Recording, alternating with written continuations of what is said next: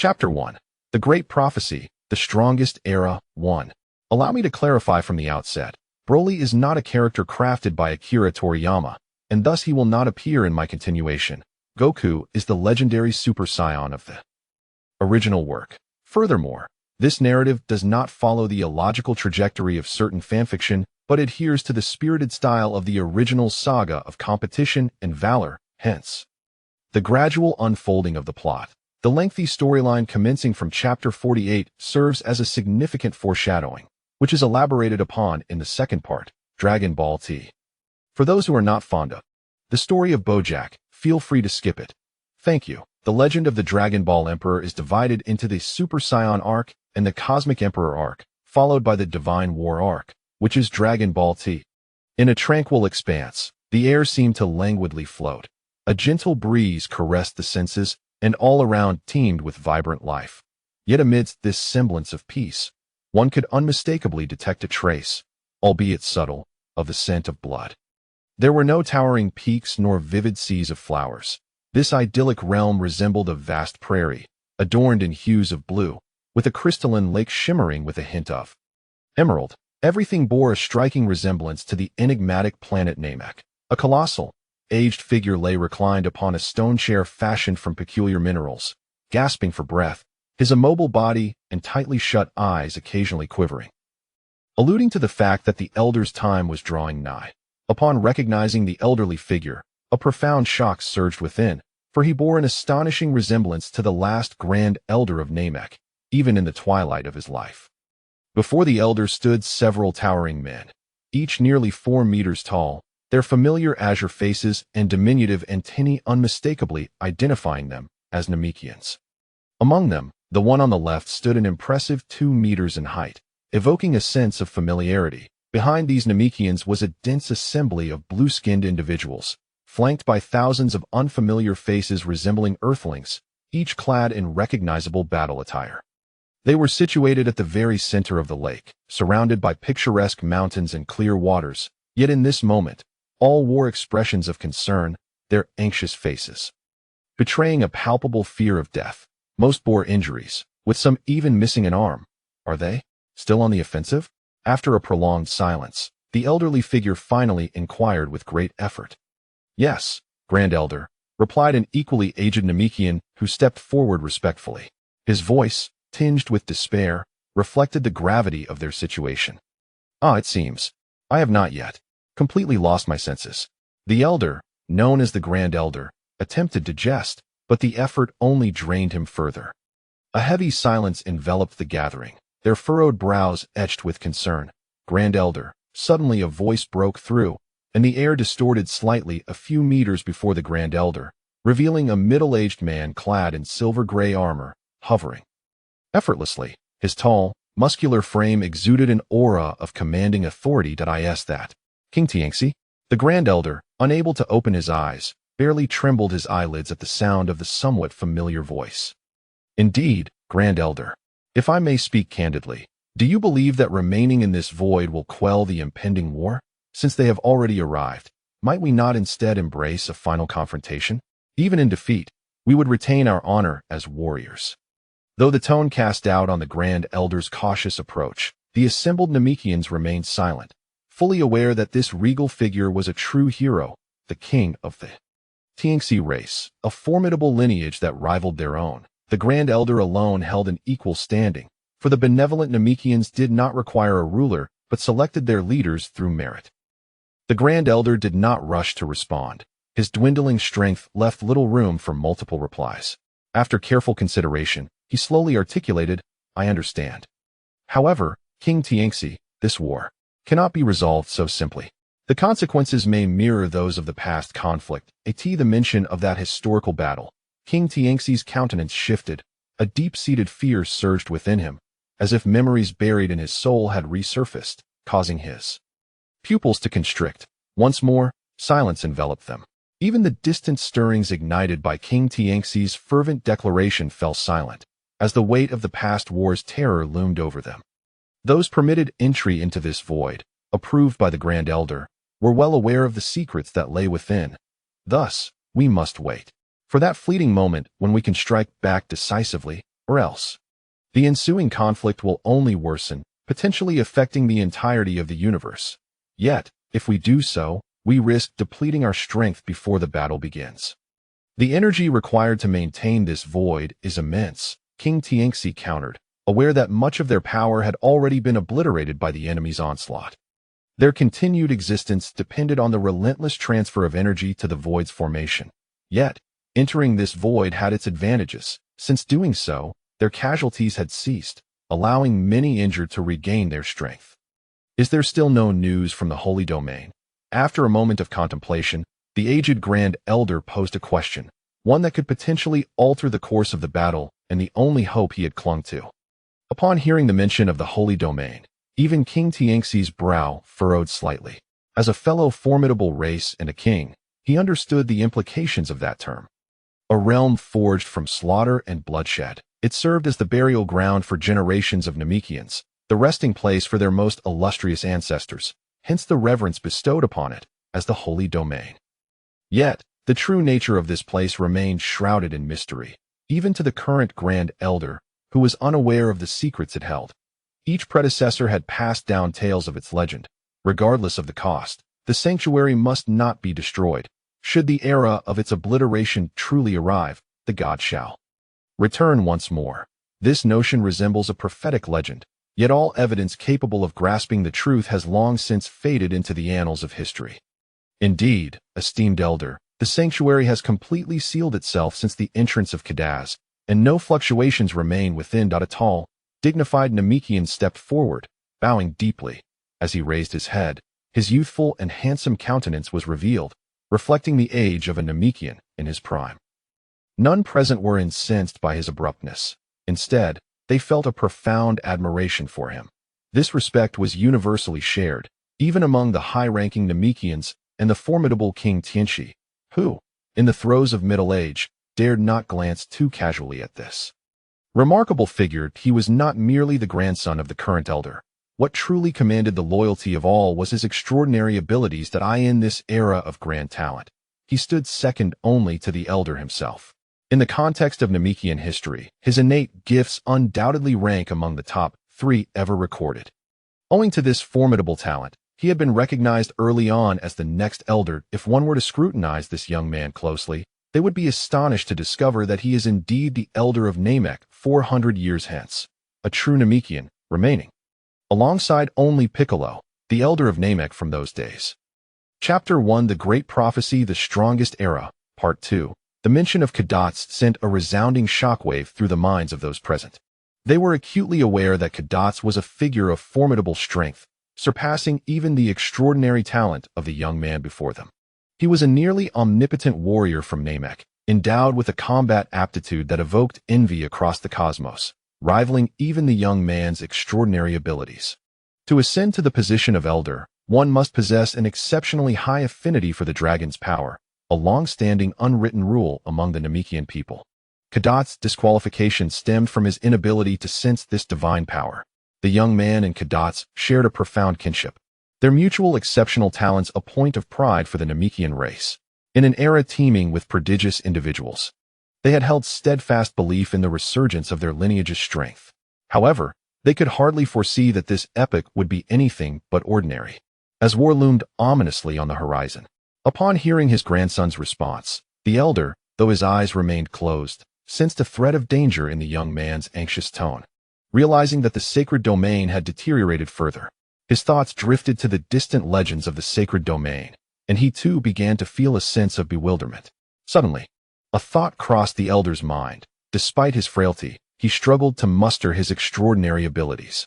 His formidable consciousness did not extend outward, but rather delved deeper into his mind, twisting through the fabric of time as if attempting to glimpse the future. In a fleeting moment, a flash of white light appeared within his consciousness.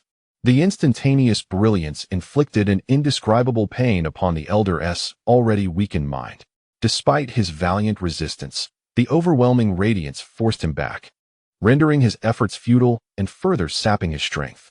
In that moment, the once mighty elder dimmed further, beads of sweat forming on his forehead as his breathing quickened. The great prophecy could not unveil the future. What could this possibly mean? Was destiny truly intent on extinguishing his race? The veracity of the sacred domain's legends had become irrelevant. The future seemed ever more elusive. The elder mused, his frail body quivering slightly, witnessing the elder's sudden decline. The onlookers felt an acute pang of concern, and the young man, as if sharing in the elder's agony, displayed profound sorrow. Words failed them, as they all understood the cause of this tumultuous change.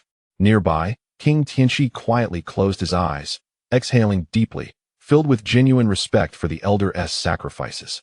Regulating his rapid breaths, the elder's tightly shut eyes fluttered, and after a deep inhalation, he spoke. "Ah, I see now, Asfa. You should descend and consolidate the energy of the void, buying us time until Kadatz emerges." After a substantial meal, the elder's tone became noticeably more fluid. Yet, beneath his words lay a deeper significance. Just as the gathered assembly began to voice their confusion, the elder interrupted, articulating his true intent. "All Namekians, heed my command. From this moment forth, Asfa shall be recognized as the Grand Elder of Namek. I implore you to lend your collective support to him." The elder's prophecy resonated with a quiet authority, subtly exuding the pride inherent in his status as a leader. At that moment, his prophetic words, once steady, hastened forth with urgency. Silence enveloped the battlefield, as all present comprehended the gravity of the situation. This esteemed figure was on the brink of departing from the mortal realm. The ongoing war loomed heavily in their hearts, the relentless strength of their adversaries casting a chilling despair over them. The elder's tone grew increasingly strained. His breaths labored and weighted with fatigue, his weary eyes fluttering as if struggling to remain open. After a few labored breaths, a semblance of calm returned. Yet the palpable aura of death surrounding him intensified markedly. "From here on, I entrust the battles to you, my dear warriors. I am weary," he chuckled softly. "And now it is your turn." Understanding the unspoken implications in the elder's words, the assembly fell into a solemn silence. As his rapid breaths slowed to a halt, a shiver coursed through many hearts. They realized that this venerable elder had quietly departed. Time seemed to suspend in that moment. The wind stilled, clouds ceased their drifting, and even heartbeats fell silent. "Yes, Grand Elder." The young man named Asfa wept openly, trembling as he bowed before the elder. Words of farewell to his beloved grandfather escaped him, for despite his profound love and respect, he could only accept the mantle of the Grand Elder's legacy. He understood that the war was far from over. In the stillness that followed the elder's final words, a radiant white light flickered across the sky, and 7 massive orbs, akin to crystals, descended before the elder's form. With a flash of golden light, they transformed into ordinary stone spheres. This spectacle stirred the hearts of all present, as the demise of Shenlong bore testament to the gravity of their loss, amplifying their grief to an almost unbearable intensity. There was no time to linger in sorrow. The power of Shenlong was the cornerstone of their domain, a truth well acknowledged by all. After the mourning subsided, the assembly gazed vacantly at the new Grand Elder, rendered speechless in their urgency. "Grant me the power of the divine, great God of Brolunga. I am willing to serve as the medium for Shenlong's strength. Revive the Dragon Balls." Asfa concealed the depths of his sorrow, wiping the tear streaks from his cheeks, his eyes shimmering with determination. In tandem, the 7 colossal stone spheres erupted into resplendent golden light, transforming into the brilliant Dragon Balls as they floated into the air. A powerful golden light erupted, soaring into the heavens, its brilliance measuring a full yard in width, igniting from the 7 suspended dragons that served as its focal point. In that moment, the previously tumultuous void fell into a profound silence, reborn by the might of the divine dragon. The energies of the void coalesced once more with high density, momentarily capable of withstanding the formidable assaults from outside. King Tianchi finally opened his eyes, although the pain of loss lingered in his gaze. He exuded the commanding presence of a leader, aware that time was of the essence. He proclaimed with a resonant voice a stirring declaration. "Heed the words of our late elder, our glorious warriors. Let us unite and fight. We shall defend our world to the death and bravely continue our struggle. Once the sacred realm is opened, victory shall be ours. Ultimate victory." Upon hearing this rousing call, coupled with the elder's departing sorrow, a fierce battle spirit ignited within all present. The suppressed fighting spirit surged anew, a resolute determination to prevail taking root in their hearts, awakening a vow to fight to the death. A chorus of responding shouts resonated through the heavens and the earth, enough to shake mountains. In the next moment, all warriors present vanished from sight, propelled by a singular belief as they returned to the battlefield. The only ones left behind were Asfa, the guardian of the void, and the recently departed elder. Asfa gazed deeply at his grandfather, summoning all his strength to stifle the tears threatening to fall. He turned his gaze toward the distant horizon, yearning to sense any ripple from that direction. Yet, everything remained still. The sacred realm showed no signs of change, while the external battle commenced its final act. Far beyond planet Namek, in a realm billions of light-years away, a figure cloaked in black floated in the void of space, fixated on the location of Namek, as if perceiving the battlefield from such a great distance. Has it truly come to an end? He pondered. It seems that the moment of reckoning has arrived. I eagerly await to see which side will emerge victorious. How utterly foolish. The mysterious figure mused, bursting into derisive laughter. Relay to the Demon King that I shall enter a period of seclusion.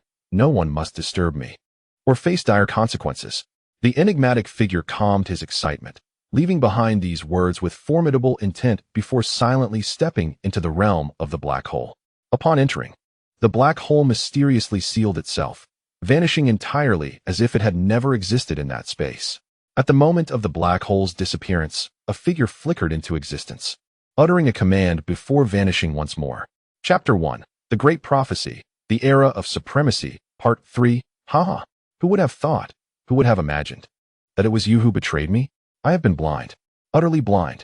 A desperate scream echoed in the high skies beyond planet Namek. The thunderous sound was imbued with a formidable aura, igniting a fierce counterattack amidst the struggle against death.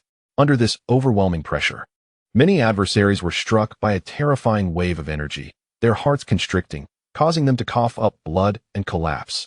Yet their bloodlust remained undeterred as they gazed cruelly at the once mighty sovereign before them. The proud King Tianxi, now a shadow of his former self, wavered in the high skies, barely maintaining his flight with the scant remnants of his energy. His body was drenched in blood, presenting a horrifying visage akin to a specter, while his once silver hair was now stained crimson, saturated with the essence of countless lives. He knew that at least half of that blood belonged to him. With exhaustion weighing heavily upon him, King Tianxi lifted his weary head, swaying as he surveyed the throng of countless foes that surged before him, numbers reaching into the hundreds of thousands. He had met with utter defeat. His legion of elite warriors, once numbering 1,000,000, had been extinguished. This loss signified that nearly 95% of his clan's combat prowess had been obliterated, reducing them from a superior race to a mere secondary one. The cause of this ruin was none other than his former comrades, who had, in this final battle, turned against him, becoming hunters of death at his back. The blood-stained middle-aged man laughed maniacally, his once handsome visage now contorted in agony and rage as he glared at the familiar figure 100 feet away. Under the mocking smile of his foe, he finally comprehended the reason for their appearance at this decisive moment. The adversary's subordinates were not elite warriors at all, and their mortality rate was remarkably low. The betrayer had already forsaken the cosmos. This singular realization resonated within him, as fatigue began to consume his body. Despite trembling uncontrollably, King Tianxi refused to surrender to the inevitable, desperately clinging to the hope of witnessing a miracle in his final moments. Blood surged uncontrollably to his throat. Overwhelmed by grievous wounds, he expelled a torrent of scalding crimson liquid, his right hand clutching the gushing blood from his lower left abdomen. His breaths grew increasingly frantic. Yet he managed a cruel smile, aware of the treachery that had left him gravely injured. Yield and be slaughtered, Tianxi Wang, a commanding voice suddenly reverberated. Simple words imbued with an intangible pressure that weighed heavily upon the hearts of all present. In an instant, a towering figure emerged, standing several dozen feet away from King Tianxi. Now that you have reached this juncture, I trust you understand the futility of resistance. I offer a promise.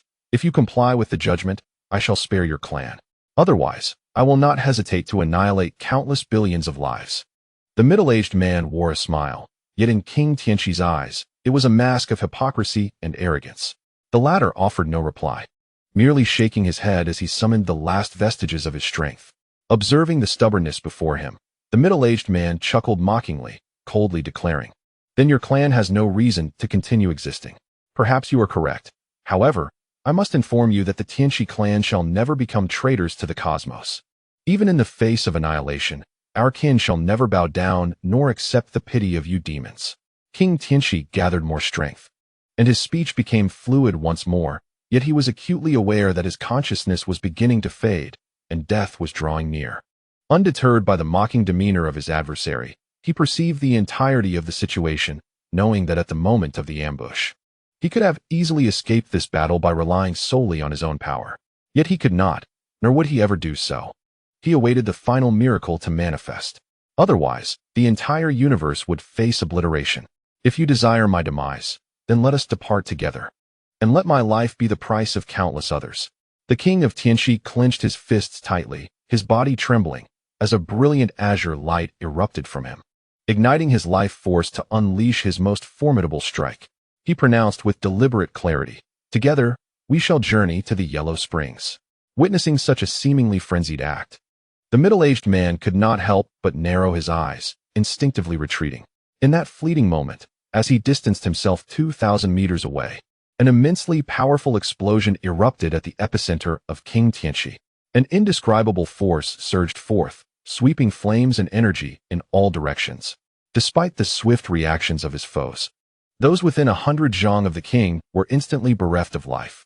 As he observed the terrifying expansion of the explosion, the middle-aged man, filled with rage and humiliation, waved his hand, emanating a soft blue light. With a decisive gesture, a colossal energy barrier materialized at the site of the explosion, ruthlessly sealing off a kilometer of space, allowing the unleashed power to culminate in its final eruption. Unbelievable. To think that mere ants could dare to trample an elephant. The middle-aged man seethed with fury. In an attempt to spare more of his subordinates, he was reluctantly compelled to impose limits. Yet this final desperate counterattack from his adversary cost him over 30,000 troops. Worth it. Worth it. He chuckled darkly, leaving the rest to his Saiyan subordinates. As King Tianqi faced his imminent demise, he murmured his final hope. For at that moment, he had yet to witness the arrival of the miracle, his heart heavy with boundless sorrow. Thus fell a formidable warrior, the king of Tianqi. Cursed be that antiquated fool. A voice erupted in anger. A figure emerged from the sealed space, disheveled and cursing the monstrous attack of his foe. Unmistakably the traitor whom the middle-aged man despised. His appearance bore a striking resemblance to another, his form a blend of pearly white with regal hues of purple. His once pristine tail had been severed, and his body was marred with wounds, blood streaming profusely. What further vexed him was that those who had perished in the cataclysm were predominantly his own kin. This realization ignited his fury, and he glared fiercely at the middle-aged man, who, unfazed, paid him no heed. Upon encountering the disdainful gaze of the middle-aged man, the traitor was seized by an overwhelming fury, yet he knew he must endure. He realized that he would never match the prowess of this middle-aged individual. Even after allying with the Tianqi clan and the Namekians, the fruits of their victory amounted to scarcely 20%, and that was only a Pyrrhic triumph. Dismissing these thoughts, the traitor's gaze fell upon the void below, his cold eyes radiating malice. At last, the annihilation of entire clans was at hand. Both the Tianqi and Namekian races would be erased from the cosmos, along with those accursed Saiyans. The universe would soon belong to us. I shall be the sovereign of all. The traitor reveled inwardly. In an effort to curry favor with the middle-aged man, he transformed into a streak of light, his form appearing mere yards away in the celestial expanse. He conjured a purple-black aura, aiming to obliterate the already weakened defenses in a single, devastating strike. However, just as the traitor's scheme seemed poised for success, a chilling proclamation echoed from the Namekian realm. A voice so frigid it pierced the very hearts of all who heard it, plunging them from the joy of imminent victory into a hellish dread.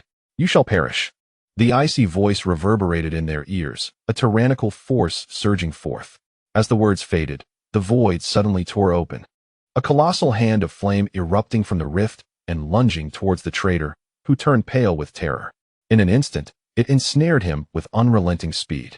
The resounding explosion that followed drowned out the traitor's final struggles, a cataclysmic blast obliterating the entire expanse and eradicating the traitor from existence, while also reducing tens of thousands of nearby foes to mere ash in the blink of an eye.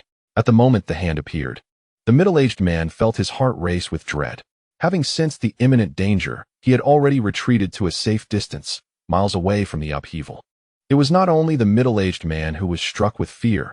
All surviving enemies were left shaken by the shocking spectacle that shattered their tranquility. A wave of boundless terror flooding their hearts. Suddenly, a cerulean lightning bolt cleaved the sky, racing from the surface of Namek to the heights above, unleashing a brutal and arrogant power that rampaged in all directions. The azure figure continued to emanate immense strength, the white light gradually transforming into gold, ultimately evolving into a deep black. Kadaz.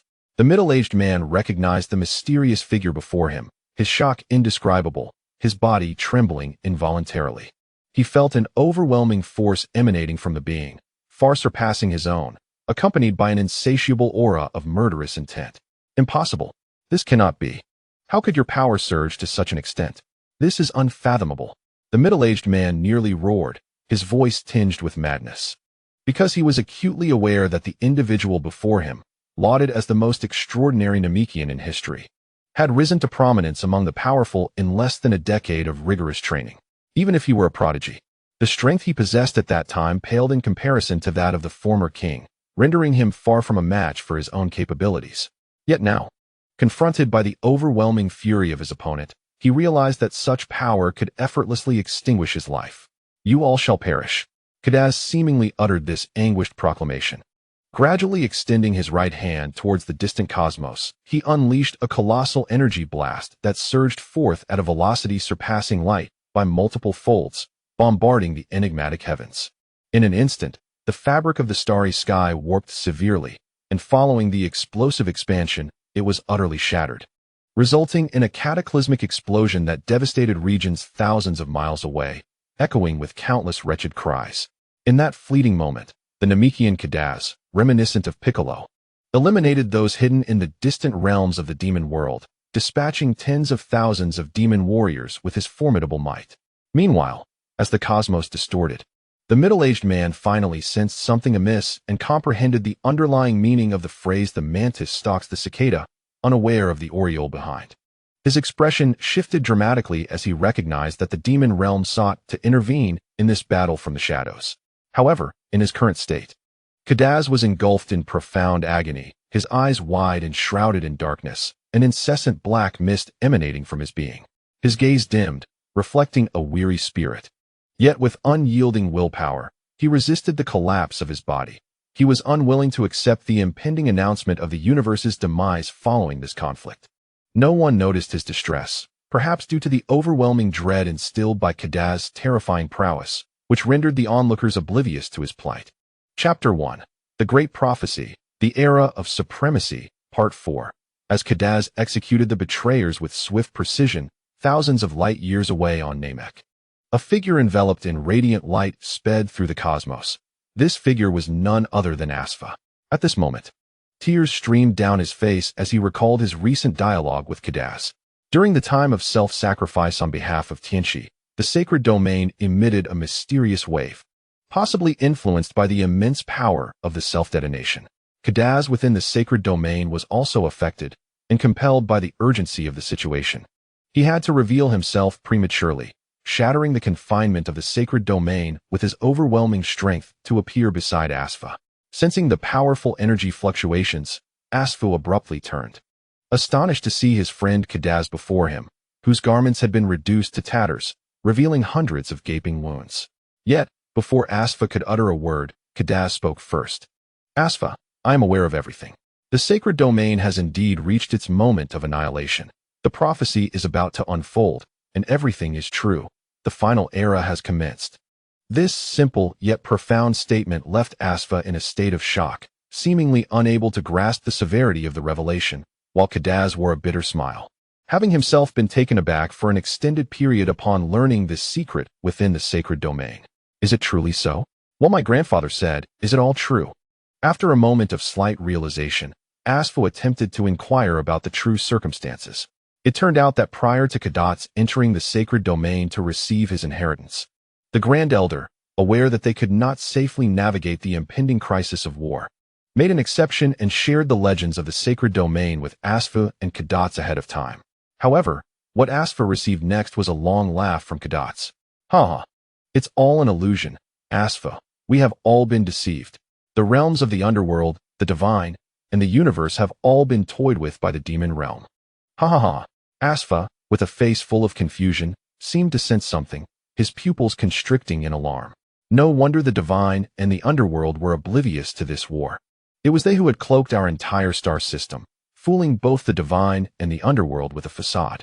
Behind them, the demon realm had also participated in this blockade, shifting this star system into an alternate dimension through forbidden arts. No matter how one sought the truth, they would only enter the world before the blockade, time twisted by dark powers. Kadats, with a bitter smile, observed the dazed Asfa, his own heart feeling hollow and powerless. Without waiting for Asfa to regain his composure, Kadats again suppressed the terrifying energy that was on the verge of erupting, yet coughed up a mouthful of dark purple blood, his body trembling and losing balance. This scene jolted the bewildered Asfa back to his senses. There was no need to dwell on it. The most critical moment of the inheritance had backfired due to my haste, and I would not survive much longer. Kadats struggled to stand, adjusting his body. Thank you, Asfa. Has Bik been sent to Earth? When he mentioned his son, a pained expression barely formed a smile on his face. Yes, according to the great prophecy, Bik's arrival on Earth is essential to history. Before the war truly ignites, this child has already departed. Then, it follows that Bik has escaped this star system. Kadats' somewhat dim gaze flickered with a glimmer of divine light. Sensing the energy shifts of the betrayers, Kadats realized time was running out. He turned to Asfa and calmly stated, Asfa, I will remain to confront this war, and I shall tear apart this sealed space, sending you away from here. Furthermore, I will harness my utmost energy in a final strike to seal that entrance, at the moment it is breached. You must use the power of the divine dragon to completely seal it, isolating the universe from it entirely. This is the future foretold in the prophecy. Kadats exclaimed loudly, breaking Asfa's indecision before continuing softly. Your divine dragon power rivals that of the Grand Elder. Sealing it will not be a challenge for you. Moreover, Asfa, once you escape this space, you must wield the telekinetic power of your extraordinary abilities to ensure that everyone in the divine realm, the underworld, and the universe, except for the Tianchi clan, forgets this war. The divine realm and the underworld must also forget all remaining strong beings, including yourself. Upon hearing those words, Asfa was profoundly shaken, his trembling lips yearning to inquire for an explanation. Yet, as his gaze met the expression of Kadats, he discerned an overwhelming certainty in his friend's eyes. After taking a deep breath, he nodded with composure. Once again, the skies were stained crimson with slaughter. As dismembered limbs rained down, the downpour of blood exacerbated by the suppression of energy. A colossal, purple-black claw mark descended, and in an instant, the place where thousands had gathered transformed into a hell of blood, with all souls perishing in explosive demise. A roar reverberated through the heavens and the earth. Embrace destruction, for this is your ultimate fate. Kata's thunderous voice reverberated within the hearts of all present. At that moment, they beheld Katas, who resembled a demonic deity, their faith shattered by his terrifying power of annihilation. Katas showed no mercy towards the detestable invaders and traitors. In mere moments, he had single-handedly obliterated a large portion of the enemy, severely wounding the middle-aged man, while also sustaining some injuries himself. The backlash of his own power proving to be excruciating. The middle-aged man's eyes widened in horror. At this juncture, he felt an unprecedented fear of death surging within him. In a frenzy, he attempted to flee but could still distinctly hear Kata's deathly call.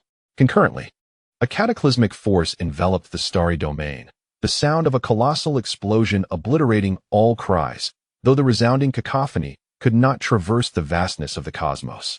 Only the remnants of a terrifying energy storm surged forth, reducing this confined space to mere dust. Simultaneously, a tremendous energy shattered the barriers of space, racing at superluminal speeds to annihilate a gate trillions of light years away, plunging it into chaos. In a distant part of the universe, Asfa could no longer sense the earth-shattering battle, but with the knowledge of the gate's destruction, he grasped the moment that had arrived. He opened his mouth in anguish, a quavering whisper escaping his lips. At the instant the incantation fell, an endless white light emanated from Asfa, swiftly enveloping the entire universe, including the realms of the divine and the underworld. Before Asfa, the Scion, partially lost his memories, he finally smiled, tears of sorrow streaming down his cheeks. The prophecy began. A new era was upon them. Chapter 2. The Legendary Super Saiyan, Part 1. The past has faded, yet the wheel of history continues to turn, eternally entwined with destiny.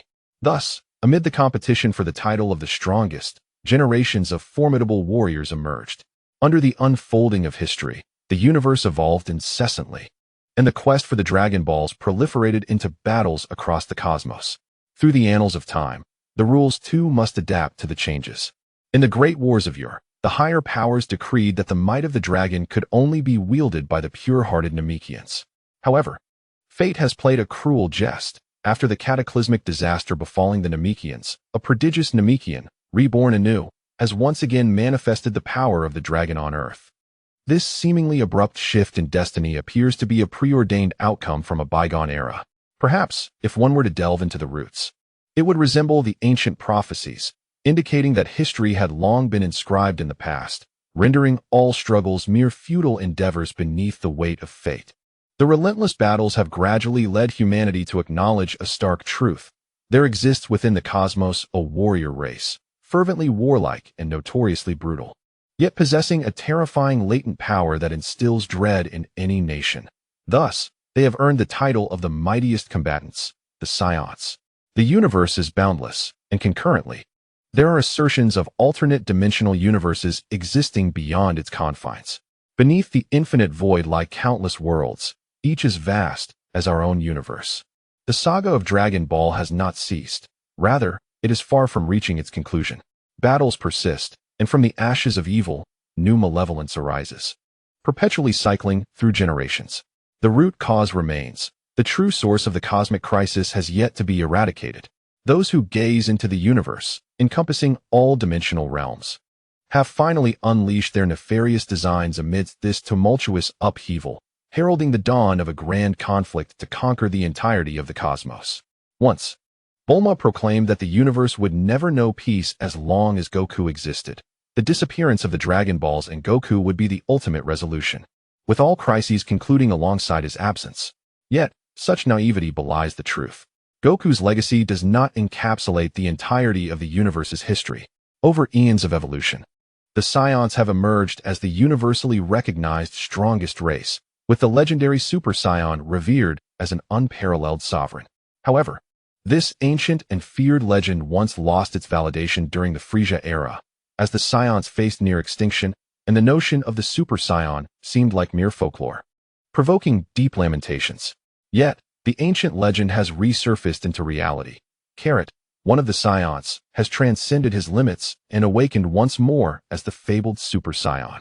On his relentless path of power, he has vanquished Frieza, battled Cell, triumphed over Bu, defeated Baby, obliterated Super 17, and eradicated the evil dragons. Ascending to Super Saiyan 4, he has finally achieved the universally recognized title of number 1. Now, with the dragon and Goku vanishing from sight, it was believed that such a sacrifice would usher in peace for the universe, and the scourge of malevolence would cease forever. However, this was merely a delusion. The dark hand behind the scenes seized this opportunity. With the loss of Goku, the great protector of justice, evil spread like a surging tide, engulfing all in its wake. They are steadily realizing their ambitions for supremacy, as darkness once more rapidly encroaches upon the cosmos. As foretold, a new era has dawned, and the tumultuous transformation of the universe has officially commenced. The signal for battle has finally sounded. Time is the force that propels change, and under the weight of destiny, the strength of bare hands is utterly insignificant. While Goku and Baby engaged in fierce combat, in a confined space at the heart of the universe, a silvery landscape revealed the extraordinary density and resilience of these superalloys. However, what instilled fear was the visible pockmarks on the walls and floor, along with signs of melting due to intense heat. The enclosed space was not silent. A series of labored breaths shattered the tranquility within, indicating the profound fatigue of the occupant. Suddenly, a powerful fist struck the ground with tremendous force, emanating a palpable pressure that reverberated throughout the alloy chamber. The fist, imbued with an unwilling spirit, sank several centimeters into the floor, creating a corresponding depression around it. Coughing and gasping, the figure swayed within the gravity chamber, and as the intensity of his breaths fluctuated, The force he emitted caused another tremor within the chamber, the vibrations echoing as they awaited a return to calm. His jet-black hair, soaked with perspiration, clung to his strong neck, revealing the silhouette of a young man. The sweat also adhered his tight-fitting combat suit to his form, accentuating his robust musculature. As he continued to breathe heavily, the young man gazed at his fist, deeply embedded in the floor, tightening his grip as a flicker of defiance crossed his eyes. Slowly, he extended his fist, muttering to himself, "The difficulty of training has clearly escalated to this level. Yet why do I still lack that transcendent sensation of surpassing my physical limits? How infuriating!" His gaze reflected a sense of confusion and distress. As silence enveloped him, everything seemed to settle into tranquility. It was during this moment of calm that a slightly urgent voice emerged from outside the gravity chamber. "Report, young master. The king requests your immediate presence in the observation room. Please acknowledge the directive." Upon hearing this, the young man, who had intended to continue his training, momentarily froze, his brow furrowing in concern. He understood well that his father had never interrupted his training before, making this summons all the more peculiar. "Interesting, isn't it?" the young man pondered, a smile creeping across his face. Chapter 2. The Legendary Super Saiyan, Part 2. As is the nature of the world, unity inevitably leads to division, and division eventually culminates in unity. Change is a constant cycle. Even in peaceful times, the presence of lurking crises remains. Once these crises erupt, an era of upheaval commences. And from this turmoil, someone with absolute power will emerge victorious, bringing forth a return to tranquility. Thus, the history of the universe is a tapestry of perpetual transformation. On Earth, today was a day of splendid weather, with peace and tranquility enveloping everyone in a sense of fortune. In such a harmonious era, people began to understand the meaning behind the saying that a rainbow always follows the storm. As Wukong has vanquished the nefarious dragon, and after several months of relentless restoration, the devastation wrought upon Earth has been largely mended, though the scars upon the soul remain unhealed. Nonetheless, it is hoped that everyone can strive to alleviate that inner anguish.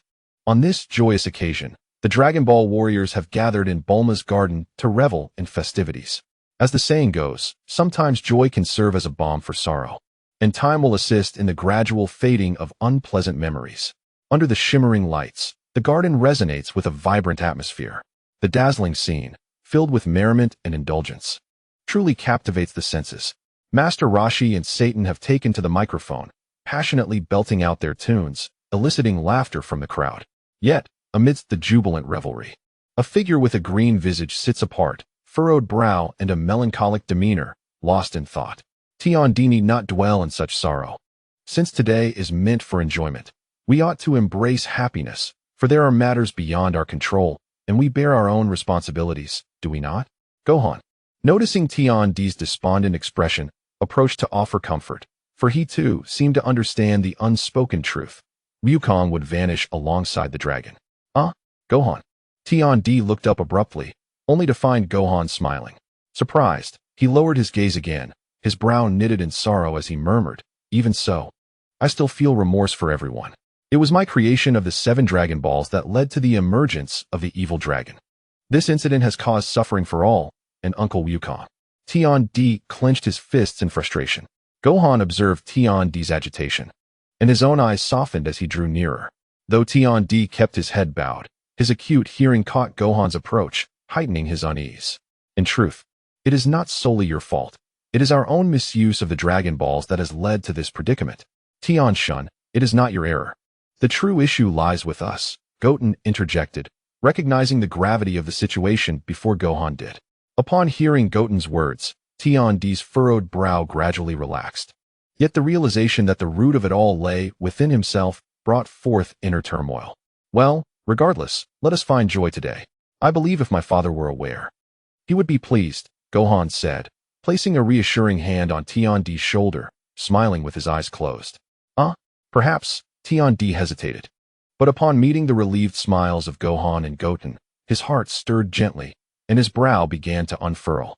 "Honestly, these two are truly terrible singers." "It's quite unbearable," Bra exclaimed, covering her ears, laughing as she scolded them playfully. "Yes, indeed. By the way, Bra, have you been shopping at XX lately?" Marin chimed in, grinning while licking her ice cream. Indeed, how could there not be? Haha, and what about you? Are you joining Auntie on the 18th as well? Beulah struck a proud pose, firmly believing that women were born solely for the purpose of shopping, and she retorted to Marlin in kind. Yes, we often travel together. Marlin replied with a smile, his expression radiating cheerfulness. Is that so?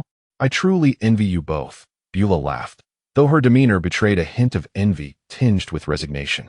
You could always accompany your family, Marlin suggested. Alas, I have no one to keep me company. My father trains diligently every day. My mother and brother are preoccupied with managing the family business, and my grandparents are off on their own adventures. Typically, I find myself alone at home. Beulah lamented about her life. Marlin, listening to Beulah's grievances, offered a sympathetic smile, albeit tinged with helplessness. Hey, Trunks, have you seen your father? At that moment, Bulma entered, surveying the room. Oh, looking for Dad? I suspect he's still in the gravity chamber training, Trunks replied. Typically composed, Trunks now succumbed to the allure of food. Engrossed in his meal alongside Goten, the two engaging in a light-hearted competition over who could eat more, reminiscent of their childhood. Is that so? Vegeta truly works hard. Krillin remarked with a smile, manipulating his chopsticks with his gaze fixated on the delectable dishes before him, then swiftly lunging for a morsel, snatching it from under the nose of Master Roshi. This action prompted a disdainful glare from the latter, who was visibly irritated by Krillin's repeated antics. However, Krillin remained unfazed, chuckling as he chewed, his expression one of amusement. Yes, he remains as he always has, Number 18 commented thoughtfully, savoring her food while casting a sidelong glance at the self-satisfied Krillin, subtly advising him not to tease Master Roshi further. At that moment, Krillin, caught off guard, let out an awkward laugh. Indeed, you show no consideration for an old man like me. I raised you when you were just a little brat. I truly wish I could give your bald head a good thump like in the old days, Master Roshi boasted, buoyed by Number 18's support, his confidence soaring. Exactly. Bulma chimed in, a smile gracing her lips, with Chi-Chi sharing in the lightheartedness. The laughter spread among the group, while Trunks, distracted, noticed Xiaofang standing at the door gazing at the sky, accompanied by the little robot, Goku, who seemed to understand her. Trunks straightened up, paused momentarily, and made his way toward the door. Chapter 2. The Legendary Super Saiyan 4. Gazing up at the azure sky adorned with fluffy white clouds, Xiaofang lost herself in contemplation. As the clouds appeared to reflect the joyous adventures she and Goku had experienced together in the cosmos over the past year. Even amidst the bittersweet moments, sour and spicy, Xiaofang seemed to perceive Goku's figure through the clouds, her heart stirred by the thought. Just then, a voice from behind snapped her back to reality. What's wrong, Xiaofang? Still reminiscing about Uncle Goku? Trunks gazed at the entranced Xiaofang, his heart heaving a sigh. And he could not help but be enveloped by a sense of melancholy. Trunks, do you think Grandpa will return? Xiaofang inquired, her eyes reflecting sorrow as she looked towards him. Yes, I believe Uncle Goku will surely come back. As long as we diligently protect the Earth, he will one day return to our side along with the Dragon Balls. Trunks' heart quivered at his own words, but he lowered his head discreetly. For he too understood the answer, a truth that remained shrouded in secrecy. Unaware of the circumstances, Xiaofang nodded with a smile, seemingly satisfied with this affirmative response. And her heart lightened instantly. In that case, let us head inside. Everyone is having a wonderful time. Trunks guided Xiaofang's gaze towards the revelry within. Upon turning around, he saw everyone joyously raising their cups in celebration. Something felt amiss. In that fleeting moment, Trunks' previously cheerful expression transformed dramatically. He abruptly turned his head, his eyes widening with fear as his pupils dilated. What is happening? His widened eyes trembled as they fixated on the eastern sky, filled with disbelief. Observing Trunks' sudden change, Xiaofang, after a moment of shock, also sensed the disturbance to the east, her face mirroring his fear. Powerful forces were descending upon the Earth from the distant cosmos. The once laughing Gohan, Goten, and Ub simultaneously halted their merriment. In an instant, a jolt of information flashed through their minds, their expressions turning grave as they instinctively rose and hurried outside. Danger! There is danger! Xiaofang is in peril. Not only did Gohan and Trunks sense the threat, but the little robot Kiru echoed the same alarm, its eyes fixed intently on that direction. Inside the gravity chamber of the secret room, a brilliant flash cut through the air, igniting a wave of highly compressed atmosphere, causing violent tremors that scattered broken metal fragments across the floor. The resounding roar of the disturbance gradually faded, leaving behind the heavy sounds of labored breathing. A familiar silhouette slowly took shape. It was Vegeta, emerging from intense training. Damn it. Kakarot, how could you just vanish? Where on earth have you gone? Vegeta fumed. You've always been my benchmark for surpassing greatness. Yet after the battle with the evil dragons, you simply disappeared. This cannot be. You are the one I, Vegeta, must surpass. You cannot just vanish. What is this? Why is there such immense power? Who could it possibly be? Vegeta, regaining his breath and strength, sensed the sudden shift in energy outside, realizing the gravity of the situation unfolding beyond. Without exception, the atmosphere around Vegeta was somber as he swiftly vanished from sight, prompting all present to gaze in unison towards a singular direction. Subsequently, the occupants of the room, taken aback, emerged to witness the grave expressions of Vegeta, Gohan, and others. Those attuned to the energy sensed an underlying issue. They too, through the perception of ki, realized that the recent arrivals on Earth were anything but ordinary. Let us investigate, Vegeta declared, acutely aware of the oppressive and formidable energy that enveloped them, ultimately breaking the silence with a weighty tone. In the stillness, nods of agreement were exchanged among the group. Xiao Fong, you remain here to inform everyone of the situation and ensure their safety, Gohan instructed, his demeanor serious, fully grasping the gravity of the threat. Understood. Xiao Fong, witnessing her father's uncharacteristically grim expression, understood that a fierce battle loomed ahead. Just as Gohan and the others were about to depart, a hurried voice from Tenchi broke through. Gohan, catch. He swiftly tossed several small objects. Gohan, upon realizing what they were, smiled and nodded in gratitude towards Tenchi. With no time for further conversation, Vegeta and his companions understood the necessity of swift action. They soared eastward at great speed, pondering the nature of the powerful energies they sensed. Could they be adversaries? However, the intensity of the ki was overwhelming. As they flew rapidly, Goten's complexion paled slightly, and he hesitantly inquired, the closer we get, the more potent that terrifying energy feels. Vegeta nodded, contemplating, perhaps so. We must exercise caution, as he began to assess the extent of their opponent's strength and their own chances of victory. Gohan and the others, grasping the situation from Vegeta's response, acknowledged their precarious position. Meanwhile, aboard a spacecraft nearing Earth's orbit, numerous figures moved about, with a colossal screen displaying shifting data, illustrating Earth's contours and maps of major cities. A figure sat calmly in a chair, their light blue eyes fixed on the reconnaissance images of Earth, a perpetual smile gracing their features. This individual was none other than the enigmatic youth, who maintained an air of tranquility. Report, my lord. We are about to land on Earth. Additionally, our sensors have detected 5 powerful forces approaching our vessel at high speed. According to the computer's calculations, they are heading toward our landing site. The youth did not immediately respond, his smile only deepening. Oh, will they engage us? Should we test them with the laser cannons? Another voice inquired. No, I believe they are our esteemed guests. It is quite unexpected for them to welcome us so soon, the young man replied with a grin. Indeed. Are they really Saiyans? A hearty laugh followed as another mysterious figure entered the reconnaissance room. Young master, I beseech you to allow me to engage in a match with them. I yearn to witness the legendary Saiyans' true strength.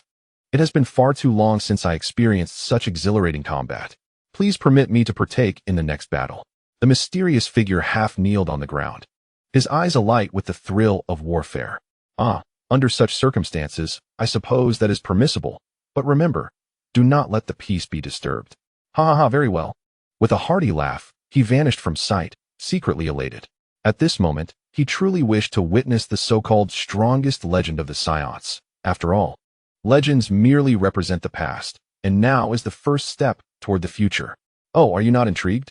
The young man's gaze lingered on a figure by the door, a youth equally handsome, and upon closer inspection, even more so than the prince before him. Yet, he remained utterly unmoved by anything, his proud demeanor intact as he kept his eyes closed, arms crossed before him, remaining perfectly still. Upon receiving the news, the aloof youth opened his eyes, and an overwhelming pressure enveloped the surroundings, a powerful energy radiating that was no less formidable than that of the leading youth. The latter, with a wry smile, spoke slowly, no, then closed his eyes again, seemingly disinterested in further conversation. "Ah, you remain as you always have," the young man remarked with a wry smile, fully aware of the character's temperament and reluctant to disturb him again. After all, he understood well that this reticent individual possessed strength equal to his own, an unfathomable power. In this world, having strength equates to possessing the right to exist and the dignity that compels others to submit. Yet, he was also aware that the earlier subordinate's involvement would suffice to witness a spectacular battle, rendering the opponent's appearance unnecessary. Is this Earth? Ha. The environment is quite pleasant, but the gravity here seems excessively low. In an instant, the air rippled as a strange, yet familiar figure materialized upon the ground. Unrestrained, he shed his black attire. His blue form was remarkably robust, his eyes glowing with a mysterious green light. As he cracked his neck, a slight, sinister smile formed, and his figure vanished in a flash of blue light. "Indeed, they have arrived," Trunks said, furrowing his brow, knowing time was of the essence. "Curse it, we must hurry." Goku responded, eager to increase his speed to catch up. "Wait a moment," Gohan suddenly exclaimed, his complexion shifting. "Be careful. A tremendous energy is approaching us." With his keen sensitivity, Gohan discerned the fluctuation in energy, promptly alerting his companions. Now, everyone recognized the urgency. The approaching force was rapidly closing in on them. In an instant, the group halted, preparing to conserve their strength. "Humph, it seems the newcomer harbors ill intentions," Vegeta intoned gravely, and moments later, his brow twitched as he declared, "Here they come." Indeed, no sooner had Vegeta spoken than a bolt of blue lightning surged toward them, slicing through the sky with ferocity.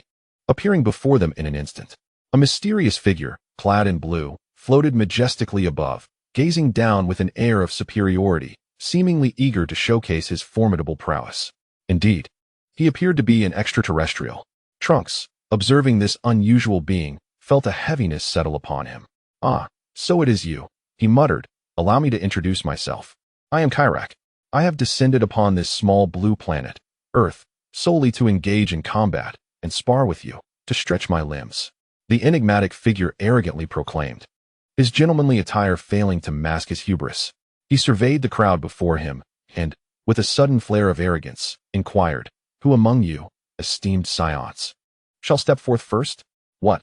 You know we are Saiyans," Vegeta and Gohan exclaimed, astonishment mingling with confusion. "Oh, but that hardly seems a secret, and besides, the entire universe is now aware of it. The legendary Super Saiyan has surely been born," Kairak continued, casting a confident glance at his hands before clenching them into fists. Instantly, energy surged forth, crackling with vibrant currents, as ominous black clouds began to gather in the distant sky, stirring the very air around them. "Arrogant fool," Goten retorted, his anger flaring at Kairak's audacity. "So, it appears we are destined for battle?" At that moment, Goten began to gather his own strength, a faint golden light emanating from him. Kairak, suspended in the air, did not hasten to respond. He continued to exude negative energy, disdainfully surveying them with a chilling smile that radiated contempt. How infuriating! In that instant, the collective thought resonated among the group. Each one acutely aware of the negative energy Kairak was amassing, a blatant provocation that spurred them all to prepare for combat. Thus, the great battle commenced once more. Chapter 3, The Crisis from Antiquity, Part 1. The tales of Saiyan warfare had long echoed throughout the cosmos, and Goku's achievements reignited faith in the ancient legends. His exploits could very well become the fables of the future.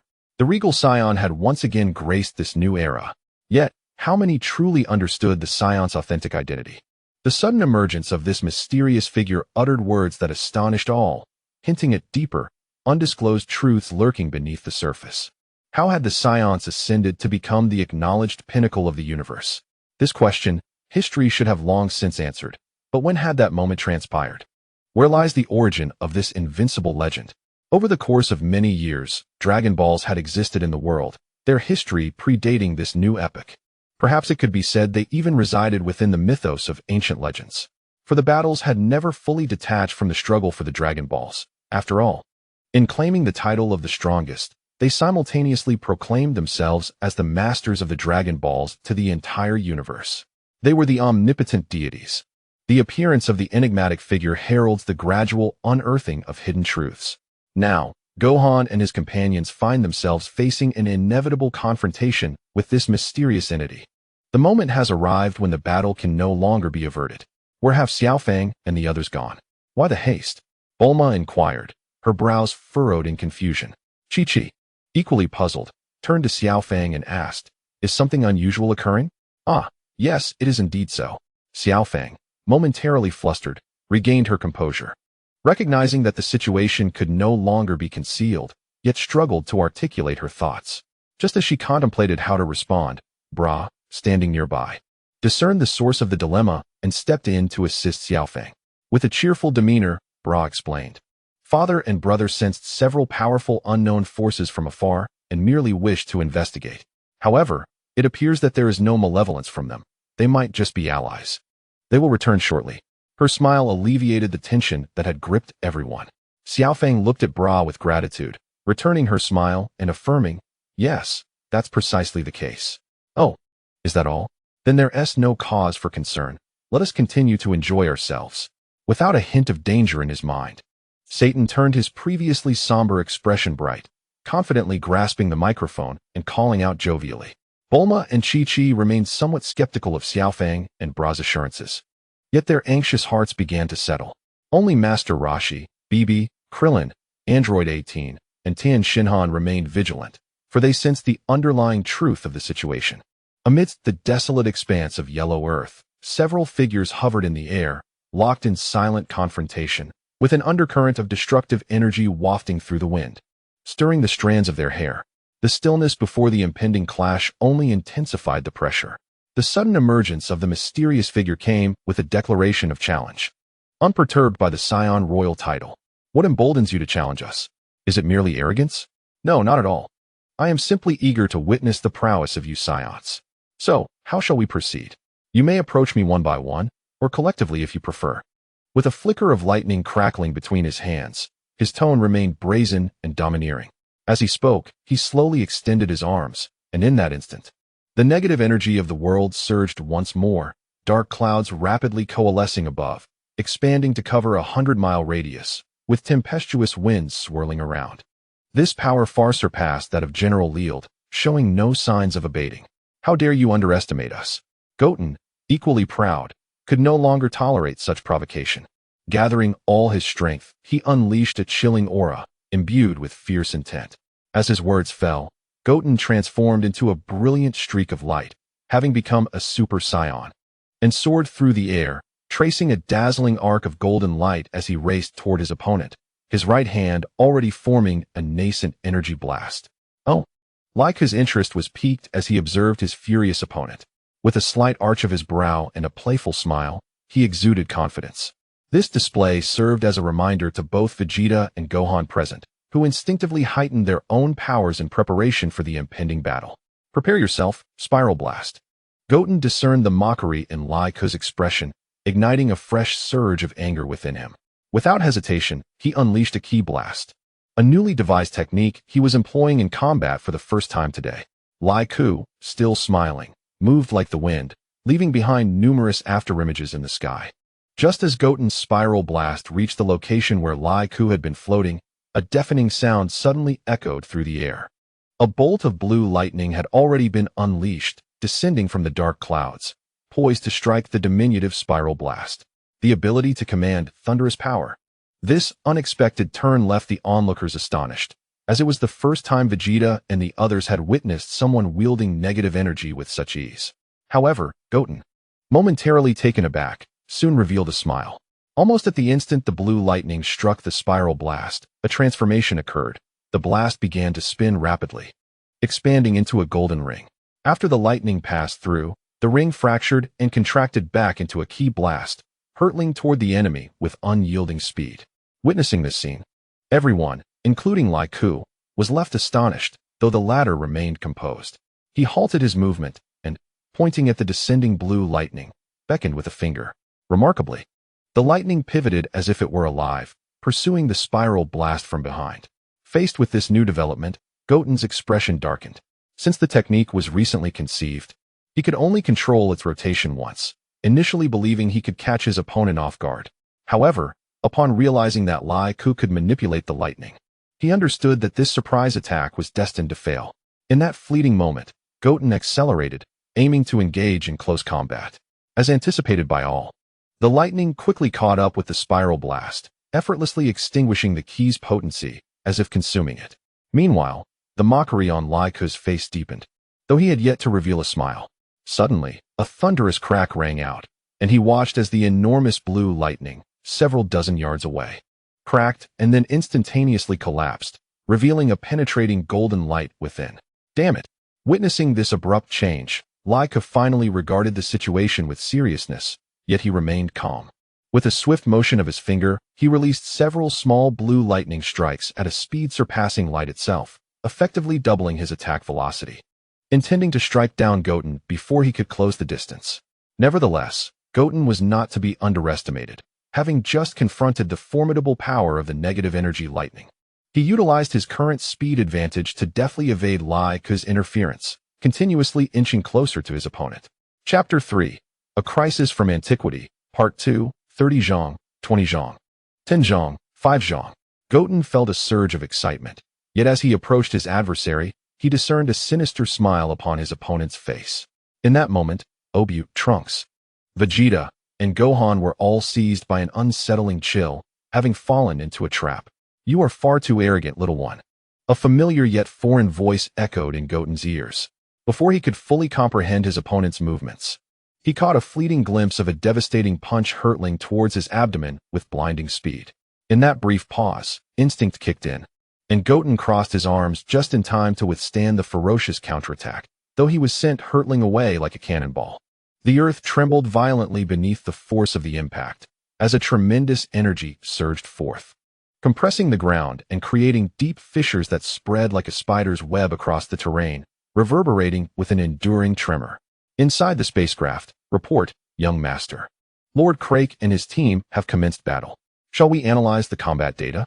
Surface scans indicate the opponent's combat power at 10 trillion, and they have yet to unleash their full potential. That earlier tremor was indeed intense. It appears Crake has become quite engaged. He truly lacks discernment.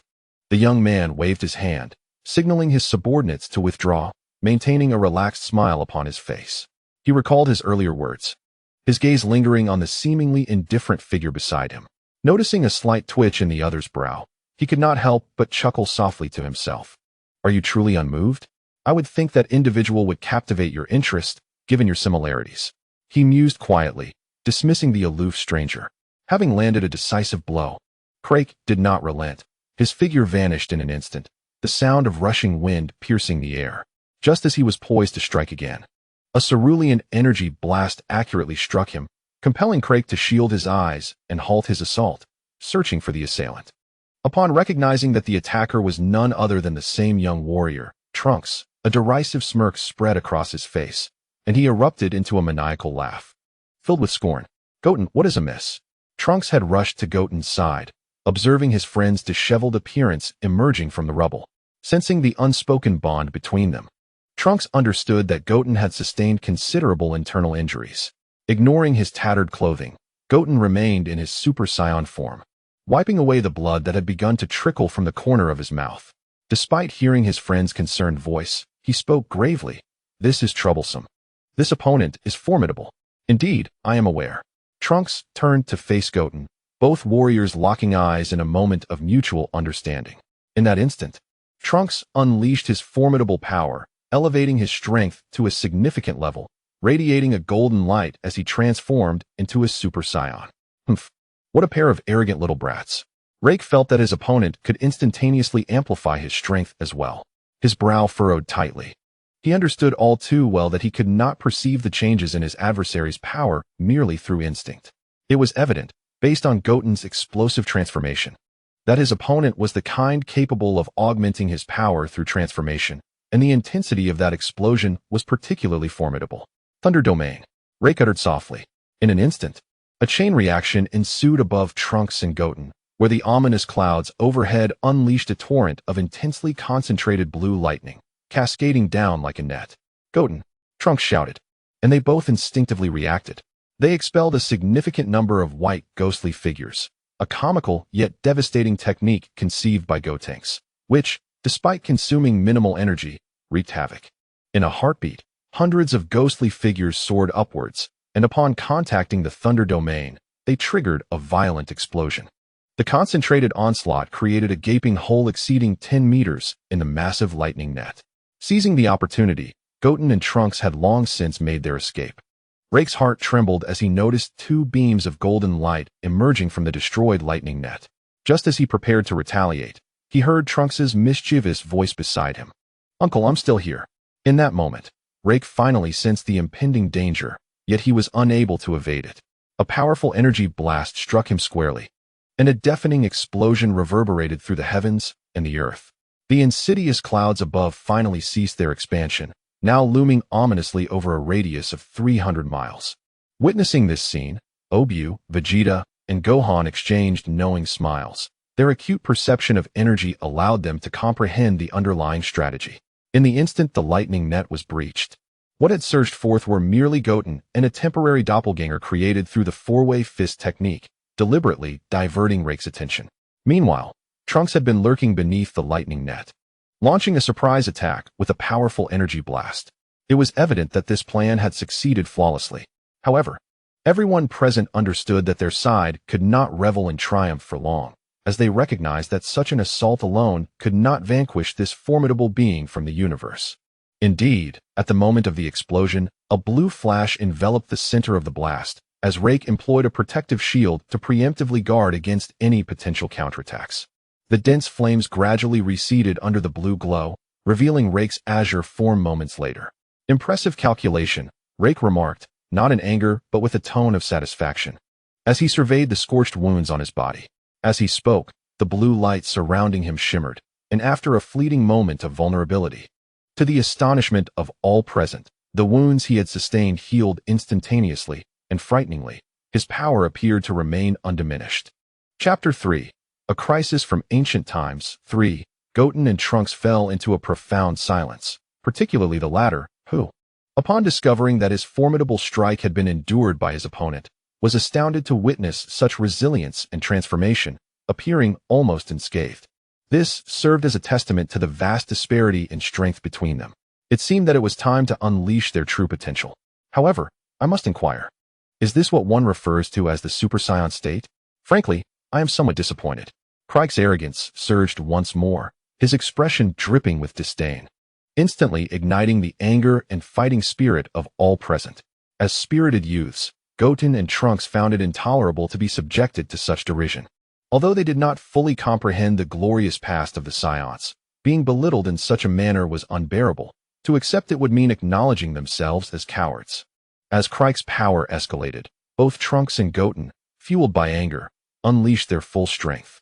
At that moment, the very fabric of the world seemed to shift. Fierce winds ravaged the earth and sky, as if attempting to obliterate the ominous clouds above. However, they judiciously restrained their power from wreaking havoc upon the ground, mindful of the unnecessary panic it might provoke, especially after the ordeal with the evil dragons had left the inhabitants of Earth on edge. Krike, too, had no intention of causing chaos. He was solely focused on augmenting his own strength. Upon fully releasing their power, Goten and Trunks swiftly vanished from sight, darting toward Krike in an attempt to disrupt his ascent, lest he harness even greater energy. "Foolish mortals," Krike scoffed at their audacious assault, a cold smile playing on his lips. With a mere gesture, a colossal blue fist emerged from the swirling malevolence above, crackling with surrounding lightning, showcasing an extraordinary command over the elements. The enormous fist, a symbol of his might, hurtled downward toward the two diminutive figures. Overwhelmed by an acute sense of peril, Goten and Trunks propelled themselves in opposite directions, only to realize that their retreat had been ensnared by numerous circular bolts of lightning, leaving them no choice but to confront the terrifying blow head-on. "Damn it!" they both shouted, their auras igniting with fervor as they summoned immense power, encasing themselves in a formidable shield to withstand the impending onslaught. Boom! A deafening explosion reverberated as the massive blue fist shattered, yet the two figures were violently propelled backward. Goten and Trunks felt the internal damage inflicted upon their bodies, a torrent of blood erupting from their mouths, their garments reduced to tattered rags, and their wounds bleeding profusely. A gruesome sight to behold. Nevertheless, despite the grievous injuries they sustained, Goten and Trunks, endowed with the Saiyans' extraordinary physiology, were able to endure. With each encounter, their strength would perpetually grow. Even in their current state of affliction, they were bolstered by the Saiyans' astonishing vitality, ensuring that they would recover in short order. The battle is far from over. Just as Trunks and Goten touched down, they were met with a chilling proclamation that tightened their brows. Unable to withstand the second wave of attack from Black, two bolts of azure lightning surged towards them once more, sending Goten and Trunks soaring into the air, blood spilling from their lips as their injuries worsened. Having suffered from their initial defeat, they were determined not to remain passive again. In the midst of the onslaught, they swiftly adjusted their stances, vanishing just ahead of the subsequent strikes of lightning. Simultaneously, countless afterimages darted across the ground, their familiar footsteps echoing the fusion pose they sought to assume. In this brief clash, Goten and Trunks finally grasped the vast chasm between their strengths. No longer impetuous youths, they acutely sensed that behind this enigmatic foe lay two even more formidable presences. In that moment, they resolved to fuse, aiming to re-emerge on the battlefield as the powerful Gotenks. The slumbering warrior, Gotenks, was on the brink of awakening. Through their arduous battles, Goten and Trunks came to appreciate the paramount importance of strength. They recognized that their previous inaction had led to their current predicament. Reflecting on the past, they regretted their lost time, knowing it could not be reclaimed. During the baby incident, their powers had stagnated due to years of neglect, rendering them unable to match Baby in his complete form, even after a successful fusion. However, times had changed, following their encounters with Baby, Super 17, and the evil dragons. Their powers had multiplied tenfold. In other words, should they successfully fuse now, the newly formed Gotenks, while not yet capable of rivaling the perfect Super 17, possessed the strength to vanquish the giant ape form of Baby. This represented the last vestiges of formidable power among the Dragon Ball warriors, sufficient to defeat the current extraterrestrial threats. Chapter 3, The Crisis from Antiquity, Part 4. The saga of Dragon Ball is far from concluded. After Goku's battle against the evil dragons, he must confront an even more sinister dark force. Although the early chapters of Legend of the Dragon Ball Emperor may appear somewhat perplexing, those who persevere will discover a tale brimming with passionate combat, entwined with suspenseful plots and vivid character portrayals. If the vast community of Dragon Ball enthusiasts finds merit in the narrative, I kindly ask for your support. Your gestures of collecting and recommending serve as my greatest motivation for writing, and I am profoundly grateful for your encouragement. However, everything took an unexpected turn when Black's words shattered their aspirations. Oh, you wish to fuse? Unfortunately, I shall not permit your success. His tone was calm, yet laced with a hint of coldness. Vegeta and Gohan could no longer contain themselves. It dawned on them that their adversary was privy to far too many of their secrets. In an instant, Gohan unleashed a chilling aura of murderous intent. Lightning Prison. Laiku once again unleashed a new technique, and as his voice resonated, the negative energy in the world surged violently. The sinister clouds above continued to swirl into a colossal vortex, and the sky was illuminated by startling blue lightning. The earth trembled in response, as countless bolts of lightning erupted from the ground, instantaneously obliterating the hundreds of afterimages of Goten and Trunks, and even their true forms were struck heavily amidst their dance. Thunderpath. Recognizing the true forms of Goten and Trunks, Laiku revealed a sinister smile. Under the guidance of his divine will, a terrifying electric strike descended, aiming to severely injure Goten and Trunks this time. At that moment, the two were in a daze, feeling their bodies inexplicably bound by the lightning on the ground, rendered immobile, and forced to endure this heavy blow. However, as they clung to their determination, just when Laiku believed victory was within his grasp, a golden flash appeared before Goten and Trunks. Upon touching the ground, the figure let out a fierce roar. Break. Instantly, a powerful aura was unleashed, sweeping through like a whirlwind, obliterating all the lightning around them. Simultaneously, the heavens shifted dramatically, and the earth trembled in fear.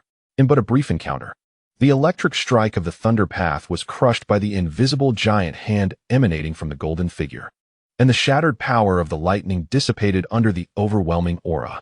Laiku sensed a formidable pressure, forcing him to retreat to 1,000 meters above the ground. Observing the scene below with narrowed eyes, a battle-ready smile creeping onto his lips. Since it is thus, I shall take over from here.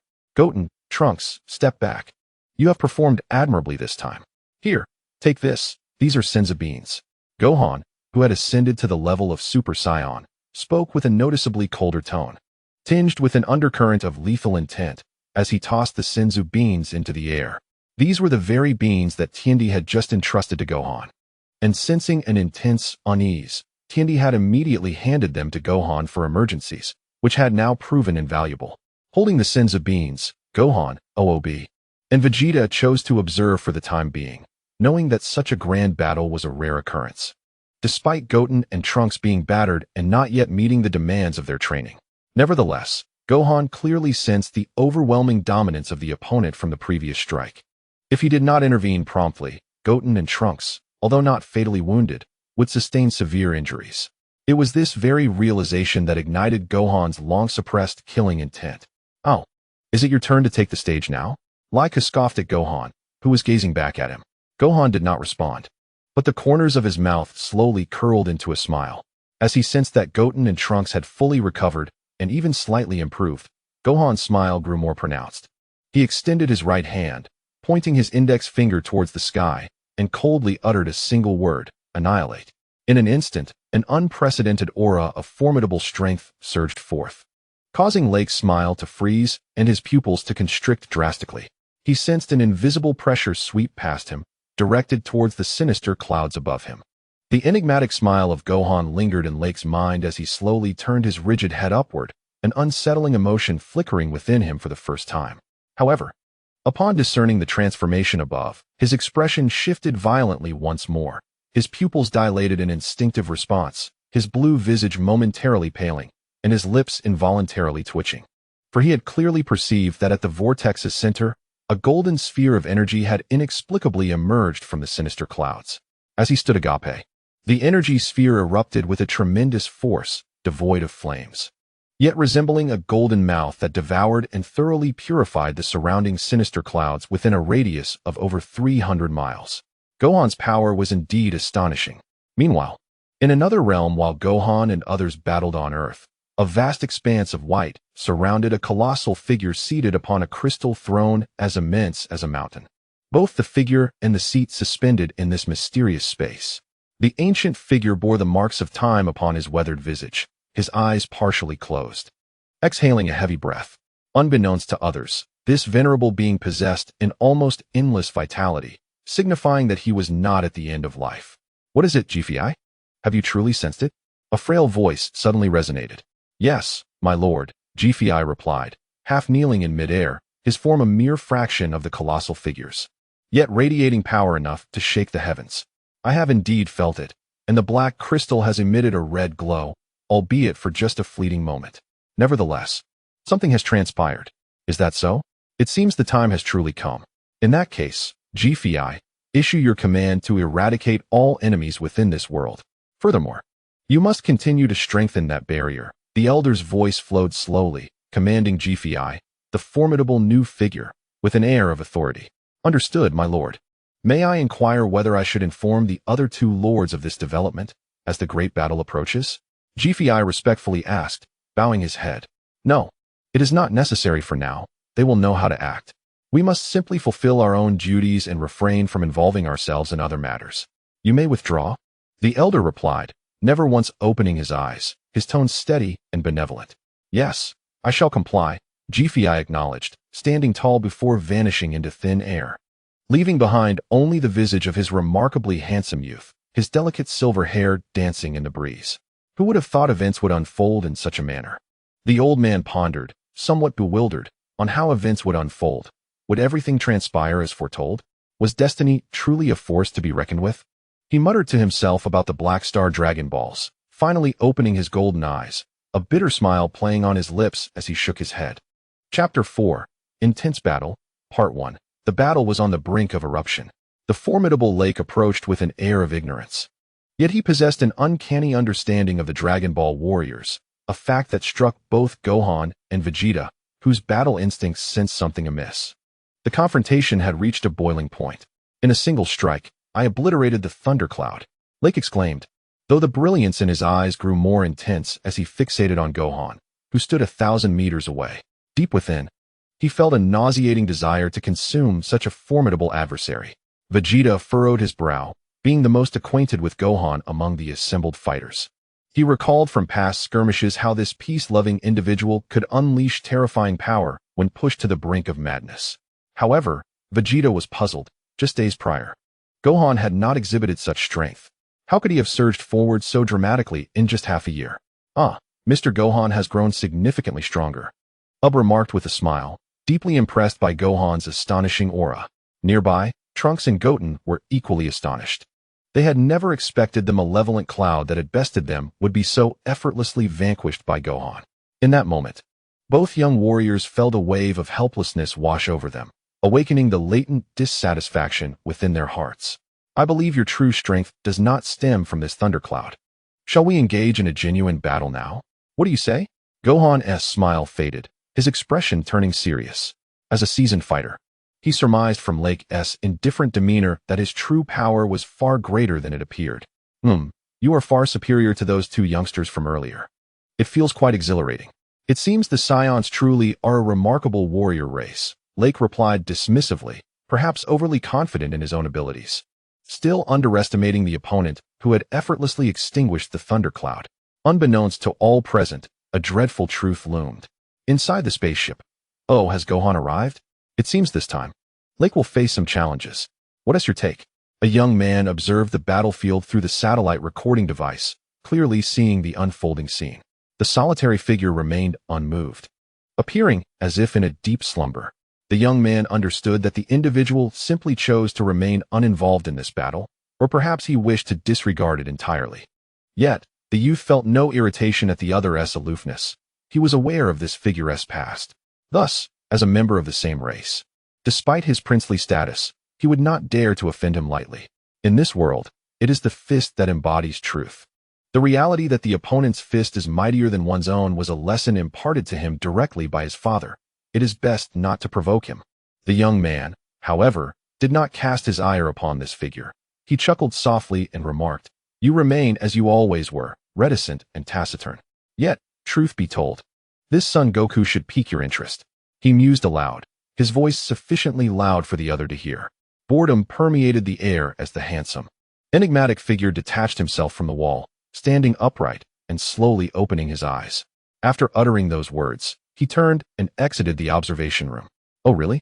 The young man thought, gazing at the aloof silhouette, a bitter smile tugging at his lips. Gohan continued to exude an intense aura, a radiant golden light crackling through the air, causing it to pop and sizzle. In the wake of his formidable energy, stones the size of fists floated in midair, while the ground beneath him had already warped and deformed, with fissures resembling the gnarled wrinkles of an aged sorceress, grotesque and menacing. Observing his opponent's haughty demeanor, Gohan's smile deepened, signifying the growing intent to kill within his heart. Slightly shifting his stance, he drew his hands to the edge of his lower abdomen and proclaimed, "Kamehameha." As the words left his lips, a brilliant beam of white light surged forth from his hands, the immense energy hurtling toward the adversary. Krike felt a jolt of surprise. He had not anticipated such an antiquated method of initiating combat. His expression remained one of disdain, yet his body plunged downward at great speed, exclaiming, "Boring trick." Having discerned Gohan's energy attack, Krike swiftly swung his hand in midair, using sheer force to redirect the incoming energy into the sky. At that moment, his right hand shimmered with blue-white lightning, gathering strength for a more formidable counterstrike. Is that so? Gohan's voice suddenly detonated in Krike's ear.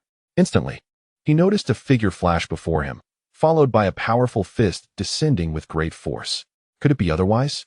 He pondered, only to find that Gohan's fist had completely passed through, revealing that the earlier figure was merely an afterimage. At that moment, the real Krike was parallel to his left side, with his left palm erupting in a terrifying blue-white electric strike. However, the ensuing scene left Krike astounded.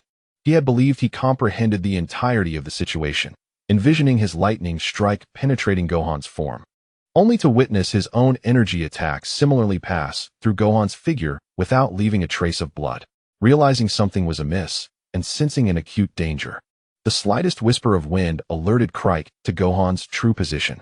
He quickly raised his right hand above his head, bracing himself to block Gohan's spinning body. which subsequently swept down with the lower part of his right leg, just before Crike crashed to the ground under the impact. He heard Gohan's smirking taunt echo in his ear. "I beg to differ." Even with a timely defense, the hasty precaution could not mitigate the long-anticipated strike from Gohan. Crake felt a tingling sensation coursing through his right arm. As the rapid barrage ensued, he adjusted his body, yet upon landing, he unleashed an even more formidable force. In an instant, he surged towards Gohan, who was in midair, with astonishing speed. "Fool!" Gohan exclaimed, though he was secretly astonished by Crake's adaptive combat instincts. Nevertheless, witnessing his opponent's audacious advance, Gohan resolved to impart a lesson. A formidable wave of energy emanated from Gohan's right palm, and following a surge of energy interference, a massive azure energy blast shot downwards, enveloping Crake, who had ascended into the air. Chapter 4, Fierce Battle, Part 2. However, to Gohan's surprise, his energy attack failed to impede Crake's approach. Caught off guard, Gohan had no choice but to brace himself against Crake's reckless charge, which came head first. At the moment of collision, Gohan felt a jolt of pain, realizing that Crake's entire being seemed to ignite with blue flames, inflicting a burning sting upon Gohan's right hand. As the pain surged through his nerves, Gohan retaliated with a fierce kick, but struck only air as Crake's afterimage darted away. At this moment, Crake had already positioned himself 10 yards away, and both combatants locked eyes. "Impressive, your strength has indeed grown," Crake remarked, waving his still aching right arm, a satisfied grin spreading across his face as he regarded his opponent. "You are formidable as well. I never expected you to wield fire," Gohan observed, scrutinizing his singed palm, which still flickered with remnants of blue flames and electricity. Under Gohan's gaze, an invisible power radiated from him, and with a surge of energy, he dispelled the lingering force left by his adversary. "Oh, you've discovered my secret. I am delighted to encounter someone of your caliber. However, it is unfortunate that you might not withstand a third of my power," Crake declared, spreading his arms wide. A malevolent grin etched upon his face as he began to amplify his own strength.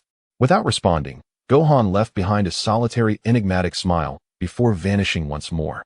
Aware that Crake had spoken too much, both warriors resumed their battle. A series of resounding explosions reverberated through the surroundings, the residual energy shaking the earth, dislodging debris from higher ground, and the cacophony was relentless. In the span of mere seconds, the air was filled with hundreds of energy fluctuations, creating a symphony of overwhelming noise. "Ha ha ha, exhilarating," Crake cackled with glee. Upon their next encounter, both warriors collided at the knees, their forces dividing into two arcs. And Gohan accelerated, almost instantaneously reappearing on the opposite side, pursuing Crake with relentless fervor. In that moment, Lake was not flustered. He had long anticipated Gohan's calculations.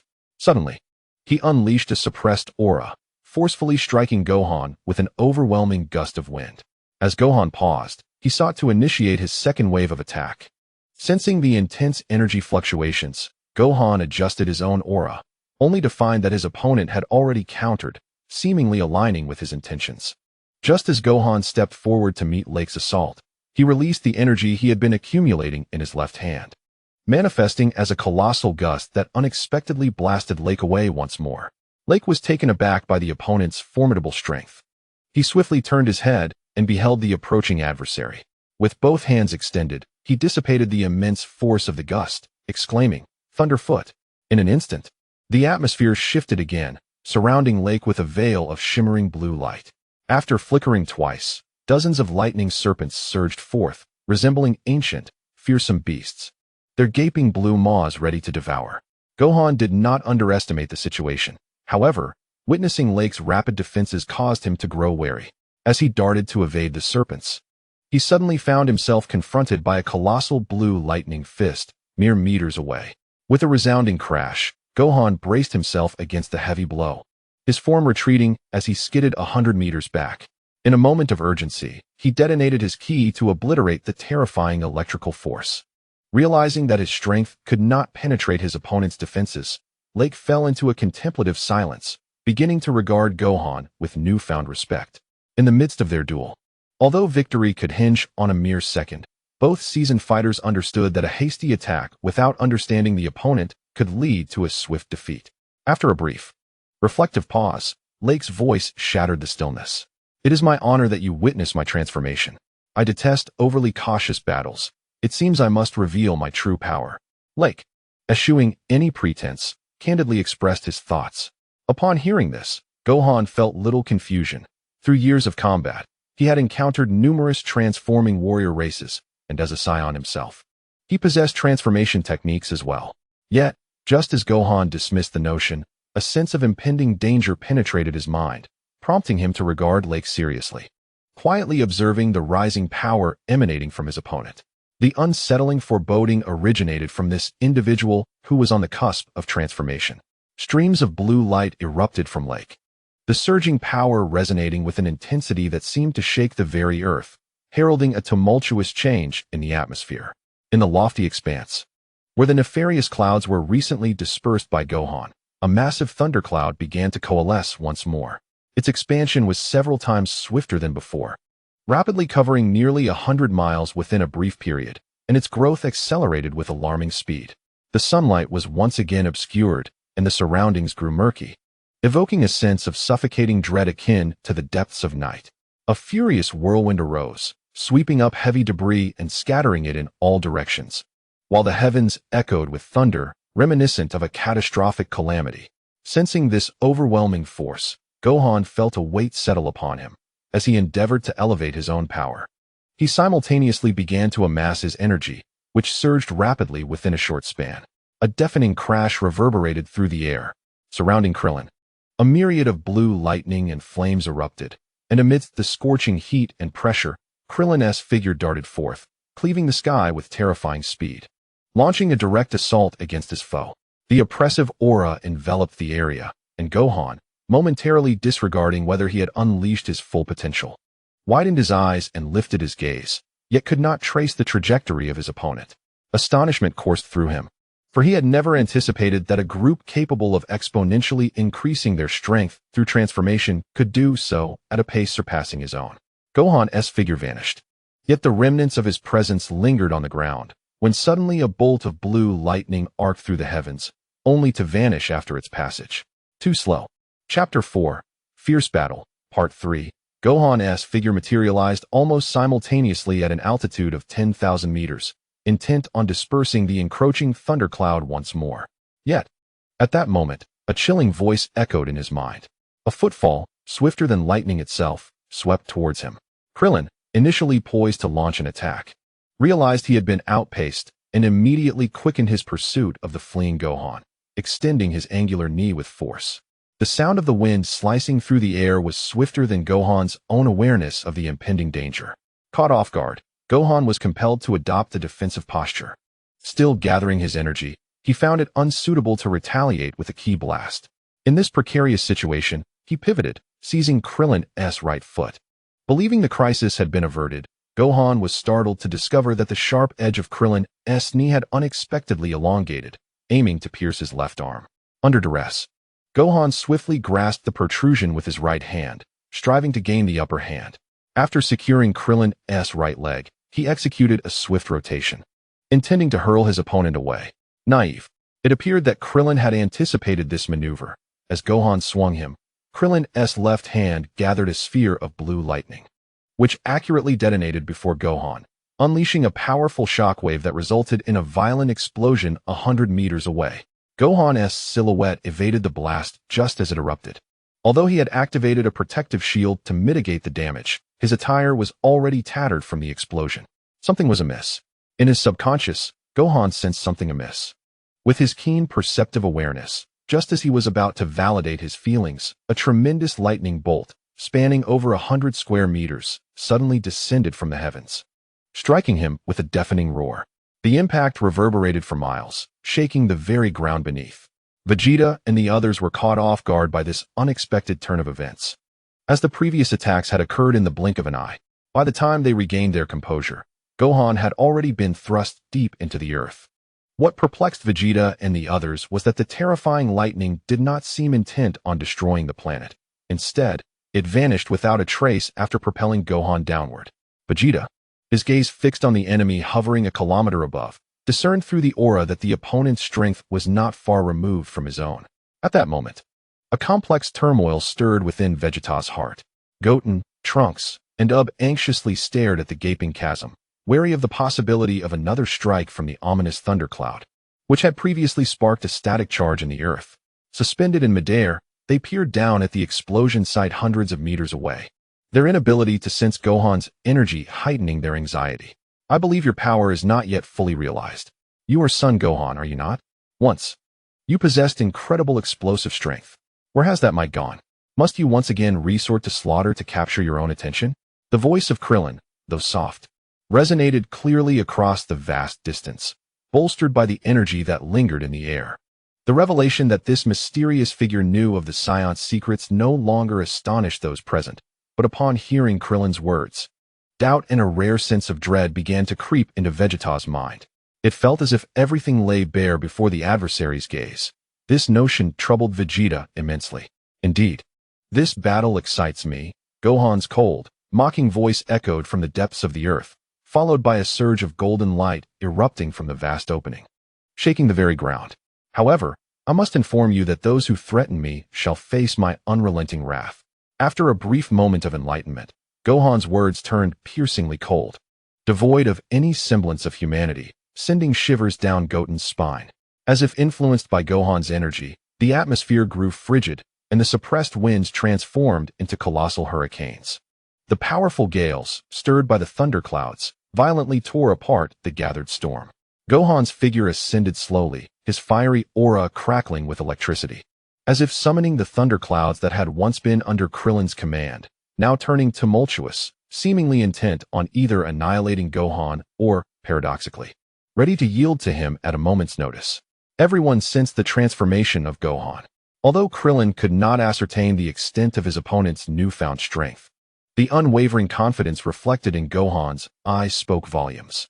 The ominous aura emanating from the chaos around them also provided him with a clear indication of Gohan's capabilities. However, the arrogant Krillin was unwilling to concede defeat, erupting into laughter akin to a wealthy landlord mocking a mere upstart. In the face of such hubris, Gohan revealed a cryptic smile, the subtle curve of his lips eliciting an immediate sense of unease in Vegeta. This was because Vegeta, having witnessed Gohan's terrifying prowess in past explosions of power, felt a chill from the almost indifferent cruelty of his methods. The smile Gohan wore was hauntingly familiar, reminiscent of those harrowing times. Moreover, the radiant golden light surrounding Gohan was palpable, and under the scrutiny of this aura, Vegeta sensed Gohan's power ascending at an alarming rate. What astonished Vegeta the most was the realization that, at that very moment, Gohan's strength had surpassed his own. Vegeta internally chuckled bitterly. Despite being unable to transform into Super Saiyan 4 post-battle with the evil dragons, he had significantly enhanced his own strength during that conflict. Even against the transformed baby, he felt capable of holding his ground, perhaps even besting his former self. Yet now, in this fleeting moment, Gohan's resurgence eclipsed him, as if fate were toying with him. Nevertheless, Vegeta remained resolute, undeterred by despair. Among all present, he alone understood the sheer terror of a Gohan devoid of reason. Yet he also recognized that such a terrifying state would not endure for long. However, the observant Vegeta noted the peculiar golden light enveloping Gohan. It no longer dissipated outward as it had in the past, but instead pulsed with an inward restraint. He had only witnessed such a phenomenon in Goku's Super Saiyan 4 form, initially dismissing it as a unique trait. Yet now, witnessing this subtle shift in Gohan, Vegeta could not maintain his composure, his thoughts churning tumultuously as he pondered the implications of this enigmatic golden glow. Chapter 4. Intense Battle 4. Amidst his boisterous laughter, Krillin was suddenly rendered speechless, for Gohan had appeared before him in an instant. With a powerful hand, Gohan clasped Krillin's mouth and then, with a mighty heave, sent him soaring thousands of meters into the sky. Was it fear? Gohan's voice echoed ominously in Krillin's ears. Paralyzed by terror, Krillin found himself unable to perceive even a hint of Gohan's movements. It felt as though his heartbeat had momentarily ceased, his incredulous eyes widening in disbelief. His expression drained of color, utterly shocked. A formidable fist, imbued with a hint of golden light, struck Krillin as he ascended from the previous blow. This powerful punch shattered the tempest of lightning that surrounded him, sending his azure form hurtling back once more, while Gohan, his silhouette a blur, merely observed the blue blood erupting from Krillin, a testament to the devastating impact. Rake had already come to terms with his adversary after the initial bombardment. As he surged into the tempestuous thunderclouds, he shouted, attempting to command the storm above to strike once more. However, before his words could fully escape his lips, a sudden energy blast flickered before him, instilling an unprecedented fear within him as his blood-red eyes widened. A resounding explosion, reaching hundreds of decibels, reverberated at the edge of the atmosphere, and the ferocious golden energy vanished in an instant of destruction. The ensuing flames spread like a consuming force, obliterating the dark clouds that loomed over a radius of nearly 1,000 miles in a mere heartbeat. With a refreshed demeanor, Gohan smiled provocatively. Yet his cold eyes exuded an icy intent to kill. He did not rush into battle. Instead, he assessed his opponent's capacity for combat based on the aura surrounding him, aware that his earlier display of power would only leave Rake gravely injured. Perhaps continuing the fight was no longer necessary. Gohan gazed down from his elevated position at Rake, whose body was now drenched in blue blood, plummeting from the great heights like a free-falling object. A broader smile crept across Gohan's face. The tide of battle seemed determined. At that moment, everyone present reached a similar conclusion. Yet, the fickle nature of fate intervened. As Gohan materialized beside Vegeta and the others, a wildly arrogant laughter echoed through the air, followed by a roar that pierced the heavens. Ha ha ha, indeed. To reach such heights, son Gohan, you are formidable. You must compel me to unleash my seal. Realizing something amiss, Gohan swiftly turned to look at Rake, still descending from thousands of meters above. A keen sense of danger tightened his brow, while Goten and the others, initially convinced of their victory, had not yet fully savored their triumph. They too sensed an overwhelming and terrifying shift in energy erupting around them. In an exhilarating surge, Rake, despite his severe injuries, spewed forth copious amounts of blood, yet he showed no signs of defeat. Rather, an insatiable fighting spirit surged within him. Amidst his maniacal laughter, Rake's right hand clawed at his forehead, and his visage contorted in agony, as tendrils of lightning and flame flickered from his brow. At that very moment, a mysterious luminescence enveloped him. The blue and white flames gradually morphed into a deep crimson as they were drawn forth from his brow. Unleash, came the commanding voice, steeped in overwhelming power. Ignoring the excruciating pain, Rake resolutely tugged at the energy coiling around his forehead. Suddenly, the flickering flames and lightning erupted into a violent surge, as if a long-restrained door had been forcefully torn asunder. A beam, the size of a bowl, composed of crimson flames intertwined with violet lightning, burst forth, amplifying his energy dramatically as his power soared to new heights. In an instant, a terrifying tempest of energy ravaged the heavens and the earth. Despite the absence of any clouds, the powerful disturbance of energy repelled the sun's radiant light, enveloping the surrounding world in a kaleidoscope of hues, ultimately settling into a hue of blue-brown. Amidst the surging power of Rake, his laughter echoed with an arrogant ferocity. Miraculously, his injuries healed at a visible pace, and as he ceased his free fall, he floated in the air, unchanged in appearance, yet emanating an aura of strength that spoke of an insurmountable evolution. Gohan, recovering from his astonishment, turned back with an even broader smile. A flicker of dissatisfaction ignited within him at the previous weakness displayed by his opponent. Now realizing that Rake possessed such formidable power, this revelation rekindled Gohan's inner fervor. The once dim golden light surged anew, and Vegeta, observing from a close distance, noted the increasing intensity of Gohan's golden glow, alongside a peculiar flicker of golden light within Gohan's eyes that left him perplexed. Gohan, Goten, Trunks, retreat from this area for at least 10 kilometers. The battle will soon conclude, Gohan stated without turning, his previously indifferent gaze now intensely fixed on the dramatically transformed Rake, addressing Vegeta directly without a hint of reverence.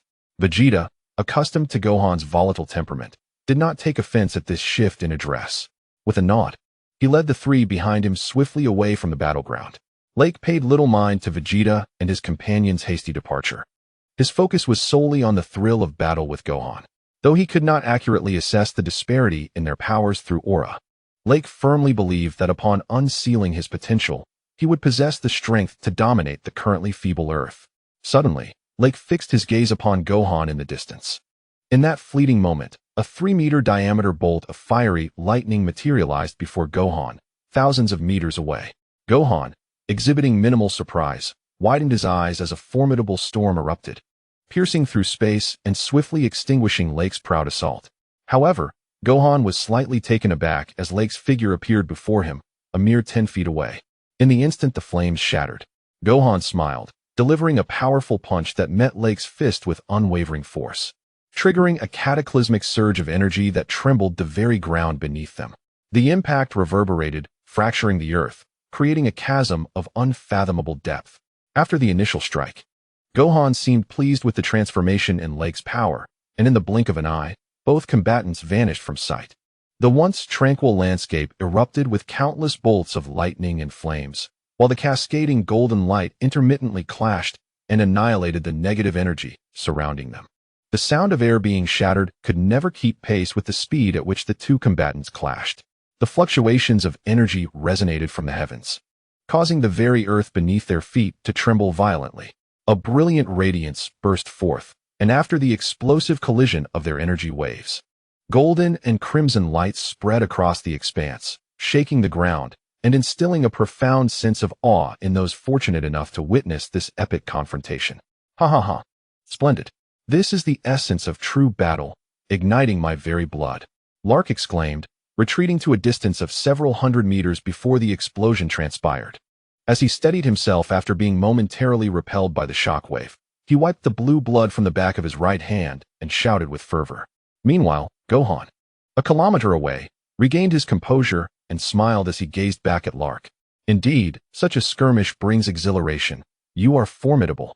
Although Gohan had sustained no internal injuries, the electrical flames from his opponent had scorched his left forearm, causing a tingling pain that hindered him from unleashing his full strength. Ah, Saiyan, I eagerly anticipate your next move.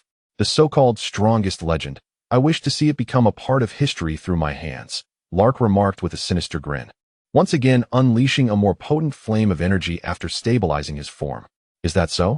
Legends are not born of a single individual. I believe you lack the power to alter it, Gohan retorted, still smiling, as he began to amass an even greater aura of energy. For, having gauged each other's strengths, the moment of truth was fast approaching. Chapter 5, The Cosmic Fighting Tournament. Entering a New Era, Part 1. Both warriors were keenly aware of each other's strength thresholds, yet they understood that only one would emerge victorious. As both utilized their power to create an energy field around themselves, Gohan, despite his ability to sense ki, could not discern the hierarchy between himself and his adversary.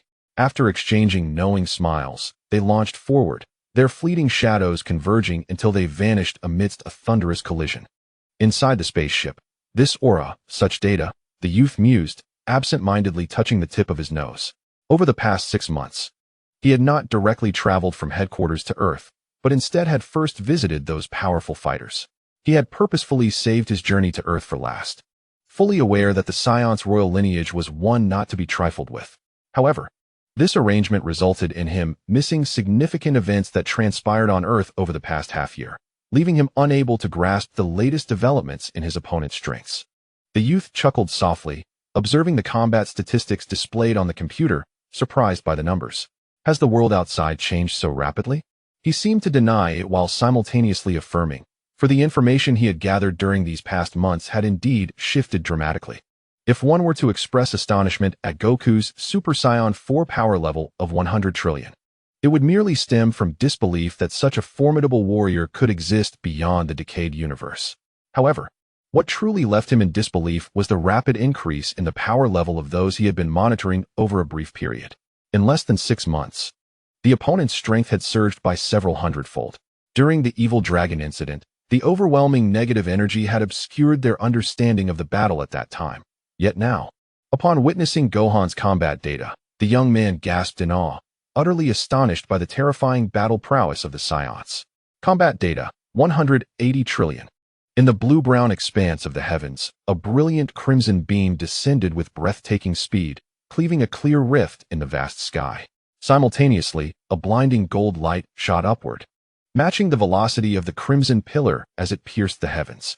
At several thousand meters in altitude, the fists of both combatants collided once more, unleashing a tempest of energy that ravaged the surroundings, the cataclysmic force resonating with a deafening roar. The sheer pressure flattened the earth beneath their feet into a plain. Though it appeared to be an evenly matched struggle, the extent of their injuries revealed Gohan's undeniable advantage. A tingling pain radiated from his right fist, and Lake was no longer the arrogant figure he once was. He now bore a semblance of disarray, desperately attempting to withstand the onslaught of Gohan's formidable attacks. He had anticipated that breaking his seal would allow him to conclude this conflict with overwhelming dominance, yet he was blindsided by the substantial inaccuracies in the intelligence he possessed. With a combat power exceeding 100 trillion, he believed he could look down upon Gohan, who had only attained the second state of Super Saiyan. After all, not long ago, the legendary Super Saiyan's combat data had been beneath him, while Gohan was already in the fourth state of Super Saiyan. Yet, the harshness of reality shattered his idealistic data. Lake found himself cursing the head of the reconnaissance department for failing to ascertain his opponent's current strength, leaving his once arrogant self choking on this bitter realization for the first time.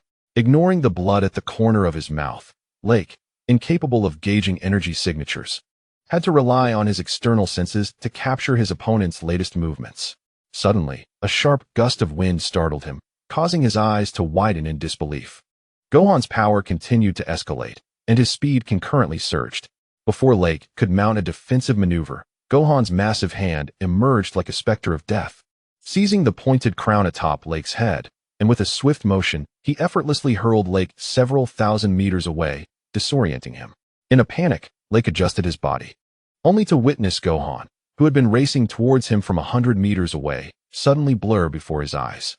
A flash of golden light struck his abdomen, a heavy punch launching from below. Lake was propelled thousands of meters into the sky, and during the rapid ascent, he felt a sharp pang in his throat, followed by a copious spout of blood. Having been violently propelled twice, Lake had already ascended to the stratosphere. At that staggering velocity of several dozen kilometers per second, his body gradually became aware of the searing heat generated by the friction with the atmosphere. This fleeting sensation of pain was enough to momentarily sharpen his senses. However, a growing dread of his formidable opponent began to take root within him, mingled with frustration over encountering such a monstrous adversary in his initial battle, along with resentment directed at that accursed scout. Once more, Lake ignited a fierce flame of power, radiating an intensity that could rival temperatures exceeding 10,000 degrees. Thus, as he bolstered his strength, he paid little mind to the minor inconveniences brought on by the extreme heat. Unbeknownst to him, he was muttering curses under his breath as he pierced through the atmospheric disturbances, soaring like a brilliant comet across the sky, drawing ever closer to his opponent, the ever-smiling Son Gohan. Gohan, however, did not rush to attack. Instead, he schemed with a cunning demeanor. Observing Lake's approach from afar, Gohan swiftly retreated, accelerating his speed as he flew backward. Witnessing Gohan's retreat incited further fury in Lake, prompting him to hasten his pace in a bid to close the distance. Suddenly, a realization struck him, and he instinctively attempted to halt his advance, only to find his opponent executing a powerful upward kick, striking his chest as he spun, sending the unwary Lake hurtling into the sky once more. Enough! Gohan's cold voice echoed ominously in Lake's ears. As Lake ascended, he distinctly felt the warmth radiating from Gohan's presence behind him. Before he could fully comprehend the situation, Gohan's right hand, aglow with golden light, struck his back with a formidable gust, slamming Lake down to the ground. As the dust settled, the earth revealed a massive depression resembling a handprint, with Lake lying battered at its center. At that moment, he seemed to crawl, his severely injured body moving with great difficulty, experiencing a haze of confusion from the onslaught. He coughed up several mouthfuls of blood, and his gaze began to blur. Chapter 5. The Universal Martial Arts Tournament. Entering a New Era, Part 2. Exhaling a breath of stale air, Gohan relaxed his body, though his demeanor had shifted to one that now relished violence. After a brief moment of hesitation, he dove down again, intending to deliver a final strike. Just as he was about to unleash the concentrated energy in his fist, a white shadow streaked past him from behind, moving with a velocity too swift for Gohan's eyes to perceive, whisking the severely injured Lake away. Gohan furrowed his brow, his eyes glinting with murderous intent. Without a second thought for his opponent's identity, he swung his fist, unleashing the most powerful attack of the battle thus far. The forceful energy wave shot forth, quickly pursuing the fleeting white figure. Bored, the figure seemed to sense something amiss, suspending itself in midair. After turning his body, the right index finger of the mysterious figure slowly ascended, colliding with Gohan's incoming strike. A ripple of energy manifested at the mysterious one's fingertips, resonating and vibrating against Gohan's attack, leading to a scene that left Gohan utterly astonished. The opponent had managed to nullify his formidable energy blast without causing any explosion, leaving only wisps of dissipating smoke. As Gohan beheld the appearance of this enigmatic figure, his pursuit came to an abrupt halt. He fixed his gaze on the stranger, his fists subtly trembling, seemingly exhilarated by the opponent's overwhelming power. Let us conclude this battle, son Gohan. The outcome is already determined. You have triumphed. The mysterious figure looked indifferently at Gohan, who stood 100 feet away, exhibiting an unyielding demeanor. He was a being even the enigmatic youth feared. At that moment, Lake found himself grasped by the shoulder by the mysterious one's left hand. Once steadied, he scrutinized the stranger's visage, his eyes narrowing in shock. But he quickly regained his composure and chuckled. Heh, I didn't expect you to arrive, Saikyō. However, you truly lack subtlety. Upon hearing Lake's words, Gohan fell into a deeper silence, yet his inner fighting spirit surged even more. Noticing his companion's remark, the individual named Saikyō glanced at Lake, and beams of white light emanated from his palm, visibly healing Lake's injuries at a remarkable pace. Without further debate, he released his grip, uttering coldly, "You need to understand the situation." In response to this statement, Lake ceased his protests. Now healed, he had regained enough energy to hover, floating behind Saikyō.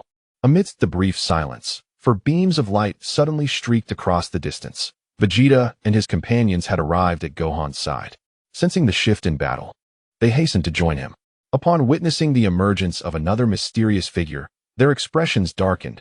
The elegant youth exuded a presence far surpassing that of Lake. As both parties found themselves in a stalemate, a hearty laughter echoed from the distant sky. In an instant, a white beam of light appeared before Saikyō and Lake. Gohan and the others grew even more solemn at the sight of this third figure's arrival, the atmosphere around them turning icy. Nevertheless, the mysterious youth seemed unfazed by the chilly reception, wearing a smile as he spoke.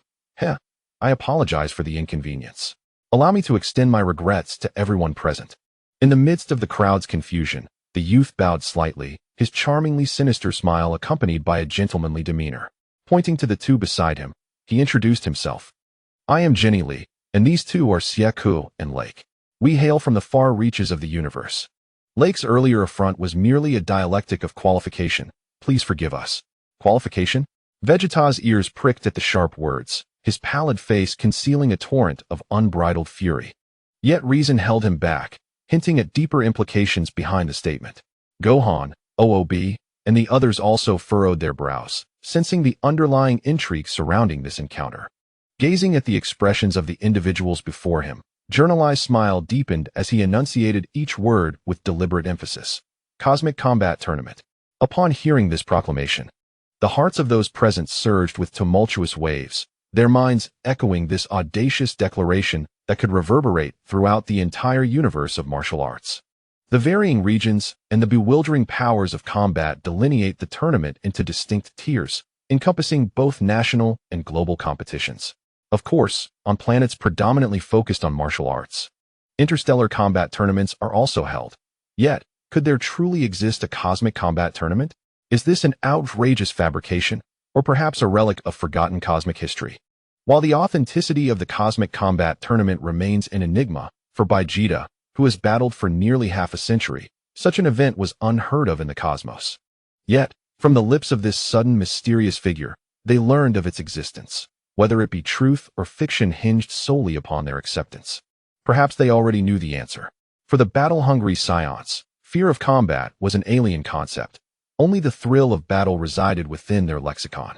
The Saiyans are lauded as the mightiest race in the universe, and concurrently, they bear the moniker of battle maniacs. The origins of their formidable strength throughout cosmic history remain elusive. However, one certainty prevails. They are a warrior race that grows stronger through conflict.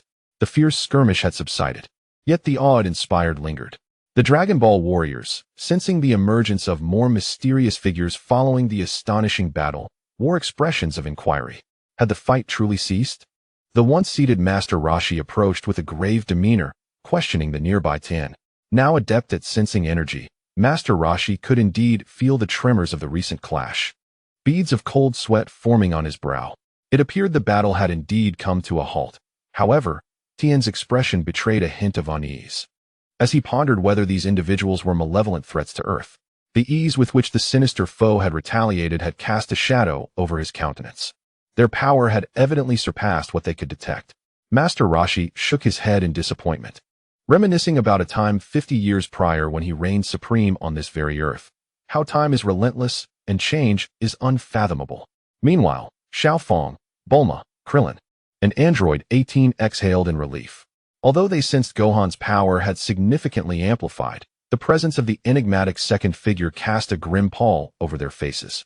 Chapter 5. The Cosmic Combat Tournament. Stepping into a New Era. Part 3. Cosmic Combat Tournament? Gohan, still in his Super Saiyan 2 form, inquired directly, exuding confidence commensurate with his considerable strength. He felt no hesitation, fully aware of his status as Earth's host. Indeed, we extend an invitation to partake in the Cosmic Fighting Tournament. As you are the sovereigns of this realm, you undoubtedly possess the qualifications to participate in such an event. This is evident from the battle with Rake, yet we wonder if you are inclined to join us. Gurney regarded Gohan, his smile fading as he assumed a serious demeanor. What is the Cosmic Fighting Tournament? Vegeta felt a chill at the mention of such an extraordinary event. Yet an even greater unease emanated from the enigmatic and formidable youth before him. How did I remain oblivious to this? Vegeta was not easily deceived. Beneath his haughty brow, his penetrating gaze scrutinized the stranger. In unison, the group inquired, feeling the weight of the young man's presence, with the exception of Gohan, whose attention had shifted to the ominous presence of Zack, capable of effortlessly dismantling Gohan's formidable energy attacks. Gurney remained unfazed by their queries, responding with composure. Certainly. The Cosmic Fighting Tournament is a grand spectacle held once every 10 million years, designed to identify the ruler of the universe, where all formidable warriors from across the cosmos convene. A tournament held once every 10 million years. Goten, Trunks, and Ub were astonished by the sheer antiquity of such an event. After all, something so remote feels almost ethereal, making it challenging to discern truth from fiction. Oh, is it truly a tournament for all the strongest beings in the universe? Vegeta appeared outwardly composed, yet he struggled to conceal his inner excitement. The prospect of a fierce battle stirred the Saiyan blood within him, and he felt a sense of relief as his previously suspended heart began to settle. During their brief exchange, Vegeta gauged the expressions of his interlocutors. He noticed Rake, adorned with scars, respectfully standing behind Gurney, while the aloof Zack appeared indifferent, eyes closed in contemplation. The polite youth engaged in conversation revealed much through his demeanor. Vegeta surmised that they were likely not adversaries, as their strength rendered deception unnecessary. In such a grand tournament, while yes, both Gohan and Vegeta analyzed Gurney's words, and after a moment of silence, they returned to their usual demeanor.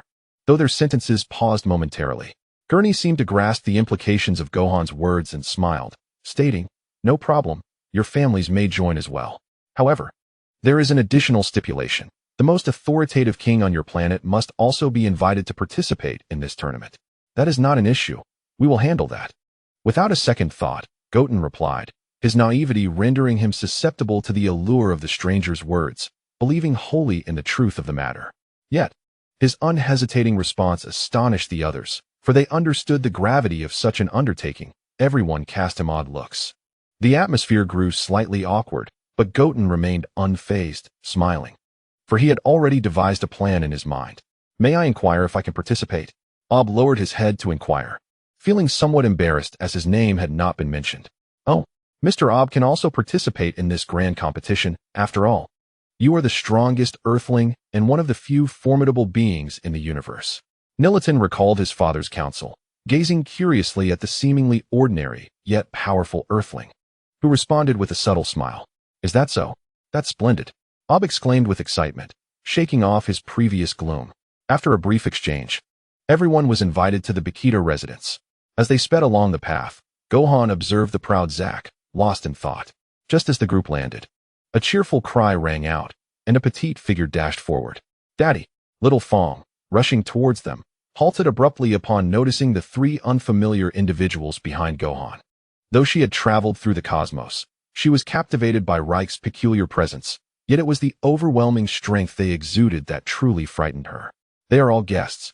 Little Fong, Gohan reassured her, sensing her unease. He turned to Nilitan and the others, adding a comforting remark. Returning to his usual calm demeanor, Gohan smiled lightly. The others who followed also heard his words, maintaining silence for the moment. Nilitan, with a wry smile, realized that his unexpected visit had left everyone unsettled. After a round of introductions, the atmosphere finally relaxed, and Bulma called for refreshments. The battle seemed to quiet down, but the notion of conflict would not simply fade away. Throughout the vast expanse of the universe's evolution over billions of years, countless individuals capable of suppressing all had emerged. Yet, history serves as the ultimate testament. Not everything is absolute. As long as the spirit of combat persists, the struggle will inevitably continue indefinitely. Endless battles lead to constant growth, and such growth breeds further conflict. Everything is interdependent, with no clear beginning or end. After a day filled with play, the mischievous robot, Killua, began to feel a tinge of fatigue. The household robots at Bulma's had long since succumbed to the antics of this little trickster, who, despite its diminutive size, had risen as the leader of the Robot Legion. Killua, possessing a consciousness akin to a living being, sighed inwardly, realizing it was often the target of bullying in front of Little Fong. Hence, seeking some minions to vent its frustrations seemed the ideal path, bringing a sense of satisfaction. The act of training others provided an unexpected sense of superiority. Lost in such thoughts, Killua occasionally chuckled mischievously. At that moment, having just finished reprimanding a few underlings, it floated contentedly in the air, whimsically drifting about, seemingly in search of something that piqued its interest. Killua, come here for a moment. I have a few matters to discuss with you. A voice suddenly resonated beside Killua, reverberating through the empty corridor, undeniably expressing a weighty atmosphere. Killua was not startled. Within the familiar tone, he discerned that it belonged to someone he knew well. He turned around and indeed beheld Gohan nearby. Mr. Gohan, without hesitation, Killua gradually approached him, his petite arms idly scratching his head. Killua, listen, I have a request for you. Please assist me. Gohan's expression was serious, yet he struggled to suppress a smile at the playful Killua. Certainly, Killua sensed the gravity of the matter and ultimately acquiesced. What exactly this matter entailed remains a secret shared only between Gohan and Killua. Yet it is this very secret that will determine the fate of Earth. Chapter 5. The Cosmic Fighting Tournament. Stepping into a new era. Part 4. Time has passed, and night has fallen. Sensing a potent aura, Vegeta ignited with fierce combat spirit. Arrogant as he was, he scorned engaging in leisure with others. Since his return, he had once again entered the gravity chamber, training under increasingly grueling conditions. After witnessing Gohan's performance today, Vegeta subtly perceived that Gohan might have surpassed him, though he was reluctant to acknowledge it. Up to now, he could only admit to one individual who stood before him. Dad, do you truly believe in them? Trunks walked into the gravity chamber, observing the weary figure engrossed in training. Vegeta, absorbed in his workout, was initially oblivious to his son's presence, and upon realizing it, he looked up, somewhat surprised, and replied with a cool demeanor, "Yes, Trunks. I suppose my answer should be affirmative. After all, given their status and strength, there is little necessity for deceit. If there were any schemes afoot, their power would surely be sufficient to overcome us." Imagining how easily ZYK could obliterate Gohan with a single, fierce strike. That may be true, but is there really going to be a cosmic fighting tournament? Trunks asked, his voice laced with tension. Although he was still relatively naive, the numerous battles he had experienced had awakened a sense of the extraordinary within him. I cannot say for certain, Vegeta replied, a hint of helplessness flickering in his eyes, his expression dimming. No one could fathom Vegeta's feelings at that moment. Such a simple statement could evoke the gray shadows of his subconscious past. The ignorance surrounding such a grand tournament pointed to a history marred by near extermination of his race, rendering him unable to uncover the past. If that is the case, then why?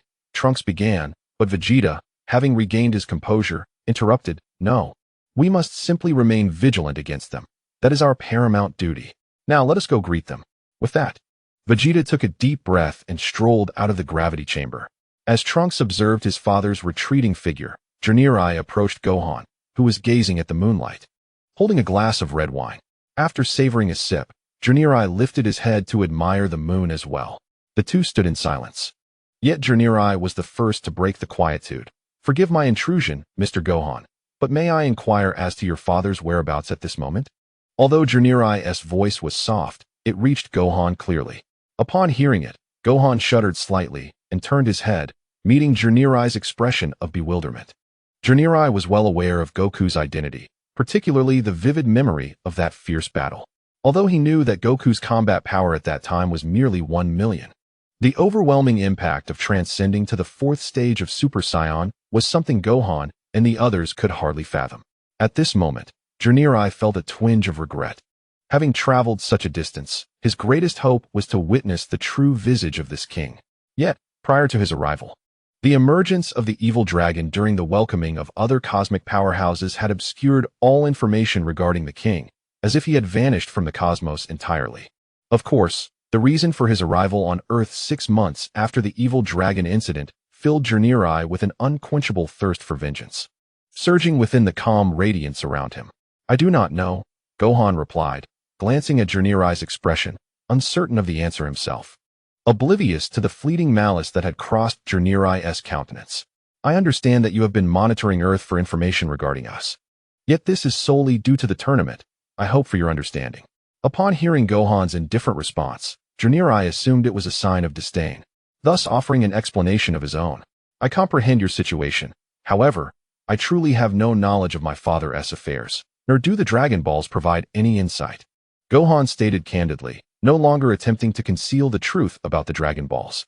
Noticing Gohan's resolute gaze, Junirai accepted this reality, gently swirling the wine in his glass while leaning against the wall, lost in contemplation. Gohan, wishing to say no more, recalled his earlier conversation with Kuru. As he looked up at the full moon illuminating the sky, a thought struck him, prompting a knowing smile before he turned to join the laughter of others. A short distance away, Zack remained haughtily propped against the wall, perpetually bearing an expression of indifference. However, for the first time, he glanced at Gohan, who was joyfully mingling with the others. The icy demeanor that typically resisted the warmth of companionship seemed to soften as he observed Xiaofang, Marlin, and Bra. "Do you still harbor resentment towards me?" Zack tossed his head back, resuming his stance against the wall, a bitter smile etching itself upon his proud features, while memories of a petite figure and her melodic calls flitted through his mind.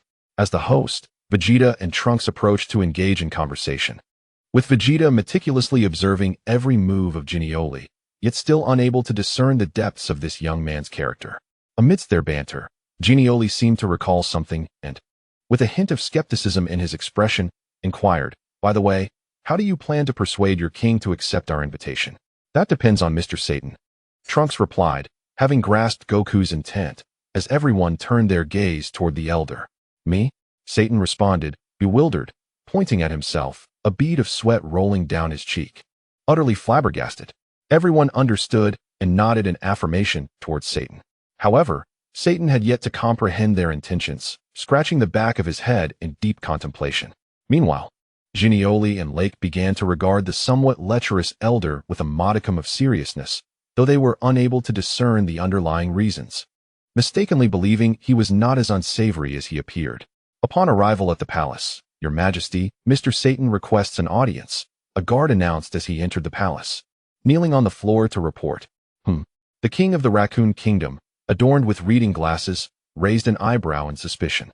After a moment of contemplation, he decided to accept the invitation and calmly stated, "Very well, let him in." "Ah, Mr. Satan, may I inquire as to the purpose of your visit?" the benevolent king asked politely, devoid of any pretentiousness. Despite his lack of fondness for the boastful world champion, the king held a certain respect for this so-called savior. Had it not been for his warning over half a year ago regarding the impending catastrophe that threatened Earth, which ultimately spared humanity from a dire fate, the king would not have regarded this champion with such esteem. Yet, he harbored doubts that the true victor of the previous tournament was not the man before him. "Your Excellency, I have come to request your presence on a journey through the cosmos, on behalf of friends from a distant universe," Satan stated, getting straight to the point, deeming it unnecessary to beat around the bush. Upon grasping the intent behind the visit, the king's demeanor shifted to one of gravity. understanding the weight of his position as a symbol of Earth's stability. How audacious! Are you attempting to abduct the king? Such preposterous excuses. One of the guards chastised boldly. Satan was unfazed by such bluster, confident in his own abilities, feeling invincible in the mundane world. No, it was Mr. Satan who foresaw the Earth's impending explosion last time and urged us to evacuate, thus avoiding disaster, the king recalled, his previous hesitation dissipating. However, Your Majesty, this suggestion seems utterly absurd. Even Mr. Satan should not agree to such a proposal, as your safety is of paramount importance to Earth, the guard anxiously advised. Satan, unfazed, regarded the matter with indifference. After all, he had mingled with far more influential figures than this short-sighted individual and felt no need to stoop to the level of mere guards. No, surely he had his reasons for this, did he not, Mr. Satan? The benevolent king smiled once more. Indeed, Your Majesty. The invitation extended to you is due to an upcoming cosmic martial arts tournament, in which Earth will have its representatives. According to the regulations, as the esteemed ruler of Earth, you must be present to witness this event. Oh, who from Earth will participate? Is it you, Mr. Satan? The king, captivated by the fervor of the prospect, inquired eagerly. No, it is merely a few of my disciples. Satan concealed his Saiyan identity while boasting modestly. Well, that is indeed a source of pride for our planet. I shall accept their invitation. When do we depart? The king responded with an air of ease. We shall set forth the day after tomorrow in the morning, and the venue is the backyard of Dr. Brief's residence. Satan replied respectfully, secretly pleased to have fulfilled his obligation. Very well, then, I shall see you the day after tomorrow. The king smiled, adjusting his spectacles as he watched Satan depart. As Satan walked away from the palace, a concerned guard asked, Your Majesty, have you truly agreed to this? His gaze remained fixed on Satan's retreating figure. Yes, after all, he is our great hero. The king's resolute eyes followed Satan, yet his thoughts lingered on another hero. Has that once youthful champion reached an accord? Mr. Satan, how did it go? Little Fong inquired eagerly upon his return. What transpired, Mr. Satan? Everyone gathered around him, while Vegeta regarded him coldly, leaning against the wall. Of course. The title of Mr. Satan is no mere facade. Nothing in this world can defeat me. Satan resumed his boastful proclamations. I am the world champion of martial arts. Even the king must regard me with a measure of reverence. In that moment, he felt a sense of euphoria, reveling in this identity. That is splendid. The crowd cheered with excitement, and the flicker of doubt on Vegeta's face vanished along with the revelation. On the third day, little Fong scanned the surroundings, frowning as she still could not locate the mischievous robot, Jero. Ah, Jero? I haven't seen him either, Gohan replied with a hint of discomfort, his expression betraying a reluctance to disclose Jero's whereabouts. Where could he be? He knew we were departing today. Why is he wandering about? Little Fong complained. Yes, indeed. There is no time to search for Jero now. We must prepare to depart, Gohan said, gently stroking Little Fong's hair. Perhaps he sensed danger and withdrew. Little Fong conceded reluctantly. A malevolent thought crossed my mind, contemplating how I would deal with you upon my return, you detestable creature. The forlorn figure stepped aboard the spaceship. Is there anyone else yet to board the spacecraft? Commanding his vessel, Journey proclaimed, It is time for us to embark. Wait, what about me, old turtle? Bellowed a voice. The turtle hermit, vigorously waving his left hand while dragging a large suitcase with his right, hastily approached, calling out in urgency. Ah! Everyone turned to gaze at this amusing elderly gentleman. Cough, cough, cough, I've finally made it. The turtle hermit gasped, seemingly relieved to have arrived just in time. Grandpa Turtle, are you also going? Gohan inquired. Of course. The cosmic fighting tournament is a rare opportunity. I certainly do not wish to miss out on the spectacle, he replied, his sunglasses inexplicably glinting. Is that so? Or are you merely eager to witness the beauties of the universe? Xiao Fong remarked disdainfully, pulling a face and stretching her voice. What? Have you seen through me? The turtle hermit exclaimed, blushing slightly in a fluster. Laughter erupted among the group. All right, let us set forth. Journey commanded. Yes. The destination is the base. The spacecraft vanished at superluminal speed. Gohan and his companions finally departed Earth, venturing into the vastness of the cosmos. In this immense expanse, what adventures awaited them? As the new era dawned, everything remained uncertain. All that could be said was that adventures and fresh battles were about to unfold. The continuation of the Dragon Ball saga was officially underway. Chapter 6. The game begins. The assault of the Saiyan warriors gazing into the boundless universe. Though traveling at superluminal speed, it felt akin to a languid turtle traversing the cosmos. This scene bore witness to the vastness of the universe. Are the Saiyans truly the undisputed rulers? Such thoughts may lead to confusion, for there are always greater beings beyond one's kin. After organizing their belongings aboard the spaceship, everyone gathered in the spacious command hall, engaging in laughter and conversation, eagerly anticipating the cosmic exploration ahead. It feels quite delightful. It seems I must venture into the outside world more often, Bulma remarked, leaning at the hatchway, captivated by the vibrant nebulae visible through the window. Her feminine nature shining through in that moment, her eyes slightly entranced. Indeed, the world beyond is much more exhilarating, Xiaofang chimed in, resting her head on the windowsill. Though her initial excitement began to wane as she caught a glimpse of young Goku's smile from the outside world, reflecting on their journey from a year prior. She found herself enveloped in a whirlwind of emotions. Beulah sensitively perceived the sudden pallor of Xiaofang. She also vaguely understood the situation concerning Wukong. Her dreamy gaze softened, and with a gentle hand caressing Xiaofang's silky hair, she smiled and said, "Do not forget, Marlin requested us to take numerous photos for her. Hee, they truly deserve it." Having set off early to embark on their journey to M Country. This time, Uncle Clint has spent nearly half a year applying for the qualifications, quite a dilemma indeed. Provoked by Beulah's somewhat gleeful remarks, Xiaofang chuckled softly and nodded emphatically. Indeed, poor Marlin. Hee, her tearful expression was utterly adorable. I really wanted to pinch her cheeks at that moment. How inappropriate, Beulah remarked playfully, noticing Xiaofang's cheerful demeanor. She raised her hand and lightly tapped Xiaofang on the head, prompting the latter to stick out her tongue in protest. Zhuge, for the first time, opened his eyes, and upon hearing the playful banter between Xiaofang and Beulah, he felt no aversion. Instead, he focused his gaze on their antics, and the graceful figure in his mind became clearer. How delightful it would be if I could be like them, Zhuge mused inwardly, revealing a faint smile, although the slight upward curve of his lips went unnoticed. It had been ages since he had genuinely laughed. At that moment, he felt estranged from the sensation of joy, due to a serious injury. Although Zhuge had infused power into Lake, aiding in a significant part of his recovery, it was merely a superficial remedy. Even though Lake had undergone treatment for internal injuries through machinery over the past few days, he still needed to rest alone for a while. After 2 or 3 days of interaction, Wufan and the others had significantly changed their attitude towards Journalai. They sensed an air of apology from him due to their previous offenses, resulting in a more harmonious relationship between both parties. Journalai, may I inquire how long it will take us to reach the competition venue? After organizing his belongings, Wufan arrived at the command hall. Due to the overwhelming number of documents he had to process, he realized he was the last to arrive, and he chuckled at his own bookish obsession. Nevertheless, he maintained decorum and posed his question to Journalai, who sat at the front.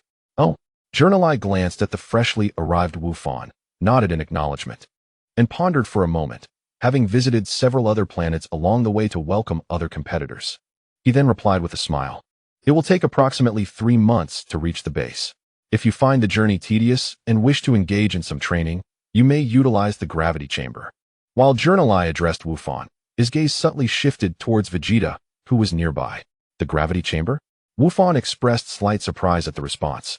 Glancing at the familiar towering figure of Vegeta, silently amused by Vegeta's severe inclination towards self-torture, a sentiment he dared not voice aloud. Is there a gravity chamber here? Vegeta, who had been lost in thought against the wall, lazily opened his eyes and spoke in a tone tinged with indifference. Indeed, according to the gravitational pull of Earth, the maximum adjustment can reach approximately 100,000 times. Goku's demeanor towards Vegeta was somewhat astonished, yet, in light of the latter's proud and combative spirit, it is evident that Vegeta is a warrior worthy of admiration. A true warrior does not solely rely on extraordinary strength to achieve victory. Rather, an exceptional warrior possesses a certain grandeur, akin to Vegeta's aloof and haughty temperament, which distinctly highlights his extraordinary nature. What? Does that mean one would have to endure a weight of 10,000 tons? Trunks exclaimed, his astonished gaze briefly darting towards his father, while internally he fervently hoped that he would not be subjected to such a grueling fate. After all, Within their gravity chamber, the maximum load was merely 5,000 tons. And even that could only be sustained after transforming into Super Saiyan. If it were not for Vegeta's insistence, Trunks would never willingly undertake the burden of training under such excessive weight. However, that was an occurrence from several years prior. This truly is an unreasonable training regimen. Goten began to complain, unaware of the even more extreme capabilities of the Saiyans. Yes, then let us train together, surprisingly responded with a hint of excitement, likely influenced by Goku over the years. Hearing the suggestion from this rebellious individual, Goten and Trunks shot a fierce glare at their piercing gazes causing him to feel a chill run down his spine, yet he remained oblivious to the source of their ire, lost in confusion. Meanwhile, Bra observed with indifference, quietly sighing, yet another simple-minded individual. As Trunks' sister, she was acutely aware that her playful brother could not endure hardship, despite their remarkable talents, which made others envious. Both he and Goten lacked the perseverance to transcend to greater heights. Nonetheless, it is undeniable that over the years, this dynamic duo had indeed improved through their playful interactions. That said, Bra was equally disinterested in the notion of excessive training, having grown weary of her father's stringent training conditions. MHM, Little Fong nodded in agreement, affirming the sentiment. Ub's ears caught a whisper from Dura, causing him to lower his head in embarrassment, feeling a hint of shyness wash over him. Humph, just as I hoped. I trust you won't mind if I utilize it for a while, Vegeta remarked, slightly surprised, yet a satisfied smile graced his face as he inquired. May I ask where the gravity chamber is located? His haughty nature remained largely unchanged, and as someone who was accustomed to solitude and training, Vegeta was not adept at communication. His impassive visage regarded Goku with an air of brusqueness. Right down on the lower level, Goku replied with a polite smile. However, the attendant beside him clearly expressed disdain for Vegeta's arrogant demeanor, revealing his dissatisfaction both internally and through his expressions, while Jack remained motionless, meditating quietly beside them. Chapter 6. The game begins. The Assault on the Saiyan Warrior, Part 2. Thank you, but I shall not hold back. With that, Vegeta turned on his heel, waved a dismissive hand, and strode out of the command chamber. As he departed, the atmosphere thickened with tension. What does power truly signify? The king, seated nearby with a plate in one hand and a teacup half raised in the other, found himself momentarily distracted by Vegeta's haughty remarks, neglecting to sip his warm tea. His gaze remained fixed on the receding figure, and he couldn't help but notice a striking resemblance between this silhouette and one of the enigmatic beings encountered during the Cell games. Could it be them? Raising his teacup, he savored the subtle aroma of the tea while his peripheral vision discreetly observed those around him. What an arrogant fellow! Is he truly Mr. Satan's disciple? The guard standing nearby disapproved of Vegeta's demeanor.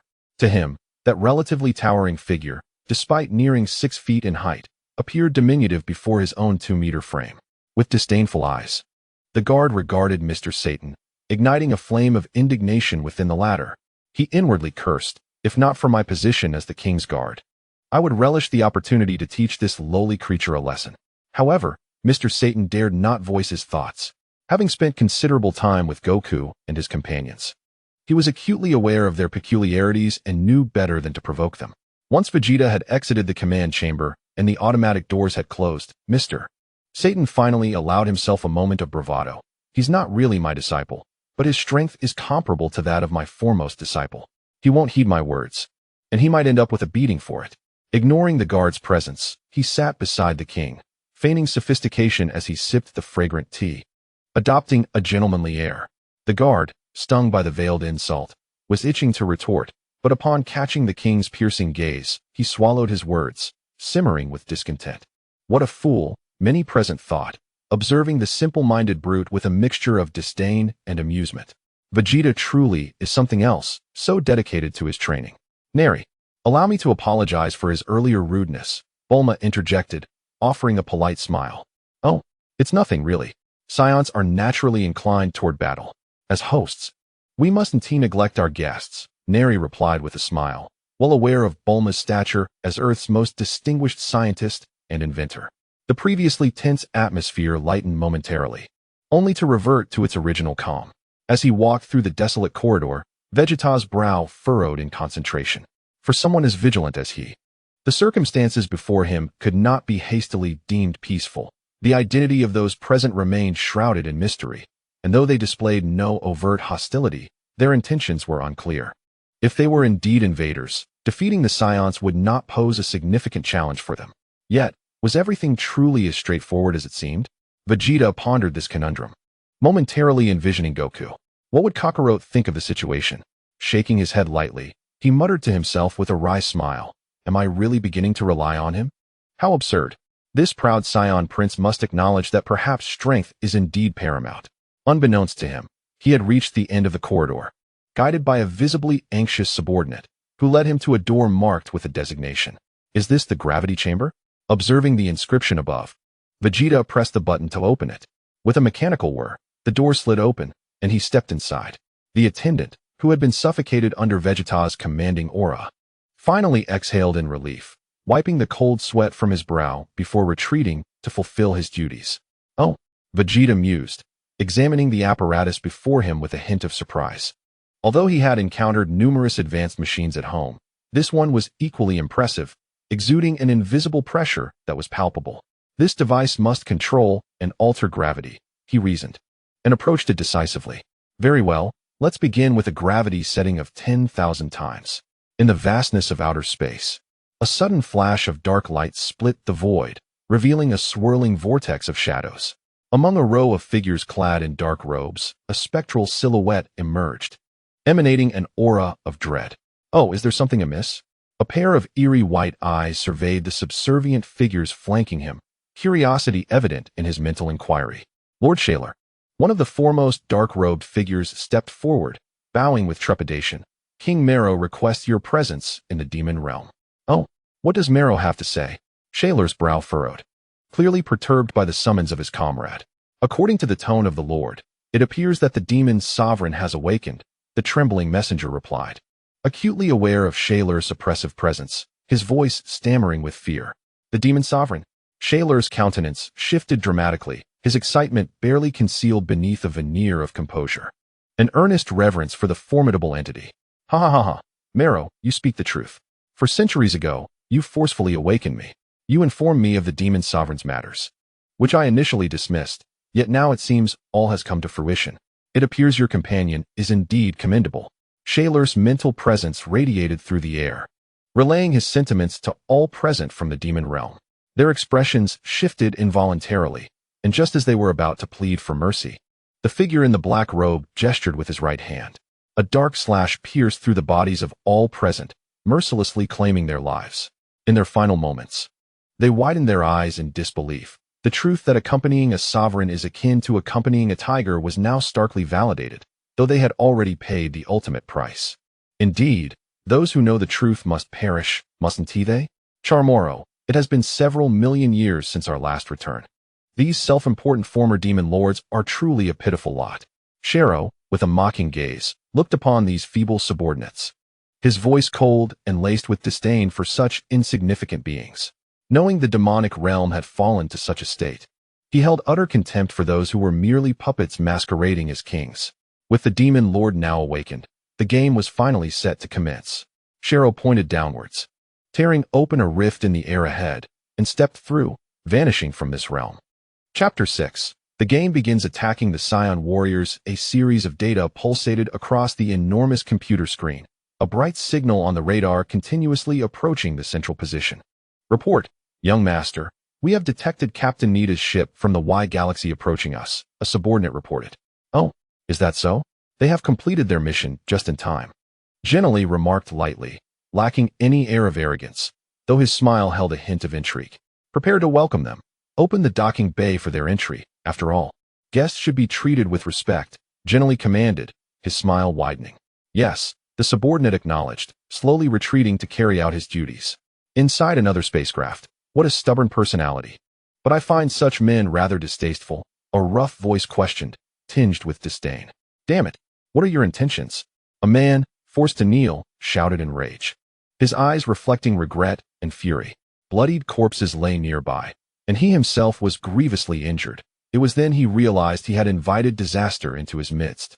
"Oh, ha.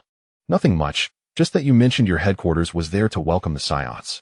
And since the Saiyans are the rulers of the universe, We merely wish to witness their prowess, a figure resting his chin on his hand said, seated in the central position, casting a scornful glance at the defeated adversary. The one who spoke prior stood to his left. Humph, spare me your nonsense. Your intentions are clearly more sinister than that. What do you ruffians truly want with the young master? The warrior-like figure retorted angrily, struggling to rise. However, this futile attempt caused the central figure to frown slightly.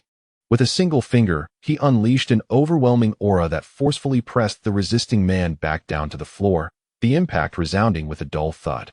In that fleeting moment, the individual kneeling on the ground appeared pallid, filled with indignation at the humiliation he had endured. His teeth clenched as he glared at the figure before him, as if he wished to devour him whole. His intellect seems to be intact. My dear brother, there is no need to bully such a feeble creature. Let us divulge our grand scheme to instill a sense of awe in these insignificant beings, lest they remain as ignorant as frogs at the bottom of a well. The other man, standing to the right, regarded the weakling with derision. A scheme? What might that be? Queried the prostrate figure, his eyes flickering with a mix of alarm and eagerness in response to the effeminate man's words. Well, it is not so much a secret. We have merely discovered a connection between the Saiyans and the Universal Combat Tournament through some ancient texts. As the rulers of the cosmos, the Saiyans must possess certain secrets. Thus, if we can eliminate them first, the Lisa people shall ascend as the new sovereigns. And we shall be afforded such privileges, correct? Esteemed Captain Mr. Nida, the middle-aged man seated prominently in the central position chuckled, having drawn forth a peculiar, tattered scroll from an unknown source, igniting it in flames and reducing the ancient manuscript to mere ashes. The ashes, grasped in his palm, were scattered upon the ground. What? You dare entertain such thoughts? You are utterly mad, beyond comprehension. Nida glared furiously at the three men before him, the revelation of the ancient text having shaken him to his very core. Yet, as the manuscript was consumed by the flames, he was jolted from his stupor, roaring with rage. Spare us the pleasantries, or I may not hesitate to dispose of you first. The individual to the left, somewhat frivolous in demeanor, spoke with an air of menace, his haughty gaze suggesting that should the conversation persist, tomorrow's sun might never rise for them. At that moment, a servant rushed in, announcing, "Leader, a distant cosmic vessel has signaled for us to rendezvous with them, and the docking bay has been opened." "Oh, is that so?" The man paused, then erupted into hearty laughter. "What splendid fortune! Let us proceed at once." His countenance brightened as he stood upright. "Alas, this is dire, young master." The kneeling figure recalled the malevolent trio with trepidation, fervently praying. The hatch opened, revealing a servant to greet them. The middle-aged man leaned against Nida, flanked by his companions, casting a disdainful gaze at the welcoming figure before them. "Greetings, Lord Nida," the attendant bowed respectfully. "Do not play tricks." The Lisa man pressed a finger against Nida's lower back, the chilling aura serving as a constant reminder of the peril that loomed over him. "Enough of your nonsense. Where's the young master? I wish to escort these gentlemen to meet him." Nida, feeling cornered, was compelled to feign humility. "He is already in the reception room." The attendant replied. "Very well, let us proceed." The quartet advanced together, all heading in the same direction. Upon entering the reception room, the middle-aged man furrowed his brow, instinctively sensing the faint scent of danger. His gaze swiftly swept across the opulent interior, where several individuals were seated. At the moment his eyes met Gohan's, a chilling aura of hostility pierced through him. The middle-aged man wore a bemused smile, having already learned about the individuals from Nida, and upon seeing the unfamiliar Gohan, he instantly recognized his Saiyan identity. Gohan, too, sensed a brazen presence assessing his surroundings the moment they entered the reception room. The latent ferocity stirred feelings of dissatisfaction and aversion within him, prompting a tense standoff. Goten, OOB, and Trunks also keenly perceived this tension, halting their conversation with Neely and directing their attention toward the formidable figure. With both host and guests present, this is much easier, the self-proclaimed Kelly announced, exuding a more potent force that effortlessly dispelled Gohan's oppressive aura, avoiding any embellishments. "What does this mean?" one of the men standing behind Neely queried, his irritation palpable as he glared at the trio ahead. "Nothing more than a simple greeting and introduction," Kelly replied dismissively. "Do not be disrespectful, be cautious, or I may just end you." The man stepped forward, only to be halted by Neely's outstretched hand. "Do you possess such capability?" Sal taunted. The man appeared clearly enraged, while the bystander, Zeke, maintained a disinterested demeanor. Enough, FIM, do not act impulsively. However, I must inquire. Kelly, what does your presence signify? After all, the guest is here. What is it that you seek? Neely again raised his hand to restrain FIM. Nothing much. We merely wish to meet the Saiyans, correct, Sal? Kelly smirked. What? Goten, OOB, and Trunks were taken aback, their expressions shifting, while Gohan regarded them with dispassion. Oh, are you three also Saiyans? Kelly observed their reactions, his heart racing after witnessing Gohan's indifference. What is your intention? Do you seek to battle the Saiyans? Neely inquired casually, though the tea in his cup rippled from the disturbance in the air. Not particularly. I was merely contemplating that if we were to vanquish the Saiyans first, we would emerge as the new rulers, thus swiftly advancing to the finals, would we not, Prince Neely? At the mention of Neely, Gohan's expression shifted dramatically, his gaze sharpening towards Kelly, a hint of anger lacing his voice as he sought a satisfactory answer. Goten and the others also glared at Neely with suppressed fury. The smile faded from Neely's face, and sensing Gohan's cold demeanor, he reluctantly nodded, explaining, "This is no secret. Initially, it was my father who intended to speak with you personally, as I do not possess extensive knowledge regarding the tournament." Gohan responded to this explanation with a non-committal silence. Wukong and his companions were reluctant to pursue the matter further, instead continuing to lock eyes with Kelly and his two allies. Shall we commence the battle now? Wukong and Trunks exchanged solemn glances and whispered, Indeed, young Master Journali, this can be considered an elimination match, signifying a duel solely between us. Therefore, I kindly ask that you refrain from intervening, Kelly said with a wicked grin. Journali, aware that conflict was now inevitable, let out a resigned sigh and remarked, however, you cannot engage in battle here. You must move to the gravity chamber, where the super alloy can withstand formidable assaults. Very well, both parties conceded, and in an instant, their fighting spirit surged. Coughing and drenched in sweat, Vegeta gasped for breath after an extended period of exertion. Lying on the ground and staring up at the ceiling of the gravity chamber, his mind briefly wandered through the events of the past few days.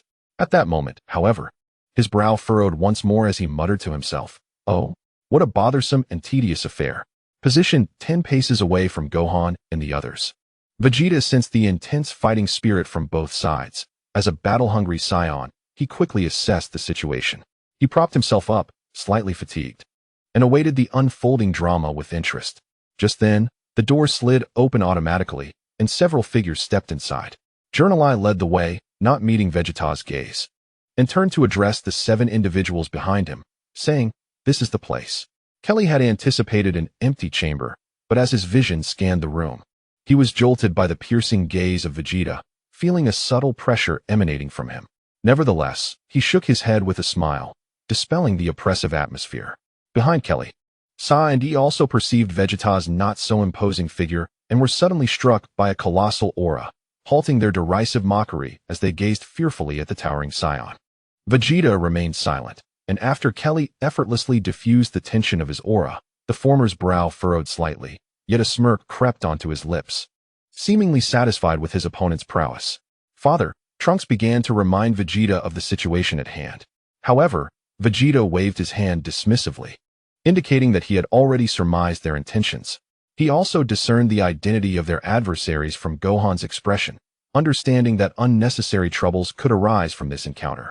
You are a Saiyan too, are you not? We are from the Liza clan, here to issue a challenge, Kelly declared, suddenly exuding a tremendous aura that shattered the energy field created by Vegeta. Several blades of wind sliced through the air toward him. Vegeta, however, made minimal movement, chuckling at the other's ostentatious display as if regarding a jester. Despite the provocatively unleashed wind blades aimed at him, he remained unfazed. Trunks, Wukong, and Ub felt the overwhelming pressure that surged forth from the opponent, causing them to instinctively retreat slightly to regain their footing.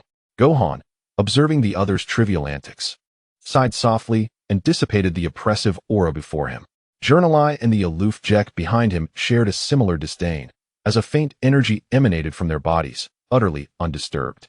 Meanwhile, FIM struggled to withstand the overwhelming pressure, while the remaining subordinates found themselves in a state of disarray, grappling with the onslaught of that formidable force. This fellow. Upon witnessing the scornful gaze of Vegeta, who once derided the weak, Sal, unable to bear such contempt, unleashed a tirade of curses. Just as he prepared to retaliate, a large hand clamped over his mouth, and cold, indifferent eyes met his own.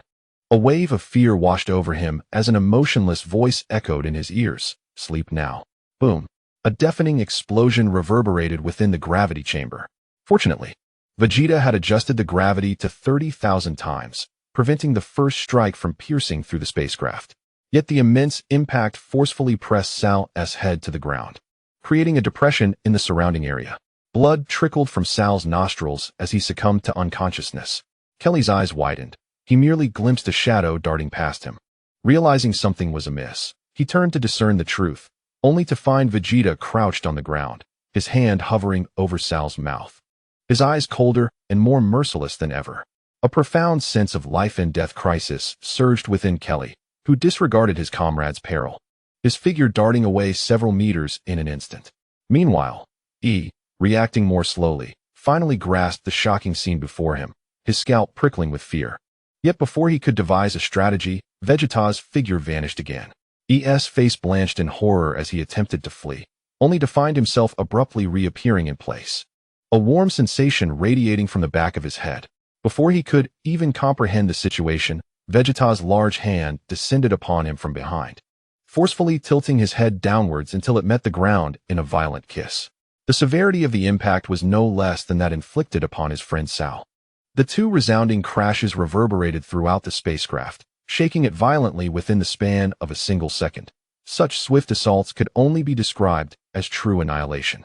Goten, Trunks, and OOB gazed in astonishment at Vegeta's astounding surge of power, left speechless by his display of might. Gohan, however, astutely sensed the fluctuations in Vegeta's energy, a knowing smile breaking across his face. Journalai contemplated quietly, observing Vegeta's ferocity, while the indifferent Jack maintained his aloof stance, seemingly unconcerned. Once more witnessing the explosive defeat of his ally, Kelly felt a chill of fear grip him, prompting him to retreat further from his opponent. At last, he unleashed his full power, a tempestuous force shaking the gravity chamber as a greenish flame erupted forth. Boring. Kelly attempted to resist, but as Vegeta's words fell, he intensified both his power and speed. A devastating elbow strike buried deep into Kelly's abdomen, the force radiating through his body, shattering his defenses. One decisive blow. A hazy silhouette lingers in the mind with remarkable clarity. Though not particularly tall, it looms large in the consciousness. Kelly, clutching his abdomen, with saliva mixed with a hint of blood trickling from his mouth, gazes up in disbelief at the already departing Vegeta. Amidst his sorrow and rage, an overwhelming fear also arises, but without further contemplation, darkness envelopes him, and he collapses to the ground. Such a pompous fool, Vegeta coldly remarked as he exited the gravity chamber, uttering a startling statement while completely disregarding those present, departing alone. Meanwhile, Goten and his companions were still processing the earlier scenes, utterly astonished by Vegeta's words. They had failed to perceive Vegeta's swift movements during the battle. Such a decisive victory was entirely beyond their expectations. After all, they were aware that although Kelly's strength was not formidable, should he truly seek to defeat them, Goten and Trunks would indeed need to transform into Super Saiyans to stand a chance. Gohan, too, was taken aback, unable to fathom how much Vegeta had changed in just half a year. However, upon recalling Vegeta's self-destructive training methods, he could only manage a wry smile of resignation. Gurren also chuckled bitterly, gesturing for his subordinates to tidy the scene, his gaze lingering on the retreating figure, a peculiar smile now adorning his previously jovial expression. Jack finally opened his eyes, witnessing Vegeta's form fade into the distance, then shook his head, lost in thought. Thus, this farcical episode came to an amusing conclusion. Chapter 7. The Return of Goku, A New Battle, Part 1. In a world bathed in radiant, multicolored light, a colossal crystal chair floated within this spacious realm. Seated upon it was an elderly man, teetering on the brink of death. Though his vitality remained relatively abundant, he was acutely aware that due to a certain event, his life had been drastically shortened, and his remaining days were few. With half-closed eyes, the weary visage of the aged man, etched with wrinkles, exhaled a heavy breath. Murmuring inaudibly, Is it true that prophecies will come to pass? Ancestor, you have left behind too many enigmas. Which among them truly reflects your intent? Sighing deeply, he was soon seized by a violent cough, his body convulsing. In this world, he existed in solitude, and through the agonizing ordeal, he gradually regained his composure. Solemnly uttering 3 words, Scion. I apologize, but Mozhu seeks to verify something. If readers genuinely enjoy this Dragon Ball tale, please log into your accounts within these 3 days to bookmark this book and leave a comment. Currently, this novel has garnered over 100,000 views, yet only 50 bookmarks, which Mozhu finds unusual and thus needs verification. Previous TL friends, please refrain from artificially inflating the data or commenting for now, as I urgently require authentic statistics. If everyone believes that the setting sun is deceiving them, then dear readers, you may choose to remove this book from your shelves come Monday. For the next 3 days, the setting sun seeks to verify the authenticity of this book's data and to confirm a troubling suspicion that lingers in the heart. Thank you all. The verdant earth, teeming with life, nourishes all living beings in their growth. Beneath the azure sky and white clouds, a gentle breeze brings a sense of tranquil comfort. The sunlight, though not blindingly bright, casts a soft warmth that envelopes. The melodious sounds of gurgling streams fill the air as tiny droplets of water playfully dance, composing a serene melody. A whisper of wind carries the image of a colossal emerald dragon gliding through the air, its horned head, the color of withered wood, adorned with eyes that sometimes shimmer with a crimson light. Its elongated whiskers sway gracefully in the breeze, exuding an aura of silent authority that is both intimidating and majestic. It is the divine dragon, who has been missing for half a year. It appears that the situation is far more intricate than I had anticipated. Have I erred? The divine dragon bows its head, lost in contemplation. My memories are but fragments. I am unaware of the whereabouts of that being, which troubles me greatly. Has the prophecy truly arrived? It seems I must act. The awakened dragon appears to be cursing someone, having made a decision. It resolves to validate the accuracy of this prophecy, even at the cost of its ultimate fate. With newfound determination, a flash of red light ignites in the dragon's eyes. And in the space several yards ahead, a spiral distortion occurs. With the flicker of crimson, a petite figure emerges from the shattered space. That familiar silhouette, that playful and endearing visage, that signature gesture, Wukong. Wukong, summoned by the dragon's call, chuckles as he ruffles his spiky hair. His youthful face reflects his simplistic intellect, and his bare torso is draped with tattered blue garments around his waist. Wukong, using one finger to wipe his nose, disregards his dusty appearance and instead asks, Dragon, is there something of great importance? Why the urgency in summoning me back? It turns out that since Wukong accompanied the dragon into this enigmatic realm, he grew restless with solitude. After much persuasion, he finally convinced the dragon to allow him to train in other dimensions of the universe. Although those realms offered few formidable opponents, Wukong found joy in challenging the local rulers. He also sensed that, aided by the Black Star Dragon Balls, his previously waning powers and stamina had gradually been restored during these 6 months of rigorous training. Even though his body still resembled that of a child, Wukong was aware that his strength had far surpassed that of 6 months prior. The dragon did not respond directly, but upon sensing the resurgence of Wukong's power, it arrived at its own conclusions. Yet, it remained perplexed as to why that being continued to act in such a manner, especially given Wukong's identity. With that thought, the dragon ceased its speculations, took a deep breath, and gazed silently at the sky.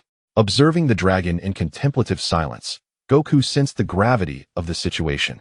However, his inherent disinclination towards delving into complexities prompted him to inquire, Dragon, what troubles you? Why do you gaze vacantly at the sky? He adjusted his belt and pulled out his tattered blue shirt, preparing to don it once more. I harbor a foreboding feeling, Goku. It seems the universe is once again on the brink of peril, the dragon responded with a sigh, turning to regard Goku, who had just completed his training. What are you saying? Is a new adversary emerging? But we still have Gohan, Vegeta, and the others. They will safeguard the universe, so fret not, Goku replied innocently. Having donned his attire, clasping his hands behind his head, and swaying leisurely. No, this calamity is not so easily resolved. The foe's power far surpasses that of the malevolent dragons, the dragon declared gravely, the somber tone deepening the atmosphere. Surely not. Goku exclaimed, his eyes wide with disbelief. Ceasing his swaying, a flicker of disappointment crossed his mind as he thought, what a pity it is that I cannot engage him in battle. Indeed, Goku. I've contemplated this for quite some time. Only you can avert this impending catastrophe, the dragon mused, gazing thoughtfully at the sky. For within the fragmented memories lay several versions of prophecy. Is that truly the case? Goku's eyes sparkled with anticipation as he fixed his gaze on the dragon, apprehensive of any sudden change in the dragon's resolution. His excitement was palpable, and upon receiving the dragon's confirmation, he jubilantly bounded about. Ah, there is another matter. Your body has diminished in size due to the Black Star Dragon Balls, which is quite disadvantageous, especially since your strength is suppressed. Allow me to restore you to your former state, thus enhancing your chances. The dragon turned to regard the diminutive Goku. Is that so? This is magnificent. Thank you, dragon.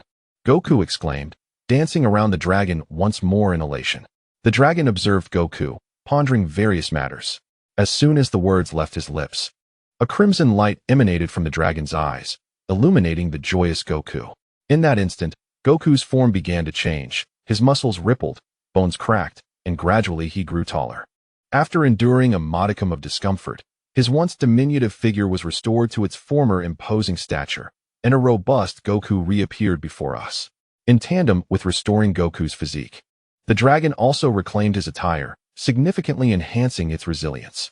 In a moment, Goku's powerful frame radiated a formidable aura, astonishing even the dragon with the disturbance of energy around him. This is truly splendid. I have returned to my adult form. Goku's voice had transformed as he admired his physique, running his hands over his solid muscles with satisfaction. He did not forget to express his gratitude to the dragon, saying, "Thank you, dragon." As the journey commenced, the dragon concealed his inner astonishment. Aware of the urgency of time, he refrained from further speech. His eyes glowed crimson once more. And upon casting that light upon Goku, the imposing figure within the glow vanished in an instant, thereby bidding farewell to Goku. Thus began the formal validation of the prophecy. However, the dragon continued to gaze mournfully into the empty expanse above, sinking once more into contemplation. Could he indeed avert this impending catastrophe? After all, he was a Saiyan, the legendary Super Saiyan. Chapter 7, The Resurgence of Goku, A New Battle, Part 2, The perspective shifts to the King Kai's realm. It remains as tranquil as ever. For it is undoubtedly one of the few places in the universe where mortals, including deities from the mortal realm, cannot reach. The environment here rivals that of Earth. Truly a paradise within the cosmos. Accompanying Goku to the King Kai's realm, and with no home to return to, the duo of the five sons, who had encountered two extraterrestrials upon Goku's plunge into the skeletal space, now reside within the King Kai's domain.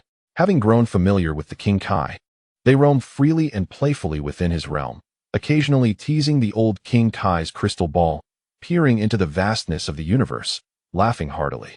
Meanwhile, the old King Kai and the King Kai sat upon a large stone, leisurely fishing, with their eyes closed in serene detachment. They appeared to be in a state of blissful isolation. Beneath their facade of righteousness often lies a grotesque truth. At this moment, they seemed noble and composed. Yet unbeknownst to others, they harbored secrets. These two had become so relaxed that they made a wager. Whichever side prevailed could select 3 editions of the other's cherished magazine featuring beautiful women. Truly, moral standards have declined, as even the King Kai had been tainted by the lecherous old King Kai. As the saying goes, one who associates with vermilion will become red, and one who associates with ink will become black. However, the assessment from the 5 sons was, like attracts like, and birds of a feather flock together. A gentle breeze swept through, ruffling a few strands of their hair, while silence enveloped the world, even the gray underground realm. A ripple transmitted to the old King Kai's hand, causing him to reflexively open his half-closed eyes. He observed the increasingly vigorous tremors of the fishing line. Yet he restrained his excitement, patiently awaiting the moment when a fish would truly bite. However, just as the hook reached its peak oscillation, a resounding shout erupted, startling not only the fish in the water but also leaving the old King Kai, who was on the brink of victory, utterly stunned. What? This energy, could it be Goku? How has he returned? The King Kai suddenly widened his eyes in astonishment, his expression a mixture of bewilderment and immense excitement. The old King Kai was about to erupt in anger, initially thinking his apprentice was merely shouting out of frustration at losing, but upon hearing the name Goku, his irate demeanor transformed into one of surprise as he inquired, "What did you just say? Goku has returned? He was supposed to vanish forever with the dragon. Are you mistaken?" The ancient Kaioshin, seemingly lost in thought, spoke aloud, then murmured in a low voice, "No.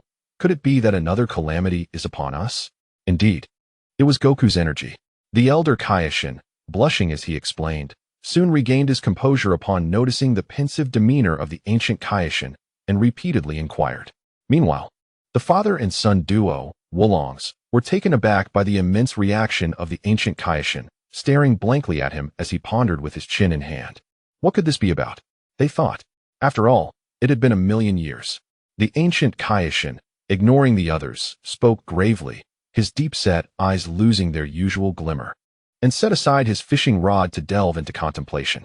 The previously bewildered Kaioshin suddenly recalled something, and after a moment of astonishment, joined in. Could it be that event? What should we do about it? The ancient Kaioshin lifted his gaze to the vast blue sky, as if seeking answers. The Kaioshin, however, lowered his head, lost in thought, while the Wulong father and son exchanged helpless glances. Meanwhile, on another planet, Goku chuckled to himself. "Ah, what a predicament. I haven't yet inquired with Shenron about Gohan and the others' whereabouts and circumstances, and here I am, transported to this desolate place." He surveyed the barren landscape, chuckling. "Well, there's no other option. I must use instant transmission to track their location." Goku readied himself for the technique, but moments later, he released his fingers, his expression shifting abruptly, followed by a low rumble. Goku relaxed his brows, laughing self-deprecatingly. "Haha, it seems I should first satisfy my hunger.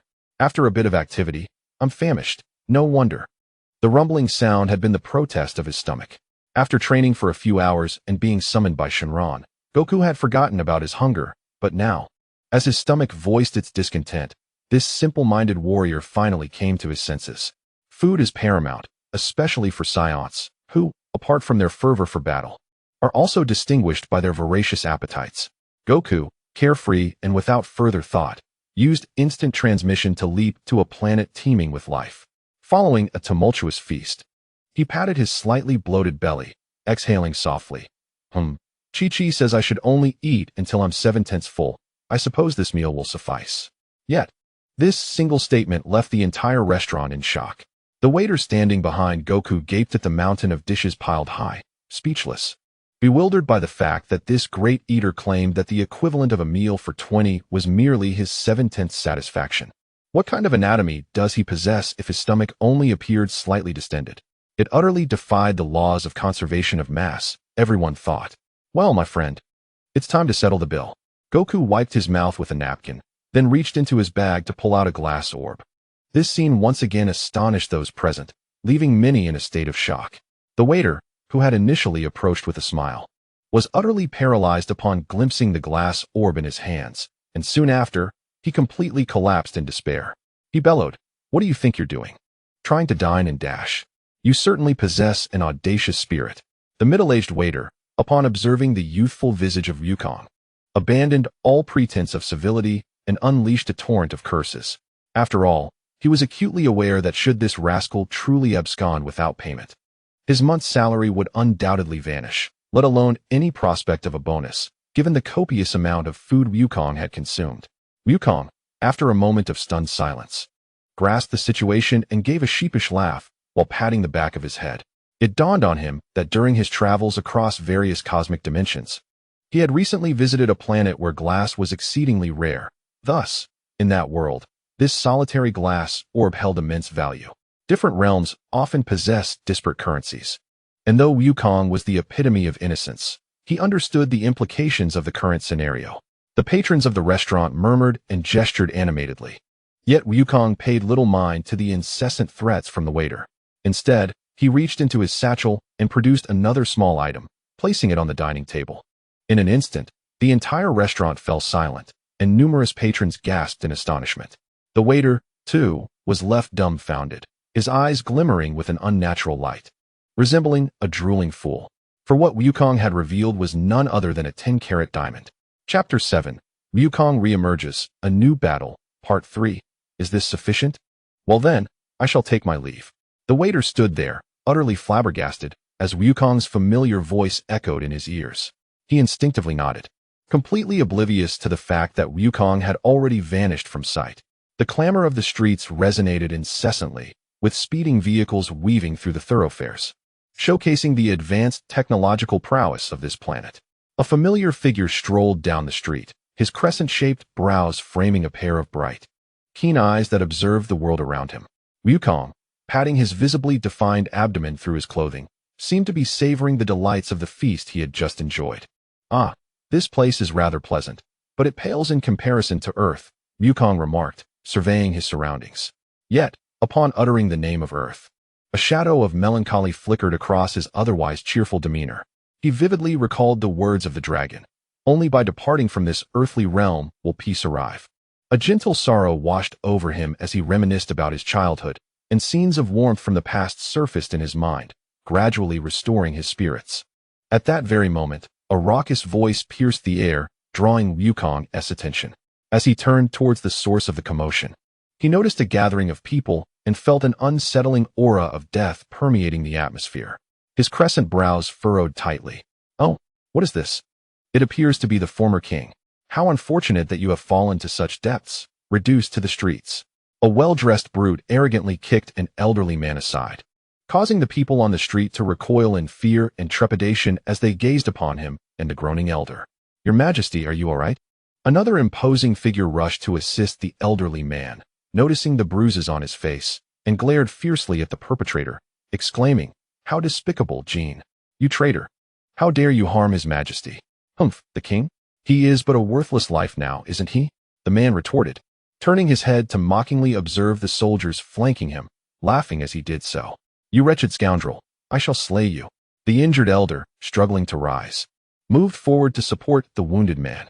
Wukong, however, did not rush into action. Instead, he keenly sensed the presence around him, his gaze seemingly piercing through the soldiers' hidden agendas. Tendrils of dark energy emanated from their crowns, curiously all pointing towards the resplendent palace situated thousands of meters behind them. In that moment, Wukong's mind recalled his earlier battle with the fully formed baby. The dark energy resembled baby's method of absorbing humanity's negative emotions to bolster his strength. "Oh, how fortunate indeed," he mused. "However, the king has issued his orders, and you no longer have any need to survive. I can end you at any moment. It seems the perfect time to eradicate you both." He then gathered a ball of energy, directing it towards them. Upon hearing the brutish man's proclamation, Wukong's formidable consciousness had already enveloped the area, allowing him to see the black threads above the man's head suddenly swell in intensity. As a glimmer of red light emanated from the brute's eyes, a ball of energy materialized in his hand. Wukong furrowed his brow and swiftly advanced, seizing the glowing red orb, effortlessly neutralizing the impending threat. The brute, momentarily shaken by Wukong's overwhelming presence, regained his composure and demanded, "Who are you to dare confront me?"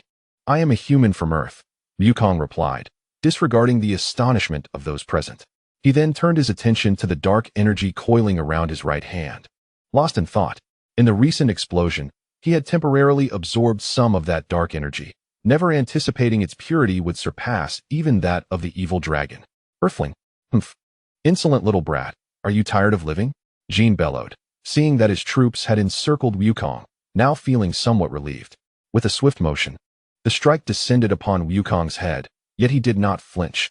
Instead, he offered a cold smirk.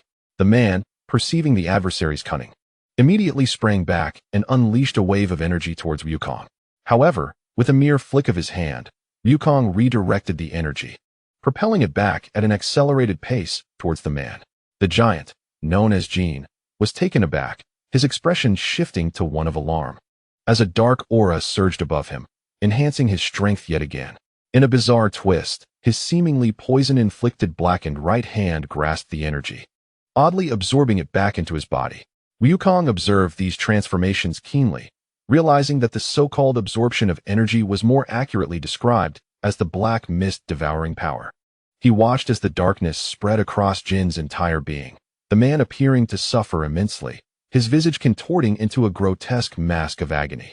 With a deft leap, Wukong took flight, leaving behind only a fleeting shadow, and positioned himself beside Jin. placing a mighty hand upon the giant's crown.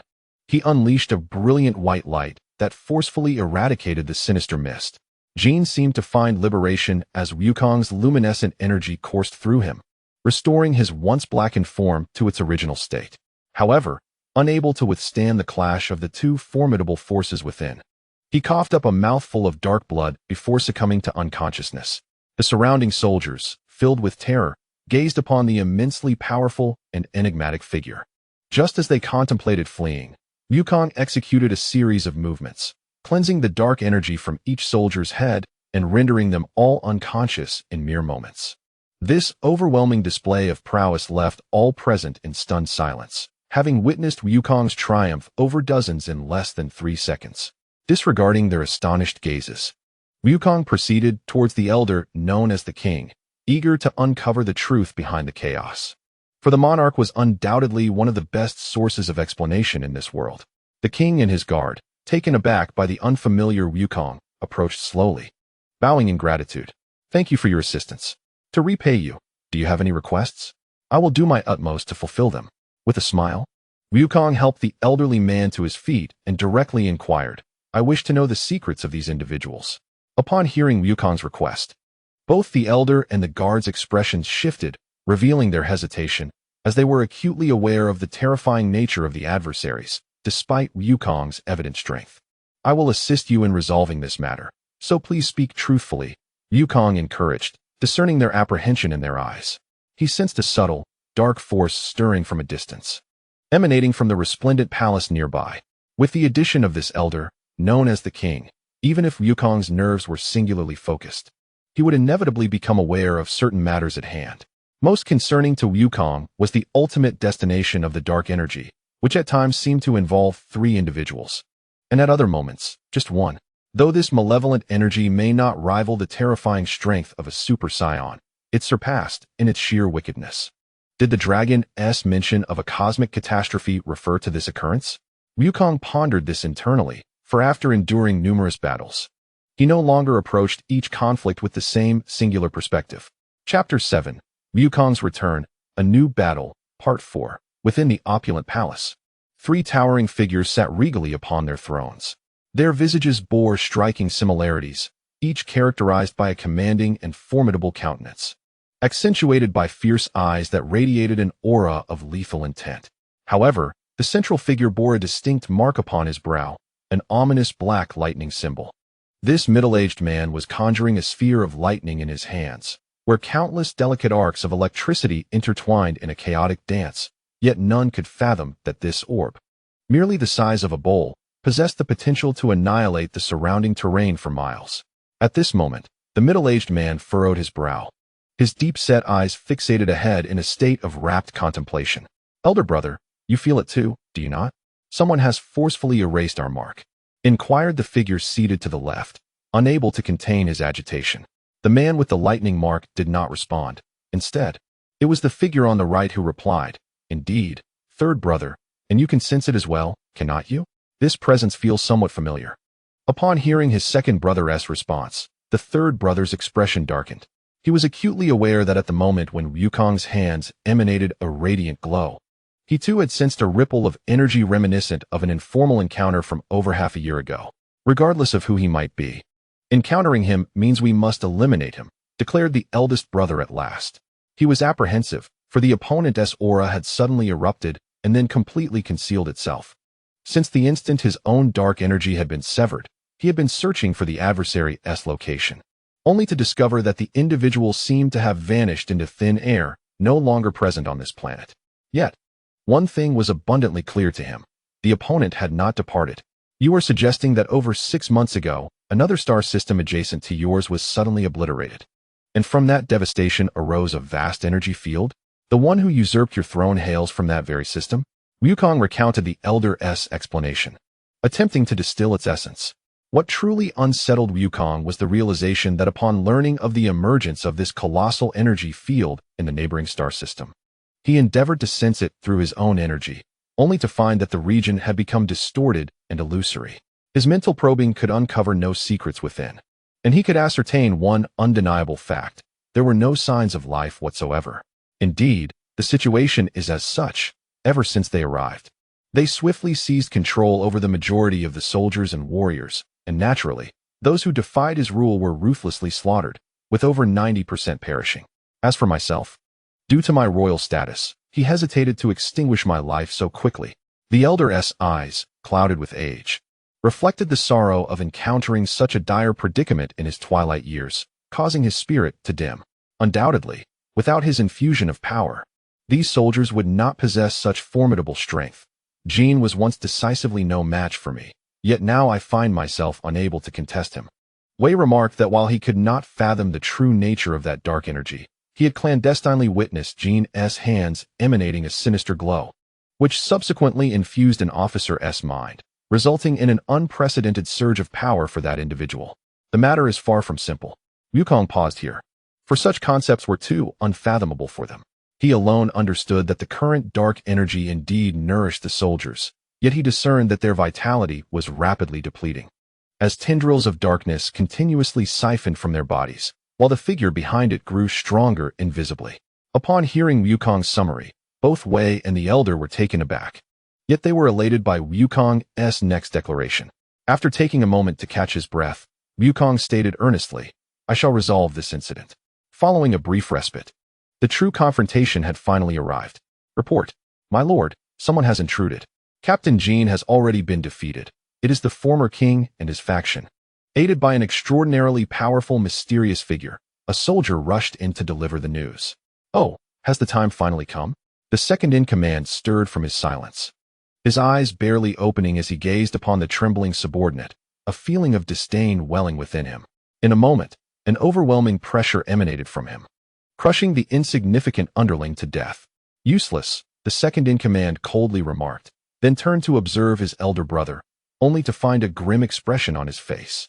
The eldest brother, too, noticed the darkened countenance of his sibling. The reckless and impetuous nature of the second and third brothers prevented them from grasping the depth of their elder brother's thoughts. What they remained oblivious to was a secret. They were not three independent entities. Their energy consistently hovered around 5,000. The middle-aged man, bearing a mark of black lightning on his forehead, clenched his fists. He had been acutely aware of the skirmish outside, yet upon locking onto the energy signatures, he was confounded to discover that their strength remained steadfastly at 5,000. This was utterly implausible, especially considering that even the soldiers possessed powers exceeding tens of thousands. Moreover, the most crucial aspect was whether their origins were akin to that of a certain individual he had encountered over 6 months ago. Their energies bore a striking resemblance. Yet they were vastly inferior, far too weak. Upon receiving the report from his subordinate, the middle-aged man finally recognized that the invader was indeed the enigmatic figure who had just ruthlessly erased his mark. What astonished him was the remarkable mastery with which the opponent wielded their power. "Do not panic, no one can defeat us," he replied slowly to his so-called second and third brothers after regaining his composure. In that fleeting moment, a brilliant white light surged into the hall, initiating their first confrontation with a violent onslaught. "Devour!" The middle-aged man barked, a wave of black flames erupting from behind him. With a disdainful snort, the ferocious black energy collided with the white energy attack, absorbing the unexpected strike without triggering an explosion. It seems the situation is indeed as I suspected. That mysterious black energy is far from ordinary." A familiar voice echoed within the hall, and a figure swiftly appeared, the voice of Wukong resonating through the air. Caught off guard by Wukong's assault, the second and third brothers were momentarily stunned, now fully aware of the terrifying nature of their opponent. Stripped of their arrogance, they scrutinized him with grave expressions. Even the middle-aged man with the lightning mark remained silent, for he alone understood that while the black energy had consumed the opponent's attack, it had also diminished a significant portion of its own power. In comparison, the energy expended was less than that absorbed. However, the true outcome of the battle could only be revealed in the heat of conflict. Wukong stood proudly before his adversary, acutely aware of the dense, malevolent energy emanating from him, devoid of any need for compassion. Having experienced the horror of the evil dragon incident, Wukong had come to comprehend the dire nature of negative energy. Observing the multitude of defeated foes sprawled at his feet, the elder and his companion Wei remained trembling with trepidation. Who is that person? How can he possess such formidable power, effortlessly subduing 10,000 soldiers? each with combat capabilities exceeding 50,000? The king recalled Wukong's earlier battle. Indeed, the speed was astonishing, a truly overwhelming victory. Wei reflected on Wukong's prowess. Perhaps he truly can assist us. This is indeed splendid. The elder gazed intently at the main hall in the distance, his heart still racing, fervently hoping for Wukong's complete triumph. Yes, your majesty, Wei replied reflexively, equally awed by Wukong's strength. At that moment, a swirling vortex of energy appeared above the main hall, with turbulent black fog shimmering ominously. A fierce wind surged as multiple powerful forces ascended, causing the entire capital to tremble in anticipation. A great battle was imminent. Chapter 8. The Mysterious Black Energy, Beyond Super Saiyan, Part 1. 4 formidable auras soared into the sky, enveloping the entire capital. The black vortex above intermittently flickered with violet-red lightning. Although it did not rain down destruction, the oppressive aura it emitted instilled profound fear in the hearts of the fighters below. Wei perceived the terrifying onset of battle and, upon sensing the chilling intent of war, swiftly took the king to a location over 10 miles away. Both of them gazed intently at the distant battlefield. Although they were separated by a considerable distance, the expanse of the conflict was so vast that even though Wukong had redirected the battle to the outskirts of the capital, where there were few people, the flames of war still reached the heart of the city. Supported by Wei, the king floated at a height of over 100 meters, affording him a clear view of the distant clash. At the onset of the skirmish, Wukong had already unleashed his power to disperse the swirling black mist that was a manifestation of negative energy. As he obliterated the vortex imbued with the force of lightning, he felt an overwhelming pull, as if it sought to consume his very essence. Consequently, Wukong transformed into a Super Saiyan, his golden aura clashing against the 3 tendrils of black energy. They were indeed formidable. The intensity of the battle was palpable to Wei, who, from afar, could only speculate about the true nature of the confrontation. For now, he managed to withstand the turbulent waves of energy emanating from the clash by erecting a protective shield. Had he returned to the ground, the impact of these waves would have been significantly diminished. Yet he could not guarantee that the earth would not suddenly fracture as they had just witnessed. After a fierce exchange, a figure gradually descended upon a massive rock. As Wukong landed, he reflected on the middle-aged man marked by the lightning insignia, who possessed unfathomable strength, and cast a glance at the 2 other figures beside him. Having already detected their enigmatic and similar auras, he was not overly surprised to see the 3 of them resembling one another, though his contemplation deepened. "Oh, you are indeed powerful," Wukong remarked. "If not, I could never hope to rival you. Your strength has increased immensely compared to 6 months ago." The middle-aged man with the lightning insignia regarded Wukong, his attention particularly drawn to the latter's golden hair. Upon hearing this statement, Wukong's demeanor shifted subtly, though he concealed it, internally reasoning that the man could not have met him before, yet the questions lingered more intensely. "Greetings, I nearly forgot to introduce myself. You may call me Leisha, or the Thunder God, a deity from a neighboring star system. The 2 beside me are Haisha, the second, and Luosha." The revelation struck Wukong, who widened his eyes in astonishment, only to quickly furrow his brow and narrow his gaze. After a brief moment of surprise, Wukong attempted to inquire, "If you are a god from another planet, why do you seek to conquer this one?" The Thunder God hesitated before responding, a faint smile of resignation gracing his features. Survival of the fittest. Wukong's expression shifted slightly. He had never anticipated such a response. A flicker of resentment stirred within him upon hearing those words. The Thunder God ceased his dialogue, instantaneously appearing before Wukong and delivering a powerful punch aimed at his abdomen. The latter reacted promptly, pushing away the attack with a swift motion of his hand, simultaneously launching a punch toward Thor's face. In an instant, Thor vanished, appearing 100 meters away, where he conjured an energy sphere. Before he could dissipate the first opponent's assault, Goku sensed a presence behind him, an impending force aimed at his back. Without concern for Thor's surprise attack, Goku executed a swift maneuver, spinning around to deliver a powerful blow that collided with his adversary's fist. Due to Goku's superior strength, the force sent Haisha, who had been blasted away, choking back the blood that threatened to escape his lips. With a flick of his wrist, Thor directed the azure energy projectile, which arced through the air and intercepted Goku as he pursued Haisha. Left with no choice, Haisha halted his advance.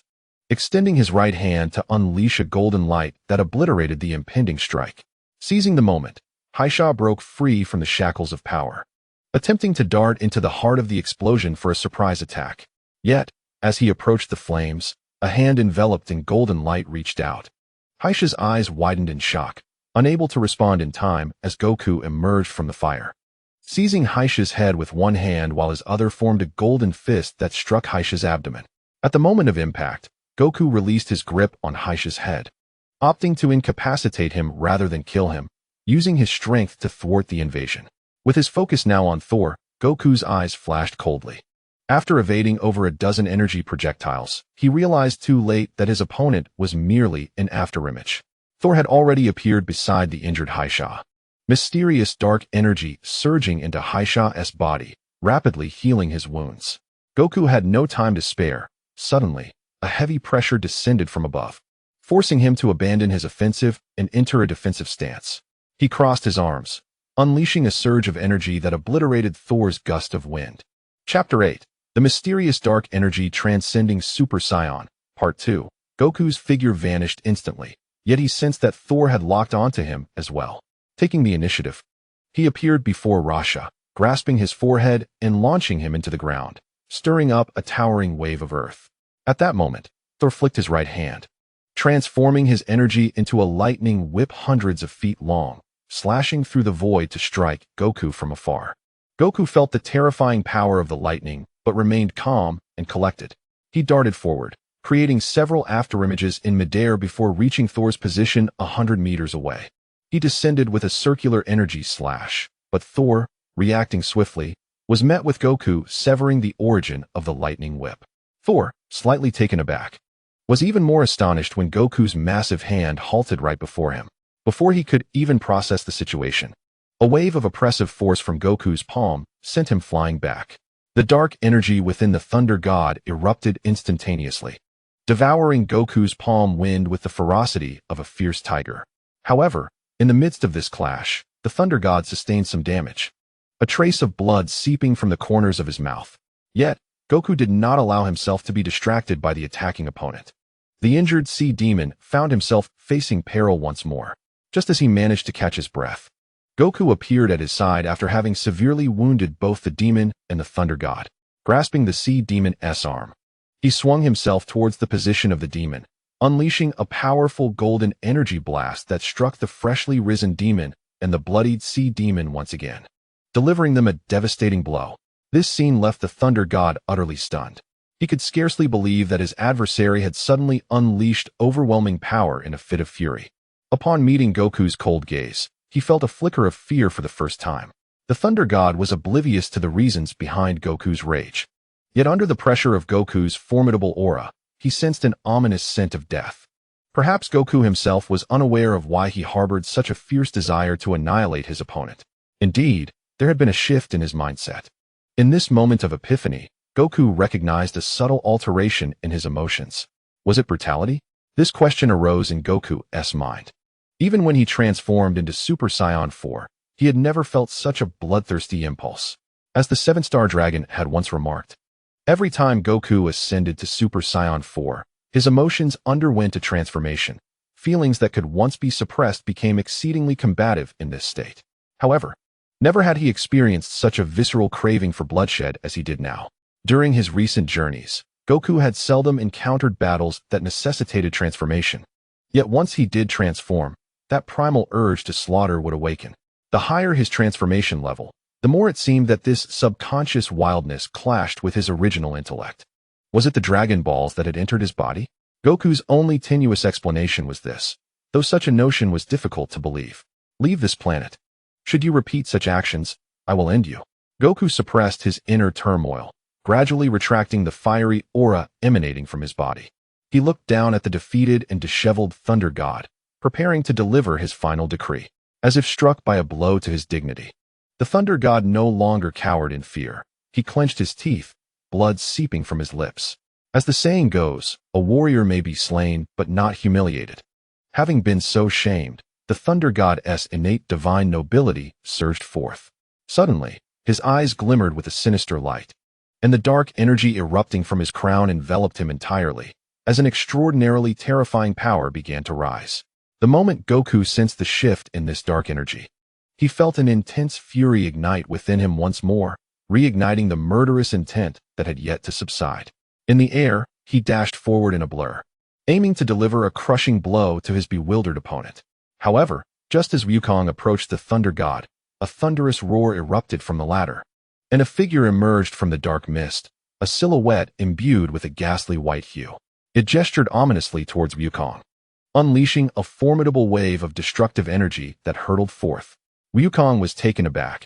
At the moment the figure materialized, a jolt of unprecedented foreboding gripped his heart. Instantly, he summoned his strength, but as he braced against the overwhelming force of the energy, he realized with astonishment the sheer magnitude of its power, propelling him toward the distant mountains. A tremendous destruction ensued, as Wukong was relentlessly pressed into the colossal mountains by the force of the energy. The impending devastation obliterated vast stretches of the mountain range, reducing 100 miles to rubble in the blink of an eye. This fierce clash, though it felt prolonged, transpired in mere moments, and just as the cataclysmic explosion was about to unfold, an earth-shattering roar echoed through the air. In the aftermath of the shattered mountain range, a golden flame coalesced into the form of a gigantic ape, its dark crimson eyes seemingly piercing through the distance to behold the figure beyond. Baring its teeth in a fearsome grimace, it unleashed an even more thunderous roar. The colossal ape seized the energy strike, which appeared as slender as chopsticks, and with a forceful grip, it severed the terrifying blow, purifying the tendrils of darkness with its golden light. Wukong, bewildered and perplexed, remained unaware of the unfolding events. Just moments prior, as he sensed the impending explosion of the energy, he intended to amplify his strength and transform once more, when a powerful force surged within him, manifesting as a golden giant ape alongside the elevation of his own energy. Uncertain of the reason behind this phenomenon, Wukong chose not to delve deeper. Recognizing the Thunder God's escalating aura and realizing he had no choice but to enhance his power. In that pivotal moment, as both parties ascended to new heights, the very essence of the universe quaked in response to their combined might, causing the planet itself to tremble as if it were a sentient being. A tremendous explosion reverberated within a 100-mile radius, and the vast power surged forth, resulting in a catastrophic collapse at Wukong's location, where the scattered mountain fragments were reduced to fine powder by the cascading waves of energy. Chapter 8. The Enigmatic Black Mist Transcendence Beyond Super Saiyan, Part 3. A familiar golden figure stood proudly upon the earth, although the adversary remained unseen beyond the 100-mile mark. Wukong, attuned to the fluctuations in energy, discerned the unfolding changes. Just as Wukong had surmised, the Thunder God and his companions were indeed an inseparable entity. Once the black mist completely enveloped the Thunder God, Haisha and Luosha were likewise consumed by the dark shroud, merging into the Thunder God's very essence. While the residual black mist lingering within the bodies of numerous soldiers was also completely absorbed into the Thunder God's aura. His brows furrowed, the pale blue eyes narrowed slightly, and his spiky golden hair flowed behind him like a mane. The surging golden flames crackled, igniting the air, while blue-white lightning danced from his heels upward. A subtle arc formed on Wukong's visage. In the form of a Super Saiyan at the 3rd level, Goku made his entrance. This time, however, he felt a significantly reduced surge of power. He had anticipated that transforming into Super Saiyan 3 would render him more ferocious, yet at the moment of transformation, he found himself unburdened by any reservations. His emotions remained undisturbed, marked instead by a distinctive air of solitary pride that often accompanied his Super Saiyan 3 form. As if aware that his opponent had completed the final step, Goku's smile broadened, and with a slight lift of his toes off the ground, he vanished in a cascade of golden light. In an instant, he traversed a distance of 100 miles, leaving behind 2 afterimages. Since unleashing his full dark energy, Thor had ceased to concern himself with his own transformation. At this moment, he exuded a newfound confidence, though somewhat surprised by Goku's retransformation. He still found his mind partially under the influence of the dark energy, prompting him to launch an attack. With a flick of his finger, dozens of dark energy blasts erupted from his fingertips. Goku, now considerably stronger in his Super Saiyan 3 form, understood the formidable nature of these dark energy blasts. He was well aware that even if he could withstand the impact, Being struck by 2 or 3 of them would inevitably slow his movements, an outcome that could prove catastrophic in their high-stakes confrontation. Thus, Goku refrained from a head-on clash, feeling a thrill akin to a long-lost passion for battle. After half a year of suppressing his more violent tendencies, he had not transformed even into Super Saiyan 2. And now, the prospect of engaging in a fierce fight in his Super Saiyan 3 form felt exhilarating. As the relentless barrage of energy blasts approached, Goku deftly evaded them in rapid succession, his form seemingly splitting into multiple silhouettes in midair. As the energy blasts soared past him, Goku erupted once more in a blaze of golden flames, pursuing his adversary. Thor, shrouded in dark energy, intended to unleash another barrage at Goku. However, upon perceiving Goku's true intent, he slowly raised his outstretched right hand and launched a powerful attack into the void above. Not bad. Goku's voice resonated from a height of 100 meters, as the afterimage that matched Thor's presence dissipated, recognizing that Thor's strike had locked onto his position. With a sigh of resignation, Goku unleashed a long-prepared punch, countering Thor's attack with an overwhelming force. Seeing his opponent retaliate with sheer strength, Thor furrowed his brow. Yet, as he continued to channel his power, a swirling vortex of black energy erupted from his hand, absorbing the returning energy blasts. With a cold smile, Thor positioned himself before the descending Goku. A powerful punch was unleashed. The 2 fists collided with a resounding impact, golden beams clashing with the dark energy below. The shockwave that erupted was unprecedented, causing the ground beneath to cave in, with massive cracks spreading outwards for miles. The offensive maneuvers from both parties unfolded in a fleeting moment, within less than 10 breaths. The golden radiance and the black energy clashed thousands of times in the high skies. The residual waves from each strike had yet to dissipate before the next impact surged forth. Consequently, the energies of heaven and earth converged and erupted simultaneously, resulting in a cataclysmic explosion that reverberated throughout the planet, following a brief pause from both Wukong and the Thunder God. Cursed be the circumstances. The Thunder God muttered under his breath, never having anticipated that, despite unleashing the full force of his black energy, he still could not overshadow his opponent, finding himself at a relative disadvantage in this confrontation. Yet, he remained unaware that Wukong had one more transformation yet to reveal, which fueled his determination to persist in this contest. However, he was acutely aware that should the battle prolong, the black energy would eventually backfire, heralding his own doom. Only he understood the true nature of the existence represented by that black energy.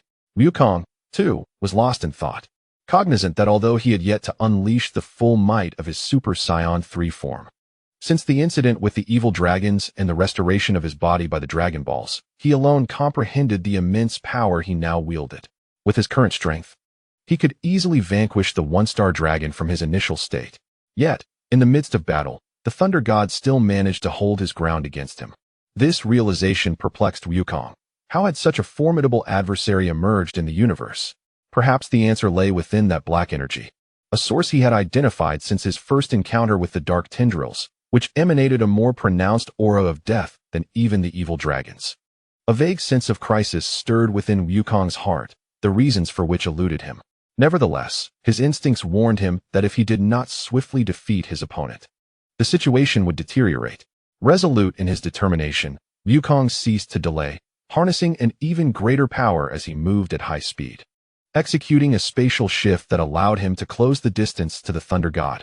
He aimed a side kick at his opponent's form. The Thunder God, clearly taken aback by Wukong's sudden surge of speed, managed to muster a last-ditch defense.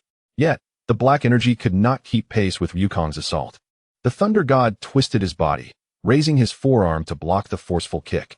However, he was still sent hurtling backward, his right hand completely numbed as Wukong's energy shattered his defenses. As the Thunder God glided through the air, white energy erupted from his feet, producing a shrill sound as it frictioned against the atmosphere. Only after a moment of turbulence was he able to stabilize his retreating form. Yet, at the instant he lifted his gaze, Wukong's silhouette reappeared directly above him, executing a left-footed roundhouse kick, only to now confront Wukong's right foot aimed at his face. The Thunder God roared internally, grasping Wukong's right foot. However, the tremendous force caused him to momentarily lose his balance. Understanding this, Wukong suddenly unleashed a surge of power, positioning his hands behind his head. After shifting his center of gravity, he pivoted his body on his hands, while the Thunder God, having momentarily relaxed his grip on Wukong's right foot, was propelled away as Wukong executed a spin. Observing the Thunder God being blasted away, Wukong pressed on with his assault, tracing a magnificent arc of energy before pursuing the Thunder God's position. Accurately gauging his opponent's physique, Wukong landed another powerful blow to the Thunder God's torso, sending him crashing to the ground. The impact stirred up towering clouds of dust, causing the earth to buckle and tremble, even altering the trajectory of the planet itself. Chapter 8. The Mysterious Black Energy, Beyond Super Saiyan, Part 4. Departing from this place, Wukong hovered 100 meters above, coldly surveying the severely injured Thunder God below as the dust settled. He resumed their earlier dialogue, but was met with the Thunder God's sinister grin, his face marred by bloodied lacerations, rendering the smile both grotesque and terrifying. It was then that Wukong comprehended the extent of his adversary's power, struggling to believe that this once familiar stranger had evolved to such formidable heights over the past 7 to 8 months. As Wukong pondered the Thunder God's demeanor, he noticed that, following the latter's declaration, a dark aura erupted from the Thunder God's body, materializing into a shadowy figure between them. In that moment, the pale silhouette beneath the black mist bore a striking resemblance to a human form, its dark energy surging with increasing ferocity. Just as it prepared to launch an attack on Wukong, the Dragon Balls within Wukong stirred for the first time. As they moved, a golden light radiated from Wukong's eyes, and a colossal ape's phantom materialized, colliding with the shadow. The ensuing explosion sent both figures reeling, with Wukong also being thrust backward by the force. Tasting blood in his mouth, the Thunder God, barely managing to rise, was further devastated by the cataclysmic blast, his expression growing dim, yet his smile more pronounced, sending a chill down Wukong's spine. Let it all be destroyed, he seemed to declare with a narrowing gaze, laughing maniacally as he coughed up crimson blood, the result of his internal injuries. A sudden sense of life and death peril gripped Wukong as he met the Thunder God's unwavering gaze. Instinctively, he glanced upward, only to witness a swirling black hole appearing above the planet, following a fleeting dark. The entire day plunged into darkness, as if the sky had been usurped by the black vortex. In Wukong's mind, this scene resembled the gates of hell opening, threatening to consume all living beings in that instant. Observing from space, one would see a black hole of immense proportions, comparable to several star systems, spiraling to the edge of this galaxy, appearing as minuscule as a speck of dust before the planet. The overwhelming gravitational pull caused the planet to tremble, drawing ever closer to the abyss. Wukong's complexion was pallid. After all, the black hole exuded no trace of life, rendering it impossible to discern the circumstances outside through any semblance of aura. It was only now that he realized the impending catastrophe. However, such a transformation should not instill such dread within him. Wukong remained perplexed by the suffocating aura of death that enshrouded him, for even in his Super Saiyan 3 form, he possessed the potential to obliterate a galaxy, let alone the vastness of multiple black holes. As Wukong radiated with golden light, he endeavored to unleash a formidable energy wave to annihilate the black hole, only to discover that it voraciously devoured his power like an insatiable abyss. In that moment, he found himself momentarily bewildered, struggling to summon his entire strength. Wukong gazed in astonishment at the encroaching black hole, his body emitting ever greater power, dissipating the black hole's consuming force while simultaneously gathering energy for a counterattack. This black hole was indestructible. Thor observed Wukong's futile struggles with a bemusement akin to watching an ant contend with an elephant. The world was engulfed in darkness, and the inhabitants of the planet were finally enveloped by a palpable fear of death, frantically fleeing and shouting. Some devout believers interpreted the apocalypse as the ultimate judgment to cleanse the world of sin. What is happening? One person cried out, having witnessed eclipses before yet unable to comprehend the bizarre scene unfolding before him. Was that an earthquake? Another exclaimed in terror. No, look. A colossal black vortex has appeared in the sky. Is it a black hole? A third individual, after scrutinizing the sky, recognized the extraordinary spectacle. What? A black hole? Are we to be annihilated? Panic spread among the crowd. Your Majesty, this is dire. The black hole has arrived. The guard trembled as he gazed at the swirling darkness above. Is it true? Is our fate to be obliterated? The king muttered to himself. Having once believed that calamity could be averted, only to be confronted with a moment of near despair. Damn it. No. I cannot allow the people of this planet to be drawn into the black hole. Wukong clenched his fists, sensing the terror-stricken populace below, while simultaneously channeling his energy.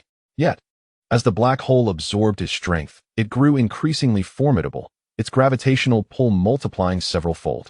I demand greater power. Wukong roared, unwilling to succumb to such annihilation. He understood that by using instant transmission, he could evade the black hole unscathed. However, he could not, and would not, resort to such a tactic. As images of the terrified crowd flashed through his mind, a thunderous roar erupted from Wukong's being. In an instant, his eyes blazed with golden fire, and an unparalleled surge of power erupted forth, as Wukong's strength soared to unprecedented heights. Feeling the immense force of attraction and the explosive power within, Wukong resolutely endured his suffering, continuously summoning all his strength. At a critical juncture, a radiant golden light enveloped him, and the overwhelming force could no longer be contained. Erupting in a magnificent explosion, with a resounding boom, Wukong transformed once again. Before him stood Super Saiyan 4. A power more formidable than any previous Super Saiyan 4 state surged forth, causing Wukong's body to crackle with energy. Having severed the black hole's devouring force, Wukong prepared to unleash his might, positioning his hands for the Kamehameha. Tenfold. Came. Haim. Ha. His thunderous voice resonated through the cosmos, releasing a brilliant beam of energy that forcefully reached into space, halting the approach of the black hole. What? Is this truly him? His form has completely transformed. That tail. Thor was left astounded, bloodied by Wukong's aura, trembling as he gazed at the towering figure. Wukong finally unleashed his formidable power, the crimson energy racing towards the heart of the black hole. Once more, the stalemate was shattered. The black hole spun while the red energy surged forth, vanishing within its depths in an instant. There was no cataclysmic explosion, nor a deafening roar through space, only a profound silence. Everything descended into stillness. The black hole, situated in the void of space, rendered sound waves ineffective.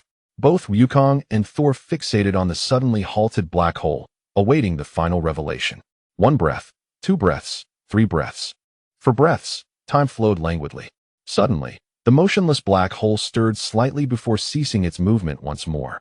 Then, a burst of crimson light emanated, rapidly expanding until it eventually detonated. Completely vanquished.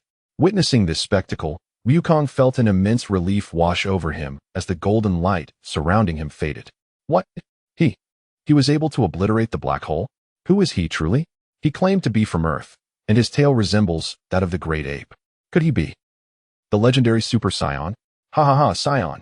Thor, devoid of the strength to speak, was struck by unimaginable backlash at the moment of the black hole's destruction. As he clung to his final breath, he contemplated his fate, ultimately succumbing with a roar of defiance. Coughing heavily, Wukong, now returned to his normal state, wearily sat upon the ground. Wukong, Wei, accompanied by the king, approached with a smile. Wukong responded with a victorious gesture, smiling as he lay back on the ground. Chapter 9, Probing the Isolated Realm, Part 1. The previously cloaked figure sat grimly in a chair, coldly observing the subservient figures kneeling below. His white pupils glinted like sharp blades, instilling fear in those beneath him. Where exactly did that fellow Melu go? The figure clad in black icy coldly inquired, a hint of anger lurking in his tone, and he was none other than Sharo. Upon hearing such words, everyone felt their hearts leap into their throats, their bodies trembling more violently, yet none could muster a response. Incompetence. Sharo had always been a solitary and decisive individual, unyielding to anyone's manipulation, save for that one person. In his eyes, this individual possessed omnipotent abilities, revered as the god of war in the demon realm, having once single-handedly resisted all forces of righteousness. Now, time and again, he found himself subjected to the directives of Marrow, and his simmering anger could no longer be concealed. If answers eluded him, then life itself seemed devoid of meaning. A flicker passed through Sharo's white pupils, and the dark chamber suddenly plummeted in temperature, nearly reaching absolute zero, encasing the 10 or so subordinates before him in ice, which would shatter into powder upon the closing of his eyes. What do you truly intend to do? Shero's right hand slapped down, releasing an icy aura from his palm that began to freeze the entire chamber from the armrest of his chair. Initially, he believed the demon lord had truly awakened. However, upon arriving in this long-forgotten demon realm, he was informed that there had been no news of the demon lord's presence. Faced with these remarkably weak elders of the demon realm, his anger ignited further, and he resolved to eliminate them to avoid their resentful gazes. A sigh escaped his lips, and as Shero furrowed his brow in contemplation, yet another figure cloaked in black appeared within the chamber.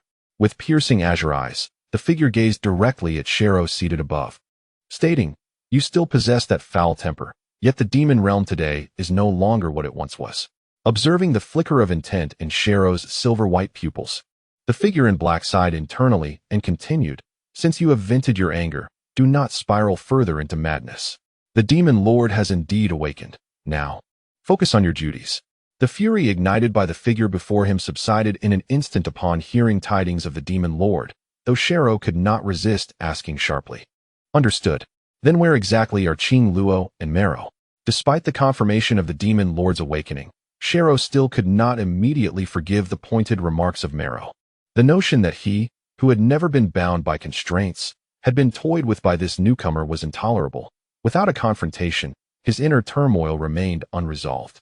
Upon hearing the hostility in Shero's tone, Qing Luo's expression shifted momentarily before he regained composure, responding coldly, "I hope you refrain from making reckless moves. The demon lord has decreed that until Tian Luo is unsealed, Mero will assume control over its position. Your responsibilities are limited to the affairs within the demon realm." Stunned by this revelation, even Shero could not help but change countenance. He found it incomprehensible that, despite his superior strength over Mero, he was not the foremost individual beneath the demon lord in the absence of Tian Luo. Moreover, the identity of Mero was but a mere facade. Even though he harbored feelings of discontent at this moment, he was nonetheless compelled to acquiesce to the Dark Lord's resolution. After all, aside from that exalted status, he was acutely aware of the formidable power wielded by the Dark Lord, a force he would never dare to provoke. "I understand," he conceded. "Then you may commence your actions. That world has basked in peace for far too long. It is time to add Ensi and Mingjia to the fray." Xiaoro cast a sinister smile at Qing Luo. "Very well, that space shall be entrusted to you," Qing Luo replied, though he had already vanished from sight. Amidst the vibrant and kaleidoscopic nebulae, there existed a relatively isolated planet, a colossal celestial body that remained impervious to the influence of its sun, suspended motionless in the vast expanse of space. On this planet, its inhabitants were in a state of sheer panic, having been gripped by such phenomena for half a day. Simultaneously, the planet's magnetic field was disrupted by an inexplicable energy, leading to a complete breakdown of communications and satellites.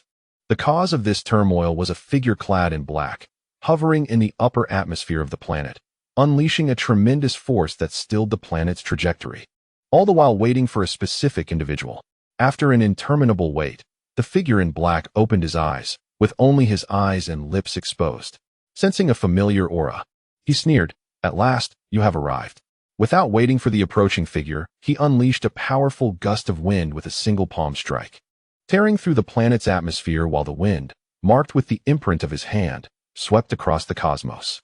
In that very moment, a figure clad in blue and yellow flashed with a radiant glow, instantaneously traversing the void to approach the planet's perimeter. However, his brow was furrowed in concern, and he retaliated with a forceful palm strike, dissipating the incoming attack. After slightly slowing his descent, he entered the upper atmosphere of the planet. "Who goes there?" a familiar voice inquired coldly. The figure ceased his movement, instead employing his spiritual senses to locate his adversary. This individual was none other than Goku, who sought to catch up to Gohan using instant transmission. However, due to the considerable distance, Goku had to utilize multiple instances of instant transmission to close the gap.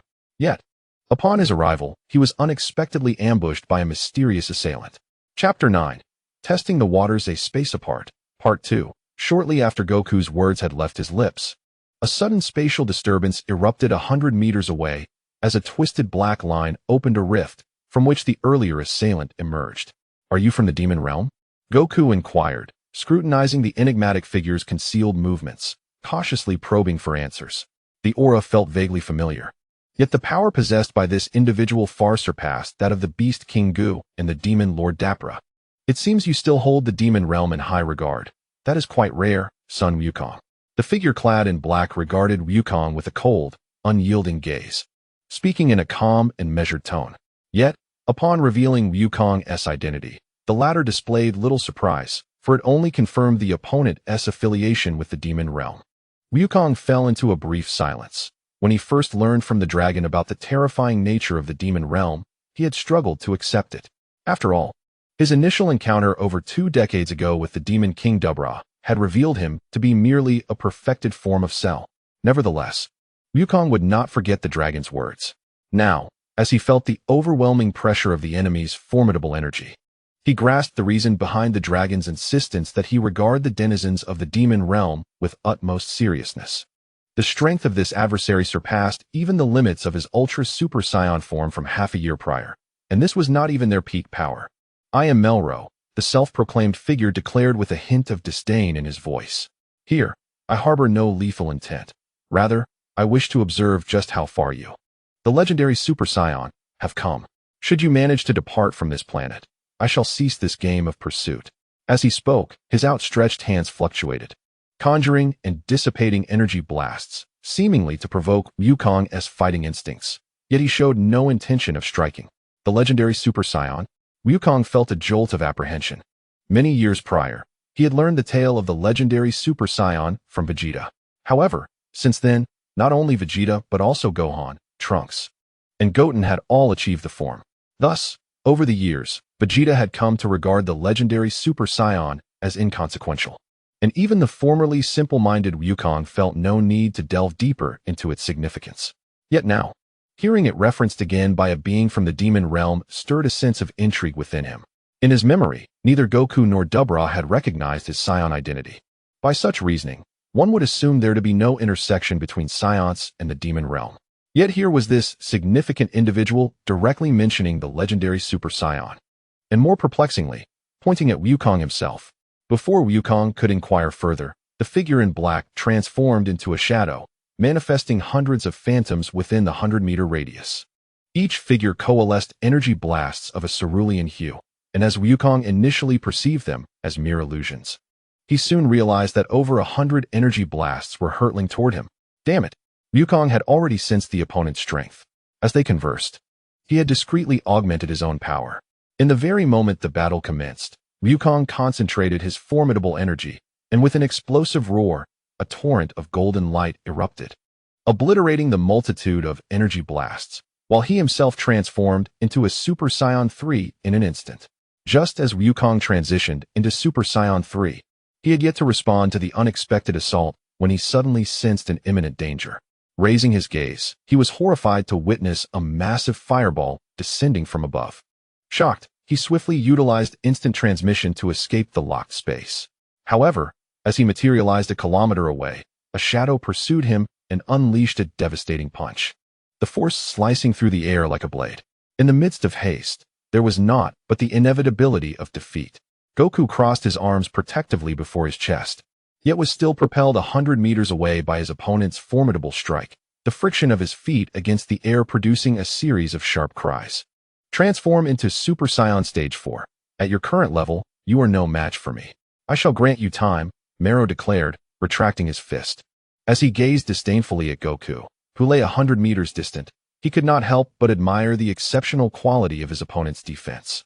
Goku maintained his previous posture, yet the lingering pain in his hands prompted him to gauge the true extent of his adversary's strength, instilling both awe and trepidation regarding the identity of this powerful figure from the demon realm.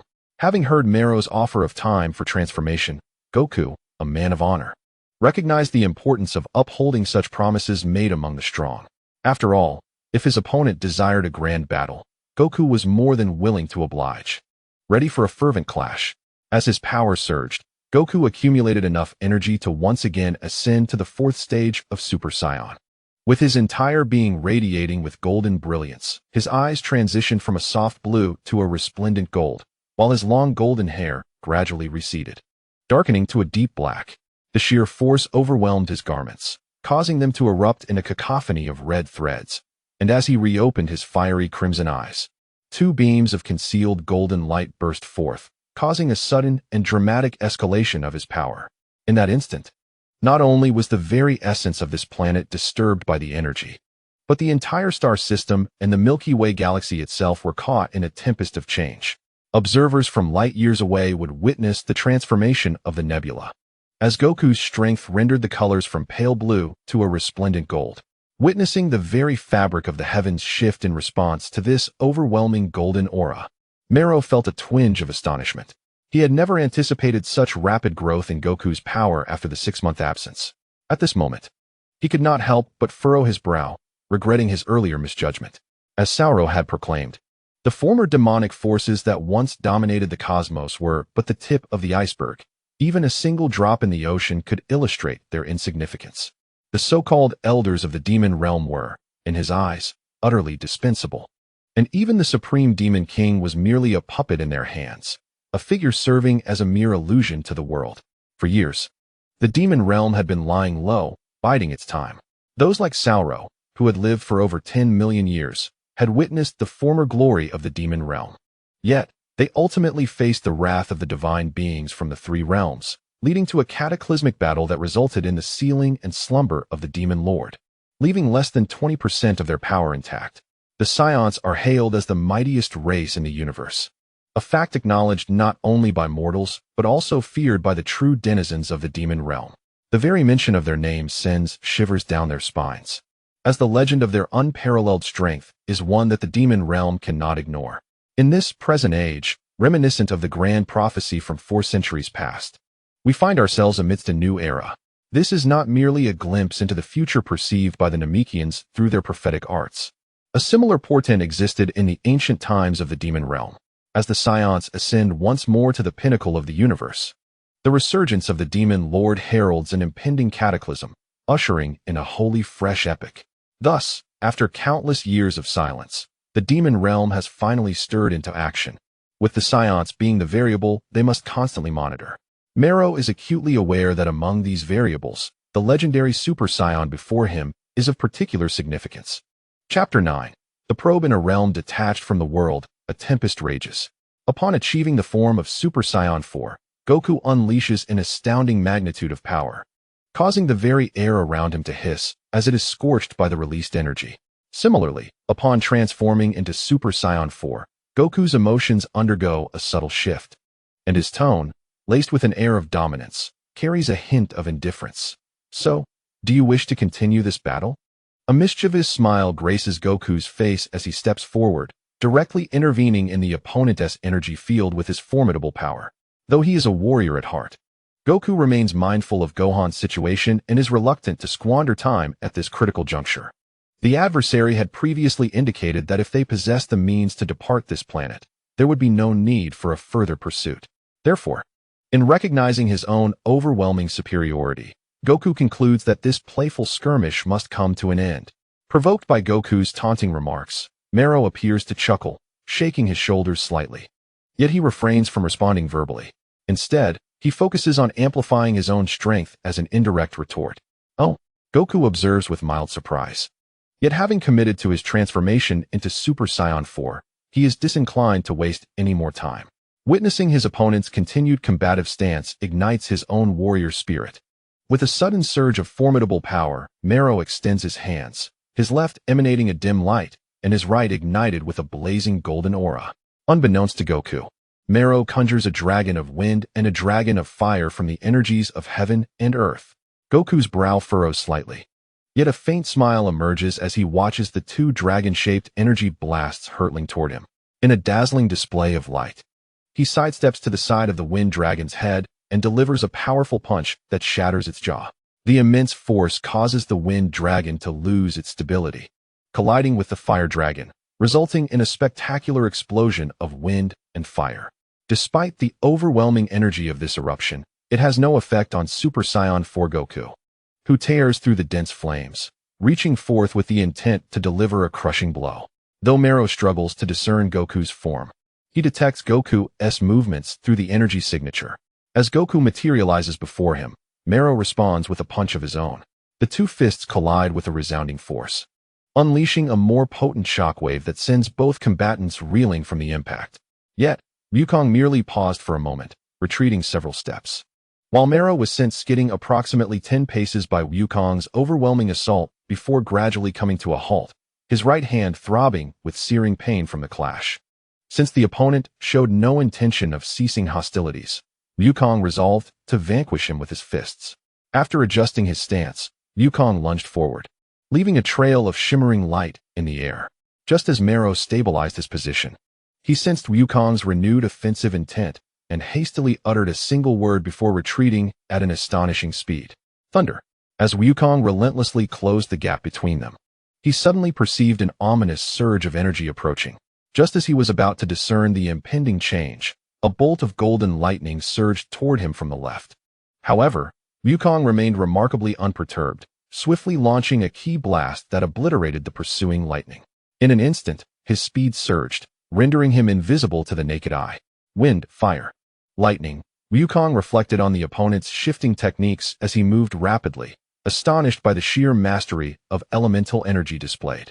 Such prowess was not the domain of mere prodigies, but belonged to the illustrious elite of the world. Years prior, after his battle with Frisia, Wukong had ventured to another planet, where he encountered several beings of extraordinary abilities, a mere handful of whom could wield elemental energy as a means of combat. Yet now, compared to this enigmatic figure before him, those past feats seemed trivial and childish. Throughout the years, Wukong had also grasped the manipulation of elemental energy, which had allowed him to elude detection when General Ledon sought to assess his strength. Even when unleashing his attack on Super 17, his command of elemental energy was only marginally inferior to self-detonation. The three elemental energies were effortlessly subdued by Wukong, leaving Mero's expression darkened. Before he could devise a means of escape, a sense of impending doom enveloped him. Suddenly, a colossal hand emerged from the void, grasping his face, followed by a powerful shockwave emanating from the palm. Before he could react, he was violently propelled backward, spitting blood and succumbing to dizziness. With his head suffering from severe trauma, he coughed up blood repeatedly. Mero's eyes glinted with cold fury as he summoned his strength, barely managing to match Wukong's speed. Upon perceiving Wukong's trajectory, he unleashed a swift azure ki blast from his rear hand, piercing toward his advancing adversary with blinding speed. However, Wukong showed no inclination to decelerate. He seized the ki blast with a firm grip, concentrating his energy in his palm. As he continually dismantled his opponent's attack, he reappeared beside Mero, delivering a devastating uppercut that sent his foe soaring thousands of feet into the air. Enduring such a punishing blow only exacerbated Mero's injuries. He ferociously wiped the blood from his mouth, summoning his energy to restrain his rising body. Sensing Wukong's relentless pursuit, he bellowed in fury, "Fire wheel," with palms facing downward. At the moment the voice fell, a radiant golden light emanated from his hand. Almost simultaneously, a vast fire disk, shimmering in a rich golden hue and measuring 100 feet in diameter, appeared beneath him, furiously igniting the air as it rotated, heavily bearing down upon Wukong's position. An unprecedented sense of crisis engulfed Wukong as he recognized the overwhelming power of this strike. Without a moment's hesitation, he gathered his right fist, which glowed faintly with gold. Charging in motion, just as he neared the enormous fire disk, less than 10 feet away, Wukong unleashed a resounding roar. Dragon fist explodes.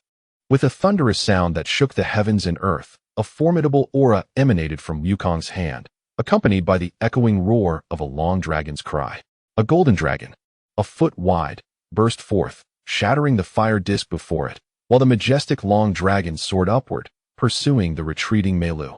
Cursed be it! Meilu, having expended immense energy to unleash the fire disk, was now panting. Upon witnessing Wukong utterly dismantle his technique, he growled fiercely, then drew his fingertip downward, conjuring a sealed space that encompassed a 300-foot radius, including Wukong. Thus, the roaring golden dragon was momentarily hindered by the confinement. Yet its colossal force easily shattered the spatial barrier.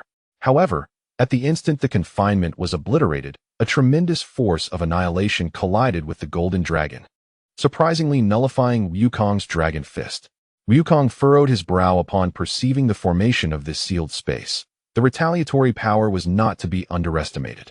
Most regrettably, As Wukong breached the enclosure, a pitch-black rift near the figure in black swiftly closed, and his presence vanished entirely. It turned out that after executing the spatial confinement, the opponent had immediately torn open a spatial passage, escaping to a location billions of light years away. After searching for a moment, Wukong confirmed that the figure had indeed vanished. Sensing the planet's upheaval, he was compelled to exert immense power, gradually restoring the planet to its original trajectory. Once everything was in order, Wukong returned to his normal state, and once again utilized instant transmission to seek out Gohan's energy signature. To his astonishment, Gohan and the energies of Vegeta and the others had completely disappeared. Wukong released his fingers, gazing intently in that direction, his brow furrowed, and after a brief silence, his figure vanished once more with instant transmission. Chapter 9. Probe, The Isolated Space, Part 4. During the time Wukong battled Meilu, Gohan and the others had concluded their months-long journey through space. They arrived in a strange realm, where Gohan, Trunks, Master Roshi, and Den leaned against the spaceship's viewport, gazing at a paradise starkly different from their previous world. Countless colorful nebulae streaked by like meteors. Yet what truly captivated Gohan and his companions was the overwhelming presence of powerful energies that thrummed within this new world. Even Vegeta, who typically harbored no interest, ceased his training to gaze at the starlit sky. He, along with Gohan, sensed the peculiarity of this space. In that moment, his combative spirit was once again ignited. A faint smile gracing his lips as he envisioned the exhilarating battles that lay ahead. How beautiful it is, Bulma murmured to herself, only to be startled by the familiar brooding figure of Zack standing nearby. Just as she contemplated turning away, she unexpectedly caught Zack's response. Well, beneath the surface, no one can discern the truth. Zack seemed affected by Bulma's sudden motion, his eyes narrowing slightly before he offered a self-deprecating smile and turned to leave without another word. Bulma, taken aback, had hastily turned because Zack's words during their 3-month journey had been few and far between. She had no confidence in her allure to draw a response from him, and thus she had treated the aloof Zack as if he were invisible. Now, however, she found herself momentarily stunned by his willingness to engage, prompting her to glance back at his solitary figure with a sense of bewilderment. Xiaofeng, too, observed this exchange.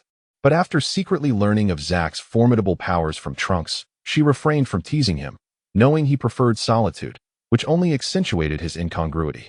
Meanwhile, Baira and Chi-Chi curiously surveyed the outside world. Although Baira had traveled through outer space before, the scene before her now revealed what true vision entailed. Bulma sighed in admiration of the otherworldly realm beyond the stars, while the ever-exuberant Master Roshi and Satan puffed heavily, having learned from Nile that upon entering this space, they would soon reach their destination, which undoubtedly promised encounters with enchanting beauties. The King of Earth and his attendants were utterly astonished by the spectacle, as what had just transpired was beyond their wildest imagination, let alone experience. It became evident that this realm was not part of their original universe. As the spacecraft approached a pitch-black expanse, the group was perplexed when Nile halted the vessel's progress. The ensuing actions provided clarity. After issuing a command from the ship, a tear appeared in the dark void of space, and as the vessel entered, they discovered a bizarre cosmos beneath the surface of this universe. Is this the universe you inhabit? Gohan inquired first, his interest piqued by the legendary cosmic martial arts tournament.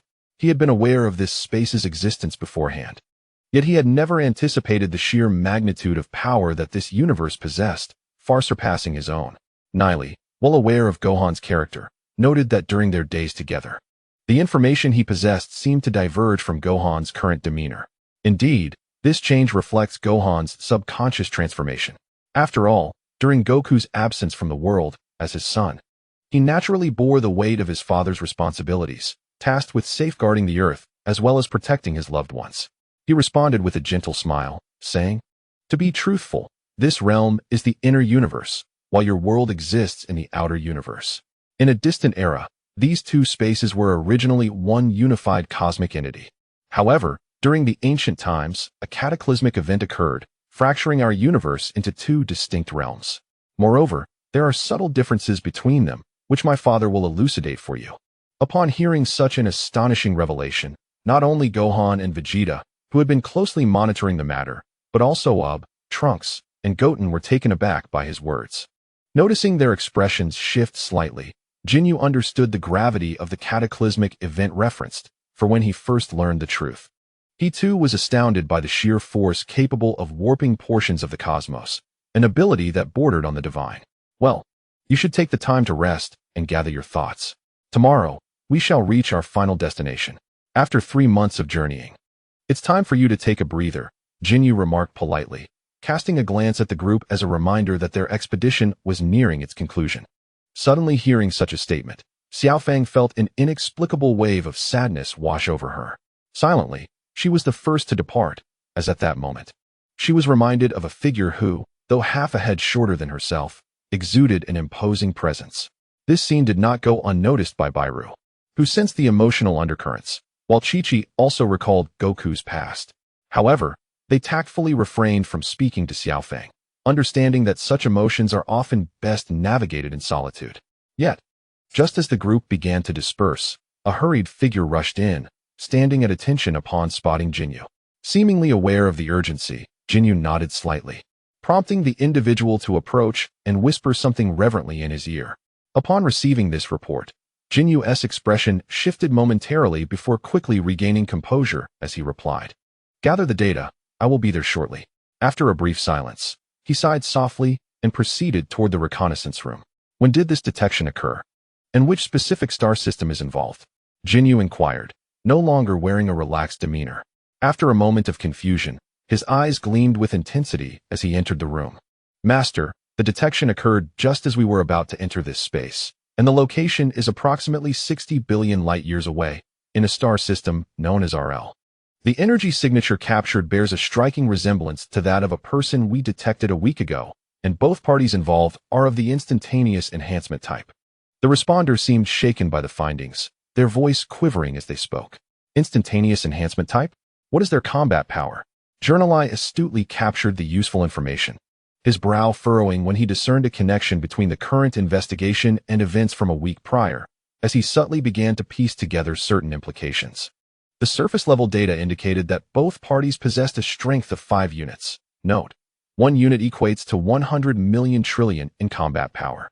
Akin to the initial state of the Super Saiyan 4 and the Great Ape transformation of Baby. Observing Journalai's darkening expression, the individual before him, emboldened by necessity, gathered his courage to respond without hesitation. However, upon calculating the distance, it became apparent that the opponent's strength exceeded 300 units. In the fleeting moment of their last confrontation, both sides had experienced a significant surge in power, but because this transpired in the blink of an eye, we were unable to collect data on the instantaneously heightened strength, which reached 300 units, or perhaps even more. Journalai, having acquired a more detailed understanding, was nonetheless taken aback by the implications of this revelation, resting his chin in contemplation. Reflecting on the energy fluctuations he had sensed a week ago, he surmised a connection due to the similarities in aura. Yet, at that time, the opponent's displayed strength had been merely around 200 units. He was well aware that during the final moments, their power had indeed surged once more. Weaving together these overlapping pieces of information, Journalai revealed a resigned smile as he departed the reconnaissance chamber, closing his eyes in a moment of reflection. Is this the legendary Super Saiyan? Such an astonishing rate of growth is truly remarkable. Father, how will you greet this newfound ally? Abruptly, Journalai opened his eyes, a captivating glint shimmering within, as a radiant light flashed from his pupils, and the smile upon his face grew ever more pronounced. Chapter 10. The bold invasion of the Great Array. The return of Goku within the Obsidian Palace. The elemental forces surged forth, the energies of heaven and earth being skillfully wielded. A heavy, labored breath echoed through the air, accompanied by the faint sound of dripping water. Following a low, guttural groan, a dark-clad figure unleashed a potent aura that obliterated the elemental forces within the palace. Yet, after this violent upheaval, the figure returned to a state of normalcy. Once he had healed his injuries, an uninvited presence materialized within his sanctum, the white-eyed figure seemingly mocking him. "What brings you here?" the dark-clad individual inquired coolly, appearing indifferent to the sudden arrival. "Mero, you have finally returned. However, seeing you in such a disheveled state, it seems you've encountered quite the challenge," the newcomer retorted, disregarding Mero's menacing tone with a smug smile. "Shero, this hardly concerns you. Your focus should remain on governing the affairs of the demon realm, Mero replied, his gaze narrowing. Aware that his perennial adversary was once again mocking him, igniting a spark of anger within. Is that so? Do not presume that winning Lord Demon Master's trust grants you the liberty to act recklessly. Mero, are you still oblivious to your own identity? Even in terms of strength. You are no match for me. As Shiro was provoked, he too could no longer suppress the bitterness within, and with a chilling tone, he inquired while releasing a bone-chilling aura, hoping to use it as a means of retaliation. I do not share your opinion. Sensing the palace enveloped by the other's coldness, Meiluo's eyes glimmered with a hint of frost. Following the extreme chill, he conjured an intense heat, rivaling the frigid power nearing absolute zero, causing Shiro's expression to shift dramatically. You have concealed your strength? Shiro gazed at Meiluo in disbelief, startled by the sudden surge of power. Initially intending only to teach a lesson to this audacious companion, only to find that the injured Meiluo could effortlessly contend with him. Though you have lived far longer than I wish for you to understand that strength and talent are not measured by the passage of time.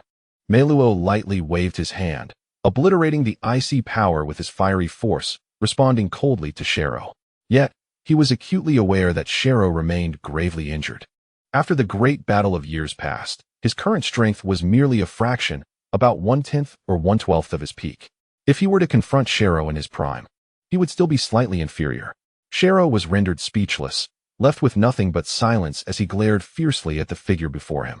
Seemingly recalling something, Meiluo continued. To be clear, without the command of Lord Demon Master, I hope you will retract the plan for the demon realm to assault Earth during this opportune moment. For I must warn you that I have just met with that monkey. Upon hearing this, Shiro discerned the underlying meaning and widened his eyes in shock, hesitantly probing. Could it be that your injury is?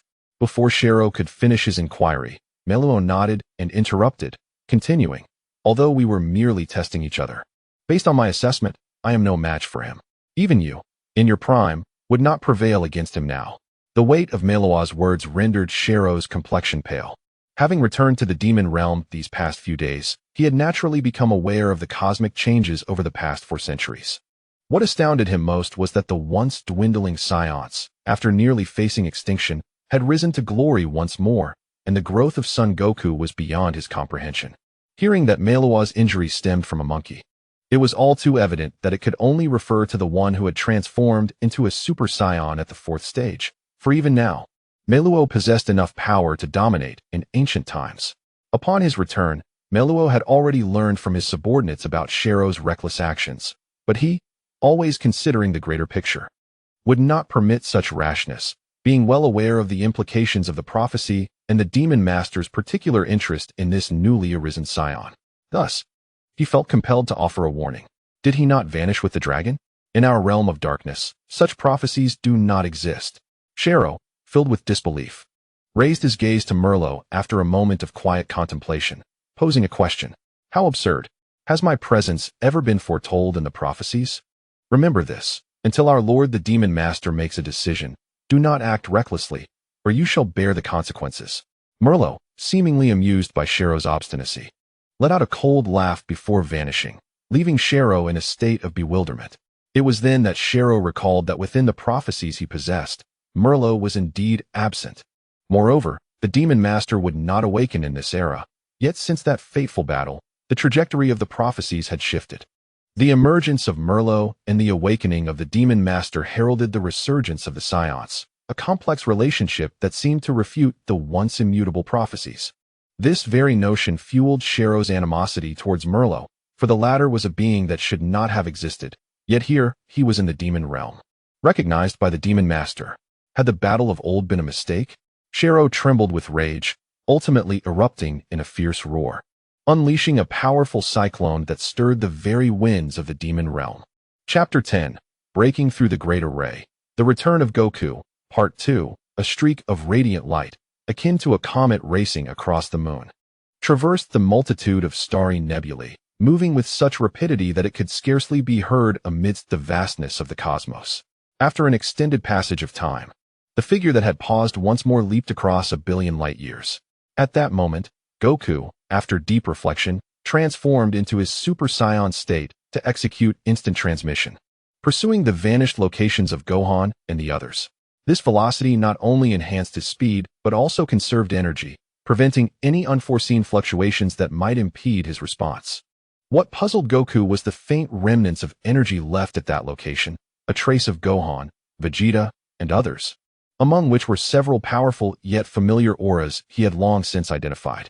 However, without any signs of battle, the presence of Gohan and his companions abruptly ceased, as if they had vanished into thin air within the universe. Goku concentrated his energy, pinpointing the next destination, and before lingering even a moment, he disappeared once again. A day had swiftly elapsed, and the spaceship of Garny began to decelerate, gradually passing over an unimaginably vast planet at the boundary of blue and brown. Is this the planet for the tournament? Goten and Trunks pressed against the viewing window, gazing at the colossal planet, thousands of times larger than Earth, in disbelief at the reality before them. Indeed, this planet is the largest in our inner universe, and its resilience in battle is unparalleled throughout the cosmos. As all historical cosmic conflicts have transpired upon its surface, Garny replied truthfully. Gohan raised a question.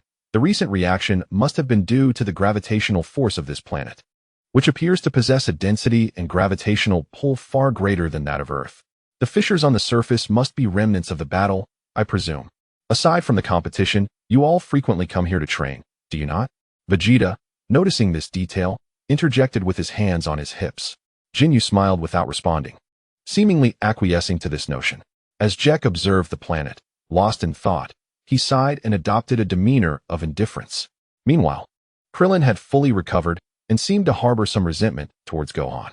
Throughout their journey, he had spoken little, but upon seeing the arena, he finally broke into a faint smile. Where could this inhabited planet be? Is it far from the seaside? Master Roshi eagerly inquired, his sparkling sunglasses glinting in the light. At his side, Satan rested a hand on Roshi's shoulder, both sporting mischievous grins. Well, it's not too far from this planet. We will arrive in 3 minutes. And the beach is not far off, Jinyu replied somewhat awkwardly. Having spent ample time together, he was well aware of their peculiarities, yet he still responded with politeness. The king was momentarily taken aback by the unusual display from the typically imposing Mr. Satan, while the guard behind him dismissed it with haughty indifference. There was no need for the group to engage with this pompous guard. While he openly disdained them, they secretly regarded him as a fool. Xiaofang noticed his arrogant demeanor and, in her youthful impulsiveness, felt an urge to confront him. However, she restrained herself, choosing to maintain her ladylike composure and coldly glancing back at the self-important individual. Bulma also recognized their collusion and sighed helplessly, raising her hands in resignation. Beulah blushed in embarrassment, silently berating her father for his lecherous behavior. Chi-Chi and Bulma refrained from commenting, having been subjected to Master Roshi's advances in the past. They had long since seen through it all and chose not to scorn them further, understanding that these two would not change their nature, rendering any display of disdain a waste of expression. Against the backdrop of the starry night, a faint golden light flickered. Upon closer inspection, it revealed a figure. It was Goku. Gazing into the impenetrable darkness of the cosmos, Goku, utilizing a protective shield to sustain his oxygen, found himself momentarily suspended in space. Captivated by the scene before him, having tracked Gohan and Vegeta's energy, he was perplexed upon discovering the emptiness of this space. Even when he had used instant transmission to probe the boundless void, it wasn't until he had traversed 1 billion light years that he sensed any signs of life, indicating that Gohan and the others had indeed lingered here until the very last moment. With a furrowed brow lost in contemplation, Goku perceived no anomalies. In a moment of desperation, he cautiously unleashed a small energy blast from his right hand, intending to shatter the enigmatic space ahead. Suddenly, a startling phenomenon occurred. As Goku's energy traversed vast distances, the cosmos began to tremble. Countless meteors and small celestial bodies erupted into chaos.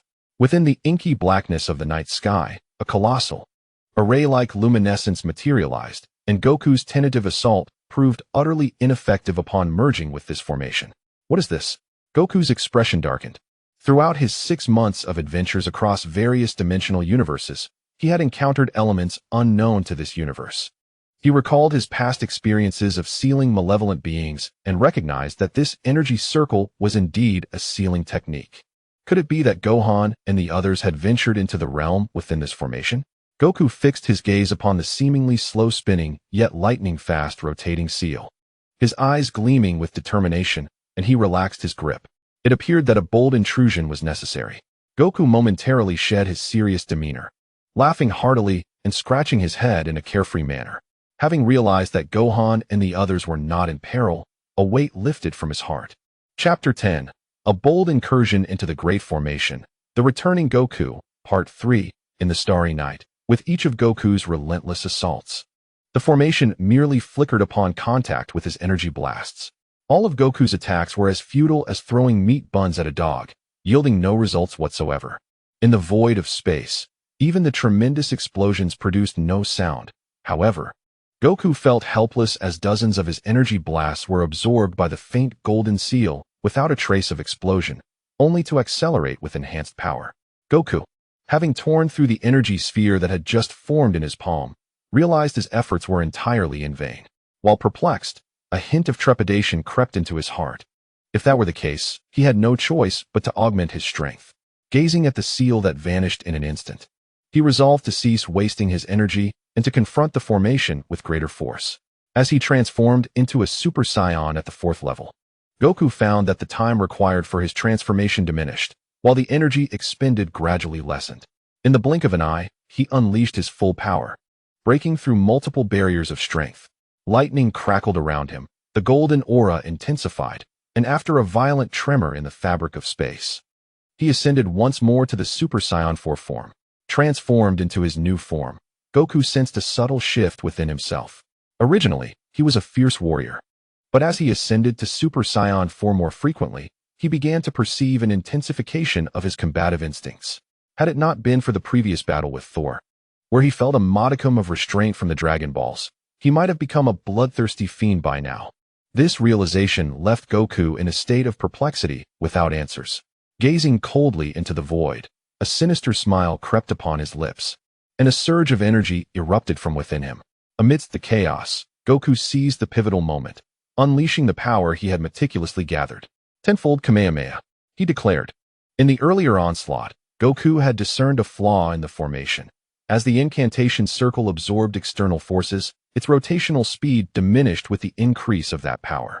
In that fleeting instant, a slender golden fissure blossomed at the center of the formation, and through his instantaneous movement, Goku detected the presence of countless life forms within that rift. A crimson beam shot forth from the palm of Goku's hand, the tremendous recoil causing his body to tremble slightly. The rapid energy blast struck the now sluggish incantation circle, causing the golden threads to re-emerge, expanding from the size of a hair to a gaping crack over 100 meters long and more than 10 meters wide, yet the interior remained shrouded in darkness. Simultaneously, as the formation was forcefully breached, a powerful golden energy beam shot forth from the dark fissure, aimed directly at Goku, the disruptor of the formation. At that very moment, Gohan and the others descended from their spaceship. Since arriving in this peculiar realm, Ub had been feeling somewhat dizzy. The instant his foot touched the ground, an invisible force surged from his core, a violent energy that suddenly escalated and then vanished. This change went unnoticed by anyone, not even Ub, who merely perceived a fleeting darkness before dismissing it as mere discomfort from the unfamiliar environment. As Gohan and Vegeta stood upon the earth, they suddenly felt a slight tremor beneath them, prompting them to glance at the starry sky, where they observed numerous planets quaking. A celestial upheaval? Shocked expressions overtook Gohan and his companions, while Journey's face shifted dramatically before he recalled something, allowing a knowing smile to emerge. However, both Shaq and Rake gazed in astonishment at the heavens, for they too sensed the tremors within this space. Gradually, it became clear that the phenomenon was not limited to Journey and Gohan. Many fighters within this domain felt the earth shake, channeling their energy to probe the causality of the unfolding events. Gohan and Vegeta's expressions darkened, yet upon witnessing the actions of Jack and Rake, they recognized that such an occurrence was beyond their expectations, and hence did not suspect any underhanded tactics from one another. However, the individuals capable of instigating such a transformation were undoubtedly formidable. Just as everyone pondered the identity of the perpetrator, an enormous seal manifested at the edge of this cosmic realm. This spectacle was so grand that even from a considerable distance, Gohan beheld the crimson symbol, resembling a disc, emanating a presence so potent that it rendered most fighters breathless. Suddenly sensing this overwhelming aura, Neely's countenance shifted once more, while Jack's piercing gaze remained fixed ahead. And Rake was momentarily stunned by this unexpected surge of power. Amidst the astonishment of those present, Gohan and his companions experienced a profound shock that stirred their very souls. They recognized that unmistakable essence, a feeling of familiarity that was simply undeniable. Grandfather. It's grandfather. Truly, it is grandfather. After a prolonged silence, it was Xiao Fong who first erupted in exhilaration, her shoulders trembling as she stifled her cries with delicate hands. Tears cascaded down her rosy cheeks, unrestrained, leaving trails of sorrow upon the ground. Hearing her words, Jack's expression shifted once again, while Rake's face transformed dramatically. He was acutely aware of the identity of the individual Xiao Fong had referred to as grandfather. Yet he could scarcely believe that the person who had vanished for over half a year would reappear, exuding such an overwhelming presence as if ruling the world. Initially alarmed, Chi-Chi, Bulma, and Satan came to realize, upon hearing Xiao Fong's ecstatic shout, that the cause of this transformation was none other than Goku. However, their disbelief lingered as their gazes shifted to Gohan, who, noticing their attention, felt tears welling in his eyes and nodded affirmatively, whispering, "It truly is father." With this confirmation, Chi-Chi could no longer contain her tears, choking back sobs. After all these years alongside Goku, and with his prolonged absence, Gohan and Goten often wore forced smiles, leading Chi-Chi to contemplate the worst possible outcomes. Yet now, she was informed, Goku has returned. "Karo, you have finally come back to us?" Vegeta turned slightly. Having recognized that the formidable aura belonged to Goku, he felt a sense of relief, though he could not shake the frustration of having labored for half a year, believing he had surpassed Goku's initial transformation into Super Saiyan 4, only to have his confidence shattered in this moment by Goku's evolution. Nevertheless, Vegeta had resolved not to aim merely to surpass Goku, but to strive to become the foremost among those who had undergone Goku's transformation. After all, such thoughts present a monumental challenge, serving as the very essence and capital of pride. Outside the formation, Wukong had long discerned the secret behind this fissure. Thus, when it tore open, he refrained from directly probing within. At this moment, observing the golden light rushing towards him, Wukong awaited the opportune moment to breach the formation. With a sudden, forceful swing of his right fist, he unleashed a massive golden dragon, utilizing the dragon fist technique to obliterate the final defense of the sealing spell. The astonishing explosion caused the very cosmos within to tremble slightly, not due to Wukong's overwhelming power being capable of shaking the entire inner universe, but rather because his force struck the sealing spell, which in turn caused the stars within to shudder. As the dragon fist shattered the retaliatory golden energy, Wukong sensed the presence of Gohan and the others emanating from the vast crack. Retaining his Super Saiyan 4 form, Wukong's face adorned a mischievous smile once more. And in an instant, he shifted into that peculiar space. The moment the formation was forcefully breached, the fighters within this starry realm changed expressions in unison. Within the blink of an eye, after traversing millions of light years in a golden meteor, Wukong's figure appeared steadfastly on the planet where Gohan and the others resided. And under their watchful eyes, a familiar silhouette with red-tipped hair and long black locks unfolded a comforting smile once again. That individual laughed heartily and proclaimed, "I have returned." Chapter 10. A bold invasion of the Great Formation. The Return of Wukong, Part 4. Gazing upon the figure so familiar, yet so surreal, everyone was engulfed in a sense of disbelief, as if fearing that this beautiful vision were but a haunting nightmare. Many shook their heads vigorously, struggling to hold back tears, yet unable to ignore the signature smile of the person before them. For a fleeting moment, silence enveloped the gathering. During this brief separation of less than a year, it felt as though they had endured a lifetime of waiting. They had believed they had lost Wukong. Yet now the real Wukong stood before them. Wukong seemed to sense the unusual atmosphere, but he first winked at Vegeta, signaling him before cheerfully inquiring, "What is the matter? Is my presence unwelcome?" "Welcome back, Wukong." Master Roshi greeted him warmly, his excited body, despite the sunglasses he wore, revealing that his eyes were teary, his voice slightly choked. Following Master Roshi's initial greeting, the younger fighters gently wiped away their shimmering tears, nodding with smiles. "Welcome back. Haha, thank you. Wukong laughed heartily, and at that moment, he dissipated his power. As the golden lights softly flickered, he reverted to his normal state, revealing the same familiar yet robust form. Grandpa, is it really you? You truly have returned. I am so happy. Little Fong exclaimed, running towards him, her eyes shimmering with tears as she playfully pouted. She blinked in disbelief. Yet the robust figure before her indeed overlapped with the familiar silhouette from many years ago, and the essence remained unchanged. As Kiki excitedly leaned forward to gently embrace Goku, tears streamed down her cheeks as she choked out, "Goku, you finally returned. Do you have any idea how worried I was? I truly feared that you would never come back. I promise I will never bully you again." Surprised by her words, Goku touched his nose in astonishment, a bittersweet smile creeping onto his face as he recalled how often Kiki had uttered similar sentiments. Yet, to this day, she continued her relentless torment, a habit that had persisted since Gohan's birth. Goku adopted a more serious demeanor, turning to Kiki with a quizzical gaze and inquiring, "Is that truly the case?" "Yes," Kiki affirmed with a nod. At that moment, the others gathered around Goku, including Vegeta, who, despite his pride, acknowledged Goku with a slight nod, indicating his understanding of the situation. Goku responded with a knowing smile and nodded back. "Indeed, I have returned," Goku said, his gentle eyes gazing at Kiki and the petite Xiao Fong standing beside her, his large hands caressing their hair affectionately. "Grandfather, how did you come back? Did you not say your condition was stabilizing?"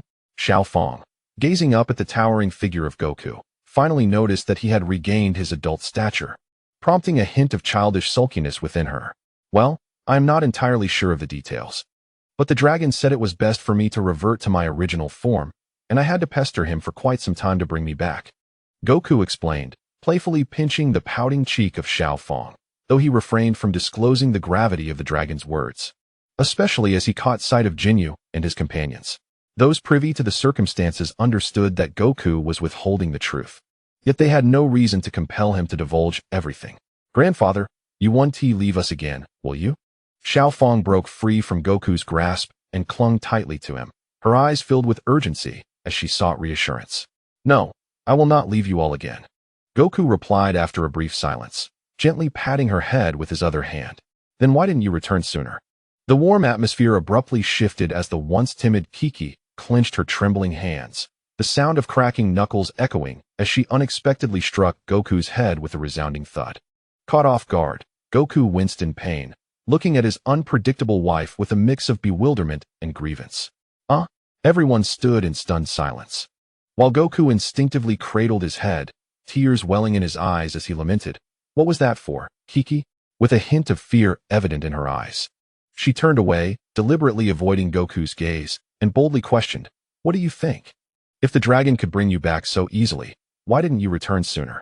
You made me worry for nothing." I'm telling the truth. It took me quite a while to persuade the dragon to make that decision," Goku said, rubbing his head in a display of innocence and grievance. Kiki remained resolute and unyielding, fully aware of Wukong's deceit, yet relishing the role she was playing. Her fierce demeanor sent shivers down the spines of those present, particularly Vegeta, whose eyes widened in disbelief that the universe's mightiest warrior could be so subservient at home. Wukong could only manage a wry smile, as if resigned to the inevitable outcome he had anticipated. Kiki's sweet nothings were hardly trustworthy, as evidenced by her earlier promises, which had unraveled within mere minutes. The onlookers exchanged knowing smiles, oblivious to the silent figure of Genie, who was quietly observing Wukong from a corner. "Uncle Wukong, did the Dragon Balls and Shenron return with you?" Trunks inquired as he stepped forward. "No, it was only I who returned. Before coming back, Shenron restored my original form," Wukong replied truthfully, deliberately omitting the fact that the Dragon Balls had merged with his being. That is indeed commendable. Shenron has done well. Now that Wukong is my age, I no longer worry about you seeking companionship elsewhere," Kiki teased playfully. Ha ha ha. Laughter erupted among the group, while Kiki's cheeks flushed. Wukong scratched his head in confusion, chuckling along. Yet, the familiarity of his presence struck a chord within the king, who pondered deeply, murmuring to himself, "Your Majesty, how could you possibly know this commoner?" A guard asked, perplexed. "Indeed, he seems remarkably familiar. Who could he be? Wait, I recall now. He is the boy who defeated Demon King Piccolo years ago," the king exclaimed excitedly, adjusting his glasses to scrutinize the robust Wukong, gradually merging the visage of the present with that of the boy from days gone by. Is it truly possible? Could he be the savior from that time? He appears rather unremarkable, the guard questioned, eyeing the king skeptically. The king remained fixated on Wukong, straining to recollect the past events, asserting, he bears an uncanny resemblance, indeed. Let us take the time to confirm. Young master, is it truly him? Is he the fabled Super Saiyan? Rake's body trembled slightly, still awestruck by Wukong's earlier display of power. Zack remained silent, shifting his gaze to Genie, both awaiting an answer. It is indeed him. I have not erred. His state back then was unmistakable. Genie responded emphatically, recalling Wukong's Super Saiyan 4 form. Yet, wasn't the legend supposed to depict that warrior as a heartless combatant? How can this be? Rake struggled to articulate, for the man before them diverged starkly from the accounts of old. No, you must see it as well, Rake. Saiyans are capable of transformation. Their strength surges in an instant, and their emotions shift accordingly. You should be well aware of this from your battles with Gohan. Moreover, can you really deny the state he just demonstrated?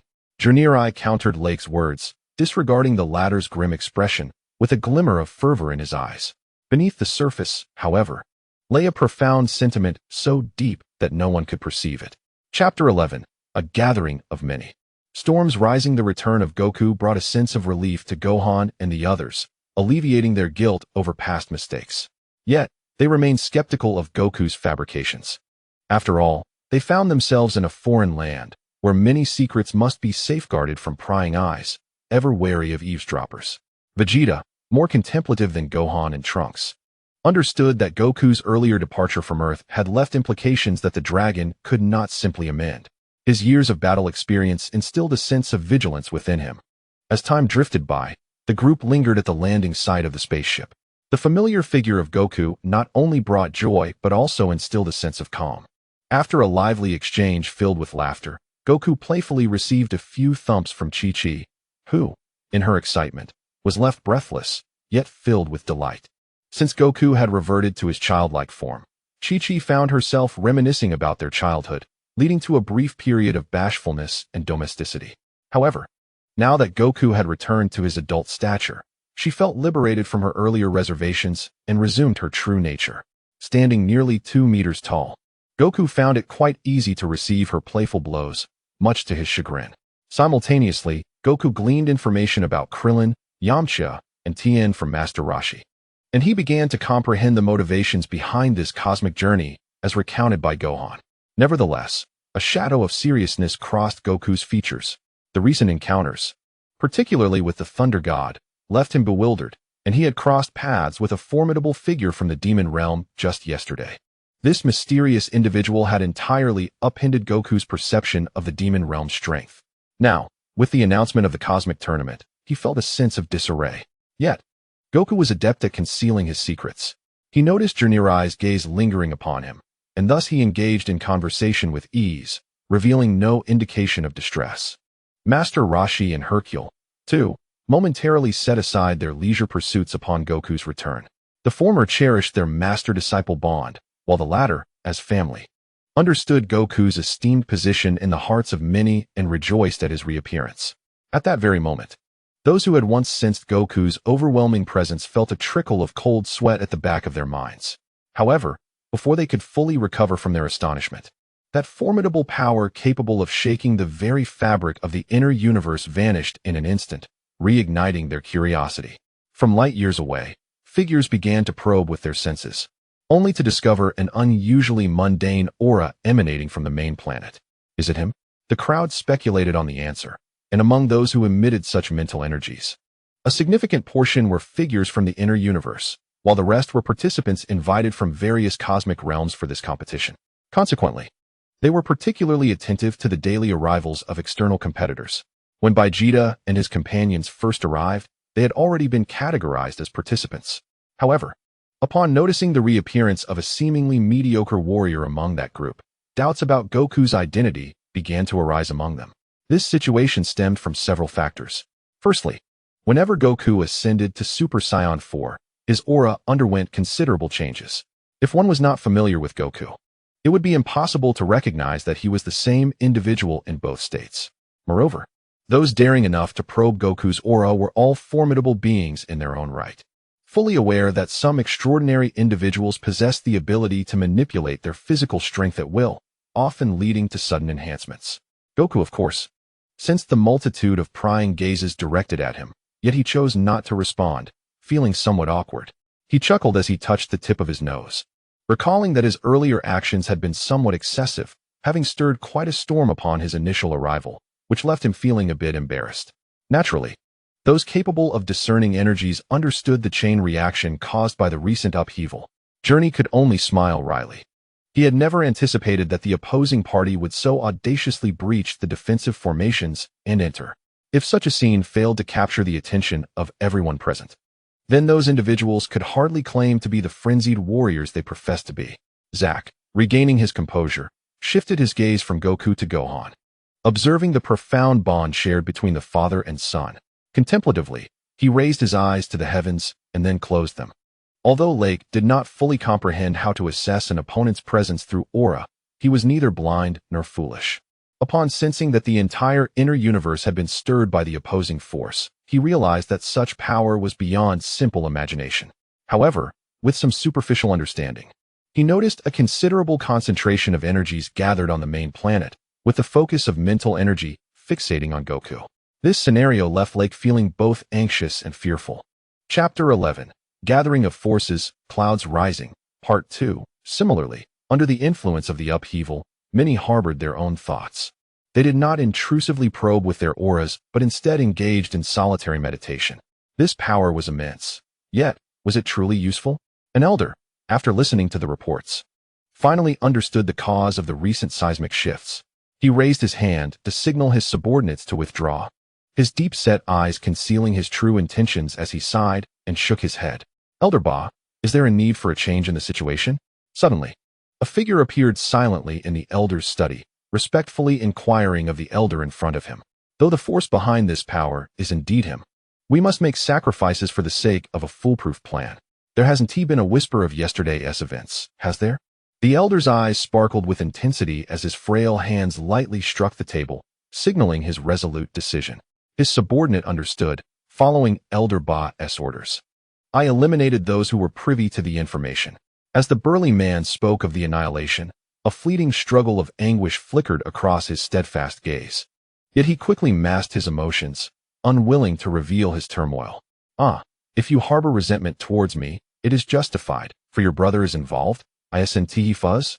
The elder, with his keen perception, discerned the fleeting glimmer in the middle-aged man's eyes, indicating his thoughts.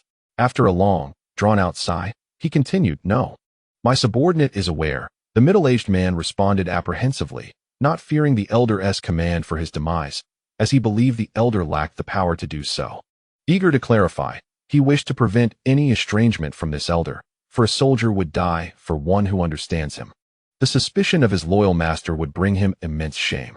The middle-aged man articulated the crux of the matter, for he knew well that had it not been for his brother's betrayal years ago, he would not be facing the threat of death today. Yet, blood runs thicker than water. After all, he was his own brother, and to end his life with his own hands would be a tragic fate.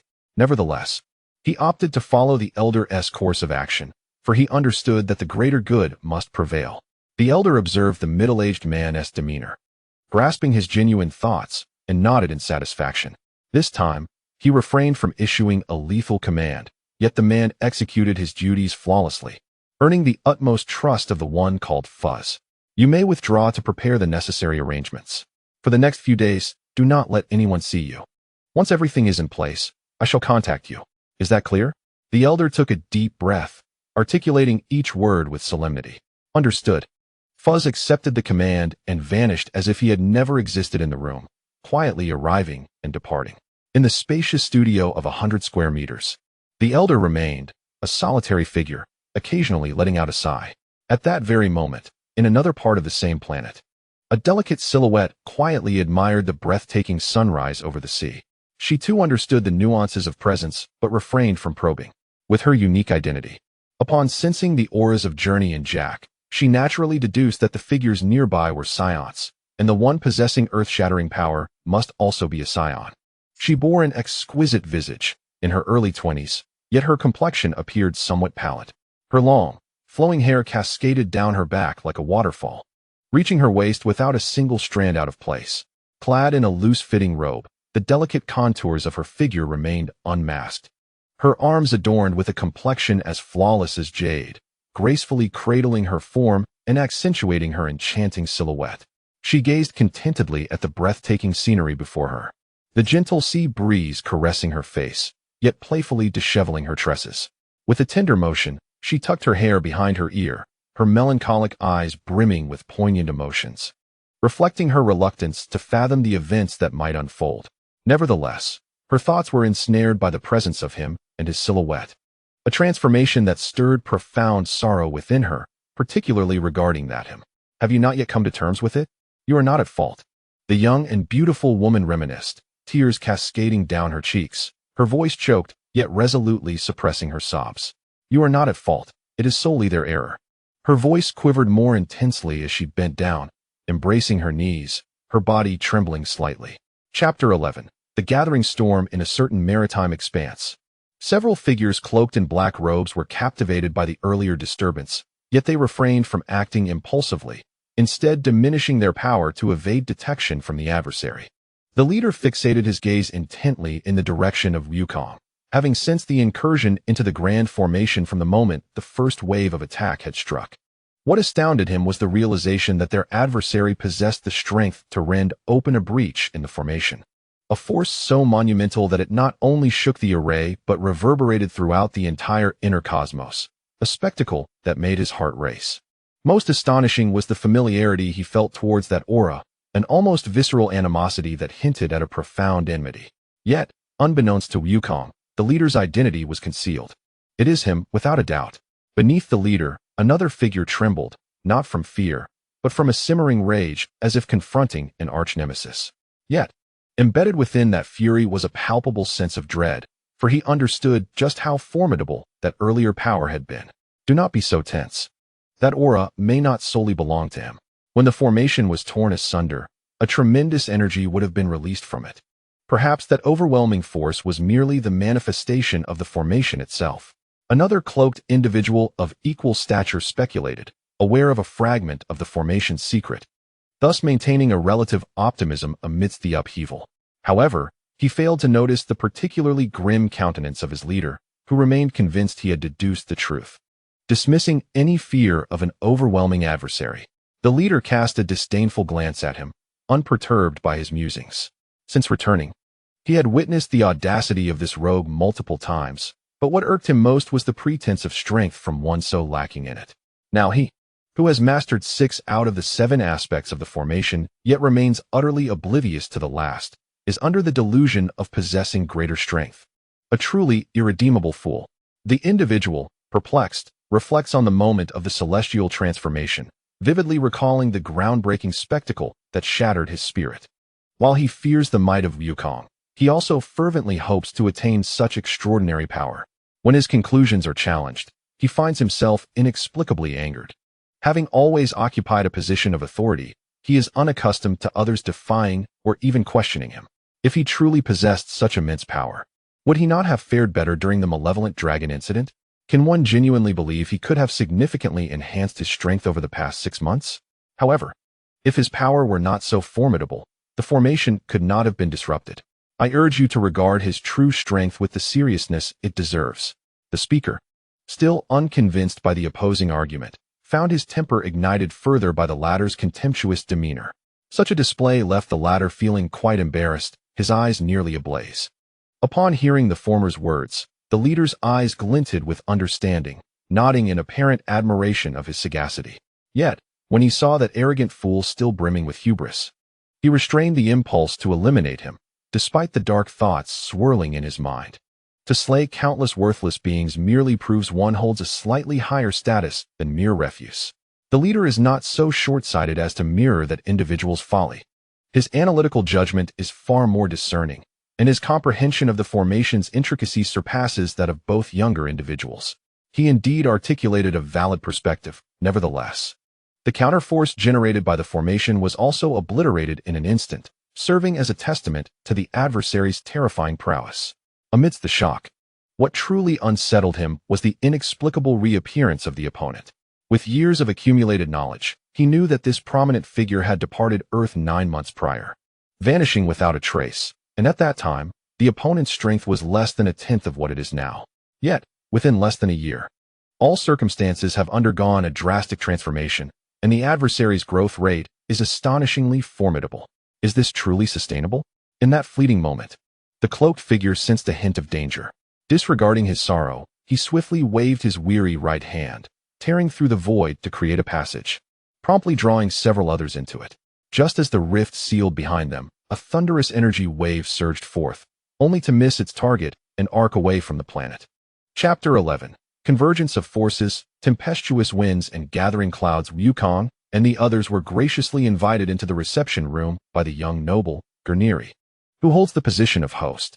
Currently, they find themselves within the technological base of the planet. As a member of the royal family, Gurniri does not reside here, and his father, whom he frequently references yet has yet to reveal, dwells in a palace miles away. It is a pleasure to meet you. Your name is Sun Wukong, correct? I am Gurniri. Journalai had long discerned the true identity of Wukong. Even now, he awaited Gohan's introduction before stepping forward to extend a courteous greeting. His visage adorned with a gentle smile as he offered his right hand in a gesture of handshake. Ah, greetings. Wukong returned the smile, and upon the moment their hands met, he instinctively sensed the immense power residing within Journalai. A slight change flickered across Wukong's countenance. Yet he regarded Journalai with an appreciative gaze. While Wukong scrutinized Journalai, the latter was equally probing the depths of Wukong's capabilities. In that fleeting contact, he was astonished to discover how well the latter concealed his strength, failing to detect even the slightest fluctuation. A moment of incredulity washed over him. Dubbed the mightiest warrior in the outer universe, Wukong truly embodied that title. As Wukong released his grip, Journalai withdrew his hand, chuckling softly. Aha, in truth, I am merely a warrior revealed to the world beyond. Whether I am the strongest remains debatable. After all, there are many formidable figures lurking in the cosmos. Wukong felt a pang of nostalgia, reflecting on the countless times he had clawed his way back from the brink of death throughout his years of battle. He realized that as his own power had ascended, the world he encountered had grown increasingly vast.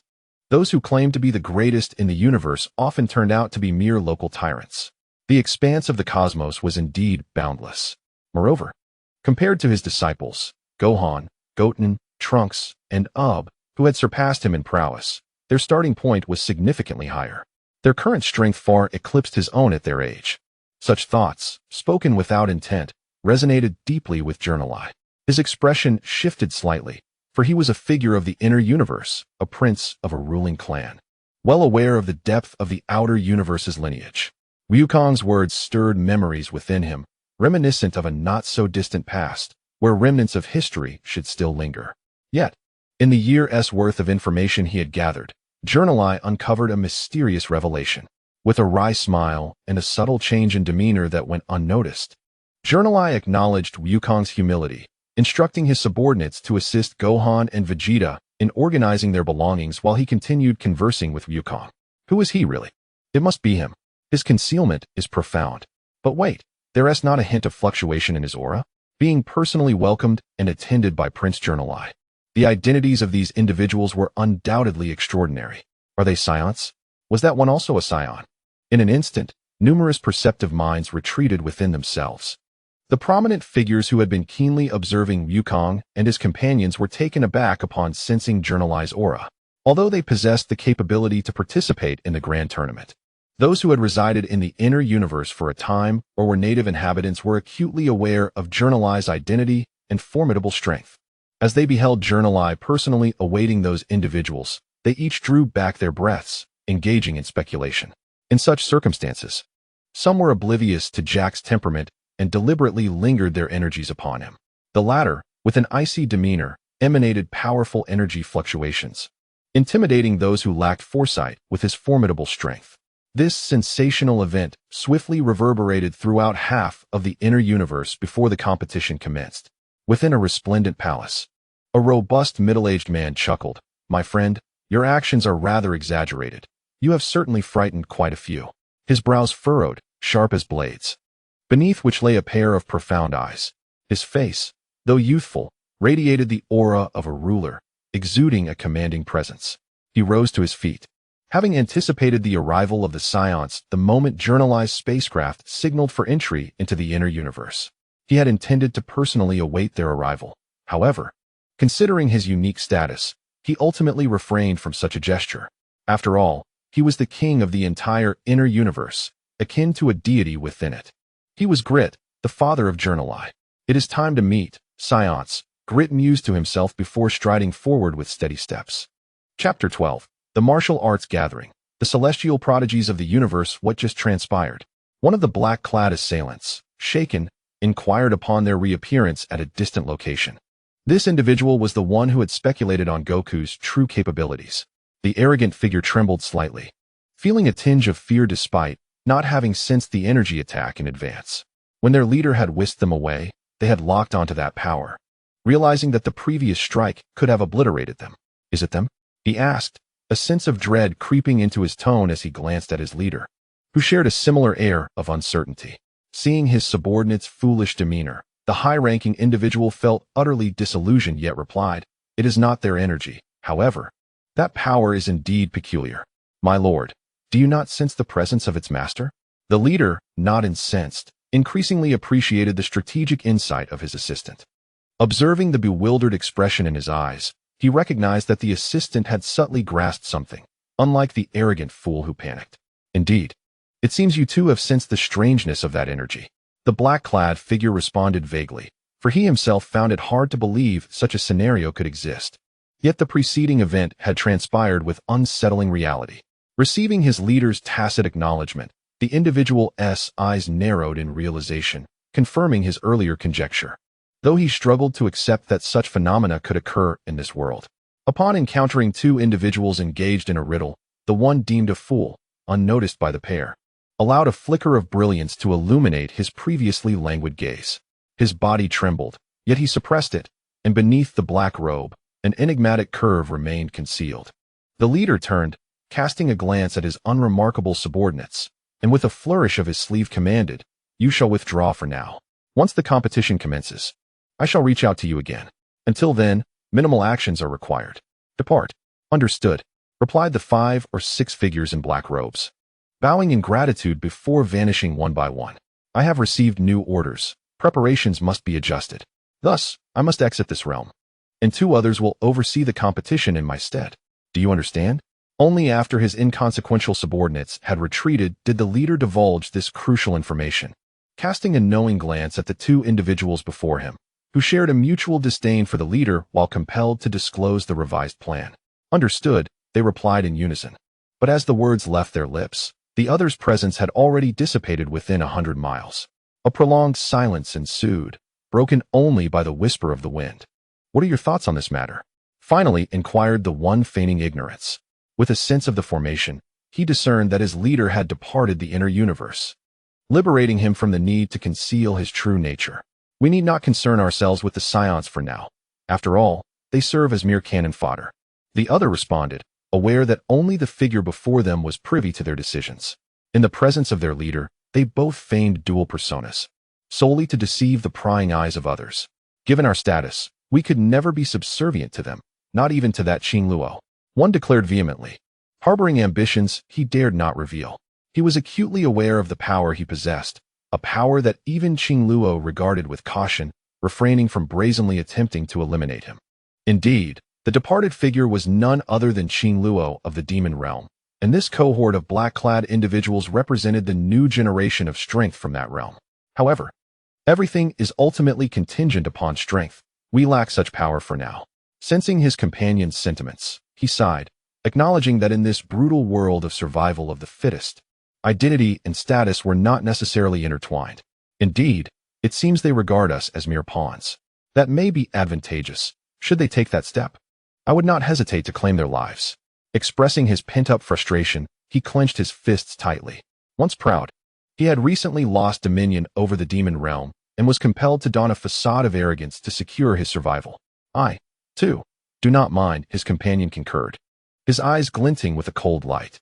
Chapter 12. The Tournament of Combat. The Chosen Ones of the Universe. Part 2. A solitary figure traverses the space. drawing reverent bows from those who pass by. Yet the individual never opens their eyes to meet their gaze, seemingly wandering aimlessly in search of elusive answers. This proud and lonely soul, aside from the presence of Jack, finds no companionship. He is aware that Grit will soon seek an audience with the Saiyans. Thus he departs from the reception room, not out of a lack of desire to meet the benefactor who transformed his life, but rather due to his inherent indifference to all matters, save for hers. Every individual possesses their own narrative, and Jack is no exception. However, the only one privy to his past is no longer alive, the rest having been annihilated, their souls extinguished a second time. That incident once reverberated throughout the entire inner universe. Such events have instilled a profound fear in nearly all who now behold Jack. Yet, Jack is acutely aware that beneath their fearful gazes lies disdain and a deep-seated hatred. He pays no mind to, nor does he care for, the opinions others hold of him. However, should anyone dare to provoke his ire, they will vanish from existence in an instant. Are you not the slightest bit interested in the tournament? A familiar voice suddenly pierced the air, and Jack recognized the newcomer by their aura. He opened his eyes to regard Lake, who stood in the pathway before him, and replied in a detached tone, "I have no interest." Years of enduring Jack's aloofness had taken their toll on Lake, igniting a simmering anger within him. He understood the uniqueness of his own lineage. Yet he could not tolerate the dismissive gaze Jack cast upon him. Just as he contemplated another outburst, a recollection of Jinri's warning echoed in his mind. Never provoke Jack. Suppressing his fury, Lake's eyes still sparkled with cold light, but Jack had already closed his eyes again, his stride unceasing as he brushed past Lake. "This is no longer Earth. I trust you will not question my intentions?" Lake observed the haughty figure retreating and, fighting back his indignation, inquired once more. "Do as you wish, but do not claim I did not forewarn you. Should those matters resurface, I will ensure you become a figure of ridicule," Jack retorted, momentarily pausing in his steps, his tone turning icy. As Lake's expression shifted in alarm, Jack's next words struck him like a dagger, igniting a painful rage within him, though he could only grit his teeth in response. "This time, I shall ensure you learn your lesson. I will personally dispose of those worthless fools." Jack's declaration reverberated in Lake's mind, and while his fury surged, Jack had already distanced himself. "Jack, one day, I shall kill you." Lake dared not voice his thoughts. Instead, letting his inner turmoil roar, his eyes bloodshot, his formidable aura intensifying as a second mark began to faintly manifest upon his forehead. In less than 5 minutes, in a desolate wilderness thousands of miles away, the figure of Jack stood amidst the rubble, coldly gazing at the 4 bodies on the ground, unwilling to accept their demise. In their final moments, they were engulfed by extreme fear and regret, yet Jack granted them no opportunity for repentance, mercilessly slaying them one by one before his eyes. He glanced at his blood-stained forearm, then summoned a faint golden aura that dissipated the thick blood. A small explosive energy orb descended upon the location of the corpses, and after a resounding explosion, the 4 bodies vanished into nothingness, leaving only slight charring on the ground. "Your strength is commendable, yet knowing full well the consequences. You dared to provoke my limits. Thus, death is your best outcome," Jack remarked, closing his eyes in contemplation, remaining utterly still. During these few moments of silence, the wilderness returned to its natural rhythm.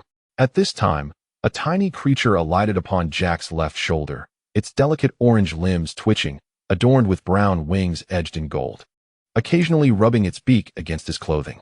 Jack's spirit stirred, and he turned his head slightly to gaze at the charming little being, which met his gaze with a profound understanding in its round eyes, both remaining motionless. Observing the little bird's utter lack of fear, Jack found himself softened by its presence, and for the first time, a smile graced his face. He gently stroked the bird's smooth head with his right hand, but the creature, undeterred, presented its fluffy belly, evading his fingers and retaliating with a peck before soaring away. Amused by the bird's playful antics, Jack felt no pain from the light attack. Instead, he caressed the small creature a few more times, reminiscent of cherished memories from a joyful past, and he smiled for the 3rd time, a rarity for him. Chapter 12. The Martial Arts Gathering, The Chosen Ones of the Universe, Part 3, with a rugged and stern visage. The women in attendance sensed the overwhelming presence emanating from the young middle-aged man seated before them, a figure they dared not approach too closely. However, Bulma and Bra remained unconcerned, for they were well acquainted with this version of Prince Vegeta at home. Under the introduction of Jin, everyone soon understood that this middle-aged gentleman was the king she referred to, King Grit. Due to the need to discuss certain confidential matters, the King of Earth was ushered to a separate resting area. "You must be the proud Saiyans of the universe," Grit remarked with a smile towards the assembled group, not adopting an air of superiority, but rather focusing his gaze primarily on Goku and Vegeta. Similarly, Vegeta stood as the defender of Saiyan dignity, his stance starkly contrasting with Grit's. The latter, however, bore no offense. He possessed knowledge surpassing that of Jin and was well aware of Vegeta's temperament. He also understood that in ancient times, the Saiyans commanded such respect, and as a prince of this lineage, Vegeta appeared to be the heir to future dominion. Even if the Saiyans of today are no longer as formidable as they once were, the innate ferocity within them remains indelible, eternally etched in their spirits alongside their martial prowess. Indeed, we are among the last surviving Saiyans. Vegeta and I are of pure Saiyan blood, while these individuals are the mixed-blood descendants of Saiyans and Earthlings. Goku, ever amiable, responded, though a peculiar apprehension flickered within him, an emotion foreign to his typically straightforward nature, leaving him puzzled as to its origins. The records must be correct, after all, thought Glitter, who exhaled deeply, somewhat perplexed by Goku's sudden reappearance, though he had never revealed his innermost thoughts. What is particularly significant about this? What does it matter if one is a Saiyan? Vegeta inquired impatiently, his pride betraying a hint of irritation as he resented the scrutiny of their past exploits. The knowledge that their experiences on Earth were known to someone far away invoked a sense of being controlled and belittled, igniting Vegeta's indignation. It is quite simple.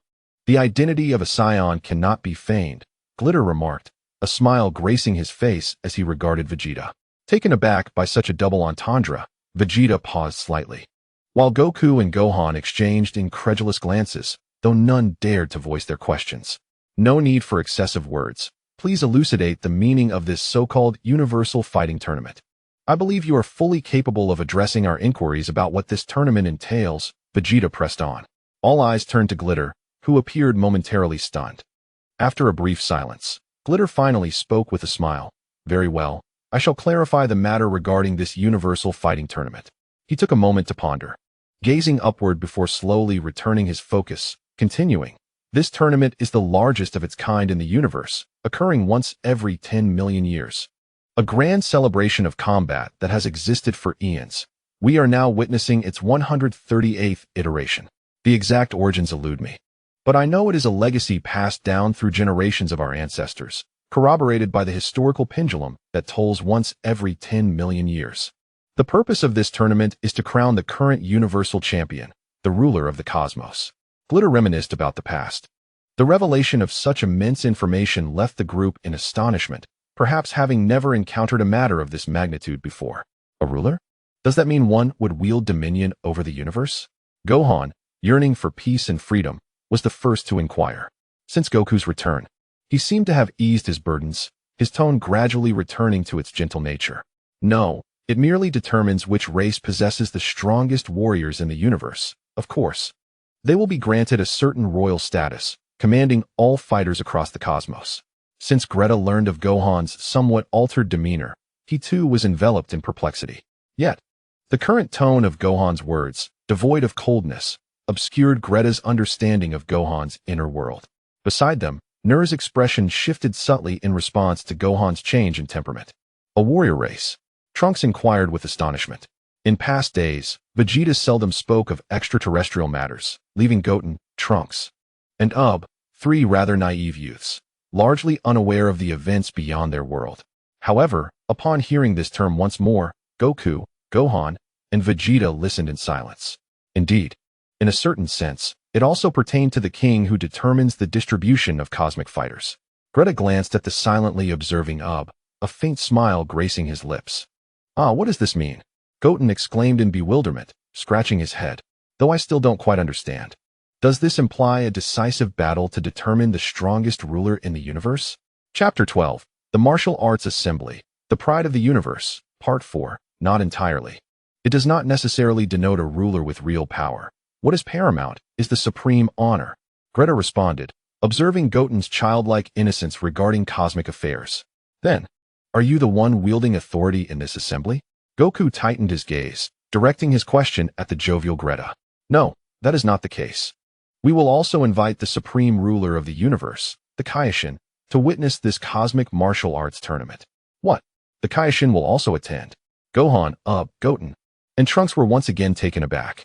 Is this true? Yet, their memories conjured images of the Kaioshin lacking charisma and the lecherous old Kaioshin. Indeed, because the Kaioshin is the highest authority in our universe, only he can bestow upon us the utmost honor. By the way, how do you know all the matters of our outer world? What means do you employ? Vegeta finally voiced his lingering questions with a steely tone. He wished to disentangle himself from this inquiry, for ever since he recognized the true power of the Kaioshin and others years ago, it became evident that in this cosmic tournament, they were merely symbolic figures. Well, you see, we are the people organizing this event. Thus, we possess the capability to sense the fluctuations of power across the universe. Simultaneously, we determine who is capable of participating in the tournament, which is our obligation and right, hence our awareness of outer affairs. Is it all matters? Does this encompass the history of the universe? Gohan inquired, astonished. Pretty much. But our primary focus is on detecting the battle conditions of the outer world, as that is the crux of the matter, Greta stated, raising a finger to delineate the differences. Why do you engage in such endeavors regarding battle conditions? Goten asked, puzzled. I cannot elaborate fully on this, as it is a task bequeathed to us since ancient times. In the external world, how is it that no one has discovered this place, which exists in isolation? Why is that? Wukong similarly inquired, particularly when faced with the formation, as he too was perplexed by its existence. However, Wukong could not directly question the origins of this matter. He believed that this formation was not a product of the inner universe, for he had learned from Gohan about the words spoken by Neil.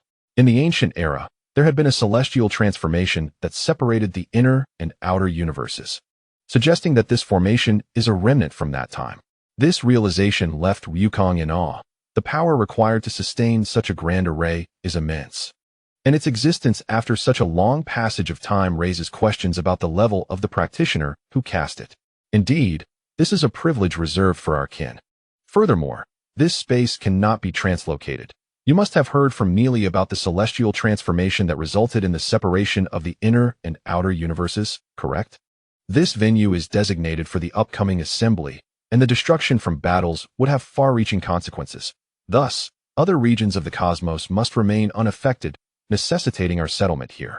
From Neil's words, what differences exist between this space and our world? Gohan, after a brief silence, posed the question. Yes. The passage of time here does not align with that of the outer universe. 1 month here equates to a year outside, indicating a time differential of 12-fold between the inner and outer universes. Grit responded truthfully, observing the bewildered expressions of Wukong and the others. He merely smiled and refrained from further comment. A 12-fold time difference? Awakening from his reverie, suddenly posed a question, drawing the group's attention to his earlier peculiar behavior. Indeed, Grit replied with a subtle smile. Is there anything particularly unique about this place? For instance, regarding the competition, Vegeta also returned to the topic, intrigued by his curiosity. Indeed, the defensive capabilities of this space are formidable. Traversing it is no trivial task, evident from the fact that the previous tournament's battles did not completely devastate it. Everyone understood this, especially since Wukong's earlier display of immense power was insufficient to breach the seal enveloping the entire inner universe. Furthermore, are there no regulations regarding the participants in this tournament? For example, are malevolent individuals permitted to compete? Wukong was particularly interested in this aspect, knowing that the demons who appeared out of nowhere would not shy away from such a grand contest. Well, there are no strict regulations. Any formidable individual has the right to participate. However, opponents must not engage in indiscriminate slaughter. Once a competitor surrenders, they must not be harmed, as this is a fundamental rule. Is that so? Trunks, Goten, and exchanged silent glances, fully aware that in a duel between strong opponents, there exists a window before one declares surrender during which the other could strike with lethal intent. Really? Haha, such events are rare indeed. Wukong exclaimed with uncontained excitement, while a faint smile graced Vegeta's lips. Indeed, in essence, this means we will be able to engage in a thrilling battle there. Grit looked at Goku, his eyes gleaming with anticipation. Indeed, Goku mirrored Grit's gaze, subconsciously responding in kind. Chapter 13, The Saiyans and the Sai-Crowned People, The Eternal Legend, Part 2, Self-Recommendation, neither demon nor deity, nor immortal in the conventional sense. Divine miracles linger in the distance, and the path to immortality is fraught with bloodshed. The quest for immortality ultimately leads to solitude. As the divine war reignites, chaos ensues across the realms, with heroes rising, divine talents emerging, and both celestial beings and demons reappearing. How shall the protagonist embark on the path to ultimate strength? With my fate defying the heavens, my blood shall transform the firmament. The new book Soul War by Mu Luo promises to deliver an astonishing tale of cultivation. Your support is greatly appreciated. Main text. Perhaps sensing something, Goku felt somewhat uneasy under Grit's excessively fervent gaze. However, having weathered numerous storms, he responded with unwavering resolve. More importantly, Goku possessed a fierce love for battle, though he was not in haste to vanquish his adversaries. A grand battle? It seems inevitable. Goku appeared to sense certain complexities, responding with a double entendre. Yet, he was puzzled as to why, upon seeing Grit, his previously calm emotions now stirred with inexplicable anger and hatred, which he attributed solely to the Dragon Balls within him. However, this sentiment was not unique to him. Vegeta, Gohan, Goten, Trunks, and even Bra and Xiao Fong shared similar feelings, yet they remained unspoken, each believing it to be a personal dilemma. The participants in this battle were not confined to those present. Such an event was indeed a grand occasion for the entire universe. Grit noticed a sudden flash of golden light in Goku's eyes, seemingly realizing something, and deliberately turned his head to continue speaking. Indeed, such events are truly exhilarating, filling me with an abundance of energy. Goku managed to suppress his thoughts, eagerly sharpening his resolve for the impending battle. Oh, it seems you Saiyans remain as combative as ever. Haha. According to the timeline, the competitors should be arriving soon. You are on the brink of experiencing the longed-for clash. Grit jested, unable to suppress his laughter upon observing the delighted expressions of those with Saiyan blood. When does the competition commence? I would prefer a straightforward answer. Vegeta impatiently interjected, harboring a subconscious dislike for this enigmatic queen. His indifference towards genuinely was now compounded by the presence of this imposing figure, igniting his inherent pride as a prince. The tournament will commence in 5 days, beginning with the elimination rounds. Grit was not one to overlook the nuances of human emotions. His royal demeanor was not without its intricacies, and he was acutely aware of Vegeta's aversion, his brows furrowing slightly. Bulma also noticed her lover's peculiar behavior and was perplexed. Vegeta, who had always been cold and dismissive towards strangers, exhibited an unexpected severity in this brief exchange. However, Vegeta paid little heed to the opinions of others. Goku, too, was taken aback by Vegeta's unusual conduct, momentarily reflecting on whether his own emotions mirrored Vegeta's inexplicable anger. Indeed, Vegeta himself was baffled. He was indifferent but not heartless. Yet a sense of disdain brewed within him. Chapter 13, Saiyans and Saiyans of the Crown, Ancient Legends, Part 3. As soon as Grit's words fell, each person in attendance harbored their own thoughts. Naturally, Goku and Vegeta were eager to engage in battle. Goten and Trunks, displaying their childish nature, lamented the scarcity of time for play, while an unsettling emotion surged within Trunks as he hesitantly gazed at his father ahead. In the next moment, as if confirming his fears, Trunks appeared despondent. Where is the gravity chamber? Vegeta's voice resounded once more. Although he relished fighting, in his relentless pursuit of strength, he acknowledged his subordinate status, insisting that no one dare call him the elder brother. Upon hearing this, everyone regarded Vegeta with expressions of agreement. Goten, upon receiving Vegeta's answer, turned pale. Beads of cold sweat formed on his forehead as he slowly turned to look at Trunks, who suddenly attempted to embrace him, exclaiming in frustration, "I support it. Goten, let us train together." Caught off guard, Goten glared at the clingy Trunks, his mind swirling with exasperation as he cursed the latter for his ungratefulness. How could this brat expect to share both fortune and misfortune? Goten felt like crying without tears, for Goku's next statement sealed his fate.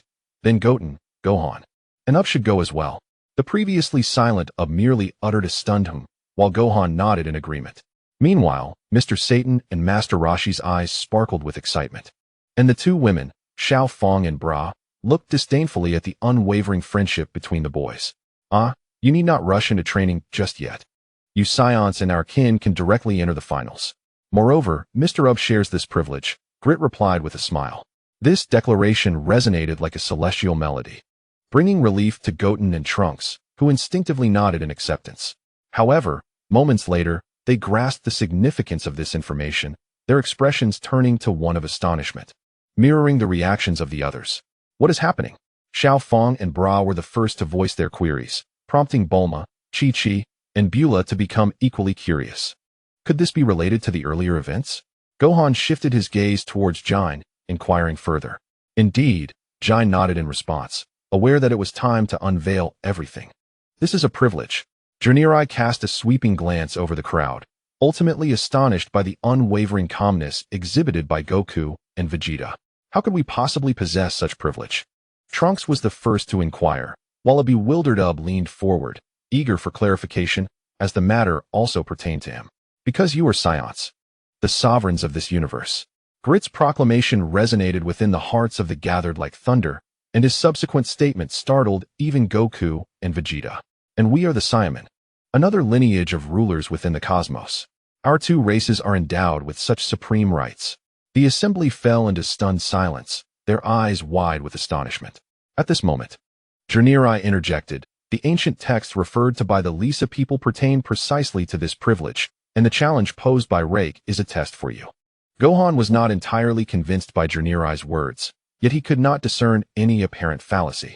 Meanwhile, Goku pondered deeply through the endless discourse of Xiao Fong.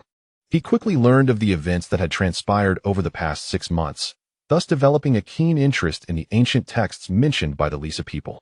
You say you are Saiyaman. What does that truly signify, and how do we all fit into the narrative of cosmic rulers?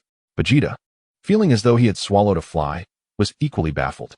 Saiyans, I have a modicum of knowledge regarding the legendary Super Saiyan. But is this what it means to be rulers of the universe? Gohan queried, acutely aware of the shifts in expression from Goku and Vegeta. This is the essence of the legend. With each passage of time, your Saiyan lineage gives rise to a legendary Super Saiyan. This phenomenon seems to coincide precisely with each universe's martial arts tournament, which is why you consistently advance to the finals and often emerge victorious, establishing yourselves as formidable dominators. While our people may not possess the overwhelming strength of your legendary Super Saiyans, we are certainly capable of standing against your race. Thus, by the decree of the cosmic beings, we are seed contestants. We possess the privilege of direct entry into the finals. Grit asserted with heightened fervor. The revelation left everyone in shock once again. Yet, I have never heard of such matters. Especially concerning your lineage, Vegeta interjected, equally taken aback and incisively questioning. Chapter 13, Saiyans and Saiyaman, The Ancient Legend, Part 4. Such a reality undeniably exists. You mentioned that your lineage consists solely of a few individuals.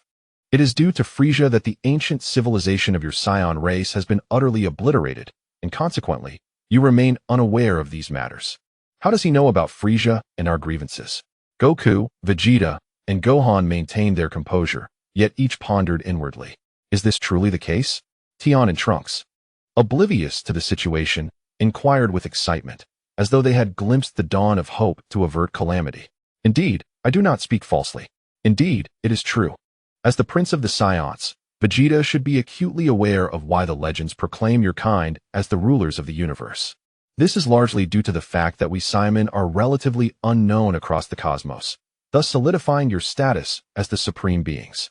Grit did not respond to Trunks, but instead turned to gaze at the contemplative Vegeta. Vegeta did not deny it. He nodded gravely. Indeed, we are privileged in this regard. You assert that we Saiyans have triumphed in the Universal Fighting Championships on multiple occasions? Goku grasped the essence of the matter and subtly sensed the legend of the Super Saiyan that Vegeta had once spoken of, prompting his inquiry. Indeed, and what else more? The victors of the previous 2 tournaments were your ancestors, the Saiyans. It is precisely this legacy that instills fear into the hearts of all beings in the modern universe. The tales of your lineage as the mightiest clan are further amplified by the legends of the Super Saiyan, an unparalleled overlord. What? It seems Vegeta caught an underlying implication. His mind swirling with thoughts of Frisia's annihilation of planet Vegeta, his body trembling with rage. In this moment, both Goku and Gohan remembered something, suddenly casting a glance toward Grit. I too speculate that Frieza sought to obliterate your Saiyan race out of fear of your immense power. Perhaps he was aware from the chronicles of your kind that the 10 million year threshold was approaching, at which point a formidable Super Saiyan would soon emerge among you.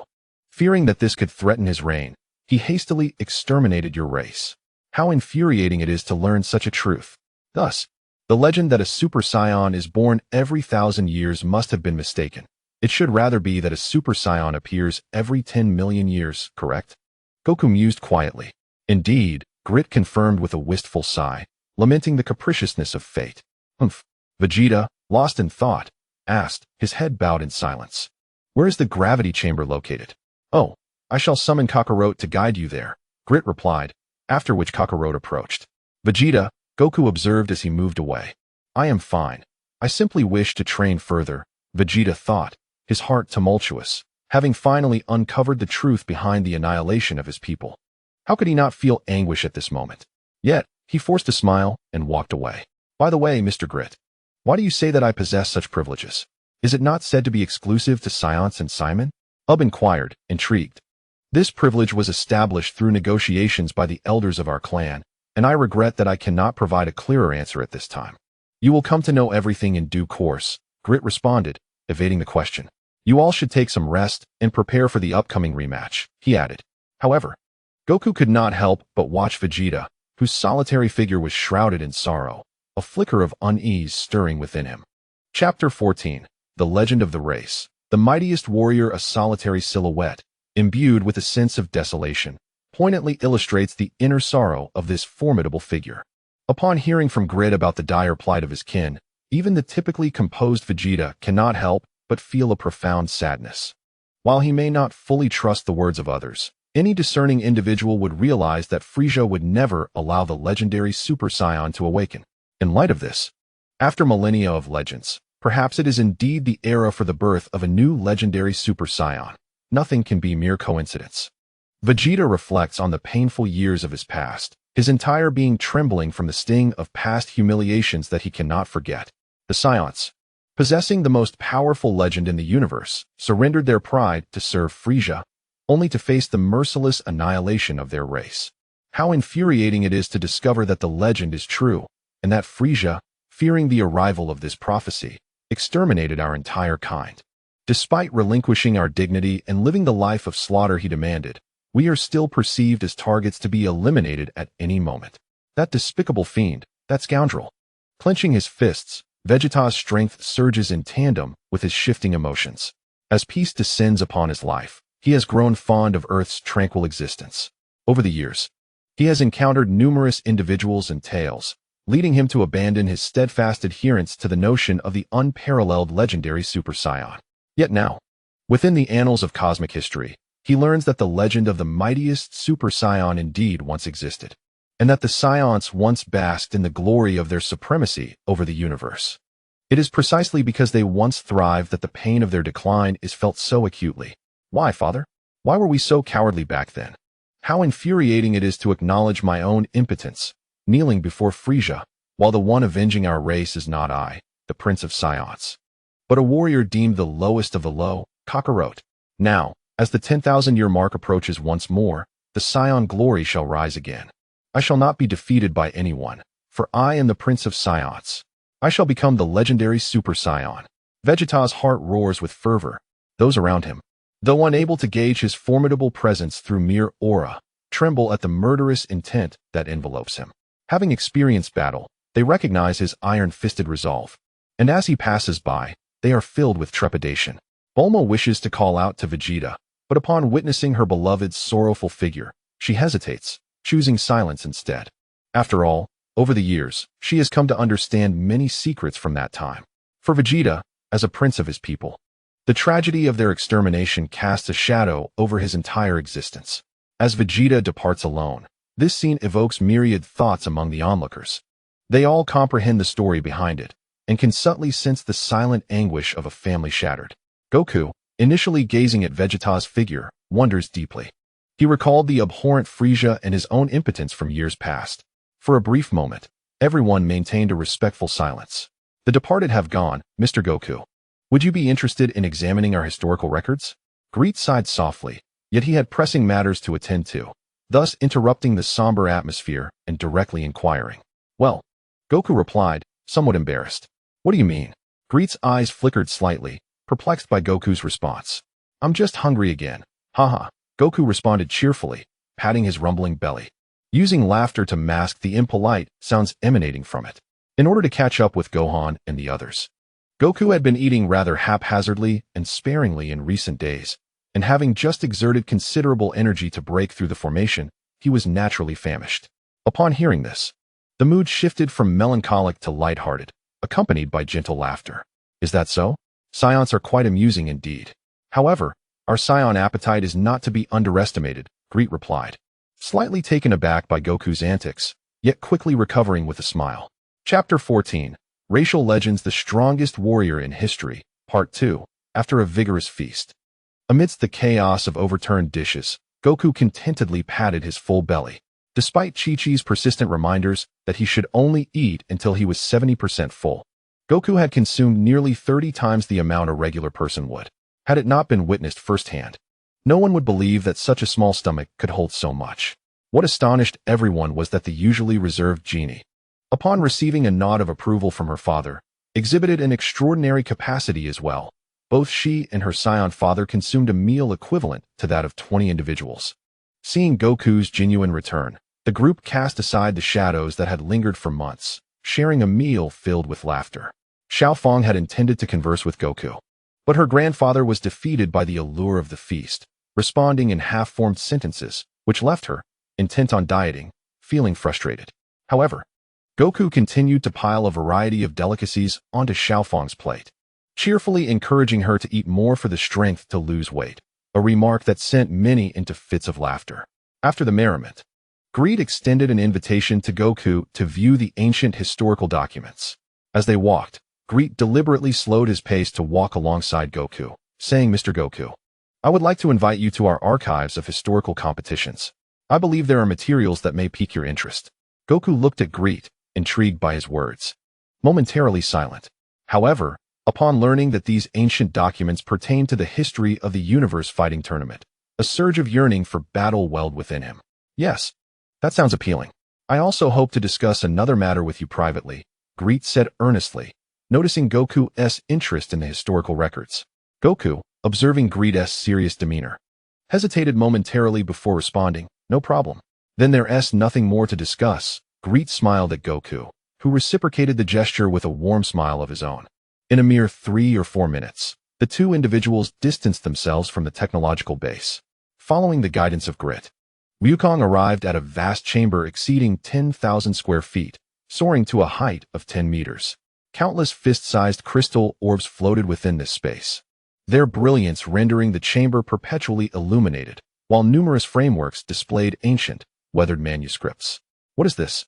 Wukong inquired, captivated by the floating crystal spheres that continually shifted.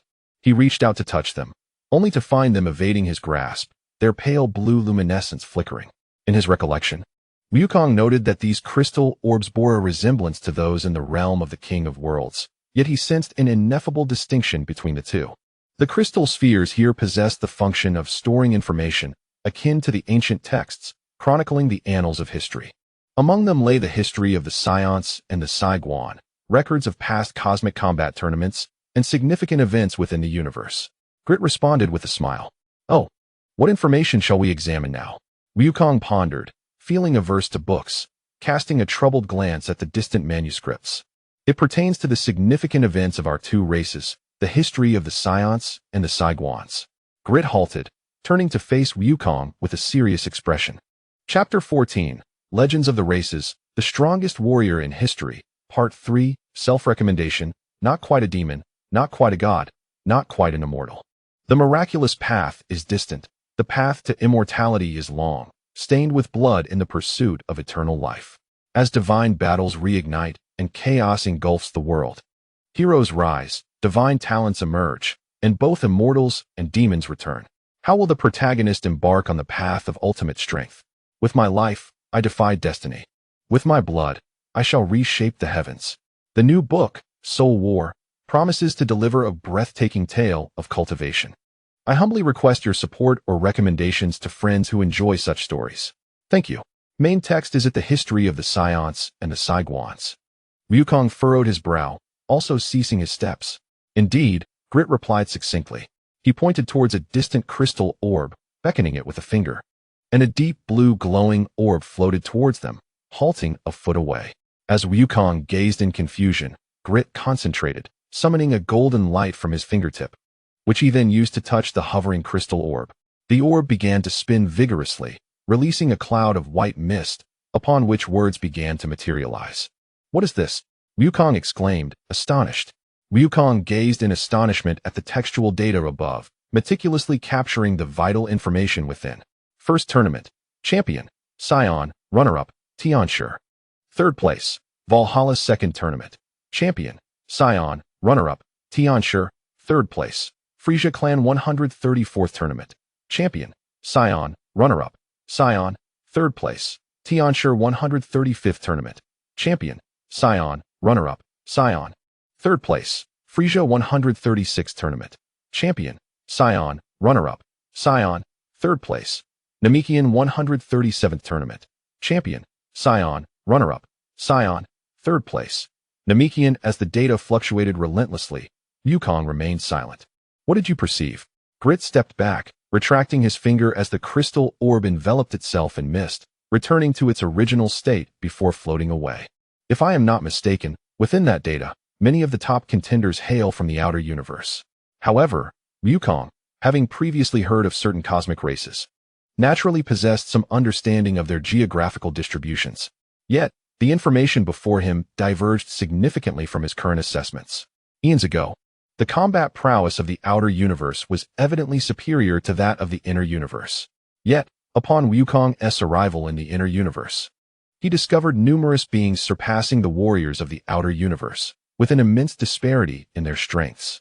Even the Frisia clan and Namekians appeared to have diminished considerably compared to the contemporary races of the inner universe. Wukong's thoughts grew more profound. I am unsure about this matter. Perhaps the situation mirrors that of your Saiyans, Grit mused, sensing Wukong's current mindset and sighed at the impermanence of worldly affairs. Moreover, why have the once dominant Saiyans seemingly vanished in the previous several tournaments? Given their might, they should have maintained a prominent position thereafter. Wukong raised this query, recognizing its significance far exceeded that of earlier questions.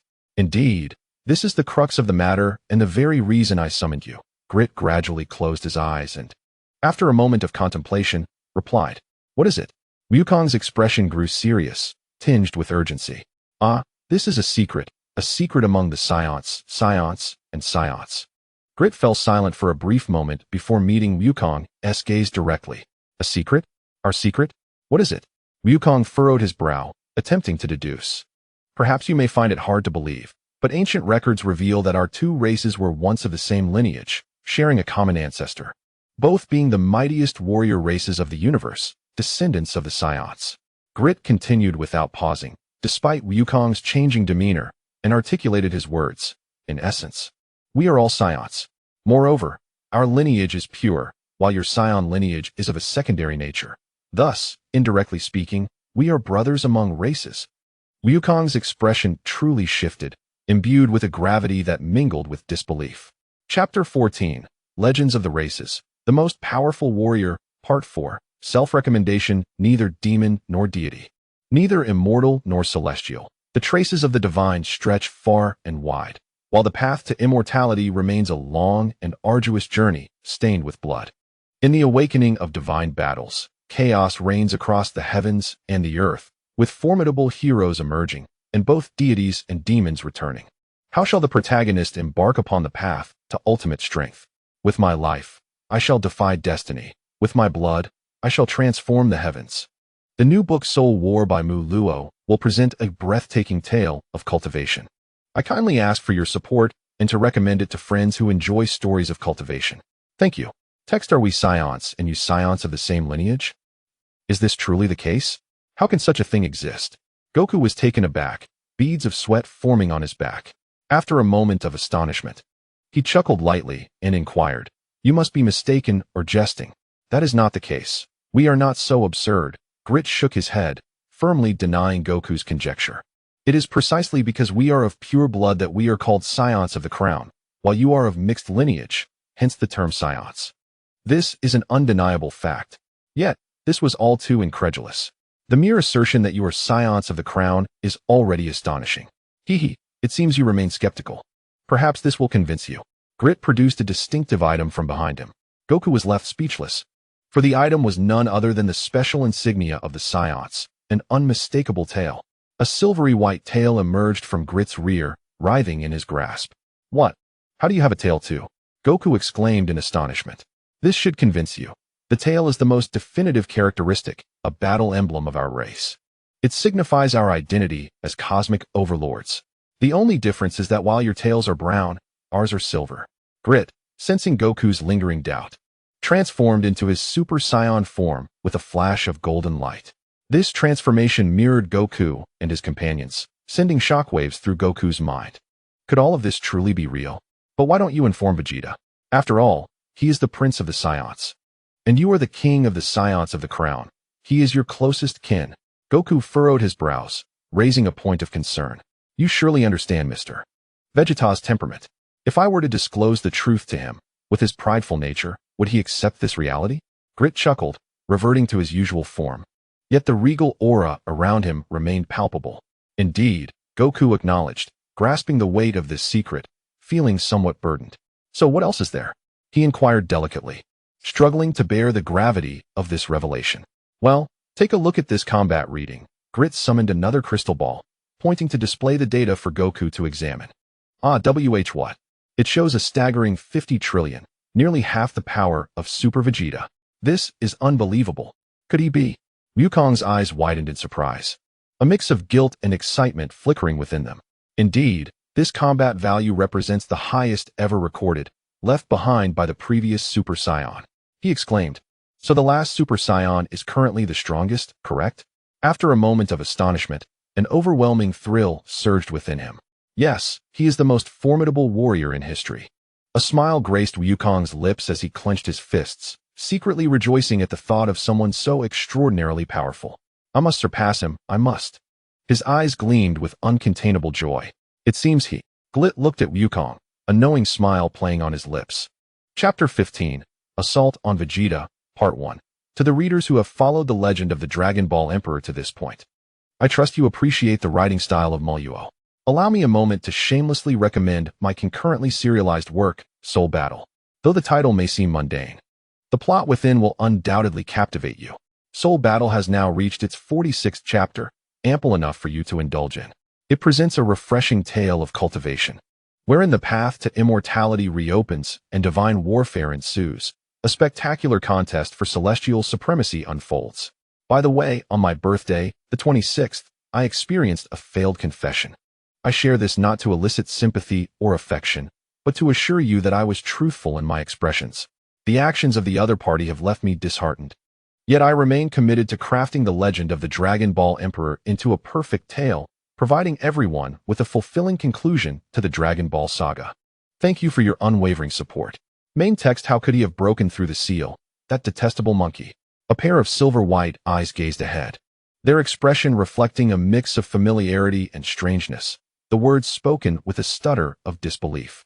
Shiro sensed the fluctuations emanating from the internal universe's formation, triggered by the forceful assault, and rushed to the center of the demon realm.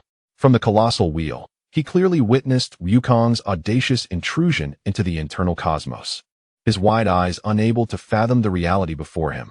It appears that his strength is still difficult to gauge. Mero had also arrived, accompanied by 3 others.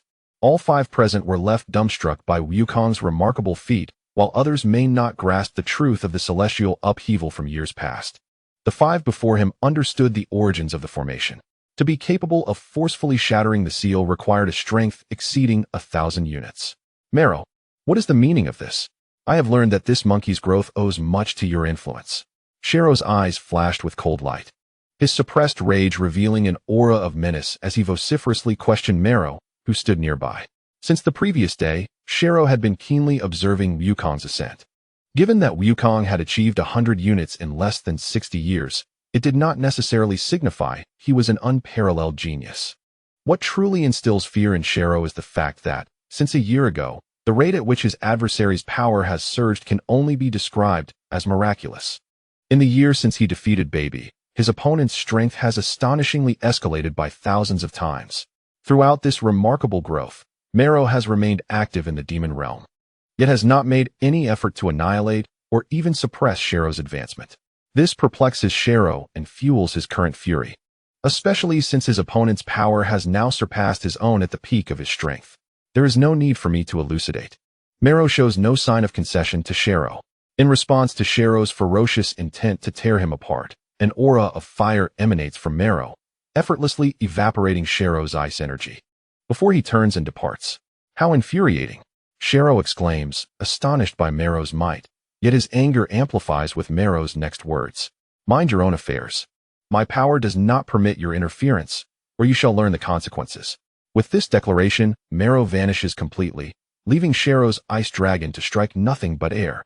Subsequently, a fireball, the size of a basketball, materializes, spinning swiftly and radiating an ominous, boundless flame.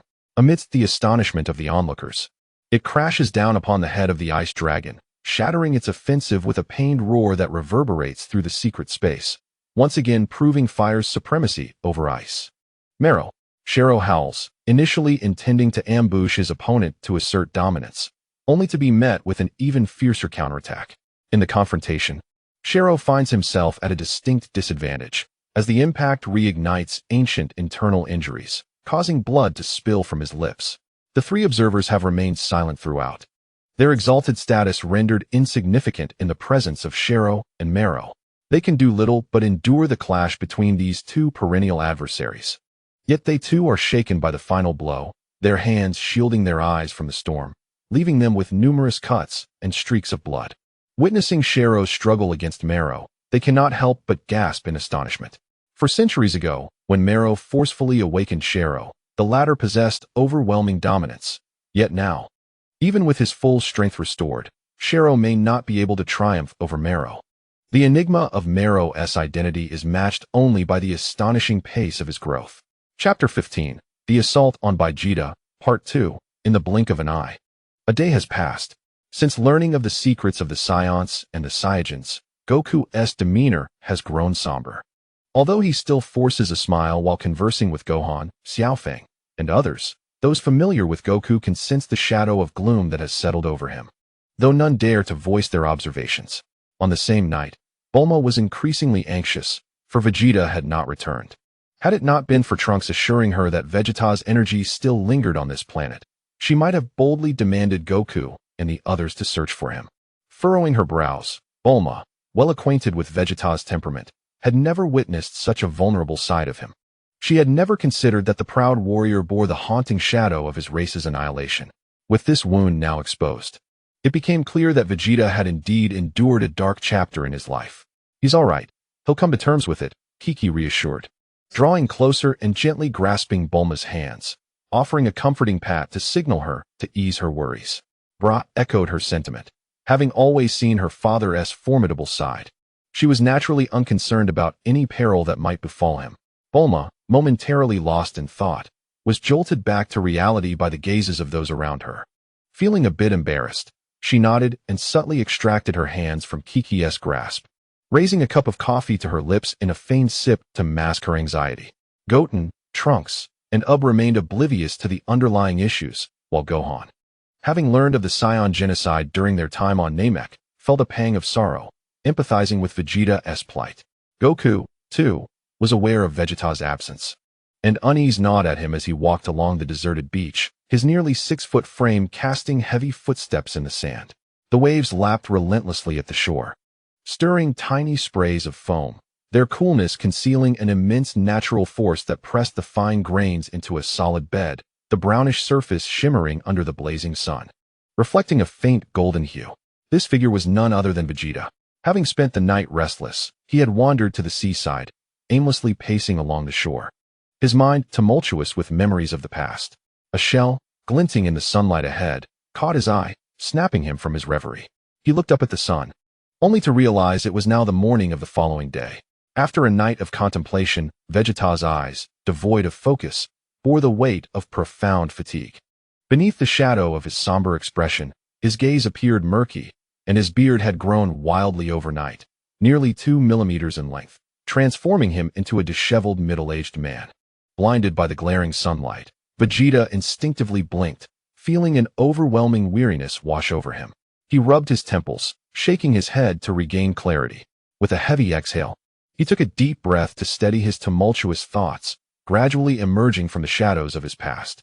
A hint of self-mockery flickered in his eyes as he chuckled softly, muttering to himself that his stomach was beginning to protest the oppressive silence. Having gone nearly a day without sustenance, Vegeta felt a flush of embarrassment wash over him. The rumblings of his stomach were hardly befitting of his princely stature. After all, the proud warrior was not one to indulge like certain gluttons, and thus, he was inclined to maintain a more refined demeanor. A fleeting smile graced Vegeta's lips, but just as he prepared to take flight, an urgent piece of information brushed against his consciousness, shattering the tranquility of his mind. The familiar aura sent a shiver through him, and his pupils dilated in shock as he gazed into the vast expanse of ocean to his right. Could it be him? Vegeta's mind appeared to be bombarded with this singular revelation, and after a momentary lapse, he succumbed to the truth. His body trembled violently, distorting his features as an overwhelming sense of murderous intent enveloped him. Chapter 15. The Assault on Vegeta, Part 3. It was indeed him. No, it couldn't possibly be him. Vegeta's body shook with increasing intensity. That familiar aura evoked years of buried memories, conjuring dark recollections of humiliation. Yet, amidst the rising tension, he forced himself to suppress the impulse and rationally dismissed his unfounded conjecture. He sensed a distinct disparity between them, one that suggested the other possessed power far exceeding that of the individual he dreaded.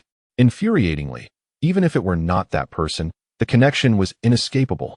Vegeta shook his head fiercely, yet the rekindled flames of his ancestral hatred proved too potent to resist. The anguish he had concealed for so long found an opportunity for release. A low growl escaped his lips, culminating in a roar that could not mask the tumultuous fury within him. The suppressed brutality surged forth with unprecedented ferocity.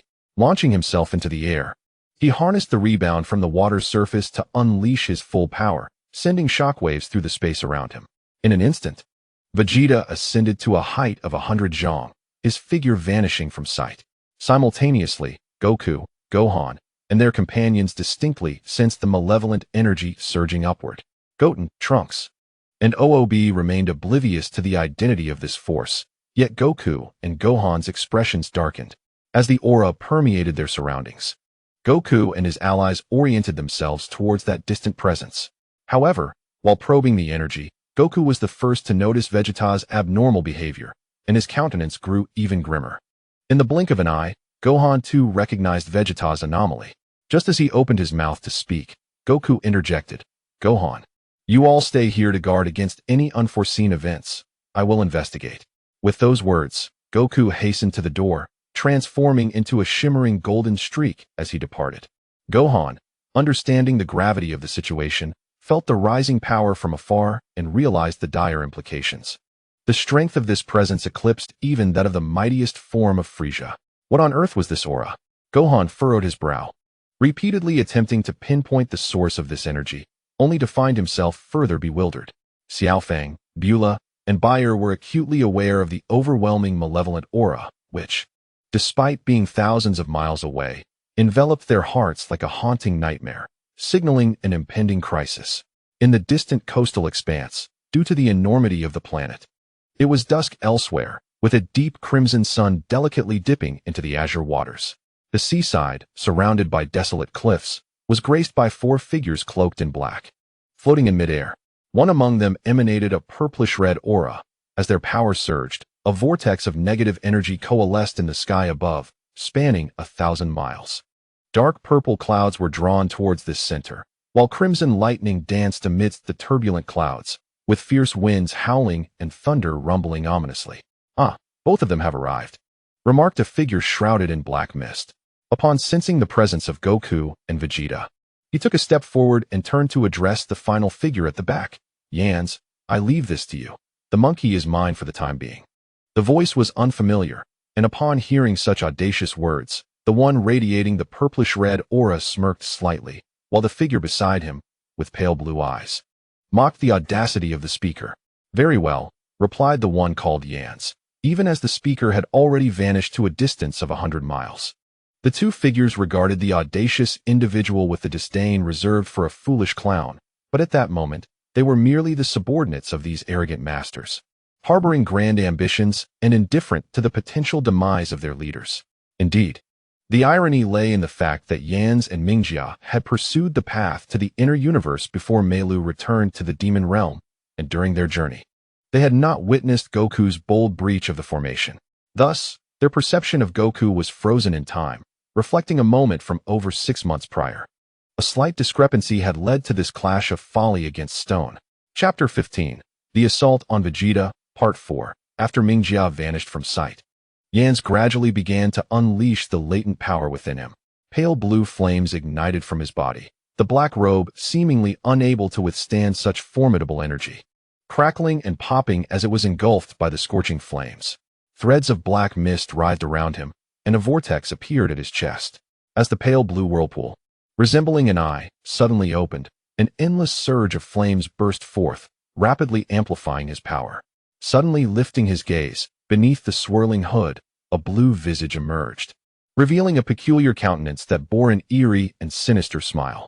With a sweeping gesture, he unleashed a blue energy blast toward the upper realms, shattering the purplish-red negative energy of the world and striking into the void. Fool! Just as the blue energy was poised to breach a distance of 100 yards, a fleeting shadow appeared before him. The apparition showed no signs of hesitation. Sensing the peril of the impending attack, it immediately altered its course and vanished once more. With a cold sneer, Yans uttered the word fool before vanishing from sight, ascending to a height of 1,000 meters. With a flick of his right hand, a fire beam the size of a bowl erupted forth, bombarding the figure below, who was merely a few zhong away. The figure, taken aback once more, chose not to evade this time. Instead, he radiated a brilliant golden light, unleashing a tempest of energy that extinguished Yan's fiery attack, while simultaneously retaliating with a surge of azure energy. Oh! Yans was momentarily startled, furrowing his brow as he reassessed his opponent. However, he did not regard the counterattack with the same respect. His purplish-red lips parted slightly, revealing a violet-blue tongue that gathered a point of light. As the azure energy approached within a zhong, a violet-blue beam erupted, thoroughly obliterating the incoming assault and violently retaliating towards the adversary. Seeing this, the newcomer bellowed, his golden aura intensifying, as he raised both hands forward, summoning an even mightier golden tempest. This force shattered the formidable strike ahead, and in the instant of collision, the surrounding space erupted into a vacuum. As if tearing apart the very fabric of reality, flames surging skyward. Damn it! The figure leaped from a massive fireball, enveloped in golden light, miraculously unharmed, yet still muttering curses in frustration. This figure was unmistakably Vegeta, who materialized on the peak of a craggy cliff below. As he landed, the sound of mocking laughter echoed in his ears. Vegeta's brow furrowed. During the previous exchange, it was clear that his opponent was merely toying with him. The piercing laughter ignited a fire of rage within Vegeta, yet he disregarded the arrogant taunts, fixing his gaze on the cloaked figure emanating a purplish-red glow, mentally acknowledging him as the most perilous of the trio present. His judgment was not solely based on strength, but rather an instinctual response cultivated through years of combat experience. Sensing the murderous intent emanating from Vegeta's gaze, the figure cloaked in purplish-red energy ceased his role as bait, responding with a cold smirk. "Welcome, Prince Vegeta." Vegeta's expression darkened further, his face betraying no exaggerated reaction, yet upon hearing his identity spoken, he felt his earlier suspicions confirmed, stirring agitation within him. Meanwhile, far away, Goku sensed the shifts in battle thousands of miles away, causing his own power to surge. As he flew, a flash of golden light enveloped him, and amidst the scattered golden flames, faint blue lightning danced around him, propelling him into a Super Saiyan 2 state, enhancing his speed 100-fold. Yet in that moment, Goku abruptly halted his forward momentum. Scanning his surroundings, he executed a swift hand strike, cleaving through the expanse before him. As the golden energy blade sliced through the air, it tore open a rift in space, and with the emergence of a dark aura, the sky above shattered like a broken mirror, collapsing into chaos. Observing this scene, Wukong did not immediately depart, but instead calmed his breath to attune himself to the surroundings. Truly, he is Sun Wukong. A foreign voice resounded, and once again, a vertical rift appeared in the void. A figure encircled by countless purple lightning emerged, and as the dark radiance behind him dissipated, an overwhelming aura of demonic energy surged forth from the figure clad in black robes. Wukong gazed intently at the apparition before him, recalling various encounters from recent days, and deduced that this entity belonged to the demon realm. Upon discerning the figure's identity, a cold light flickered in Wukong's eyes as his power in the Super Saiyan 2 state continued to escalate rapidly. Chapter 16, The Enchanted Fist, Part 1. Since the battle 2 days prior, Wukong had kept a vigilant eye on the spatial sealing techniques employed by his opponent. Thus, in that fleeting moment, he detected the stifled energy within this space and unhesitatingly shattered the opponent's confinement with a decisive strike. However, Wukong was taken aback to find that this instance of confrontation was once again intertwined with the demon realm. The typically discreet demon realm had launched a second offensive in quick succession, indicating that this was no mere skirmish. With a single strike, he shattered the opponent's spatial seal. And upon recognizing the familiar figure in black robes, Wukong launched his assault. Countless afterimages connected across 100-jong distance, transforming into a golden arc that flashed before the black-robed figure as his eagle claw-like right hand struck forth. Indeed, he was a warrior at heart. The black-robed figure had begun to utter these words as Wukong obliterated the space, but before he could finish, he suddenly found himself under attack once more. Mere feet away from his opponent, the black-robed figure, momentarily stunned, quickly regained composure, offering a chilling smile as bolts of lightning erupted from his entire being, launching a formidable purple thunderbolt toward Wukong's position. Wukong's eyes narrowed, having witnessed the capabilities of a mysterious individual who could manipulate various energies. He was not overly astonished that this adversary wielded the power of lightning. A circle of golden flames enveloped Wukong's right hand, showing no inclination to retreat. He directly sealed the incoming thunderbolt with his energy and, seizing the moment, shattered the purple thunder energy with his own flames. Mingjia was acutely aware of Wukong's true strength. His instinct was to hinder Wukong, relying on his ability to delay the confrontation. Initially, when Wukong effortlessly dismantled the spatial seal, he had underestimated his opponent's might. But the subsequent display of power left him with a stark realization of Wukong's formidable capabilities. He instinctively released his most potent lightning energy to avert being instantaneously vanquished. However, at that moment, he realized just how arrogant he had once been. Through the pinpointing of his aura, he sensed that Wukong had already appeared behind him. Before he could fully comprehend Wukong's assault, he was overwhelmed by a tremendous gust of power, which sent him crashing beneath the surface of the sea. A thunderous roar erupted, creating towering waves that reached heights of 100 feet, as the immense imprint of Wukong's palm compressed the impact zone to a staggering depth of -100 meters. Eager to conclude the battle, Wukong did not ascertain the full extent of his strength needed to annihilate his opponent. He merely delivered a formidable strike to dispel the obstacle before him.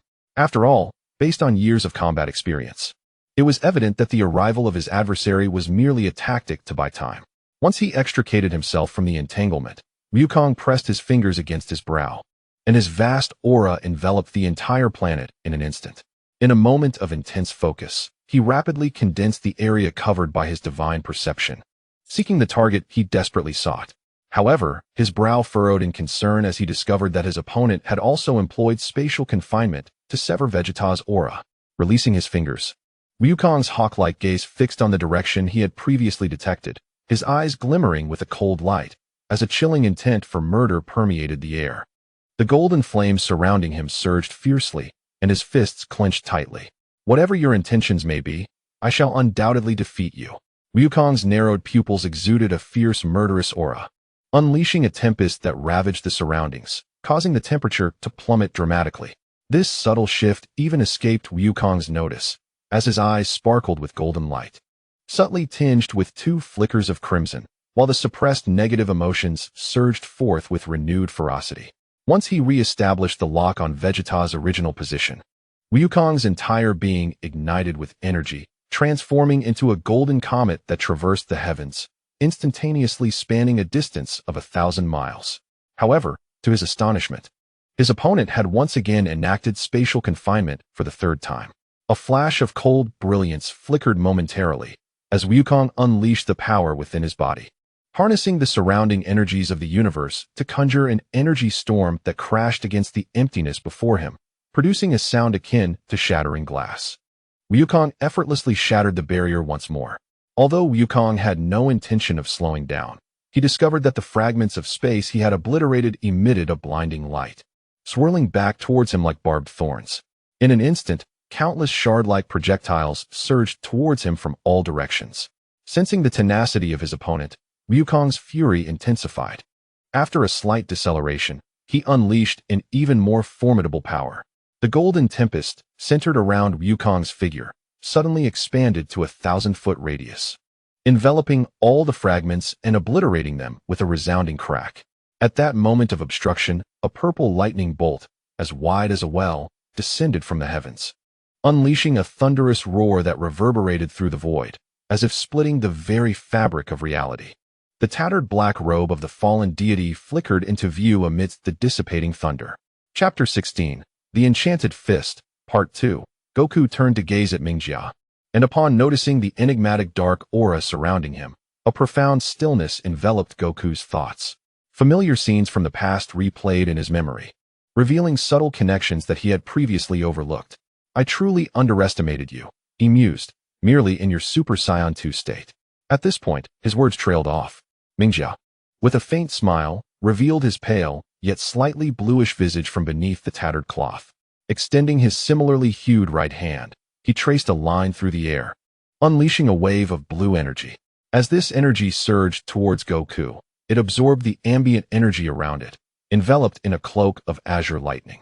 The energy burst through Goku's afterimage, and as the golden flames flickered, Goku swiftly closed the distance between them.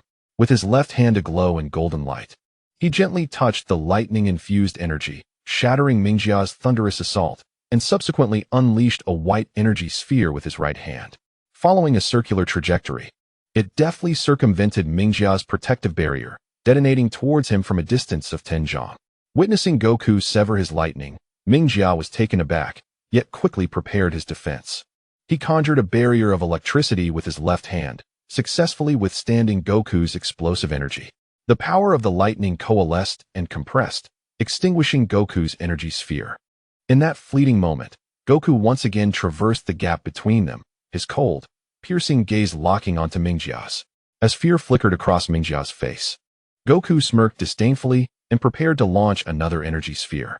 Realizing something was amiss, Goku first withdrew his energy sphere, then swept his palm across, shattering the lingering image.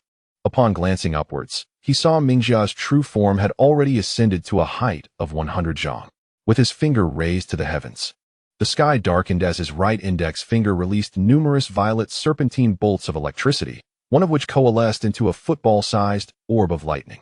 Thunder flashed. Mingjia, disregarding his injuries, seized the moment to gather most of his energy for a devastating strike aimed at his unprepared opponent.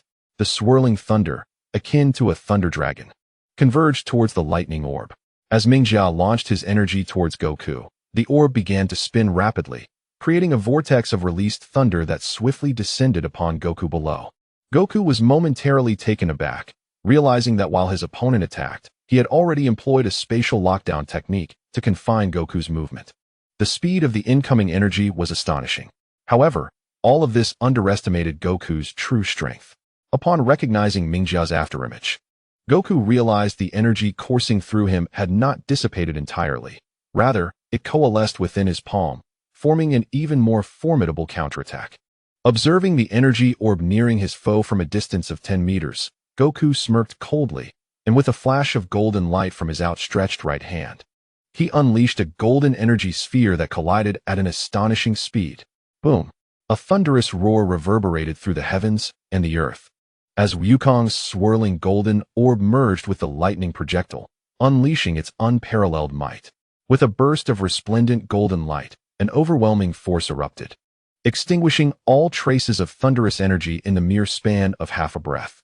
Seizing the opportunity, Wukong advanced, As the explosion reached its zenith, he soared above. And upon witnessing the enemy's thunder dragon lunge towards him, he pointed forward.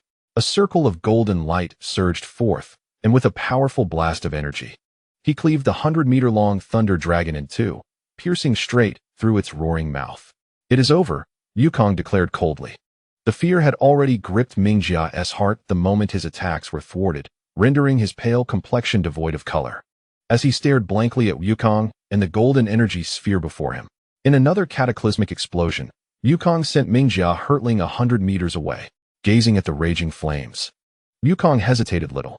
His right hand, enveloped in golden light, slashed upward, aiming to deliver a strike that would severely wound or even slay his foe. An insatiable bloodlust surged within Wukong's soul. For reasons unknown, despite his transformation into the golden giant ape, his emotions were once again suppressed. Yet, upon encountering that familiar sinister black energy for the third time, a primal, hostile fury began to stir within him, making it difficult for Wukong to conceal his murderous intent, rendering him somewhat irritable. He had anticipated ending the battle in one decisive blow, but circumstances shifted once more. Just as Wukong's strike approached, a recovering Mingjia initiated his defense. The black energy he released contracted dramatically, warping the very fabric of space behind him, allowing Mingjia to evade the attack. The remaining black energy countered Wukong's strike while the fissure closed, restoring everything after the shockwave passed, causing Wukong's golden slash to dissipate into the void after breaching the flames. Wukong absorbed this sudden turn of events into his consciousness, feeling an unsettling presence as the black energy spread. Upon realizing that the enemy's aura had completely vanished, he confirmed the foe's disappearance and summoned his strength, transforming into a streak of light as he propelled himself through the air. Chapter 16, Enchanted Fist, Part 3, in the first week of signing, seeking votes and support. At this moment, Vegeta had also regained his composure. Upon entering this domain, he clearly sensed that his energy had been severed, realizing that he had acted too rashly. However, in his pride, he would never retreat but would confront the challenge head-on. A massive fireball bombarded from above, and Vegeta, now transformed into his Super Saiyan 2 state, immediately summoned his power. Bringing his hands together, he unleashed a beam of azure energy, pushing the fireball back several yards before it detonated. "Damn it," Vegeta muttered bitterly, sensing the impending danger. He vacated the precipice beneath him, and his surging energy obliterated the rocks below. In a flash of light, he appeared before Yans, releasing an energy sphere from his left hand. The sweeping left hand failed to capture the opponent's form. While Vegeta's energy attack merely exploded against the barrier of the spatial confinement, causing little damage, it simply vibrated before returning to its original state. A long flame whip flickered before Vegeta's eyes, compelling him to instinctively lower his head in evasion, as the serpentine fire whip sliced through the air above him. The searing heat not only caused the atmosphere to ripple, but also instilled a sense of trepidation in Vegeta, who had witnessed the whip cleaving through a massive mountain, leaving behind unfathomable scars of destruction. Continuously dodging the pursuing fiery tendrils, Vegeta extended his aura to encompass the entirety of the confined space, finally pinpointing the precise locations of his three adversaries. In an instant, he surged forward, deflecting the fire whip with one hand before reappearing in front of Yans, launching a powerful punch. Yans, somewhat astonished by his opponent's tenacity, found himself barely able to counter the assault. He intercepted Vegeta's furious right fist with his left hand, absorbing the brunt of the explosive force before retaliating with a powerful strike of his own. Vegeta was taken aback, never anticipating that his nearly full-force blow would feel as ineffective as striking cotton. Simultaneously, the counterattack from his foe instilled a profound sense of danger within him. Quickly raising his left elbow to shield himself, the tremendous impact reverberated throughout the surroundings, creating a storm of force that repelled outward. However, the sharp pain radiating from his hand indicated to Vegeta that his left arm had been brutally fractured by his opponent, compelling him to use his body's ki to halt his backward flight, though the intensity of his power began to wane. In a single strike, Vegeta had been thoroughly injured. He was slightly astonished by his adversary's formidable physique and sharp reflexes, yet he felt overwhelmed by the enemy's strength, leading both combatants to maintain a silent demeanor. Ignoring the severe injury to his left hand, Vegeta's countenance remained calm. A continuous stream of golden light emanated from within him. and the faint, gathered ki concentrated around his nearly incapacitated left forearm, astonishing Bekita as he discovered that this gathered energy possessed the ability to heal. While his emotions remained inscrutable, Bekita felt a surge of shock within, yet he refrained from displaying it outwardly. Since the incident with the evil dragon, he had realized that his ki and Gohan's transformations bore similarities to those of Goku at that time. Given that he had not engaged in any intense battles over the past 6 months, Bekita was unaware that this contradictory energy could indeed mend his injuries. This ability had once puzzled him. As a member of the universe's foremost race, the Saiyans, he was unable to heal previous wounds while experiencing a transformation that significantly amplified his power. Over the years of combat, he observed that many enemies could rapidly recover from past injuries while enhancing their battle prowess. In comparison, the combat advantages of the proud Saiyan race seemed to fall short against other warrior races. It was only today that Bekita discerned that the mysterious golden radiance emanating from his body was the key to awakening the Saiyans' self-healing capability. Chapter 16, The Enchanted Fist, Part 4. Today marks the second update, with more chapters to follow. Upon uncovering this secret, Vegeta found himself unable to express the joy that should accompany such a revelation. After all, this was not a moment for sentimentality. The sharp pain in his hand served as a stark reminder of the formidable power his opponent wielded. Yans, with a sardonic smile, observed the slight gravity etched on Vegeta's face. He slowly extended his right fist, then, with a flick of his finger, summoned a crystalline flame from the tip of his index finger. In that very instant, he unleashed a barrage of fireballs, each the size of a fist, numbering in the hundreds. As the onslaught of fiery projectiles surged toward him, Vegeta's expression grew cold. He reluctantly lifted his left hand to counter the attack, while raising his right palm before him to emit a colossal beam of radiant energy. This powerful blast obliterated the incoming fireballs from a distance of 100 feet, generating a tremendous backlash that propelled Vegeta backward by 100 meters. Yet, sensing the looming threat, Vegeta continued to unleash azure energy from his right hand, sweeping across the sky with ferocity as he aimed to strike Yans, who was poised to ambush him from behind.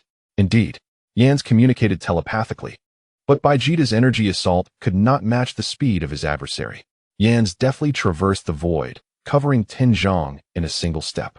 In retaliation for Vegeta's fierce maneuvers, Yans seized Vegeta by the neck and, descending from above, slammed him into the ground, shattering the towering mountain range beneath them. Dust and debris surged into the air, the cacophony of destruction ringing in their ears. A flash of crimson light pierced through the cloud of dust as Yans emerged, the immense force dispersing the surrounding chaos. However, he did not linger to relish the torment inflicted upon the weaker opponent. Raising his right hand high, he stirred the elemental forces of fire within the space, conjuring an inferno that spiraled upward from his palm, forming a small inverted pyramid that reached toward the heavens. Despite his injuries, Vegeta retained his capacity for movement. The golden radiance shot upward, illuminating the confined space, as an explosive energy surged forth, eclipsing the previous darkness. The shattered earth was repelled outward by the energy field, with larger stones suspended in midair. Through the sparse visibility, blood-stained Vegeta emerged, his tattered clothing revealing numerous wounds seeping crimson. However, just as Vegeta prepared to retaliate, he found himself ensnared within a sea of flames. Following the ascent of the golden light, Yans had concentrated a wave of crimson-golden fire across the ground, rising to a height of Tenjong. A sense of impending doom enveloped Vegeta, causing him to pale in fear. Within that infernal blaze, fire dragons coalesced, relentlessly pursuing Vegeta. With his left hand still not fully recovered, he found that even combining his single-handed efforts with swift kicks could not fend off the onslaught of dozens of fire dragons. Thus, he was left to defensively shatter the flames surrounding him with repeated bursts of energy. Damn it, what is happening? Is it truly possible to manipulate the energies of heaven and earth in such a manner? Bekita pondered quietly, fully aware that within this universe, certain individuals possess the ability to harness the energies of heaven and earth as a source of their own strength. However, he had never witnessed anyone capable of summoning such a colossal reservoir of elemental energy. As Bekita stood in amazement, Yans completed his ultimate strike, a triumphant smile gracing his face. With a flick of his left hand, the endless sea of flames beneath him rapidly coalesced, spiraling together in a matter of moments. Under the gaze of Vegeta's horrified expression, it formed into a fireball the size of a basketball, its immense heat reaching thousands of degrees, scorching the earth to a fiery red and igniting the very air around them, causing the void to quiver slightly. Realizing the impending danger too late, Vegeta's eyes widened in terror as he beheld the fiery orb erupt with cataclysmic force. The overwhelming power of destruction enveloped his being, the fierce flames tearing through his body, propelling him backward as he coughed up blood, resembling a battered figure from a grim tale, his spirit dwindling as his vitality ebbed away. Perish, Yans declared, gazing upon the weakened Vegeta, ready to unleash his final blow. His right hand, raised high, hovered above the swirling flames, which coiled around his arm, radiating a golden brilliance. The sheer force surged, causing the enclosed space to tremble. Yet, in the very moment Yans felt the thrill of victory, the entire realm quaked, the tremors far surpassing the impact of his own attack. Sensing an ominous shift, Yans's expression morphed into one of horror as an unexpected wave of destructive power surged through the space, an unstoppable force emanating from beyond the confines, as if it were tearing apart the barriers of existence. The four individuals within felt a shiver of dread, though Vegeta managed a bittersweet smile, while the other three were gripped by sheer terror. The entire expanse quivered as that formidable force, akin to a cannonball, shattered the glass-like barriers of their space, manifesting a colossal palm that left countless afterimages in its wake before it struck the towering column of flames. In a moment of utter astonishment, the palm dispersed all the fire, the monumental explosion's residual force propelling it miles away before it fully detonated. Two figures fled in desperation, their escape marred by the violent winds of the palm, leaving them battered and broken, with Yans suffering grave injuries as well. When that immense palm descended upon them, he became the primary target of the assault. Although he did not get blasted miles away, the cataclysmic force surged through his body, shattering his bones and leaving him grievously wounded. In disbelief, he witnessed a golden beam of light approaching from hundreds of miles away, the sight causing his pupils to constrict in terror, for he recognized the figure of Goku, now ascended to Super Saiyan 3, shimmering like a golden rainbow as he appeared. In that moment, Yans comprehended the vast chasm of power that separated them, realizing that the adversary could extinguish his life as easily as one would crush an insignificant insect. Aware that his assassination scheme would fail, Yans erupted in a fit of furious desperation. Ignoring the vast distance between them, he recklessly advanced towards Vegeta's position. Confident in his long-range advantage, merely 3 miles from his target, he believed he could eliminate his opponent before Vegeta arrived. His attacking fist transformed into a tempest of dark energy, which coalesced into a disheveled skull, hurtling forward. Goku, perceiving the gravity of the situation, understood the implications of this desperate counterattack. His eyes glinted with cold determination as he instantaneously teleported beside Vegeta, launching a ki blast. However, in a bewildering turn, the attack passed straight through the skull, detonating against Yans, who was grinning malevolently in the background. The explosion shattered him like a severed kite, and as the eerie black energy flickered, it enveloped his broken form, vanishing into the void. Goku's expression shifted dramatically. He had not anticipated that the peculiar skull could disregard his assault. In an instant, it crashed into Vegeta's head, causing the latter to tremble violently. Goku was horrified, for at that moment, Vegeta let out a frenzied roar, an overwhelming surge of dark energy emanating from him, cascading forth like an unstoppable tide. As the phantom black energy roared, an infinite malice surged into the heavens, saturating the entire planet. In the distance, a figure hovered in midair, halting his rapid movements. Taken aback by the sudden shift in circumstances, the Phantom Fist, at the onset of the fierce battle, Glitter had noted the changes unfolding, and as the tempestuous dark energy erupted, his countenance darkened in astonishment. Chapter 17, Dreamlike Realities, Part 1. A powerful surge of dark energy poured from Vegeta's head into his body, while outsiders remained oblivious to the transformation. Vegeta acutely sensed an overwhelming darkness invading his mind and spirit. Amidst excruciating pain, he felt his body undergoing a metamorphosis. The once diminutive golden aura began to flicker in his consciousness, hinting at a burgeoning strength. Simultaneously, torrents of dark energy erupted from within him, shaking the very fabric of reality while his body crumbled under the strain. Goku instinctively recognized something was amiss. The voluminous black energy gushing from Vegeta's orifices instilled a profound sense of dread within him. The sinister energy surrounding Vegeta bore a striking resemblance to the three entities he had previously encountered from the demon realm. Yet, upon closer inspection, Goku discerned that Vegeta's black energy was far more akin to that of the foremost figure, purer and more terrifying than that of his earlier adversaries, Saiyans and Mingjia. At this moment, Vegeta was consumed by fury, his body corroded by the dark energy, his mind beginning to blur. His eyes radiated with two brilliant black beams. And as the dark power escalated, the earth trembled more violently, affecting several nearby star systems. Initially, Wukong was oblivious to the impending upheaval. In a bid for self-preservation, he distanced himself several meters from Vegeta. Upon sensing that his opponent exhibited no unusual resistance and that Vegeta's energy was waning, Wukong resorted to offensive measures. The explosive aura he unleashed instantly tore apart the dark energy surrounding Vegeta, followed by a powerful punch to his abdomen that rendered the latter unconscious. With Vegeta incapacitated, Wukong secured him around his waist. Simultaneously, a golden radiance began to emanate from Wukong's body. He had discovered the properties of this golden light 6 months prior. Thus, at that moment, as he leapt away, Wukong continuously utilized his energy to dissipate the dark aura, while simultaneously tending to Vegeta's injuries. I apologize, but I must seek clarification on a matter. If readers truly appreciate this Dragon Ball narrative, please log into your accounts within the next 3 days to bookmark this book and leave a comment. Currently, this novel has surpassed 100,000 views. Yet the collection count stands at a mere 50, which strikes me as unusual. Therefore, I require verification. Previous TL friends, please refrain from artificially inflating the data or commenting for now, as I urgently need authentic statistics. If anyone perceives me as deceitful, you are welcome to remove this book from your shelves on Monday. Over the next 3 days, I wish to ascertain the genuine data regarding this book and to confirm a troubling suspicion. Thank you. In truth, it was not that Wukong wished to forego the instant transmission technique to buy time. Rather, he recognized that failing to eliminate the enigmatic dark energy would only exacerbate Vegeta's injuries.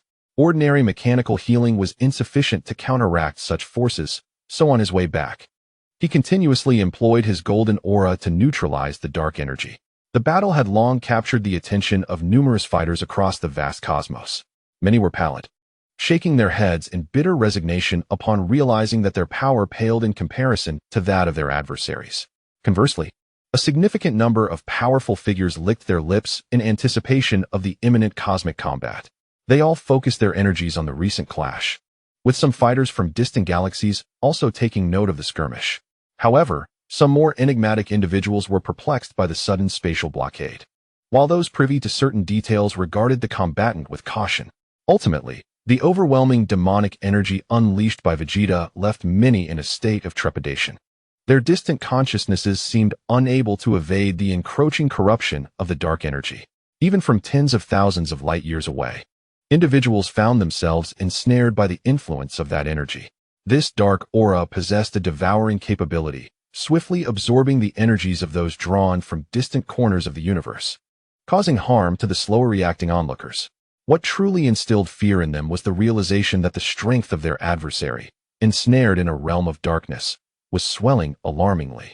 After all, the mightier the opponent, the more disadvantageous the situation became for themselves. Grit, Neri, Jack, and Rake all sensed the changes occurring in their surroundings. However, this event even caused the usually unperturbed Jack to furrow his brow, choosing to silently depart from the command center without extending an ounce of respect towards Neri. Neri did not chastise Jack for his actions. He was already well aware of the temperament of this solitary, proud individual. What astonished him was that he too felt a certain trepidation towards the ominous dark energy. Rake, needless to say, appeared distressed as well, his expression darkening in tandem with the escalating power of Vegeta. Grit, who was closer to the battlefield, also ceased his movements. Upon learning that a figure from the demon realm had employed a magical fist, he was momentarily taken aback by Goku's formidable actions, though he smiled and shook his head, realizing that Goku's approach was indeed the most effective channel. With a shield of light, he vanished into thin air. Chapter 17. Dreams as Reality. Part 2. In the wake of the previous upheaval, Gohan and the others were attentively observing the unfolding battle. Now, gathered in the palace's infirmary, they fell silent after hearing Goku's explanation, their faces etched with gravity. Xiaofang, Bra, Beulah, and even Master Roshi sensed the ominous turn of events. Having been previously shaken by the overwhelming demonic flames unleashed by Vegeta, they now harbored a certain fear of Vegeta potentially going berserk. Bulma, tearfully anxious, gazed at the infirmary's entrance. Upon learning from Goku that Vegeta's injuries were severe, she felt her heart waver. Had she not heard that Vegeta was not in mortal danger, she might have fainted on the spot. Goku, too, was puzzled. He had refrained from sharing with Gohan and the others the events of the past few days. However, as the earlier incidents coincided with today's battle, he began to capture a thread of insight. Pondering why the demon realm had abandoned its usual low profile to target the Saiyans so aggressively. Unbeknownst to Goku, the demon realm had actually ordered a temporary halt to attacks against the Saiyans after the disastrous defeat of Mi Luo at his hands. Yet, those two enigmatic figures had not briefed the oblivious Mingjia and Yans, leading the arrogant individuals to recklessly strike with the futility of throwing eggs against stones. On his way back, Goku continuously used his own energy to dispel the mysterious dark energy, but he discovered that a portion of the aura remained stubbornly entrenched within Bai's heart. As his golden light purified the dark energy, there were subtle fluctuations within the Dragon Balls in his body, an occurrence even Goku himself remained unaware of. However, the distant Shenlong trembled, its gaze deep and contemplative like a vast ocean. Was it truly as it seemed? Where exactly was he? Cursed be this wretched being. Why, in this world, do I only possess fragmented memories of inheritance? What exactly are you scheming? The long and endless Shenlong sighed, releasing a breath of dragon energy, its massive form shifting as unease seeped deeper into its consciousness. In the dark expanse of space, 8 figures emerged in this desolate place. Among them, radiated an enigmatic black aura, a sinister power continuously mending their injured forms. Judging by their presence, it was evident that they were none other than Mingjia and Yanxi. Among others, how vexing. That monkey arrived far too swiftly, catching us off guard and leading to significant losses. One of the less severely injured uttered a curse under his breath, revealing himself to be the arrogant figure from the demon realm, who was now communicating telepathically with another nearby. Indeed, he was truly terrifying, yet regrettably, he failed to eliminate either of the two adversaries using his strength. The other individual exhaled a murky breath, having felt his internal organs nearly obliterated by Wukong's formidable gust of wind. Were it not for the protective black aura, he would have been left with scarcely a fragment of life. Initially, their plan had been progressing smoothly, but it was unexpected that these two arrogant fools managed to survive. It seemed they would have to personally deal with them. The individual seethed with frustration, never anticipating that these incompetent superiors would somehow evade death. In their earlier scheme, rather than aiming to slay Vegeta, it appeared they intended to eliminate both Yanxi and Mingjia through Wukong's hand. Let us observe the unfolding events. The demon realm seems severed from this place, yet I fear matters may not be so straightforward. Only at the critical moment shall we retaliate, otherwise, Shaluo and Qingluo will not spare us. Another replied, though he too was disheartened by the deteriorating situation. He found solace in the fact that the injuries sustained by Mingjia and Yanxi were far greater than his own. Sensing their auras, he believed that over the next fortnight, the two foes would struggle to regain their peak strength, while he and his companion would fully recover in 3 days. At that point, should they take action, their chances of success would exceed 90%. That detestable Shaluo, one day, I shall make him witness my true power. Having lived for so long, it is time for his existence to come to an end. The humiliation he has inflicted upon me shall be repaid 1,000-fold. Upon hearing Shaluo's words, the man could no longer contain his rage, his aura swelling ominously as he accelerated his healing process without alerting Mingjia and Yanxi. He remained silent. Having endured Shaluo's scorn himself, harboring a resentment no less profound than that of his companion, yet he chose to bide his time, intending to annihilate his adversaries in the forthcoming counterattack. At that moment, Yanxi suddenly opened his eyes, fury unmistakable within them, his aura surging dramatically as he bellowed, Mingjia, you had better explain to me why you did not inform me of this sudden turn of events beforehand. Yanxi's eyes blazed. He had initially believed that the opposition could be delayed, which was why he had taunted Vegeta during their earlier confrontation. However, it was utterly unforeseen that Sun Wukong could arrive at the scene within half a minute, delivering a fierce blow that left his opponent severely injured. Had it not been for the life-saving dark energy, he would have met his demise at that very moment. This unexpected setback filled him with resentment and bitterness. Had Ming Jia informed him in advance, he could have eliminated his adversary with ease and retreated unscathed. Ming Jia did not rush to respond. After a cold laugh, he remarked, "I too was struck down and rendered unconscious. How could I have informed you beforehand? Yet, you, in your misfortune, failed to dispatch your opponent in half a minute. It seems you despise your failure so much that you wish to lay the blame upon me." Unyielding, Ming Jia countered the pressure exerted by Yans, unleashing a formidable force to resist and even retaliate against his opponent, though his venomous words ignited a deep-seated fury within Yans. Recognizing his own shortcomings, Yans could only suppress his desire to erupt in anger, casting a fierce glare at Ming Jia, an aura of lethal intent swirling around him, though devoid of malice. It still exuded an overwhelming dominance. The other four remained silent. Feeling the oppressive surge of energy, they staggered backward, blood seeping from their lips. Meanwhile, the two figures exchanged covert smirks, finding the spectacle of these adversaries at odds to be utterly ludicrous. Chapter 17, Dreams Made Manifest, Part 1, 3, Chapter 5 is done, more to come. Please support. Time swiftly passed, and 3 hours had elapsed. Yet Vegeta remained in a state of unconsciousness. His external and internal injuries had healed, but his energy fluctuated erratically, causing concern among those present. Wukong fell increasingly silent. Discerning through the faintest of energies that the dark energy within Vegeta had ceased its earlier turmoil, both entities gradually returning to a state of calm.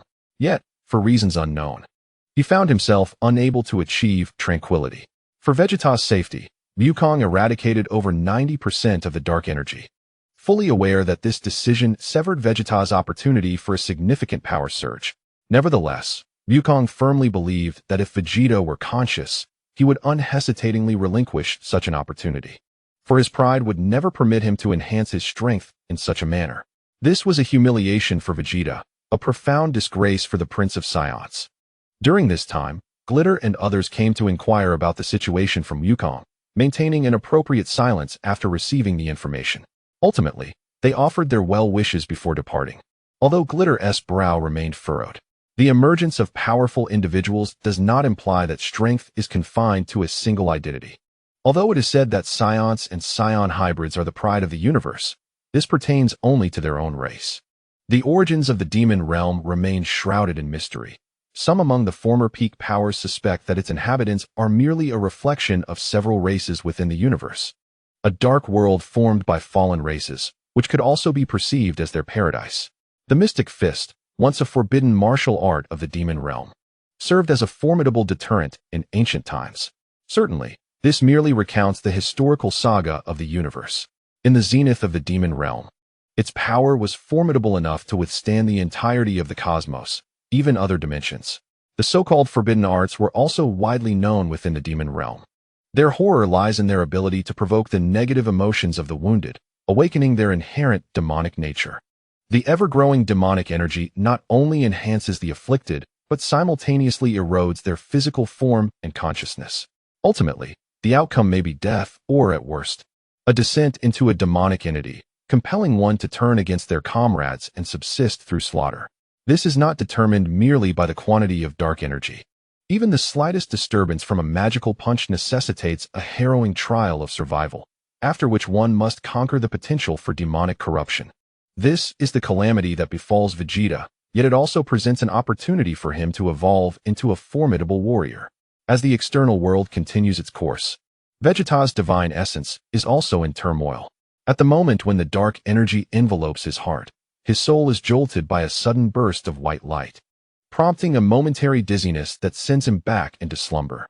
After what seems like an eternity, or perhaps just a fleeting instant, Vegeta awakens, astonished by the peculiar scenery before him, surveying his surroundings. Walking through a strangely familiar yet alien terrain, he is oblivious to the distance he has traversed or the duration of his journey. His brow tightens further as the sights around him tug at his heart. An indescribable emotion swelling within. Where's this place? How did I end up here? Vegeta smacks his head and stands still. I remember being injured by that person. In the final moment, Kakarot arrived, and I was struck by a wave of demonic energy. Memories flashed through his mind, eventually connecting, igniting a fierce sense of unwillingness within him. Damn it, Vegeta curses inwardly. Just as he intends to take flight from this land, a familiar voice suddenly resonates in his ears. In an instant, he feels as though struck by lightning, his body trembling reflexively. Eyes widening in a daze as he turns to heed the sound.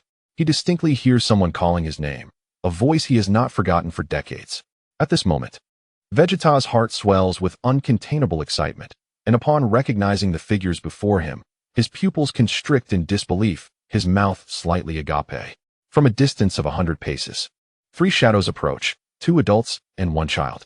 As they draw near, he can finally discern their features. Vegeta begins to tremble, his eyes glistening with tears. For before him stand 3 figures. His father, whom all should remember, his mother, an enchanting woman with cascading black hair like a waterfall, adorned in a pristine white gown, and his younger self. Chapter 17, Dreams as Reality, Part 4, Chapter 6. More to come today. In this moment, Vegeta found himself in a state of disbelief, his eyes fixated on the figures before him, his complexion pale, overwhelmed with astonishment. He could not conceal the tumult of emotions within, and thus he called out loudly, "Father, Mother." Yet, his voice seemed to fall on deaf ears. As they offered no response, undeterred, Vegeta instantly materialized before them, attempting to embrace them, but he could not grasp their presence, stumbling forward in his futile effort. Momentarily recovering, Vegeta became acutely aware that the scene before him was but a figment of his imagination, something he could never truly reach. However, this spectacle felt hauntingly familiar, stirring unease within him. He recalled that this was the last moment he beheld his father and mother, in this place, the now-destroyed planet Vegeta. "Father, why have you brought me here? Do you not have duties to attend to on planet Vegeta?" "I must train," the once small and spirited Vegeta inquired, attempting to turn away. "Ah, Vegeta, my dear, today you shall spend some time playing with your father, won't you?" His mother gently patted his head, though her eyes betrayed a hint of sorrow and melancholy. "No, I must grow stronger," young Vegeta replied, gazing up at her with an innocent yet determined expression, unaware of the deeper implications. "Not today, my dear. You should relax and play for a while, for tonight. Your father and I must embark on a crucial mission that pertains to our future," she continued, her voice faltering slightly as she suppressed her emotions, forcing a smile. "Moreover, you two will have your own responsibilities tonight, and we may not see each other for a long time." "Oh, is that so?" young Vegeta observed, oblivious to the subtle shifts in his mother's demeanor. Meanwhile, the adult Vegeta clenched his jaw, fists tightened, eyes brimming with tears, reflecting, "How infuriating it is that I will never again have the opportunity to see my father and mother. From this day forth, you must become independent and even stronger. I hope you will one day recall this moment and strive to fulfill our shared aspirations." King Vegeta finally spoke, exhaling slowly. "Of course, I will become powerful. The greatest in the universe, surpassing Frieza?" young Vegeta declared with innocent ambition. "Yes, that is the spirit. Such tenacity is what makes me proud of you, my son." King Vegeta responded, though his heart was stirred by the words of his child, a comforting sentiment enveloping him. "What shall we play today, mother?" Young Vegeta turned to gaze at his exquisitely beautiful mother, his face radiant with youthful innocence. "Let us go hunting and revel in the wilderness." King Vegeta replied with hearty laughter. "However, do exercise caution, as the beasts in the wild are far more formidable than those on Earth," his mother cautioned, concern etched on her face. "Huh, fear not, for I am quite formidable now," young Vegeta exclaimed confidently. Little Bay exclaimed with indignation, "But father, you mustn't act unreasonably this time." "Mother, you must be fair." "Me? Unreasonable?" King Vegeta questioned, pointing at himself with a puzzled expression. However, upon witnessing the mischievous grin on Vegeta's small fangs and the laughter of his wife, he could only reluctantly concede, "Very well, I shall not act unreasonably." The 3 of them then burst into laughter, albeit with a hint of helplessness on the faces of King Vegeta and his wife. As they returned in the direction from whence they came, Vegeta gazed at the scene that had just unfolded, lost in memories of the past. By the time he regained his senses, the 3 had already moved far away. He hurriedly chased after them, but was already too late, as they gradually faded from view, leading him to another environment. That night, he looked around, raising his head to ask the guard, "Where are father and mother? Why haven't they come?" The uninformed guard replied candidly, "Your Highness, the king and queen are also preparing to embark on a mission, hence they are unable to attend." "Why didn't they leave later to see me?" Little Bei fumed, clenching his fists. Was it not established that if a child is to undertake a mission, their parents must surely come to see them off? The guard could only respond in silence.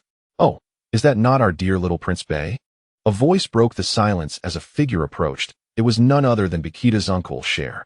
Observing the tearful Bikita, he jested, "Are you afraid, perhaps?" "What nonsense! Am I afraid?" Little Bei glared at Cher with fury. "However, I suspect your father and mother may not want you anymore. I recently heard they plan to send you to another planet, never to return to planet Bikita. Did they not mention this to you?" Cher laughed, casting a sidelong glance at young Bikita. "What are you babbling about?" Little Bei recalled the earlier events, remembering how his father was not one to be so easygoing, but was still ignited with rage, shouting indignantly, "Babbling? As the king of the Saiyans, there is no reason for me to violate the edicts of our ancestors. If they do not personally come to see the child off, what does that imply? You should know this." Upon hearing those words, young Bikita felt as if struck by lightning. He was well aware of this agreement. Saiyans were indeed hot-tempered and could engage in life-and-death battles amongst their kin, yet, to a certain extent, they cared deeply for their offspring.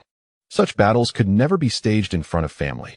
However, according to the ancestors' decree, when a child is assigned a mission, their parents must be present, otherwise, the bloodline of kin would be deemed void, leading to a life-and-death battle. "No, it cannot be like this," Little Bei repeatedly assured himself, inwardly questioning whether his father and mother no longer wanted him, completely disregarding the bloodline agreement. "I hate this." Seeing the situation escalate, Nappa interjected, "Prince Bikita, rest assured, the king would never act in such a manner. Wang indeed cherishes you dearly. Moreover, this time we are merely embarking on a mission to another planet, and soon we shall return, at which point all will be revealed." "Humph." Xiao Bei paid no heed to Nappa's words, her tender heart having been easily deceived, leading her to storm into the cosmic pod in a fit of anger. Nappa sighed helplessly and followed her into another cosmic pod. Meanwhile, Cher observed their departure with a bittersweet smile. In the distance, King Baijita and the Queen watched everything unfold from the command room in the palace, their eyes glistening with tears as they murmured, "Forgive us, Baijita. In time, you will understand everything. You must grow strong and become a true Super Saiyan. Prepare for launch." Countdown initiated. As the command was issued, the cosmic pod ascended into the vastness of space, vanishing in an instant. Chapter 18, Dreams Unveiled, Part 1. As the 7th update arrives, there will be one final update later. Still, I implore you for your support.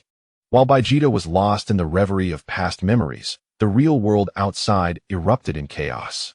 Goku and the others learned of the magical fist from Greet, their expressions tinged with anxiety as they sensed Baijita's faint presence, which seemed nearly extinguished. Bulma stifled her tears, standing by as Baijita lay silently on the hospital bed, her hand clasped tightly in his. She murmured soft words of comfort. Trunks and Bra stood nearby, their faces marked by sorrow.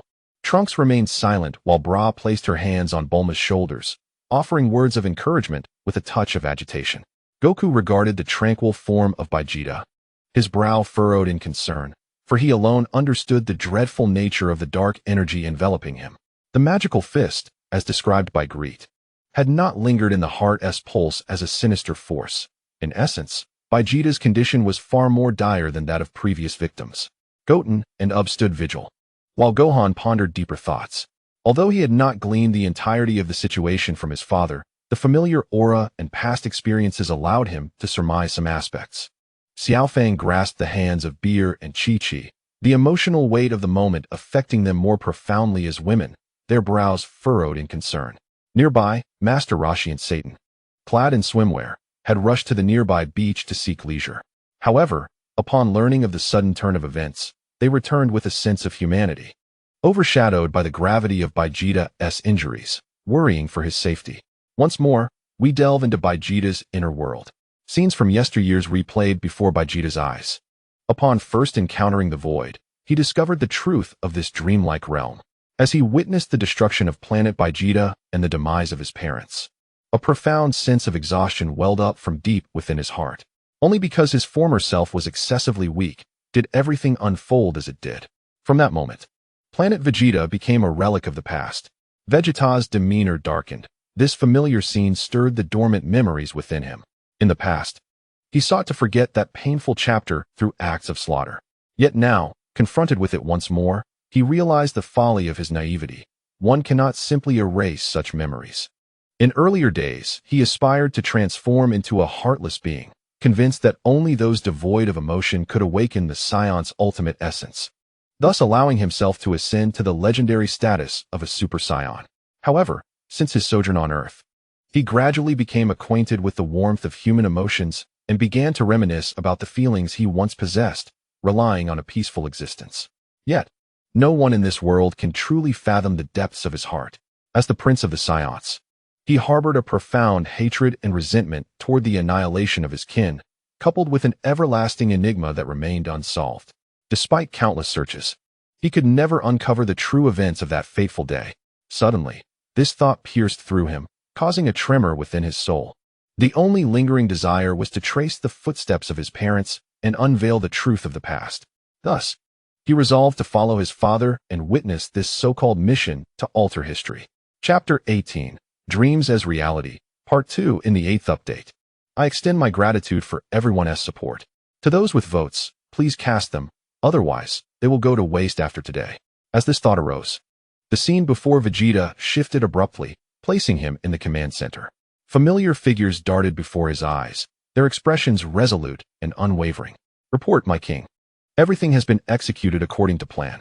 Please issue your orders. A Saiyan clad in an outdated battle uniform approached, relaying the situation. Upon hearing this, the sorrow etched on Vegeta's face due to the departure of young Bra faded momentarily, replaced by a serious expression. He exhaled deeply, gently patting his wife on the shoulder, who understood the progress of events and began to quell her grief. Have we truly prepared everything? Then let us set forth. Vegeta declared with unwavering determination, closing his eyes. Your Majesty, should we wait for Bardock and the others to return? After all, we require their strength. The previous Saiyan inquired respectfully, seemingly reminded of something. No. Vegeta resolutely denied, then gradually elucidated. Though they are indeed an elite force among our Saiyans, and their strength is essential for this mission, my greater hope is for their survival. Their continued existence represents our future. Hearing his father's emphasis on the imperative of survival caused a profound ache in Vegeta's heart. However, upon learning of Goku's father, his thoughts began to shift subtly, as his father's words and actions appeared unusually enigmatic. Before he could fully comprehend the situation, King Vegeta issued a command. Prepare everything. We depart immediately for headquarters to confront the tyrant Frieza. The resounding declaration ignited the fervor within many Saiyans, who collectively raised their voices in a fervent cheer. Cher, who had accompanied them, clenched his fists tightly. We fight for survival, for freedom, for the future, for glory. Observing the impassioned warriors around him, Vegeta felt a heavy sorrow, lamenting the audacity of this venture, the fervor of this action, and the cost of this sacrifice. During the swift voyage of the spacecraft, an elderly man inquired, Your Majesty, should we charge directly in, or wait until we are close to Frieza before launching a surprise attack? His once cloudy eyes now shimmered with a divine light, as if seeking to glimpse a future of grandeur. I have heard that Frieza has long desired our annihilation. His summons to headquarters is likely a prelude to his malevolent intentions. Rather than await our doom, we should take the initiative. King Vegeta astutely assessed the situation, his demeanor commanding as he declared, furthermore, a surprise attack would be a disgrace to us Saiyans. Meanwhile, the queen stood quietly at the entrance, her tear-filled eyes gazing mournfully at the receding planet Vegeta, her expression a poignant tapestry of compassion, indignation, sorrow, and resilience. Vegeta maintained a distance of 10 feet from his mother, his ingrained pride making proximity uncomfortable. Moreover, he sensed an almost imperceptible unease in the air. Half an hour passed, and the spacecraft landed steadily at a launch base. Greetings, esteemed King Vegeta, greeted a man with a forced smile, his flattery evident. The response, however, was met with a beam of energy, culminating in a spectacular explosion as King Vegeta emerged, extinguishing the threat. Witnessing the sudden turn of events, the gathered crowd unaware of the true circumstances, erupted in panic, calling for reinforcements. With solemn authority, King Vegeta issued a lethal command, and all Saiyans launched a fierce assault. Storming into the control room. Chapter 18, Dreams Realized, Part 3. Today, I managed to access it through Wi-Fi as previously mentioned. The outside world has already been ravaged, yet the interior remains eerily silent. King Vegeta is acutely aware of the potential ambush lurking within. He understands that Frieza has been privy to all developments. Yet the opponent's silence has cast an overwhelming sense of dread upon him, as if his own plans were being toyed with. Suppressing his tumultuous emotions, King Vegeta steadied his trembling right hand and pressed the door button. With a resounding click, the door slid open, and the gathered Saiyans rushed inside, their eyes scanning the scene before them. Seated directly in front of them was the diminutive Frieza, flanked on the left by Chamber and on the right by Dodoria. Both were grinning maliciously, with Dodoria mockingly addressing King Vegeta. Ah, the illustrious King Vegeta, drenched in blood as if from a fierce battle. What on earth has transpired? The sharpness of Dodoria's voice ignited King Vegeta's fury, further exacerbated by the audacious demeanor of his brethren. Cut the charade. You've long desired to eliminate us Saiyans. So spare me your false pretense. I know you fear the emergence of the most formidable warrior among us, the Super Saiyan, for it would shatter your dominion.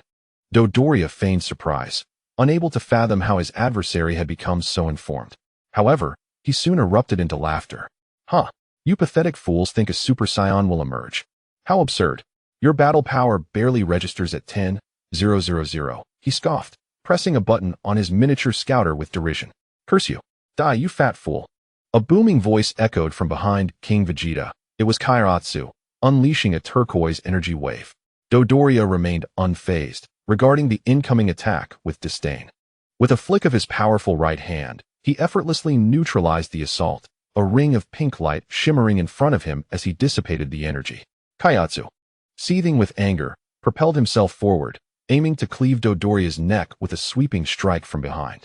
Yet, Dodoria merely smirked, pivoting to intercept and instantaneously bisecting Kairatsu with a swift motion. Blood rained down, pooling on the ground, the metallic scent permeating the air, yet Dodoria reveled in the carnage, grinning wickedly as he embraced the gruesome scene. The onlookers were frozen in shock. Even King Vegeta stood momentarily paralyzed by the loss of his brother. Meanwhile, the true Vegeta slowly closed his eyes, yearning to intervene and alter the grim reality before him. Yet the truth remained. He was powerless to alter even a fragment of what lay before him. Dodoli, completely indifferent to the bisected chair, coldly remarked, "You truly have no fear of death, being the first to attack me and even daring to call me fat." After his words, his fury escalated. "I shall slaughter you all." Suddenly, the scene shifted. As all the detectors were destroyed in explosions, everyone regained their senses and assumed defensive stances. However, these reactions appeared sluggish to Dodoli. He first approached a Saiyan, delivering a punch that pierced through the latter's abdomen. Then, with a powerful strike of his forearm, he shattered another Saiyan's cervical spine, extinguishing their life. With a swift rotation of his body, he used his left hand to sever the throat of a third opponent. In the span of a mere breath, the scene transformed into a gruesome spectacle, horrifying the remaining 5 Saiyans. Vegeta, a mere observer, was consumed with rage. His body taut with suppressed power, yet the overwhelming force could not affect the world around him. He felt utterly helpless, reflecting on how easily he had dispatched Dodoli in the past. "What's wrong, dear King Vegeta? Why does your countenance appear so grim?" Shambo inquired, arms crossed over his chest with a mocking smile. "Is this truly the extent of Dodoli's power?" King Vegeta exclaimed in terror, his body trembling with fear. "Indeed. As I have stated before us, you are but a swarm of ants," Dodoli proclaimed, licking the blood from his hands before suddenly spitting it out, exclaiming, "How foul!" King Vegeta was thoroughly incensed.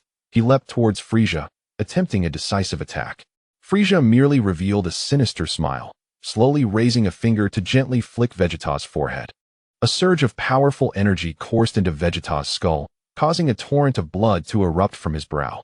No, the queen, previously in a daze, was struck anew upon regaining her senses, letting out a piercing scream of anguish. Vegeta collapsed, his eyes wide in shock, yet still alive, convulsing and coughing up blood. Witnessing this, the queen could not bear it any longer. She closed her eyes, turned her head, and clenched her fists in escalating fury. Chapter 18, A Dreamlike Reality, Part 4. Second update. Humph, truly ungrateful, Dodoli scoffed, launching another assault, taking down 3 more Saiyans, leaving only the queen in a state of despair. Trembling, her exquisite face turned pale as she regained her composure. She frantically flew to King Vegeta's side, cradling him in her arms. Oh, quite the sight. What a beautiful creature, Shambo remarked with a hint of disgust as he looked at the tear-streaked queen. Oh, do you wish for her to be your skincare product? Dodoli asked, momentarily diverted from his approach towards the distressed pair upon hearing Shambo's words. Indeed, if her vitality were to be used, it would be the finest, for I am truly exquisite, Shambo replied with an ethereal tone. Yet these words ignited an insatiable rage within Vegeta, causing his entire being to tremble, his palms torn and bleeding from his own grasp. What? Vegeta roared in fury, struggling to maintain his composure as he bellowed.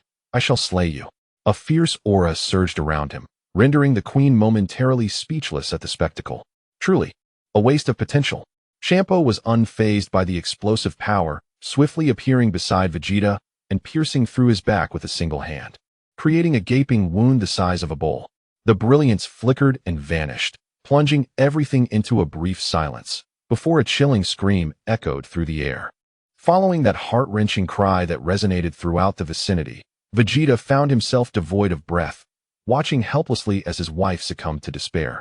A smile of resignation gracing his lips as he closed his eyes forever. Witnessing the demise of her beloved, the queen, overwhelmed by grief, howled. I would rather perish than allow you to torment me. She unleashed a powerful energy blast directed at her own heart, shattering her life force. Blood gushed forth, staining her white garments in a horrific display, as she collapsed beside Vegeta, clutching his hand tightly, slipping into eternal slumber with a smile. Vegeta, in anguished cries, pleaded for her to stop, yet was powerless against the unfolding tragedy. Everything before him was but a reflection of the past. Thus, he wept. This marked Vegeta's second bout of tears, shedding bitter sorrow. What is it, Shampo? Frieza inquired casually. He was taken aback by her unexpected suicide. Lamenting the waste of his resources. The blood of the deceased holds no beauty, Shampo remarked disdainfully, though tinged with frustration. Frieza and Dodoria fell into silence, rendered speechless by the grotesque turn of events. Majesty, what is the purpose of your descent? Dodoria broke the silence, bowing respectfully. Go and eliminate the Saiyans on planet Carrot. Remember, execute it swiftly and cleanly. Yes, Dodoria nodded, immediately sprinting towards the launch site to board the spacecraft bound for planet Carrot. What shall we do with the remains? Shampo anxiously inquired, watching the simple-minded Dodoria depart. Let their bodies remain here for now. Soon, I shall take them to planet Vegeta for a grand fireworks display. Frieza licked his lips, grinning wickedly. Vegeta, understanding the impending calamity, awaited his ultimate fate. Frieza was set to obliterate planet Vegeta. Thus, only Baraku escaped Dodoria's pursuit. Standing alone against Frieza and his minions, yet history remained unchanged. Frieza exited his chamber, conjuring a massive energy sphere with a mere flick of his finger. Viewing the multitude of insignificant beings before him with disdain, he gently swayed his fingertip, sending the colossal fireball crashing towards planet Vegeta. After a tremendous explosion, blinding golden light illuminated the cosmos, and the planet Vegeta was irrevocably reduced to cosmic dust, taking with it the remains of several Saiyans, among whom Vegeta painfully closed his eyes. Frieza, in a frenzy, cackled, "Ha ha, what splendid fireworks!" Vegeta, filled with despair, witnessed the events of the past unfold before him. He found himself ensnared in an illusion, devoid of any power to aid his comrades. With eyes tightly shut, his heart burned with rage. Yet he also began to succumb to despondency, loathing the weakness of his former self. It was undeniable that in a world governed by the survival of the fittest, it was his own impotence that had allowed Frieza to dominate and annihilate his race. He felt hatred, regret, and blame. Amid this torment, the light in Vegeta's eyes dimmed and vanished, leaving him adrift in the void of space. He wandered aimlessly, lost in a profound despondency, recalling past events. The weight of his despair was so heavy that it rendered him breathless, ultimately leading him to collapse in a desolate spot, awaiting the final outcome. Chapter 19. The Shattering of Illusions, The Transformation of Vegeta, Part 1. In the dim glow of a nebulous star cluster. The forlorn figure of Vegeta squatted in the emptiness of space, motionless and unaware of how many years he had languished in this state. His spirit waned, yet he remained unable to escape the harsh truth he faced. His weakness stemmed from his past inadequacies. Vegeta embraced his knees, obscuring half of his face. With downcast eyes devoid of any glimmer of hope, his hollow gaze seemed to replay prior scenes in a relentless cycle, ensnared by the consciousness that only blamed himself. Without strength, nothing could be accomplished. After an indeterminate silence, Vegeta finally revealed the remaining portion of his face, weariness etched upon his features. With lifeless eyes, he muttered intermittently, "Father and mother seem to have truly departed from my sight. Perhaps I am inherently a failure. I could not defeat Frieza. I am utterly no match for Cell. Bu toys with me at will, and Baby regards me as merely a vessel. Super 17 disregards me, and the malevolent dragons might has left me in despair."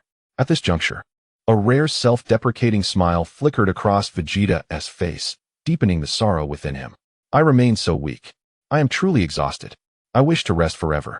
However, just as Vegeta contemplated surrendering entirely, a thunderous surge of energy erupted from his dimmed being.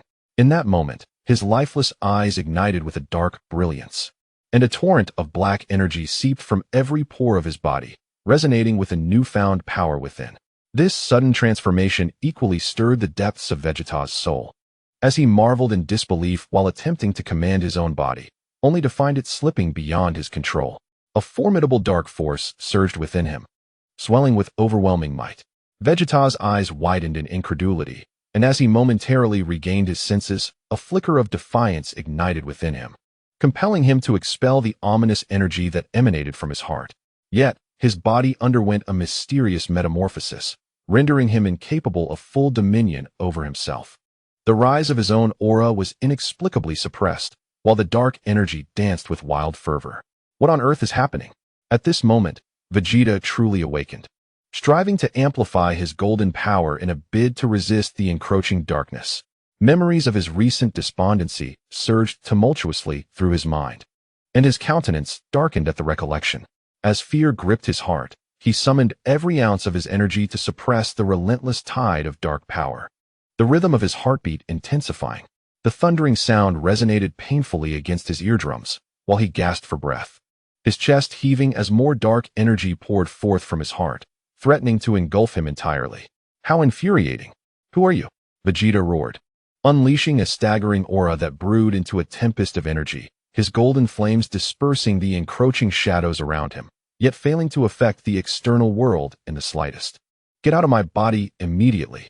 At last, Vegeta discerned the anomaly within himself, vividly recalling the past actions of Baby and instinctively recognizing the formidable threat posed by the foreign dark power.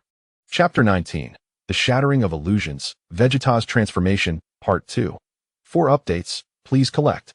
Faced with the peril of his own existence, Vegeta not only cast aside his previous shadows, but, now lucid and shrewd, realized the gravity of his situation. He had been unwittingly manipulated while ensnared in this labyrinth of confusion. "No matter who you are, you must vacate my body," Vegeta demands. "No one shall ever control my form again." Vegeta's furious cries echoed, as the memory of having his body usurped remained one of the greatest humiliations of his life. Now, he confronted a similar ordeal, a profound affront. The amalgamation of old and new emotions was enough to send Vegeta into a complete frenzy, as the dormant power within him surged and clamored for awakening. "Ha ha ha me? Am I not you?" A peculiar voice emerged within Vegeta's consciousness, mocking his futile struggle, and the taunting words confirmed his suspicions. The dark energy within him was indeed the presence of another being. However, this answer left Vegeta momentarily stunned. He could not fathom why the other party would respond in such a manner. After all, he had already discerned their secret, and there was no longer any need for deceit. Yet, the current response truly left him in utter shock. "Who are you? Why do you lurk within that dark mist?" Vegeta soon regained his composure, and amidst his furious screams, he relentlessly amplified his strength to resist the encroaching dark force that assailed his consciousness, resolutely refusing to accept such an absurd jest. "I have already told you, I am you, for I am but a fragment split from your very essence." The malevolent voice continued to echo within Vegeta's mind, dripping with disdain, as if indifferent to his feeble resistance. The overwhelming darkness surged relentlessly towards every corner of his being, seeking to usurp the true Vegeta. Suddenly, upon hearing this response, Vegeta's heart trembled once more. He finally recognized that familiar voice. It was unmistakably his own. Do you not consider yourself powerless? I can aid you in realizing your aspirations, transforming you into an incredibly formidable force. The mocking voice resounded again, shattering the silence that enveloped Vegeta's mind, articulating its temptations. It seemed to grasp every thought within Vegeta's heart, erupting into a raucous laugh and arrogantly proclaiming, "For I can grant you supreme power, placing you atop the pinnacle of this world, with all others beneath your feet. Of course, your body will henceforth be under my dominion, and together we shall become unmatched warriors." Vegeta remained silent, yet his will was clearly being manipulated by the other. Upon hearing such words, his resistance against the dark mist began to wane, and his strength diminished. What do you think? This arrangement is quite favorable, is it not? From now on, you shall no longer feel helpless due to your weakness, nor shall you fear formidable opponents. Nor will you begrudge relinquishing your vows, because you cannot surpass Kakarot. I can elevate you above all others, transforming your body into the most formidable existence in this world, granting you invincible, absolute power, and bestowing upon you everything you desire. As the voice continued its grandiloquent discourse, Vegeta's spirit underwent a sudden shift. The sinister grin elicited a moment of astonishment from the other. Upon ceasing its speech, Vegeta sensed a profound severance from his own body, and in a fit of rage, he roared, "You wretched being! How dare you attempt to sever our shared existence completely?" Yet, Vegeta did not respond to him, allowing the other to howl like a harpy. The once dormant golden aura ignited with formidable intensity, driving the invading darkness from his body, as he wielded his powerful will to sever the connection between them. No, no. Damn you, insignificant creature. You are utterly incapable of such actions, for I am the true Vegeta, perpetually driven by the pursuit of unparalleled strength. You are but a counterfeit, your heart having succumbed to weakness and submission, rendering you unworthy of the name Vegeta. The dialogue of divine consciousness reverberated in Vegeta's mind, as his formidable counterattack propelled him outward, stripping away the earlier composure and unleashing a torrent of rage. Chapter 19. The Shattered Illusion. The Transformation of Vegeta, Part 3. Vegeta remained silent, his escalating power seemingly fracturing the confines of his latent potential, igniting an extraordinary force that transcended limitations.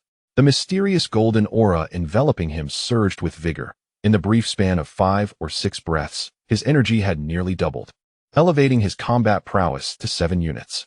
You cannot do this. I am also Vegeta.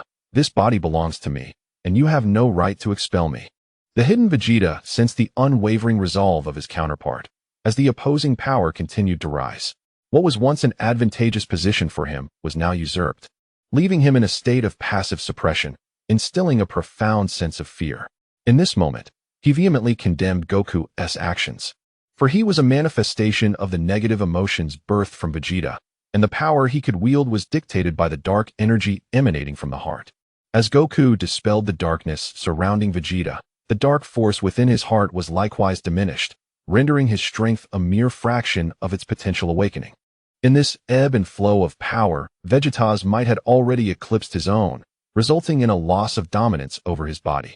As an outsider, he could only flounder in the face of absolute strength, and the true terror lay in the fear of being expelled, which would only further diminish his power. Am I you? Am I not Vegeta? Vegeta, feeling his burgeoning strength, retorted with an amused tone, for this was the greatest jest he had ever encountered.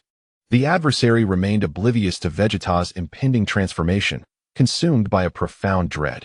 Yet, as Vegeta seized absolute control over his body, he began to establish a connection with the opposing consciousness, startlingly recognizing the veracity of the claims made. For indeed, this entity was a fragment of his own consciousness. Remember this.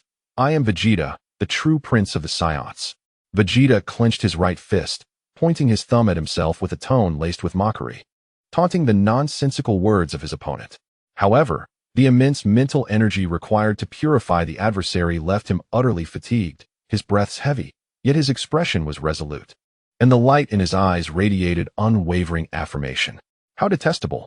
You pitiful creature, with your current strength, you stand no chance against future foes. Only through my presence can you survive. Only I can grant you absolute power. The voice erupted in a defiant roar, seeking to retaliate against the accuser while simultaneously aiming to deliver a devastating blow to their consciousness. In a reckless pursuit of greater power, it unleashed dark energies, striving to seize control of the body. The tremendous backlash inflicted wounds upon Vegeta, causing him to spill blood. As the explosive force of the dark energy inflicted significant damage within him, his consciousness dimmed, and his power ceased its wild ascent, even exhibiting signs of stagnation and regression. Your power? Do not jest. You are merely a remnant born from the dark energies that have influenced me. You are not truly me. And the strength you speak of is nothing but the essence of that darkness. Vegeta, stifling a second mouthful of blood, incisively articulated the true essence of this magical fist. Do not presume that I am oblivious. I have comprehended everything. This dark energy is capable of manipulating the mind. Its origins are unknown to me. Yet I am astounded by its ability to replicate the memories of its victims, ensnaring them in the echoes of their past. It fabricates a false history to deceive me, intending to plunge me into despair, thus allowing you to emerge, perhaps merely to facilitate the growth of that dark energy. You are nothing but a void, a mere specter to disturb my psyche, bestowed with a fragment of consciousness by that darkness. Vegeta unveiled all truths in one breath. Then, in a blend of sorrow and rage, he laughed bitterly, having failed to resist the encroachment of memory in the moment of realization, ultimately ensnaring himself in a labyrinth of confusion. However, now that he had awakened, he vowed never to fall prey again, but rather to retaliate with utmost ferocity to obliterate his foe. Chapter 19. The Dream of Illusion Shatters. The Transformation of Vegeta, Part 4. Suddenly, upon hearing Vegeta unveil all truths, the phantom born from the remnant could no longer withstand his fierce onslaught. Following a violent explosion within, it was expelled entirely from his body through Vegeta's reckless, self-destructive actions. It distanced itself from Vegeta by 10 paces, and a towering black flame coalesced into a figure of human size. After a brief transformation, the dark aura revealed a face strikingly identical to Vegeta's. In this moment, it too found its consciousness dimmed, grievously wounded by Vegeta's overwhelming strike. Yet, the true turmoil lay in the revelation that it was merely a utilized remnant, a notion that sent its expression into a frenzy, though it refused to concede. You lie. I am the true Vegeta. For years, I have fought tirelessly to fulfill my dream of becoming a legendary Super Saiyan. I have battled to be the strongest warrior in the world. You, however, have long abandoned that ambition, dwelling on Earth, indulging in a life of peace, descending into mediocrity like any ordinary person. Thus, you have betrayed the essence of my original self. I am the genuine Vegeta. In that moment of despair, the remnant, disbelieving Vegeta's words, roared in defense of his own existence. Power. I have not abandoned the pursuit of it, but I shall never allow myself to become a mere puppet in the hands of another. I, Vegeta, no longer require any extraneous strength. In the past, I erred, but I have since awakened to the truth. I indeed need a greater power, yet I will never relinquish my identity as the Prince of the Saiyans. I, Vegeta, shall never forsake myself. As he was incessantly chastised for his perceived weakness, Vegeta felt an unusual surge of rage. He unleashed a long-buried truth, confessing his past deceit of Babidi to obtain additional power, while resolutely affirming his determination to no longer submit. The remnant seemed momentarily stunned by this proclamation, trembling in response. Born from Vegeta's negative emotions, he too possessed the pride of the universe's greatest Saiyan and intuitively grasped the depth of his own resolve. With a dazed expression, he hesitated and retreated a few steps, beginning to fear the Vegeta before him, for he recognized the unwavering determination of the true Vegeta to pursue unparalleled strength. As a fragment of himself, he could not help but fear his entirety. No, that is not right. I do not need others' power. I am Vegeta. I am weak, yes. For my father, mother, and kin are all gone, which is why I sought strength. I am still weak, so I do not require additional power. I have never aspired to obtain it. The remnant muttered incoherently, shaking his head as visions from past memories bloomed in his mind. He attempted to deny his errors, only to realize he possessed no faults, trapped in this cyclical torment. No, you are the one lying. You are evading your own weakness. You have simply lost the heart to pursue ultimate strength. I have remained unchanged, never deviating. I merely utilized another's power temporarily for vengeance. I will surpass others. I, Vegeta, am the true master, and I am the real Vegeta. Suddenly, the remnant erupted into a frenzied roar, his eyes filled with blood, radiating a fierce pressure beneath a crimson glare as he unleashed a formidable surge of power. Sensing this overwhelming force, Vegeta responded with his own might. As he repelled the remnant, his strength surged rapidly, surpassing 10 units of battle power, instilling him with absolute confidence. With a decisive strike, he unleashed a wave of pressure that shattered the remnant's dark energy attack, manifesting a colossal hand that sent the remnant hurtling away, gravely wounded and spitting blood. Yet, the remnant seemed impervious to pain, howling in madness as he coughed forth a torrent of blood, increasingly frenzied as he unleashed all his power, igniting every fiber of his being to acquire greater strength in a desperate attempt to obliterate the audacious figure before him. Vegeta once more unleashed a powerful palm strike. Given the severe injuries to his own body, it was challenging to mount a more aggressive offensive. Nevertheless, he delivered a series of over 10 palm winds, each blow inflicting wounds and causing blood to spill from his opponent, gradually dimming their aura. Yet, he too felt a pang of sorrow. Perhaps, you indeed were once me. But I am the true Vegeta, he muttered quietly, acknowledging the indomitable spirit of his adversary as a reflection of his own. At that moment, his brows furrowed in concentration as he summoned vast reserves of energy. A fierce energy wave surged from his hands, slicing through the air with radiant brilliance before culminating in a tremendous explosion that utterly obliterated the dark essence.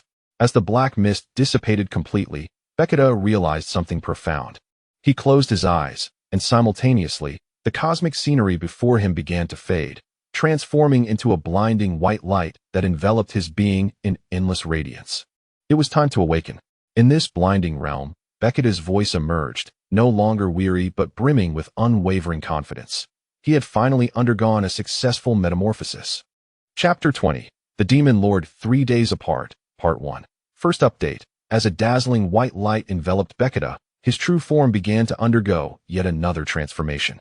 The eyes that had been tightly shut during his slumber gradually opened, revealing a glimmer of golden light within. His entire being shimmered with a faint, ethereal glow, and an initially weak aura surged into a formidable force. It was at the moment when Vegeta battled against another facet of himself, during the insidious encroachment of the magical fist on his true essence, that Goku and the others observed the black mist seeping from Vegeta's form. Bulma and the others, unable to grasp the essence of the situation, were oblivious to the looming peril, but those who sensed the malevolence emanating from the black mist were struck with terror. Even Goku held a degree of apprehension towards that dark power. Yet, this mysterious scene unfolded for less than half a minute. In the midst of this transformation, Vegeta blinked for the first time, and at that moment, a second force emerged within him, a cascade of brilliant golden light continuously clashing against the dark mist. Ultimately, to the relief of Goku and the others, Vegeta managed to eradicate the malevolent essence from within him through sheer determination. As Vegeta awakened, the tension among the onlookers finally eased, and joy filled the hearts of those present. The former had been in slumber for a considerable portion of the day, and by now, it was already night. However, the dazzling lights still pierced his vision, causing him to squint and blink before fully regaining his composure. Vegeta quickly surveyed the gathering, a hint of embarrassment coloring his cheeks as he let out a soft huff. Yet, having resolved his inner turmoil, he now felt a wave of warmth enveloping him, slowly melting his previously frigid heart. Nevertheless, the typically assertive Vegeta felt quite averse to his current disheveled state. Thus, he promptly sat upright, feigning an air of indifference by closing his eyes, attempting to conceal the emotional shift evident in his gaze. The figure, Bulma, playfully nudged Vegeta's arm, her eyes glistening with tears that only heightened Vegeta's embarrassment as his eyelids fluttered. Goku chuckled lightly, remarking, "It seems you have recovered quite rapidly." Upon hearing Goku's subtle insinuation, Vegeta recognized it was no longer necessary to maintain his facade. As he assessed his current strength, he realized that his abilities had ascended significantly, by his estimation. His peak power now approached approximately 13 units. Gohan, perceptive as always, sensed this nuanced shift. Apart from Goku, he was the only one capable of discerning the true extent of Vegeta's power. In that moment, Gohan was taken aback by Vegeta's might, especially since it now surpassed that of Super 17. Meanwhile, having awakened a portion of his latent energy during the previous battle, Gohan found himself at a mere 6 units. Reflecting on his recent experiences, Vegeta felt a tremor of fear within him. He understood that had it not been for the arrogant negative force awakening his true nature, he would have been entirely overtaken, reduced to a mere vessel for another's combat. The visions of that grim future also brought him a sense of relief. He realized they were merely distorted fragments of his subconscious, conjured by the magical fist technique. Yet, amidst the sorrow of his parents' demise, he felt an indescribable anguish. As the laughter and chatter filled the air, a series of embarrassing gurgles silenced the gathering, prompting several individuals to blush and pat their bellies, while Goku, with a bright smile and a sheepish laugh, scratched the back of his head, his arched eyebrows and crescent-shaped eyes adding to the charm of the moment. In a distant, isolated realm, unbeknownst to others, an overwhelming sense of dread would envelop any fighter capable of sensing the ominous aura present. Within this shadowy expanse, a formidable and malevolent presence surged, capable of stirring despair in all beings. A figure, shrouded in black flames, extended a gnarled hand. And as a dark orb within his palm suddenly flickered and shattered, it dissipated into a wisp of black mist. An ancient voice echoed with astonishment, incredulous at the recent occurrence. I cannot believe he managed to break the magical fist. Surely, you do not require the power of darkness? It appears this plan has faltered. The voice continued to murmur to itself, its eyes glowing with a chilling light, summoning the energies of this realm. Vegeta, you too embody a variable. However, perhaps the decisions of the past were not in vain. Your potential for growth remains vast. I, Nald, am eagerly anticipating your progress. Nald? This name may not yet resonate with many, nor does it hold significant influence in the current era, but in the ancient times. This individual was renowned across all dimensions of the universe, earning a reputation that sent ripples of awe through the cosmos. He was none other than the architect of the demon realm, revered as the Demon Lord, the God of War. Chapter 20. The Demon Lord, Separation for 3 Days, Part 2. In a grand chamber, a solitary figure sat contemplatively. It was Grit, who held a half-filled goblet of red wine in his right hand, gently swirling it, while his other hand propped his chin, gazing intently at the expansive screen before him. Lost in thought, he was acutely aware of Vegeta's transformation, but what truly astonished him was that, even without harnessing the dark energy from the magical fist, the other had still achieved such extraordinary heights. This revelation filled him with a sense of awe regarding the rapid progression of the Saiyans. Beside him, Neri observed his silent father, feeling that the moment was perhaps inappropriate, yet he could not suppress his curiosity.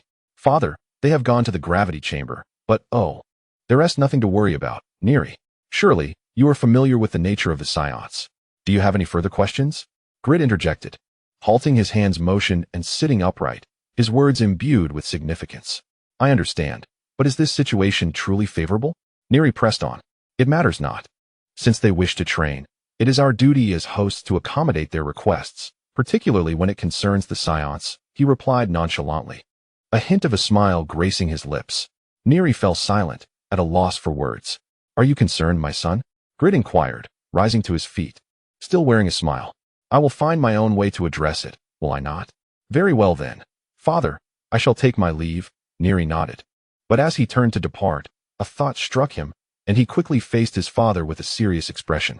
Father, regarding Jack's actions despite his hesitation to lay bare all his concerns, Neri chose to await his father's judgment. Let us not dwell on Jack for now. You are all aware of the situation. I hope they will not engage in further disputes, Grit remarked, his gaze shifting subtly at the mention of that formidable presence, revealing a flicker of trepidation. I understand, Neri acknowledged, a frown knitting his brow as he pondered the implications. Now, go prepare for the upcoming tournament, Grit instructed.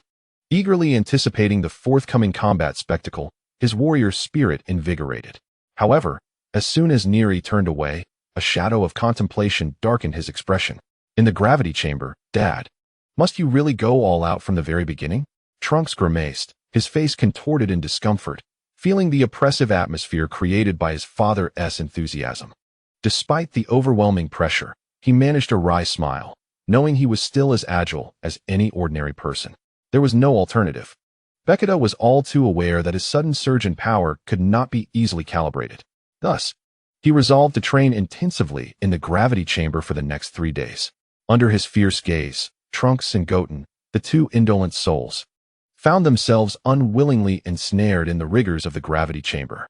What is even more perplexing is that while Vegeta has commanded not to transform, whereas OOB must suppress his own strength, he himself has pressed the button for a gravity level 100,000 times greater. Given that the gravity on this planet is similar to that of Earth, Bulma, Chi-Chi, and the others can move about with ease, Goten casts a resentful glare at Trunks, who has dragged him into this predicament, but the latter completely disregards him, embodying the principle that brothers should face adversity together. At such a critical juncture, you still wish to take it easy. You are well aware that the tournament is fast approaching. We have no time to waste. Vegeta feigns a laugh and menacingly declares, of course. If you can defeat me in your normal state, then that is a different matter. You may leave this place. Engaging in a one-on-one battle with you would be a form of self-torment, given your penchant for cruelty. I am certainly not a masochist, Trunks huffed, pouting slightly. Upon hearing this, Goten seemingly found an outlet for his frustrations and deliberately exclaimed, Uncle Vegeta. Trunks asks if it's true. He expresses a desire to try, claiming he will one day make you proud.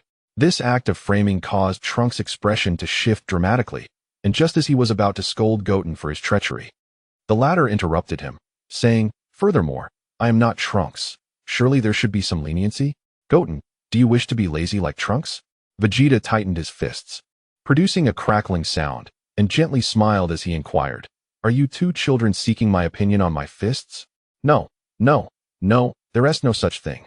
Goten and Trunks quickly huddled together, fear evident in their eyes, retreating to the wall as they simultaneously questioned each other's pretense of ignorance. Chapter 20. The Demon Lord, parting for 3 days, 3. Third update. Haha, I never expected you, Vegeta, to have a sense of humor. Goku chimed in, stepping forward and tightening his belt with a grin. What do you mean, you despicable cockroach? Do I? Vegeta awkwardly stammered, his face reddening in embarrassment. All right, let us now assign our training partners, as time is of the essence. Gohan smiled, attempting to ease the situation. Yes.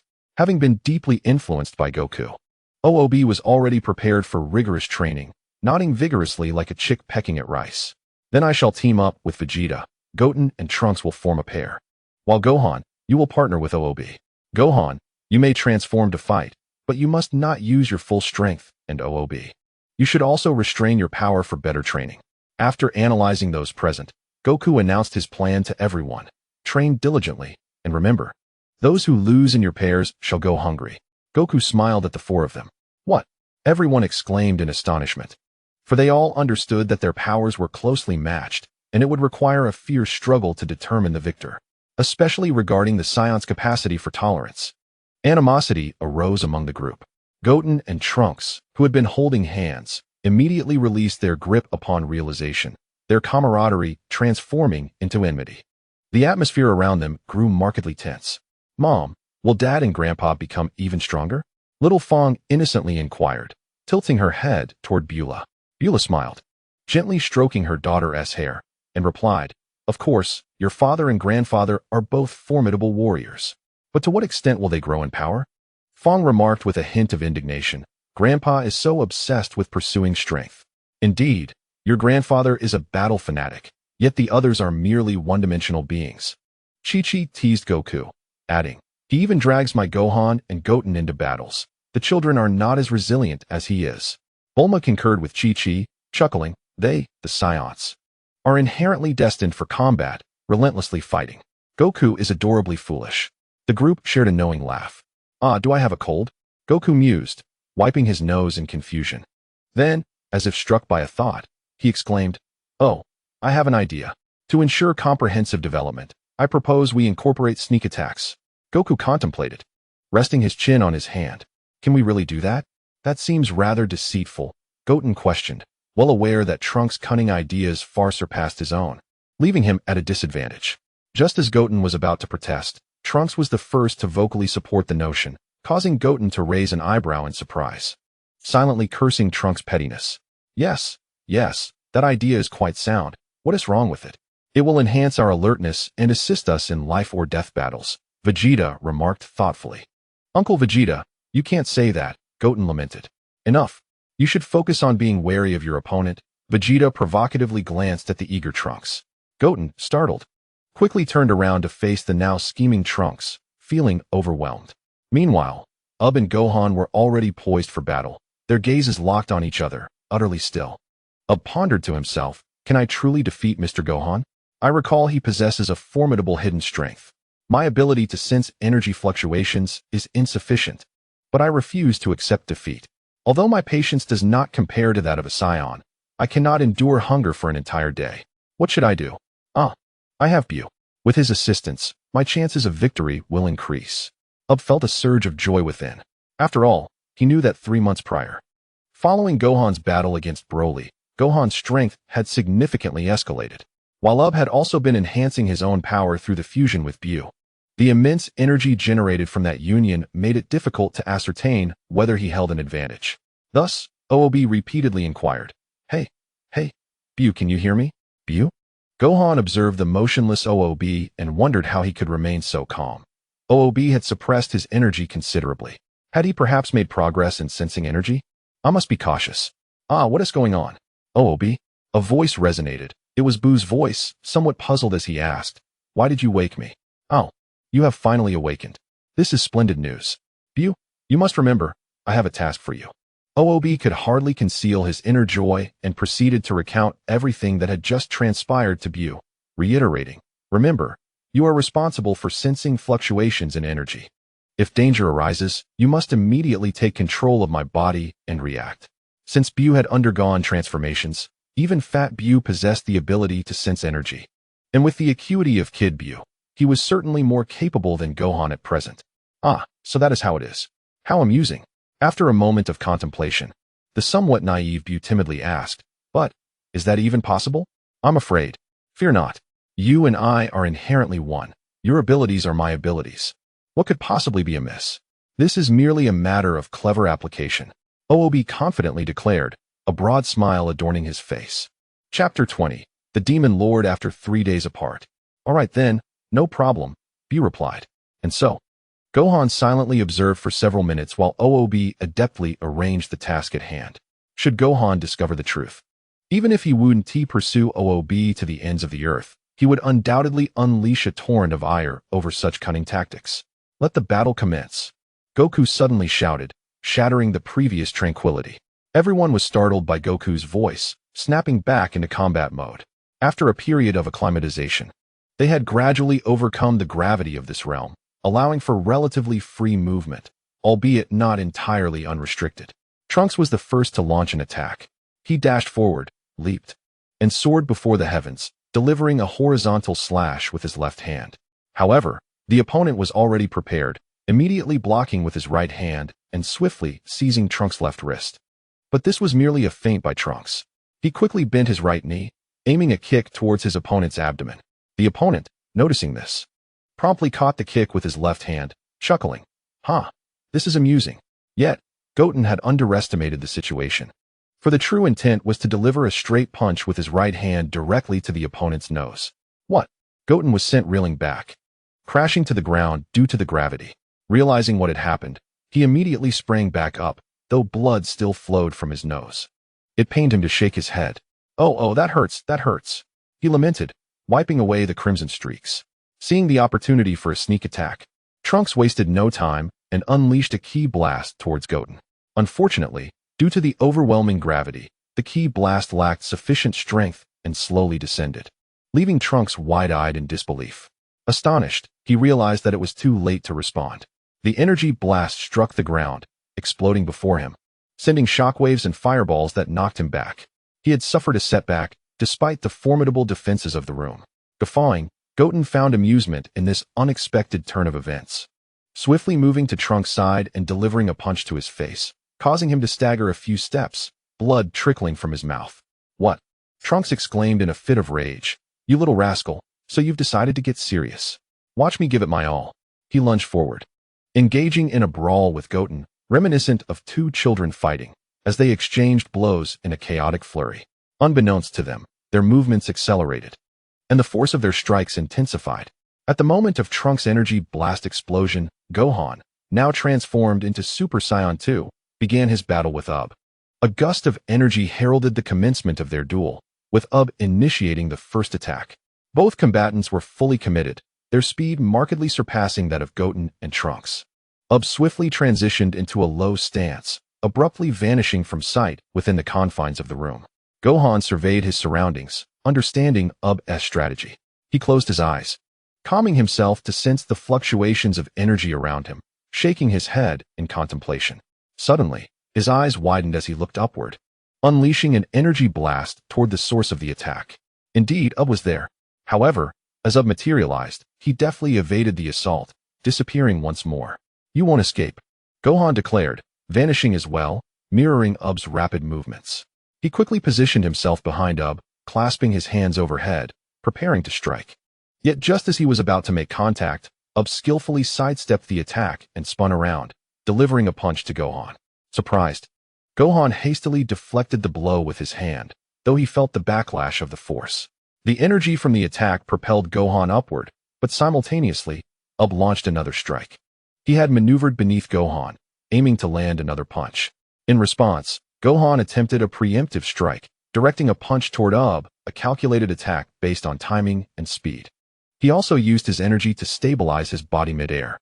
Upon seeing this, Ub panicked, abruptly halting his momentum and gradually descending to the ground. Gohan followed suit, landing silently. Puzzled, he wondered what had transpired. How could Ub's ability to gauge energy have improved so dramatically? It was truly unbelievable. It seemed he would need to engage in earnest. Complacency was not an option. Meanwhile, Ub thought to himself, that was close. Had it not been for Buu's assistance, I wouldn't have evaded Gohan's attack. He resolved to remain vigilant. "Buu, you need to be alert and coordinate with my combat," Ub playfully replied. Thus, they entered a state of true battle, moving and attacking with incredible speed. Their fists and kicks flew with remarkable swiftness. Of course, everyone is evenly matched in battle. On the other side, we should prepare for combat, shouldn't we, Kakarot? Vegeta turned his gaze away from Gohan's fight to focus on Goku. Indeed, it has been quite some time since we last fought. Vegeta, let us engage in a fierce battle. Goku responded with a smile, his eyes fixed intently on his opponent. Well then, I shall attack, Vegeta began, but before he could finish his sentence, he vanished. Goku remained still, quietly standing in place. Seconds ticked by, 1, 2, 3. Suddenly, Goku raised his right hand and unleashed a ki blast that shot forward in a straight line. Just as it surged ahead, a shadow appeared before him. In a swift motion, he raised his hand to intercept it, and there stood Vegeta. However, at that moment, Vegeta was taken aback, a cold sweat breaking out as he slowly turned his head. Indeed, Goku had appeared behind him, pressing his hand down. Another ki blast was released, but astonishingly, it passed right through Vegeta's body. What? A phantom fist? Goku marveled inwardly. At the same time, Vegeta materialized before Goku, his palms coming together to unleash a blue ki blast. Take this, Kakarot. Seeing the ki blast merely a foot away from him, Goku quickly reacted, pressing both hands down to utilize gravity to suppress the blast, then swiftly propelled it upwards. An explosion erupted as the energy surged. "Ah, that was close," Goku exclaimed, wiping the sweat from his brow, a sense of foreboding creeping over him. "Not yet." A voice suddenly called out, and from beneath Goku, another ki blast erupted. Alarmed, he swiftly turned his head, evading yet another blast. However, another figure appeared before him. Vegeta. A punch aimed straight at Goku's chest followed. What? Realizing the impending danger, Goku crossed his arms in an X shape to block the blow, yet he was still pushed back, the distance between them now around 10 meters. "Indeed, Kakarot, your power has increased significantly," Vegeta remarked, releasing his slightly numbed fist. "Of course, the same goes for you. You've improved quite a bit as well," Goku replied slowly, lowering his arms. "Are we warmed up? Now, let the real battle begin." Vegeta stepped forward with a grin. "Exactly, so be alert," Goku responded, equally amused. Then both vanished, launching simultaneous attacks in the east, their afterimages barely dissipating before they reappeared to the south, north, and east again, creating an unceasing ripple of energy. 1, 2, 3 Thus, 3 days of training passed. They emerged from the gravity chamber, their battle suits in tatters, radiating an overwhelming aura. Indeed, their strength had markedly increased, incomparable to their former selves. Truly, absence makes the heart grow fonder. Chapter 21. The Divine Intuition. Tension on the horizon. The scene shifts to a familiar planet, our Earth. Beneath the azure sky, wisps of white clouds drift lazily. Verdant mountains and flowing waters abound, teeming with life, as humanity continues to live in tranquil harmony. Since the catastrophic events wrought by the malevolent dragon and the ensuing massacre, humanity has gradually returned to a semblance of order, diligently working to restore their former environment. Yet, just as darkness exists beneath the light, the tranquil days harbor the seeds of impending turmoil. In the divine realm, a figure with green skin, Tian-di, stands silently at the edge, his accustomed right hand gripping a divine staff before him, quietly observing the people below. Though his expression appears satisfied, a hint of anxiety lingers. His brows furrowed, forming a distinct crease upon his forehead. Can such days endure? Tian-di sighed softly, lifting his gaze to the pale blue sky, murmuring softly to himself. Perhaps I am still unable to fulfill my responsibilities as a deity. He bitterly mocked himself. But his self-reflection was abruptly interrupted by a hurried voice that darkened his countenance to one of despair. Something's wrong. Something's wrong. A familiar voice echoed as Mr. Bobo, clad in ancient Sudanese attire, rushed towards him, a piece of paper clutched in his hand. Tian-di's expression shifted dramatically as he recognized the implications of what Mr. Bobo held. Alas, Divine One, the analysis report has come in, and the situation aligns with your fears. Their target is indeed Earth, Mr. Bobo exclaimed, his own demeanor reflecting the terror induced by the alarming information. Tian-di felt the last flicker of hope extinguish within him, his pupils constricting in overwhelming dread. Trembling, he inquired, Is this true? Mr. Bobo, you are certain the data is accurate? He struggled to confront such a reality. Even a nightmare would be preferable to this grim truth, for while dreams may fade, reality remains an undeniable force, representing all that is to come. No, Divine One. The data is without error. I have verified it multiple times, and all results are consistent. They truly intend to reach Earth, Mr. Bobo replied, his voice diminishing with fear. Upon hearing this unequivocal truth, Tian-di did not succumb to despair. Rather, an ember of defiance ignited within him, and he slowly closed his eyes, exhaling deeply. With a sense of helplessness, he lamented, Calamity has indeed arrived. I remain powerless as the deity of Earth, unable to contribute in any meaningful way. A bitter smile graced his youthful visage.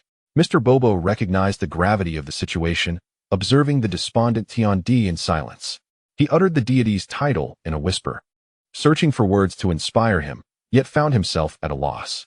Can I abandon this? Can I truly abandon this? Tian-di's sorrowful, furious eyes opened, and after a brief silence, they shone with resolute determination. In an unwavering tone, he declared, Even if Gohan and the others leave, I will endure. As the deity of Earth, I will protect our planet. Tightly clenching his hand, the pale nails pierced into his palm, trembling as they sank into the flesh, causing blue blood to seep and drip down. But can I change this situation? It seemed as though the reality struck him, and the belief ignited within Tian-di was once again shattered, leaving him in a state of confusion and uncertainty. Mr. Bobo appeared to recall something, calling out to the dazed Tian-di. As there was still no response from the other, he gently approached, his sturdy palms softly patting the entranced Tian-di, then gestured towards the temple behind them, saying, God, we still have a chance. After a moment of bewilderment, Tian-di weakly turned to look at Bobo, then followed his gaze, pondering for a moment. Suddenly, his eyes sparkled with hope as he exclaimed, Chance.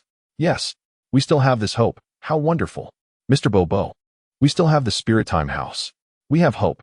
Mr. Bobo nodded in agreement, recognizing the glimmer of victory in Tian-di's hopeful gaze. Chapter 21. The Goddess Premonition, Tian-di's Worries, Part 2.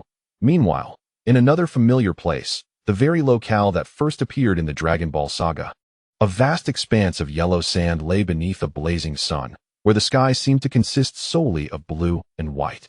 In this sparsely populated wasteland, gentle breezes occasionally swept through, bringing waves of heat mixed with a hint of coolness. Not far away stood a small hill, about 5 or 6 meters high, with openings at both the top and bottom, beside which were emblazoned 4 characters, forged through hardship. At that moment, a figure was seen repairing a car, hair tied back in braids, sweat dampening his shirt, revealing a robust physique from behind.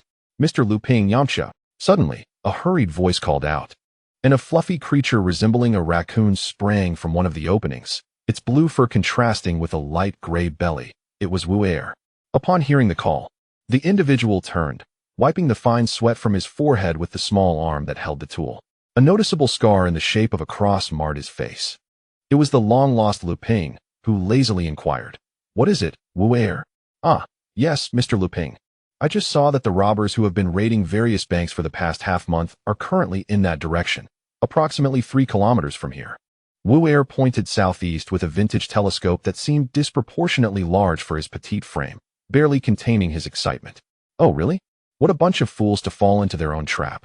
Lu Ping wiped his hands clean and smiled brightly. "Then let us go." "Yes, Mr. Lu Ping." "Ha ha ha. Those policemen are truly dim-witted. They practically handed me 100 billion. We will never have to worry again. Ha ha ha." A burly man laughed heartily, tossing aside his empty bottle. "Of course, big brother, you are a master. Even Mr. Satan would surely not be your match. Who in this world would dare oppose you?" remarked another middle-aged man with a mouse-like appearance, showering him with flattery. "Indeed, that old fellow has outlived his usefulness." A chorus of laughter erupted among the 13 people present. However, as often happens in moments of unrestrained joy, calamity struck. Just as they were reveling in their mirth, a chilling voice pierced the air, causing this reckless group to suddenly tense up, their faces paling as they grasped their weapons. "What are you laughing at?" The abrupt utterance startled them, and to their bewilderment, they beheld a figure floating before them. The sun behind him obscured his features, but beside him floated a small object. Following a brief, eerie silence, someone suddenly screamed. "A ghost!" A timid soul cried out, collapsing in fear. "Are you an idiot? Can't you see he's a tangible being?" The man referred to as Big Brother suppressed his shock and attempted to project bravado. "Who are you, kid? Have you a death wish? Leave. I have come to deal with you." The stranger replied calmly, while another voice nearby echoed in agreement. Indeed, it was Lu Ping and Wu Er. "Eliminate us? Huh, you truly overestimate yourself." The large man, enraged, laughed mockingly, shaking his shoulders as he glanced at his companions, who joined in the laughter. "Very well, I'll play along." With that, the self-proclaimed Big Brother charged forward, aiming to land a punch on Lu Ping. Yet, the opportunity was fleeting. Lu Ping vanished in an instant and reappeared behind the giant, lightly tapping him with a finger, sending him hurtling several meters away. "Big Brother, this guy is insufferable." The remaining 12 roared, rushing to surround Lu Ping. However, with a mere tilt of his head, a swift sidestep, and a nimble dodge, Lu Ping effortlessly evaded their onslaught. He smiled lightly, then clenched his fists, dispatching them one by one with a single strike, each falling unconscious. What are you?" The large man, realizing he had struck iron, slowly rose, trembling as he inquired. "Oh, you still haven't passed out? Quite impressive," Lu Ping remarked, somewhat surprised. Seizing the moment of confusion, the giant retrieved a capsule from his person, swiftly transforming it into a rocket launcher. He aimed it at Lu Ping, bellowing, "Prepare to die," and activated the device, sending a tracking missile hurtling toward him. "Is that so?" Lu Ping chuckled, unperturbed, standing firm against the impending attack. Boom! A dazzling explosion erupted, a fireball expanding outward. The giant was flung dozens of meters away, while the others were propelled back over 20 meters, escaping the brunt of the blast, though the heat wave was intense. "Young Master Lu Ping!" Wu Er cried out in panic, uncertain if Lu Ping had fortified his defenses to withstand such an assault. "Huh, at last, I've taken you down, brat," the giant proclaimed triumphantly, gazing at the roaring flames and laughing maniacally. "Is that so? You think this will be enough to defeat me?" A voice emerged from the fireball. It was Lu Ping's voice. In an instant, he summoned his energy, which promptly extinguished the flames. "What?" The giant could hardly believe his eyes, stepping back in terror as he exclaimed, "Not even a rocket can harm me." "Go on. Even a force capable of annihilating the earth may not be able to defeat me." Lu Ping mused silently. He then approached the giant, saying, "So you truly wish to sleep?" And with a gentle strike, knocked him unconscious. "All right, it's finally settled. Wu Er, please notify the police to come here." Let them handle this ill-gotten wealth. Lu Ping retrieved a rope and bound the culprits together, then leaned closer, adding, however, the money should rightfully belong to me. With a composed demeanor, he wore a sly smile, exclaiming, because I am the righteous bandit.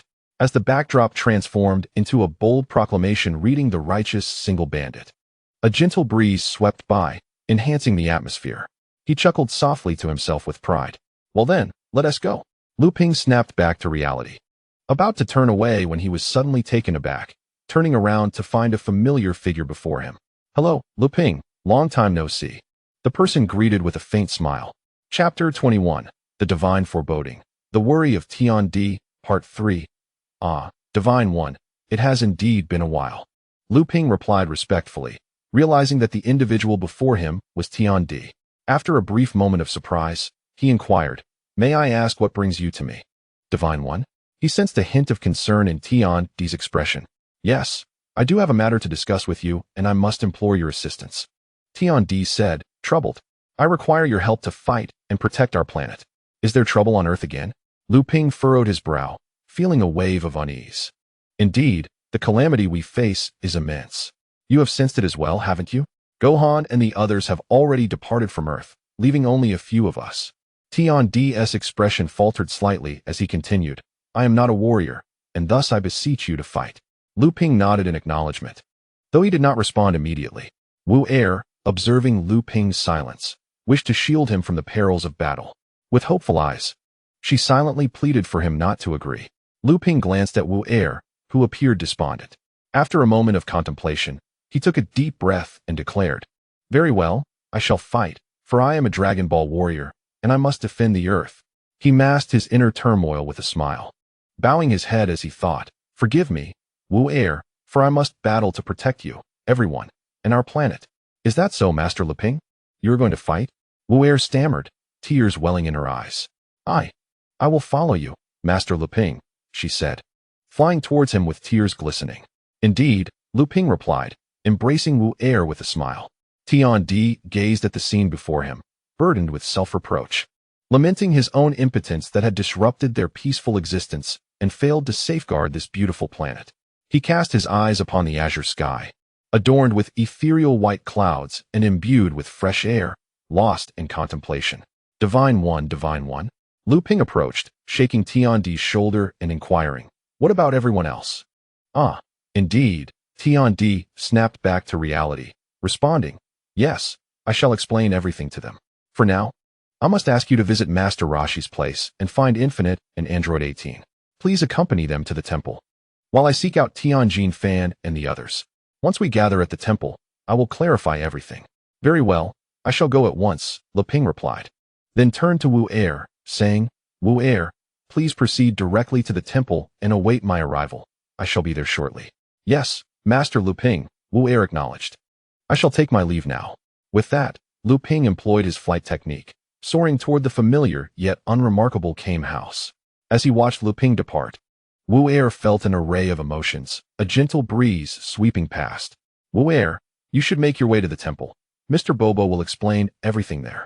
I, too, must seek out Tianjin Fan and the others, Tian-Di remarked, turning his head to look at Wu Er. Understood, Divine One. I shall take my leave. Please take care, Tian-Di said apologetically, before activating his flight technique toward his destination. At Kame House, Marlin inquired, Father, Mother, are you not weary? You have been fighting here for so long. She observed the clash between Krillin and Android 18, while the old turtle had long since curled up in a corner, trembling with fear. Oh, is that so? Krillin and Android 18 paused their rapid movements. Let us take a break, Krillin suggested with a smile. I'll fetch you some drinks. Marlin agreed, stepping into the Kame house. Bring an extra bottle, Krillin called out, chuckling. Is that so? Very well, Marlin replied, still questioning but proceeding inside. Haha. This little one is so concerned for us. She must have a request, Krillin remarked with a wry smile. You've spoiled her, giving in to her every wish. Android 18 teased in response. Hee, just like you. Do you sense it? Someone approaches us. Could it be him? It has been quite some time since we last met. Krillin said, masking his sadness with a smile, reflecting on the relentless passage of time. Chapter 21. The Divine Foreboding and Tian-Di's Worries. Indeed, Android 18 nodded, smiling. No sooner had she spoken than a voice pierced the air. With a whoosh, a figure sped across the sky, stirring up waves upon the sea, finally landing on Kame Island. Hello, everyone. Lu Ping greeted with a smile. I trust you are all in good health. Ah, it truly is you, Lu Ping. Greetings. It has been so long since we last saw each other, they responded warmly. Krillin exclaimed with excitement, having trained together in the past. At that moment, Marin emerged. Surprised to see Lepin, yet politely greeted him. Hello, Uncle Lepin, while handing out drinks, having grasped the implications of her parents' earlier words. Old Turtle, hearing both familiar and strange phrases, poked his head out and spotted Lepin, feeling a surge of joy within. Amidst the laughter and chatter, Krillin inquired, Lepin, your arrival suggests you seek our assistance, does it not? Lepin's expression turned serious as he replied, Indeed. I have come at the behest of the celestial deity to find you all and proceed to the temple together. Is it about the celestial flute? What could he possibly want from us? Number 18 asked, intrigued. Yes, I am uncertain of the specifics, but he mentioned that our Earth is facing calamity once more, and he wishes for us Z warriors to defend it alongside Tianjin Fan and the others, Lepin stated, directly addressing the matter at hand. Another crisis is upon us. Old Turtle, who had been quietly observing, stepped forward to inquire.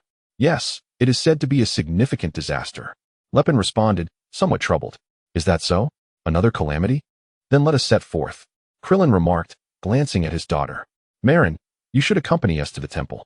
Oh, really? But it sounds so dull there, Marin pouted, feigning a grimace. Do not be this way. It is for your safety, Number 18 interjected, understanding her daughter's sentiments. At the temple, your safety will be assured. Trust me, you must go there. All right, I understand, Marin conceded, acknowledging her mother's words. Then let us depart, Krillin declared, but suddenly recalled something and added, by the way, Old Turtle. What will you do? I shall remain here. After all these years, Old Turtle replied, and I will ensure Master Wu Tian's home is well cared for. Is that so? Until we meet again, take care of yourself, Krillin nodded in response. Then we shall be off. Goodbye. Krillin soared into the air, gliding through a beam of light, clearly visible against the azure sky. Number 18, Lepin, and Marin followed suit, ascending towards the small island temple in the sky. Upon reaching the temple, the sky was perpetually a deep blue, adorned only by a few scattered clouds. Oh, everyone is almost here, the celestial flute smiled as he turned to greet them. Having just returned to the temple. Indeed, moments later, four figures landed gracefully at the temple. Tianjin Fan and Jiaozi turned to acknowledge the arrivals, sensing their presence, their faces beaming with joy as they asked, how is everyone? Krillin, Lepin, Number 18, Marin? Is that Tianjin Fan and Jiaozi? Krillin recognized their voices. Gazing at the imposing figure with 3 eyes and the levitating white-faced child beside him, his long-lost comrades. As friends reunite, it has been many years since they last gathered. The eyes of Lu Ping, Jiaozi, Klin, and Tianjin Fan glisten with tears of excitement. The Z warriors have finally come together once more, excluding Goku and his companions. While Lanchi has chosen to remain at Tianjin Fan's home, awaiting their return. Observing this heartwarming scene, Tiandi is initially filled with joy, but his expression soon shifts to one of concern, as Mr. Bobo exclaims, Indeed, Divine One. This proclamation halts everyone, drawing their attention to the approaching Mr. Bobo, whose white paper shines brightly in his hands. Tiandi studies the document Bobo has presented, and his demeanor grows grave, prompting the others to recognize the seriousness of the situation. They inquire with concern, Divine One, what is the matter? After surveying their faces, Tiandi falls silent for a moment before finally revealing, according to this analysis, a spacecraft will land on Earth in approximately 15 days. I have a foreboding sense that those aboard possess formidable powers, with at least 3 individuals boasting battle strengths exceeding 50 billion. Whether they are foes or allies remains uncertain. But one thing is clear. They appeared the moment Gohan and the others vanished into the cosmos. This timing coincides with Gohan's journey into another dimension. This is merely my personal conjecture, as I am unaware of the world related to the Saiyans. In other words, they have intentionally arrived on Earth, and their intentions are likely malicious. What? Could they be those beings from the tournament?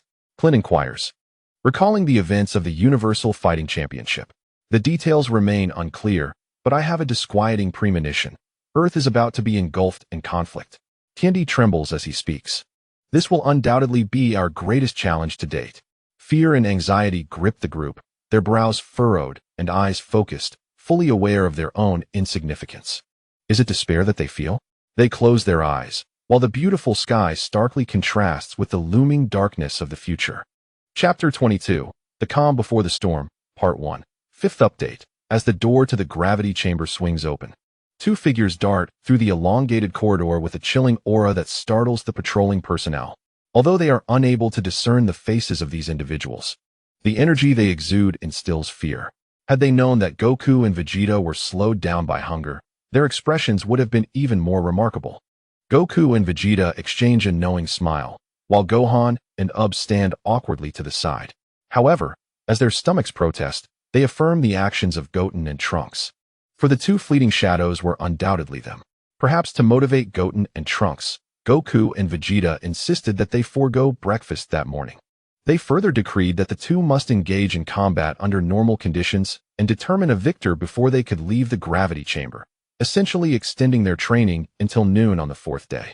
This round of rigorous training would leave a profound impression on Goten and Trunks, as Vegeta astonishingly elevated the gravity to an astounding 500,000 times that of Earth. In a frenzied dash, Goten and Trunks traversed several kilometers in mere seconds, forcefully bursting through the doors ahead. Their eyes glowing with an eerie green light as they lunged toward the dining table, ravenously devouring the food laid before them. Suddenly, the sight of the two disheveled figures rushing in stunned the onlookers, who, despite their high standards of decorum, could not help but express their shock. However, once they recognized the ragged duo as Goten and Trunks, a collective sigh of relief swept through the crowd, though curiosity about their ordeal lingered. Those attuned to sensing energy were particularly astonished at the rapid increase in the boy's power. "Is that really Goten?" Kiki exclaimed, momentarily taken aback. Unable to believe that the disheveled and odorous figure before her was her own son, leaving her momentarily dizzy. Later, there will be a sixth update. I recommend Soul Battle to everyone. And thank you for your support of Mozhu. I hope we can surpass 59,000 views today, and tomorrow we shall break through the 60,000 barrier. Bulma, startled by Trunks' disheveled appearance, remained silent, her brow furrowed. She was aware that Vegeta had often endured similar experiences, thus Bulma did not find it overly alarming. Meanwhile, Xiaofang and Beer paused with their chopsticks suspended midair, their eyes wide with disbelief as they observed the two boys feasting like swine. Goten did not glance at Kiki or offer any words. Instead, he seized a chicken leg, gnawing on it while nodding, his other hand grasping a bottle of red wine, which he downed as if it were mere water. Seeing Goten's response left Kiki utterly flabbergasted, while Master Roshi and Satan wore similar expressions of astonishment. Even the King of Earth was momentarily taken aback by the sight of Trunks and Goten, though a short-sighted guard stood ready in a defensive posture, wary of a potential assault from the apparent ruffians. "Ha, eat slowly, and then take a well-deserved rest." A familiar laughter echoed from outside the dining room, and the assembled crowd readily recognized its source. After a brief pause, Goku, his shirt tattered, entered with his signature grin, scratching the back of his head and nodding to those present. However, he was taken aback by the appearance of a certain individual, none other than the Supreme Kai.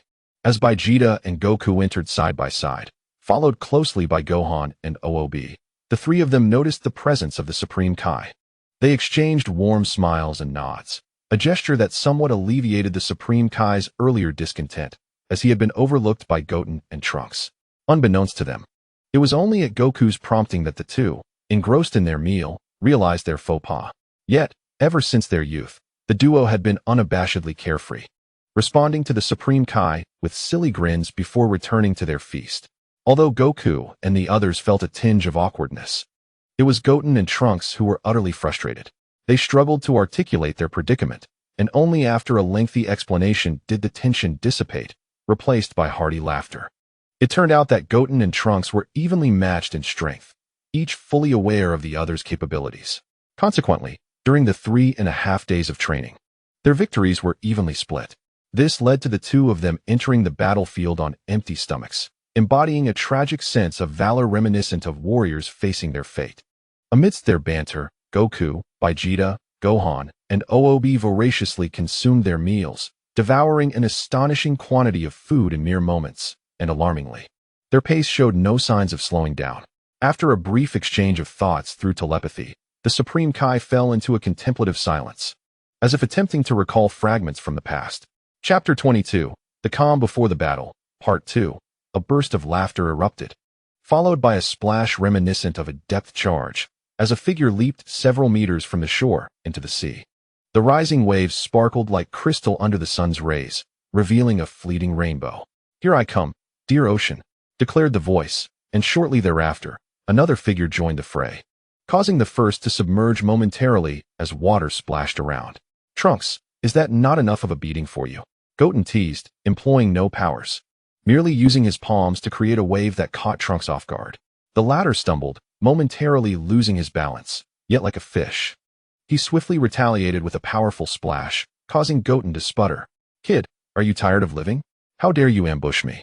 Trunks laughed, retaliating with playful ferocity, and the two began to wrestle in the shallow waters, their antics leaving onlookers speechless as they scrutinized the scene, questioning if they were witnessing the legendary back-to-back mountain. "Oh my god!" Bra, clad in a striking swimsuit, swam nearby, shaking her head at her older brother's childishness, a look of exasperation gracing her features. Just as Bra lamented the scuffle between Goten and Trunks, another jubilant shout rang out. Oh ocean, how I adore you." The dark-skinned Oob donned a pair of swim trunks, his bare upper body showcasing powerful muscles.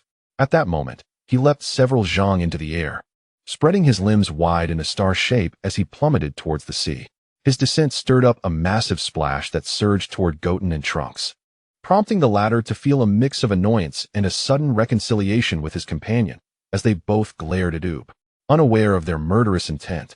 Oob harbored no destructive thoughts, he merely sought to unwind.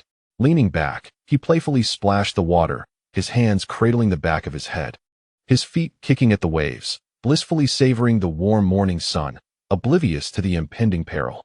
Goten and Trunks exchanged knowing glances, and with a silent agreement, Trunks vanished in an instant. Goten leapt into action, landing behind Oob and suddenly locking his arms in a tight grip. Startled, Oob opened his eyes wide, only to be met with Trunks' mischievous grin, one hand clutching a crab the size of his palm and the other tugging at Oob's swim trunks. Oob's eyes widened in shock as he attempted to break free but could not muster the strength in time. As the realization of his imminent predicament dawned upon him, a shade of green washed over his face. Just then, Bra's sharp voice pierced through the air, a melodious sound that filled Oob with relief. "Idiot! Is there anything more disrespectful?" Trunks halted mid-action, his face flushing red as he turned to see his sister several meters away. Hastily withdrawing his hand from Oob's trunks and tossing the crab behind him, where it vanished into the distant sky, Goten, equally embarrassed, released Oob's arms and submerged himself beneath the water, disappearing from Bra's view in a bid to evade the awkward situation. Observing Goten's clever retreat, Trunks too sank below the surface. "No, this is not my concern." Oob floated atop the sea, his dark complexion tinged with a hint of red. He could not bear to meet Bra's beautiful gaze, finally resorting to submerging himself in the water to escape the embarrassing scene. Bra was indeed furious. Her arms crossed over her chest as she glared at the three boys who had retreated 100 meters away. She had to admit that one of them was her older brother. Meanwhile, the mischievous Xiaofang and Beer, who had followed, stifled their laughter, with Xiaofang in her miniature swimsuit dramatically cradling her stomach. At that moment, a pair of lustful eyes nearby were fixated on the scene, the diving goggles glinting exaggeratedly under the sun. Beneath the bald head was the lecherous visage of Master Rashi. He gazed at the trio with curvaceous figures before him, muttering to himself that it was indeed two, as Xiaofang was still too young. With a nod of agreement to his own judgment, he watched intently. However, in that fleeting moment, a chilling sensation seeped into the very marrow of the old turtle's bones, causing him to break out in a cold sweat. Unable to utter a single breath, instinctively turning to gaze at the source of that frigid glare. In the next instant, the old turtle fled across the sea surface, his speed rivaling that of aerial techniques, darting effortlessly atop the water. The sheer force of his sprint stirred up waves that splashed on either side, propelling him 100 meters away in mere moments, for he had identified the owner of that piercing gaze, none other than Vegeta. Cursing himself and muttering incessantly for divine protection, the old turtle recalled that Vegeta was not one to concern himself with others. There was a high probability that Vegeta would unleash a devastating energy attack upon him. Thus, he had no choice but to employ the utmost strategies of survival. Yet, it became evident that the old turtle's assumptions were misguided this time, though he remained thoroughly terrified. Panting heavily as he recited prayers for divine intervention from a distance, appearing diminutive in comparison. Chapter 22, The Calm Before Battle, Part 3. Tomorrow, the 26th, marks the birthday of Mozhu, a day on which he intends to confess his feelings to the girl he has secretly adored for 3 years. Additionally, The Legend of the Dragon Ball Emperor debuted on April 26th, having only been signed with Zhuluo last Thursday, thus receiving website recommendations this week, leading to unexpectedly favorable outcomes. Therefore, today is the final day for The Legend of the Dragon Ball Emperor to shine on the new book potential list. On this note, I hope all my fellow readers will generously support Mozhu on this last day, empowering him to boldly declare to my goddess that he, too, is a writer cherished by many readers. A simple click to bookmark or a heartfelt recommendation would be the greatest support for Mozhu, and I sincerely thank you all. Familiar with the old turtle's character, the gathered crowd merely chuckled, well aware that this lecherous old man was notoriously selective. Meanwhile, Mr. Satan had long distanced himself from the main group, confidently showcasing his muscles on a platform, striking poses worthy of a warrior to garner the enthusiastic cheers of young women, all while exchanging cold glances and boasting with feigned bravado. Gohan could only smile wryly at his father-in-law, begrudgingly admiring his remarkable ability to disguise himself. Having affixed a wig with strong adhesive, while his chest sported an exaggerated tuft of hair, the King of Earth had not come here to relax his mind. Adhering to a philosophy of safety, he remained within the palace, resting. Vegeta, having successfully intimidated the old turtle, basked in the sunlight, reclining on the beach as he attuned his inner energy to better accommodate his newfound strength. Nearby, Chi-Chi and Bulma sat beneath the sunshade, devoid of the youthful exuberance of the younger generation, engaging in casual conversation and sharing laughter, seemingly enjoying a rare moment of relaxation. Gohan found himself free from the burdens of scholarly duties and the constant tension brought on by the presence of enemies. After exchanging waves with Bulla and Pan, he nodded toward his current companions and rose gracefully, strolling along the shallow waters amidst the joyful atmosphere created by the hundreds around him. In this warm and tender moment, Gohan, yearning for peace, felt a profound sense of contentment in the idyllic day. It is Friday now, and tomorrow will be Saturday, a day of great excitement. With a ticket in hand, one should revel in the festivities, especially as the collection numbers for the event seem rather disheartening. Goku, having noted the affairs of Goten and his companions, chuckled while absent-mindedly touching his nose. However, he soon adopted a serious demeanor and turned to the Supreme Kai beside him. Initiating a mental dialogue, Supreme Kai, how much do you know about the Saiyans and the Tournament of Power? Upon hearing Goku's inquiry, the Supreme Kai forced a smile, his brow furrowed in deep contemplation. I have reflected on all past events, yet I find myself lacking pertinent information. My tenure as Supreme Kai has spanned merely 5 million years, compared to the great Supreme Kai's extensive reign. My knowledge of this upcoming universe martial arts tournament is rather limited. I have only encountered mentions of it in ancient texts.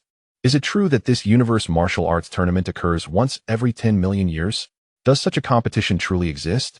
Despite being somewhat simple-minded, Goku was far from foolish. Having weathered numerous trials and tribulations, he had developed a perceptive sensitivity to certain matters.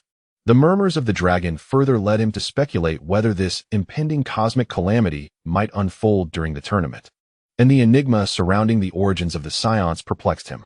Even though Vegeta and Gohan remained silent, Goku understood their deep concern regarding the decline of their race. As Grit had suggested, it was perhaps best to keep the secrets concerning the Saiyans and the tournament from Vegeta for the time being. Goku was well aware of Vegeta's temperament and thus refrained from discussing the matter with others. Before arriving here, he had also sought the wisdom of the ancestors regarding the tournament, but unfortunately, the ancestor had mentioned being sealed at that time, leaving the details of the tournament shrouded in uncertainty. The Supreme Kai's expression revealed his frustration, given his relative youth in the role of Supreme Kai. And the passing of the previous great Supreme Kai, he could not ascertain the accuracy of the information. As Goku grappled with this vague response, the Supreme Kai seemed to recall something, his face displaying a look of astonishment.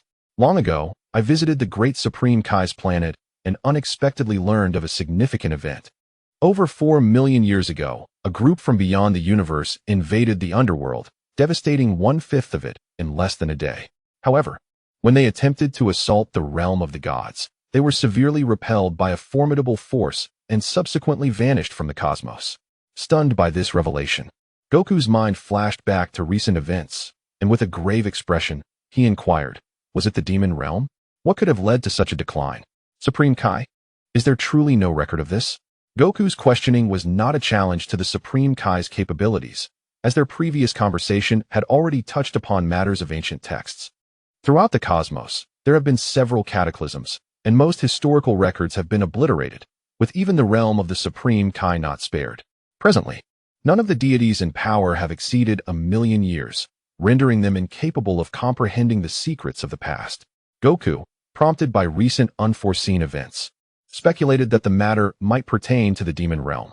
After all, from the various indicators at hand, even if the demon realm had indeed experienced a period of decline, it was likely a relatively brief era. Now, having abandoned its previous silence, the demon realm has brazenly emerged, thus becoming the primary suspect. Chapter 22, The Respite Before Battle, Part 4. The second update. I seek your support and recommendations. The demon realm? The Supreme Kai was slightly taken aback. As the highest authority in the universe, he was aware of the recent stirrings within the demon realm. However, he had not anticipated that Goku would directly encounter a figure of prominence from the current demon realm, prompting him to regard Goku with a peculiar curiosity. Goku, discerning the confusion in the Supreme Kai's gaze, proceeded to summarize the enigmatic individuals he had encountered recently through mental communication. Upon hearing Goku's account, the Supreme Kai's expression darkened, plunging him into profound contemplation. The situation Goku described was far more dire than what the Supreme Kai had in his records. The demon realm had begun its offensive against the universe. Could it be the legendary Seven Killers? Yet, according to the fragmentary ancient texts, was their power truly so formidable? This raised numerous questions. When Goku mentioned a figure from the demon realm capable of manipulating the energies of the universe and sealing off space, Mozhu, the Supreme Kai swiftly recalled a page from an ancient manuscript he had perused, his complexion paling to that of parchment, enveloped by an indescribable dread. Consequently, the Supreme Kai relayed the information he had gathered to Goku. As their identities converged, Goku noted discrepancies between Mozhu's existence and the accounts in the ancient texts.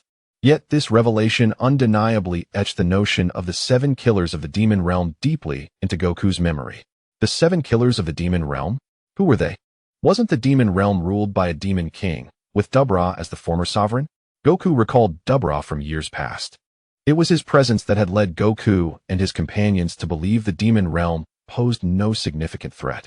However, given the current circumstances, the mere tip of the iceberg of the demon realm's strength was enough to instill apprehension in Goku, a terrifying concealment. Goku was acutely aware that since the dragon had restored his body and unleashed the hidden powers that had been concealed, combined with the Dragon Balls, his strength was sufficient to vanquish the Super One-Star Dragon. No, the title of Demon King was merely a term from the past 1,000,000 years, in the ancient epics. Even in the primordial age, the ancient texts recorded that the supreme authority of the demon realm was the Demon Master, under whom resided various overlords, with the 7 killers being among the most fearsome of those 7 entities. However, this notion is equally flawed. If we were to consider the 7 killers, how could they possibly have endured from the eternal era to the present day? Goku interrupted the words of the Supreme Kai, directing attention to the crux of the matter. After all, Goku was aware that even the Supreme Kai could scarcely survive for more than 1,000,000,000 years, and the Supreme Kai before him was, at best, an authority from the ancient era. Here, I categorize the eras into the primordial era, eternal era, ancient era, and the remote era. Yet, to suggest that the 7 killers might be creatures of the ancient or eternal era, it seemed that the Supreme Kai had anticipated Goku's skepticism. His brows twitched as he met Goku's gaze and shook his head, adding, "The situation with Goku is not as such. If beings from the demon realm do not depart from it, their existence is not governed by the underworld of the universe. This implies that their lifespan cannot be compared to ours. Moreover, certain demonic entities, upon attaining a certain level of power, can materialize their souls at will. Consequently, once they seize another body, they can continue to be reborn, and the 7 killers are precisely such entities. Upon hearing this revelation, despite the immense pressure Goku was under, he was momentarily shaken, for these words were unknown to him. Had it not been for the ancient texts divulged by the Supreme Kai, he would have never fathomed that the demon realm harbored such secrets. Nevertheless, too many questions lingered. Just as Goku was about to inquire further, the Supreme Kai seemed to grasp his thoughts and directly provided the subsequent answer. The demon star you encountered was indeed a planet within the demon realm. And if the records are accurate, it is the home planet of one of the 7 killers. The demonic entities residing on that planet possess powers that far surpass those of the former Dabura, and their existence is capable of bringing about a great calamity in the universe. Goku gasped in astonishment, recalling that had the demon star truly descended upon Earth, with their then meager strength, even one solitary demon could have obliterated the entire planet. From Goku's drastically altered expression, the Supreme Kai discerned his thoughts, and with a tone of playful relief remarked, "However, the records indicate that the demon star is fortified with formidable seals. Ever since its departure from the demon realm, the demons within it have been unable to escape the celestial body and cannot unleash their full potential, thus averting a catastrophic disaster for the universe, which is of little concern." Goku remained unconvinced, rapidly replaying the events he had experienced over the past few days, striving to uncover more secrets within the minutiae of details. Yet, as the enigmatic dark energy flashed through his mind, Goku's expression shifted dramatically, a look of unparalleled shock etched upon his visage. Could it be that? Goku's brow furrowed deeply, his oceanic eyes gleaming with profound light, his heart surging with uncontainable excitement. Chapter 23. The Mysterious Woman, Drophin, Part 1. In a distant celestial realm, it appeared that a gruesome massacre had just transpired. The crimson sky, translucent as blood, enveloped the surroundings with an overwhelming sense of oppression. The dark brown earth lay scarred and pockmarked in the aftermath of battle, presenting a desolate sight, while the air was tainted with a faint metallic scent, sharp enough to provoke nausea. Suddenly, a series of figures materialized like phantoms, among them a burly man who, resembling a specter of blood, stepped forward with an eerie grace. His scarlet cheeks bore a sinister grin, and he occasionally licked the blood from the corners of his mouth with a long, pointed tongue, reveling in the visceral thrill, fully aware that the blood on him was merely a remnant of slaying his enemies. Was it not 1,000, perhaps 800? Another figure, a middle-aged man of pristine demeanor, stood apart.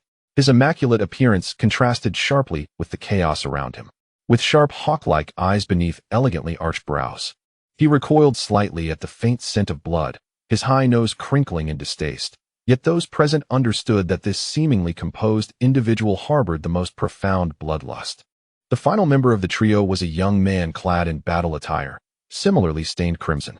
Beneath his calm facade lay an ocean of murderous intent. In his left hand, he dangled a severed head, still dripping with blood. Dark hair disheveled by his claw-like fingers revealed the visage of a delicate beauty. Yet, the lifeless eyes of the woman were wide with terror and helplessness, her contorted features suggesting that the youth had methodically tortured her spirit before ending her life. "Here," the young man said coolly, casting the severed head toward the burly man, his expression betraying no hint of emotion. The moment the brute recognized the head belonged to a beautiful woman, a perverse thrill surged within him. Ecstatic, he embraced the bloody trophy, eager to admire the exquisite features. This man possessed a morbid fascination, collecting the heads of striking individuals as grotesque trophies. The middle-aged man scoffed in disdain. His fastidious nature repulsed him at such a sight, prompting him to ignore the brutish figure. He intended to inquire of a nearby stout companion about the urgent summons that had brought them together. Yet upon observing the grave fury etched upon his face, he wisely refrained from speaking. Meanwhile, the youth and the burly man sensed the tension in the air, exchanging silent glances as they awaited their leader's words. "Brother, what has transpired?" After an extended silence during which no information emerged from the middle-aged man, the burly one, ever brash, boldly asked, disliking the subtleties of conversation. The silence was shattered by such a question, prompting the man known as the second brother to take a deep breath.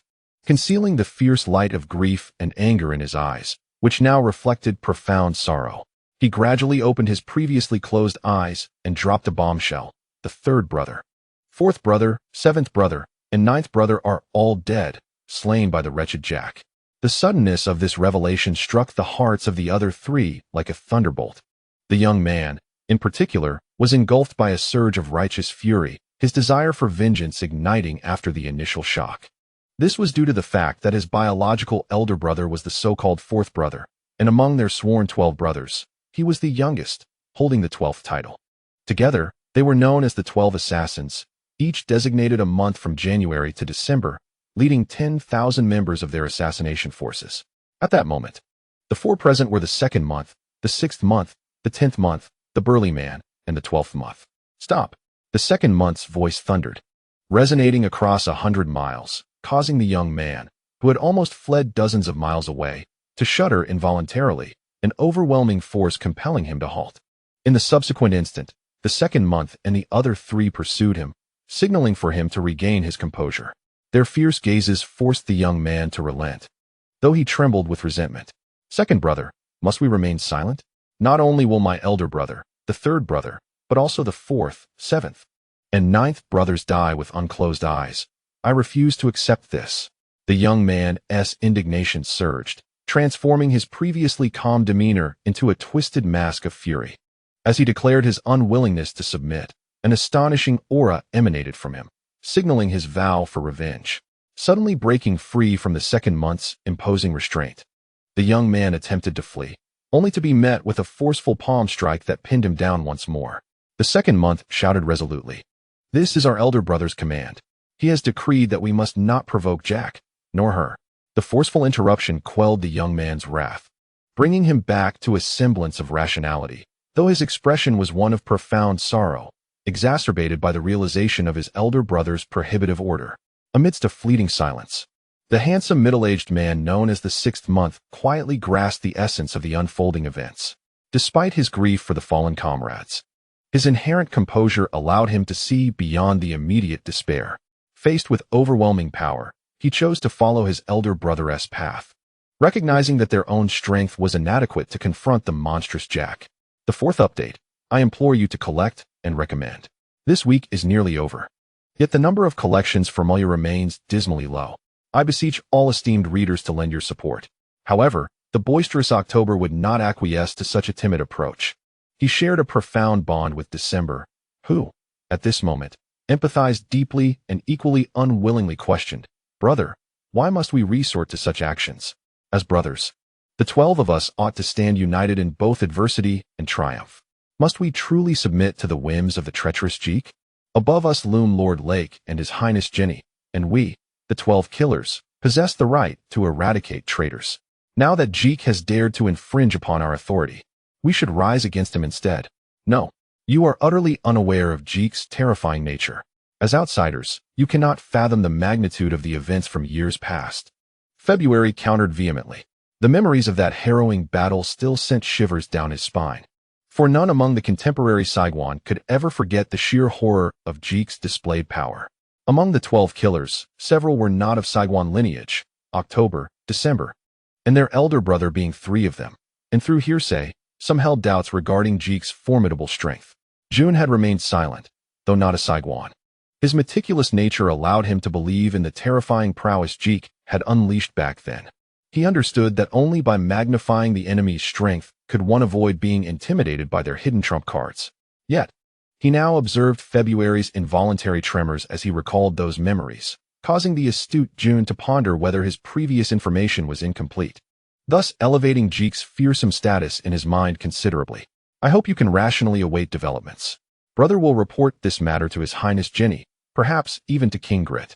When the time comes for our vengeance, the remaining 8 brothers will ensure that Jeek deeply regrets his actions, even if it costs us our lives. February endeavored to temper their fervor. He used such measured tones to deter their immediate thirst for retribution, yet he alone grasped the improbability of such a situation.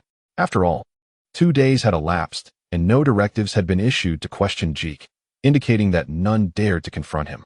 Imagining a scenario is always idealistic, yet reality remains harsh. February had thought he could deceive the two, but they were not so easily misled. December concealed his true emotions, returning to a tranquil demeanor as he nodded in response. Meanwhile, the formidable October recognized the subtle shift in February's heart, and, being no fool, chose to remain silent, patiently observing. Seeing his two companions momentarily at ease, February sighed with relief and spoke. The elder brother has ordered us to leave this place immediately, leaving the remaining tasks to our subordinates. Do you have any objections? The three nodded in agreement, yet each of the four harbored their own thoughts, leading to a brief return to silence. During this moment of contemplation, the young man suddenly smiled knowingly, the curve of his smile symbolizing imminent victory, for in that fleeting instant, October had conveyed to him through mental communication, upon your return, I shall assist you in dealing with her, turning her head into my most exquisite piece of art. Let chaos descend into madness. Chapter 23. The mysterious woman. A solitary figure darted along the coastline, with sheer cliffs to the left, under the relentless forces of nature. Gentle waters had eroded the hard rocks, now accumulating delicate white sands along the shore, adorned with mottled, colorful shells that glistened under the sun's rays. A light sea breeze caressed his face, and Gohan reveled in the refreshing coolness of summer. In this deserted setting, he relished the tranquility, for he had always cherished peace. In moments of solitude, the world felt perfectly serene. Reflecting on this realization, Gohan offered a faint smile, recalling the events of recent years, experiencing a complex array of emotions, confusion, relief, or perhaps even a sense of futility. Before the emergence of the evil dragon, Gohan had strived to enhance his strength with the intention of protecting Earth. Yet he alone understood that over the past 20 years since the Bu incident, his power had been left far behind by his father. Blaming himself for this was not due to a desire for supremacy. He recognized that such aspirations had never crossed his mind. However, on the day of Baby's sudden attack, Gohan's long quiet heart surged with fervor once more, accompanied by a wave of self-reproach. Once upon a time, his strength had far surpassed his father's. But during the 7 years leading up to Bu, Goku had diligently trained day and night, surpassing him in the Super Saiyan 3 form, based on the animated version. Goku's Super Saiyan 3 is stronger than the enigmatic Gohan, while Kid Bu is superior to Gohan. Yet, since that year began, Gohan had relinquished his role as the primary protector of Earth, despite having improved considerably over 20 years. It was only at the moment of his defeat by Baby that he realized his father had left him far behind, with even Vegeta surpassing him by a significant margin. Perhaps it was ironic that he possessed exceptional talent, yet yearned for peace while rejecting war. Under such conflicting circumstances, he found it impossible to commit to arduous training, shunning the onset of conflict, thus failing to pursue power. However, this mindset was profoundly shaken during the evil dragon incident, revealing that even a desire for peace was deemed selfish in a world that would not allow it. He remained as fragile as ever, with all battles nearly solely borne by his father. Unbeknownst to him, Gohan had already lost his unwavering faith in Goku. It was not that he wished for his father to be crowned the strongest in the universe. Rather, he could not bear the thought of eternally being a weakling in need of protection. Yet, it was too late. The evil dragon had vanished. But the Dragon Balls would also forever disappear from the world, and with them, his father departed alongside the Azure Dragon's shadow. In silent agony, Gohan bore the deepest pain, for his father's ultimate demise stemmed from his own mistakes. Had it not been for the old Supreme Kai sacrificing his life for Goku's resurrection, this burden of guilt would have haunted him perpetually. Now, although it was said that only Goku could withstand the evil dragon's might, who could deny that if Gohan truly matured, even if he did not surpass Goku, he would undoubtedly become a formidable ally, perhaps ensuring that Goku might not perish. No one blamed Gohan, yet he could not be as carefree as Goten and Trunks. He understood far more. While Goten and Trunks possessed enviable talents, they could not compare to his own. Even though they too had squandered considerable time, was not his responsibility the greatest? Gohan smiled, affirming his conviction. He bore an undeniable duty. Thus, over the past 6 months, no one could fathom the extent of his efforts. He trained his body with greater fervor than Vegeta. However, due to a prolonged period of physical weakness, his growth over the past 6 months was substantial, yet insufficient. Between the Baby incident and the Evil Dragon saga, his strength had escalated 2 tiers from numerous battles, and during the first half of that year of relentless training, he had elevated his power by 1 tier.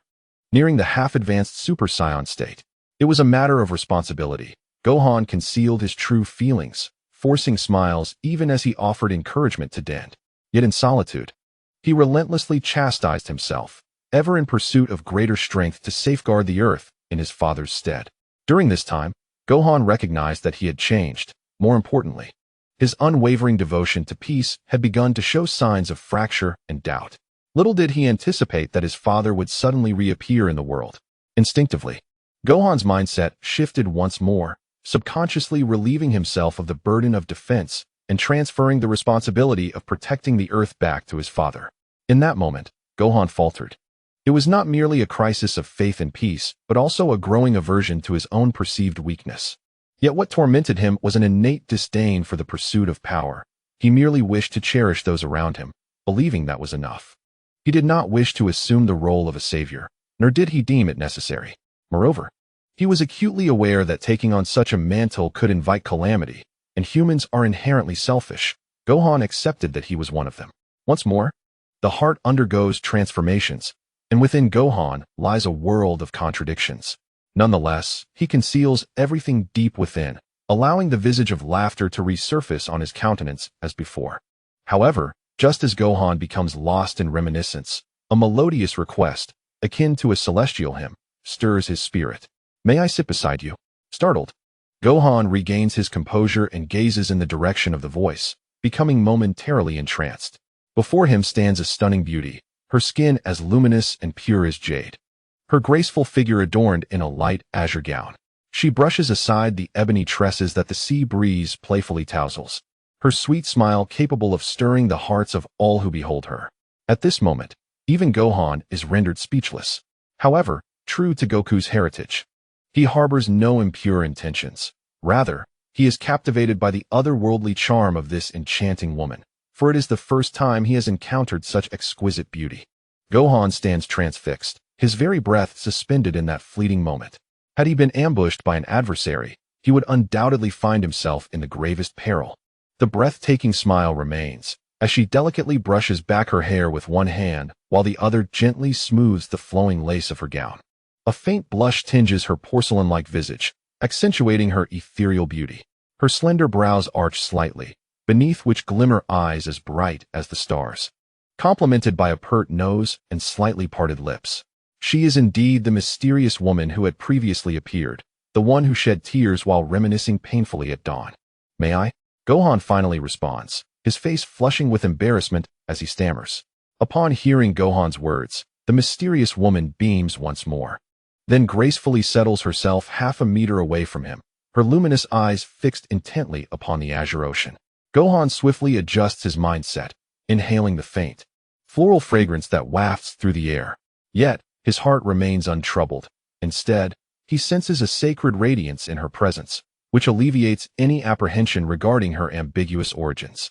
After a brief moment of awkwardness, Gohan breaks into a cold sweat, realizing that had she been an enemy, he could have been swiftly struck down. Fortunately, she harbors no hostility. Though she is not an enemy, neither can she be deemed a friend. Gohan finds no reason to inquire directly. He understands that her deliberate approach must carry some significant message. "Mr. Gohan, is it?" The mysterious woman shifts her autumn-hued gaze onto him, inquiring with a gentle smile. Startled, Gohan recalls her sudden appearance and, with newfound clarity, nods in affirmation. My name is Drolfin. I am a representative of the Saiyan Alliance, and I warmly welcome you, Saiyans, to the inner universe." The self-identified Drolfin chuckles lightly, savoring the refreshing sea breeze, deeply inhaling as if intoxicated by its essence. Gohan was not particularly surprised, as he sensed a considerable energy emanating from the individual before him. This was a planet inhabited by the Saiyans, and encountering one of them was quite commonplace. However, his curiosity piqued. He directly inquired, "May I ask what brings you here, Miss Drolfin?" It's nothing particularly special," she replied. "I merely wish to see you, as you bear a striking resemblance to him." As Drolfin spoke, a sudden melancholy washed over her, her delicate brows knitting into subtle waves. Him? Gohan's interest was now genuinely engaged, for he had caught the shift in the mysterious woman's expression. Yet, Drolfin did not fully disclose her thoughts, diverting the conversation instead. "I hope you can become friends." Noticing Gohan's resigned demeanor, Drolfin chuckled lightly and continued, "You must have noticed the grand formation that separates our inner and outer universes. I am unaware of its origins. Although I have been curious about it since childhood, I have found no information. What is your perspective on the outside world? Her words were startling. Although Gohan's expression remained impassive, a tempest of unease surged within him at the implications of her statement. Grit had not elaborated on the ceiling formation, yet this enigmatic woman was voluntarily expressing her ignorance about its origins.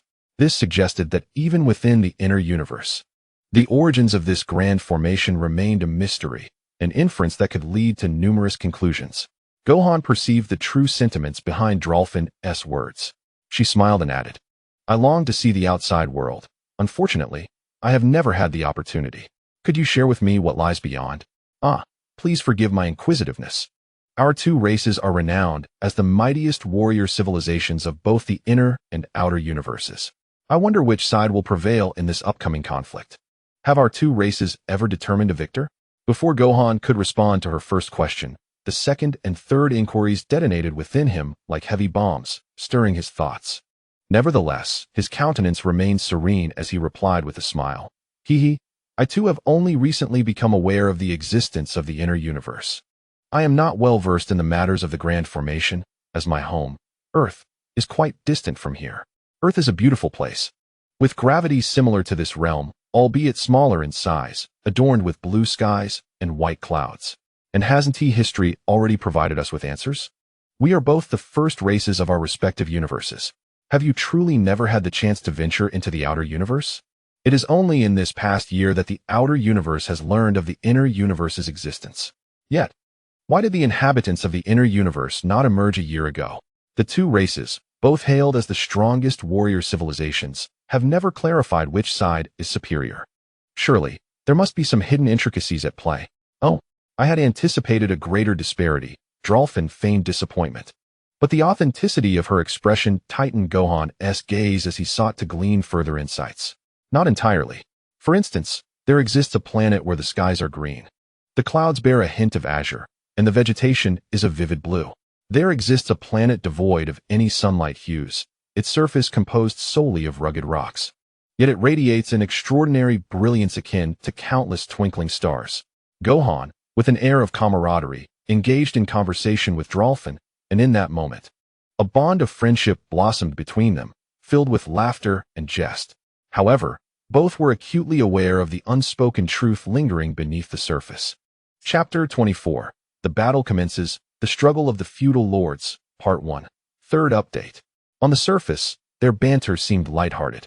Yet Gohan had gleaned much from Drolfin's subtle hints.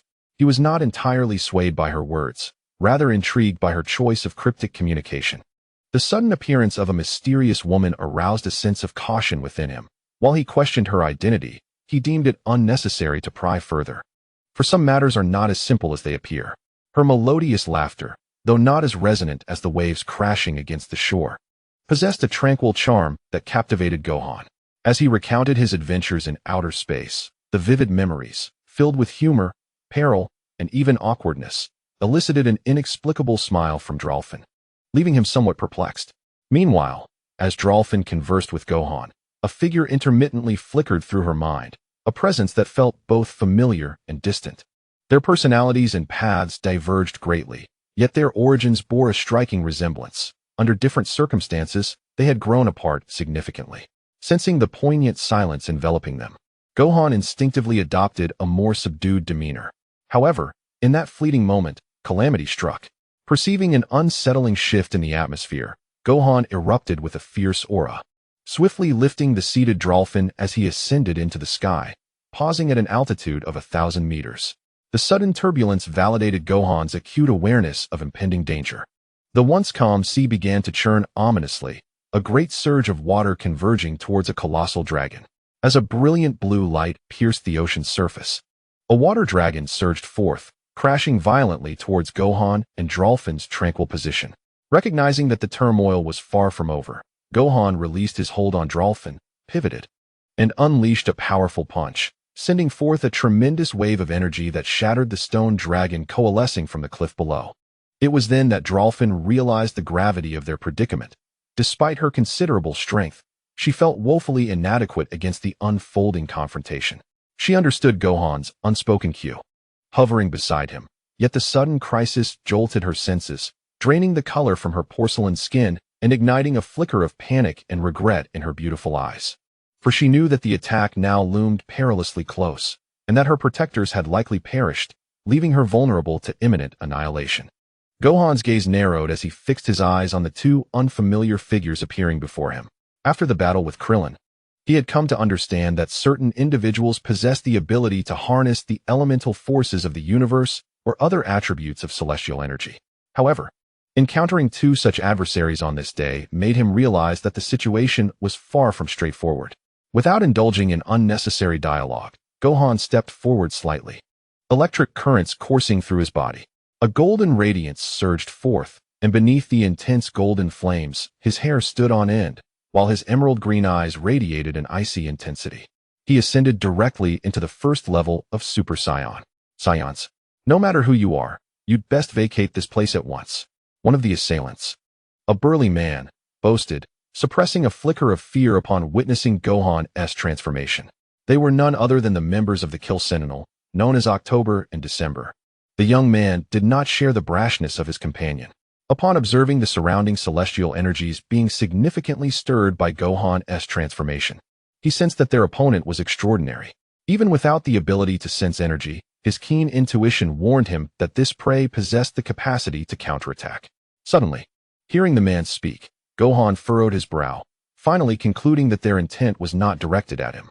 Yet, this revelation only piqued his interest in the identity of the mysterious woman beside him, while simultaneously heightening his apprehension regarding the truth that lay beneath this encounter. "Gohan, Mr. Gohan," Delaphin murmured, her thin lips pressed together.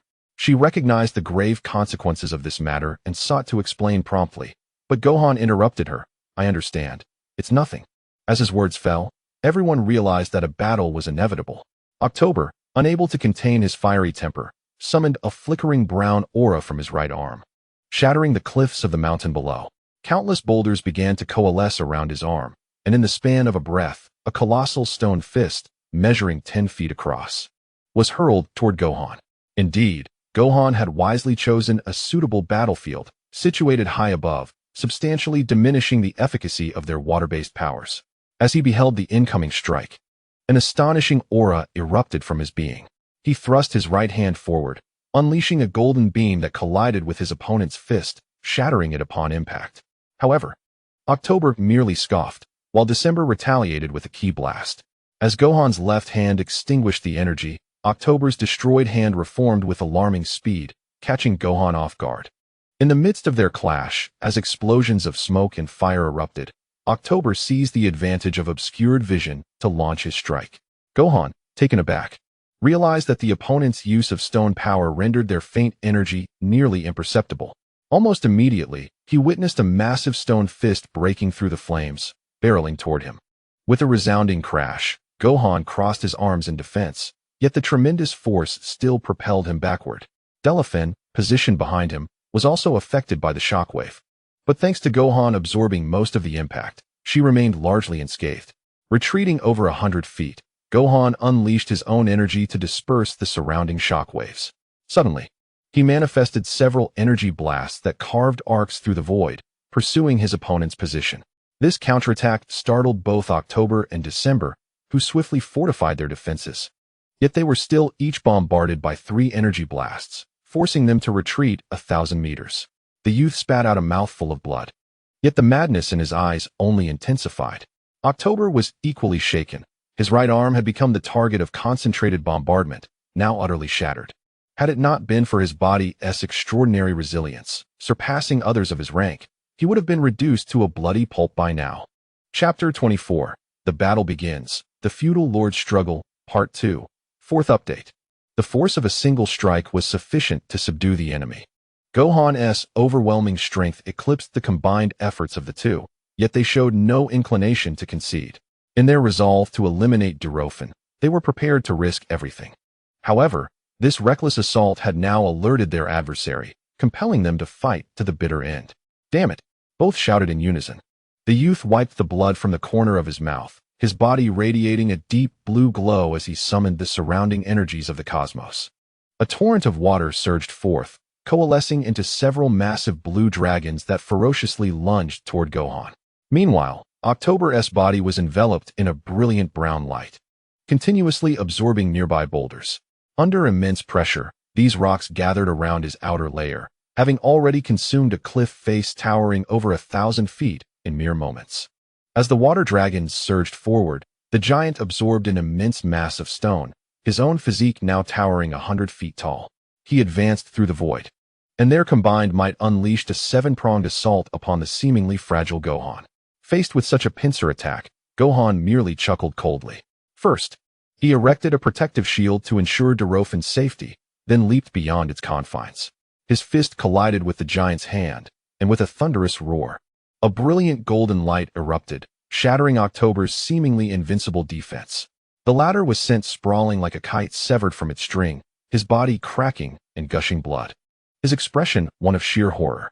Disregarding the 6 pursuing blue dragons, Gohan's radiant golden light possessed a staggering force, obliterating the oppressive water dragons and unleashing a torrential downpour.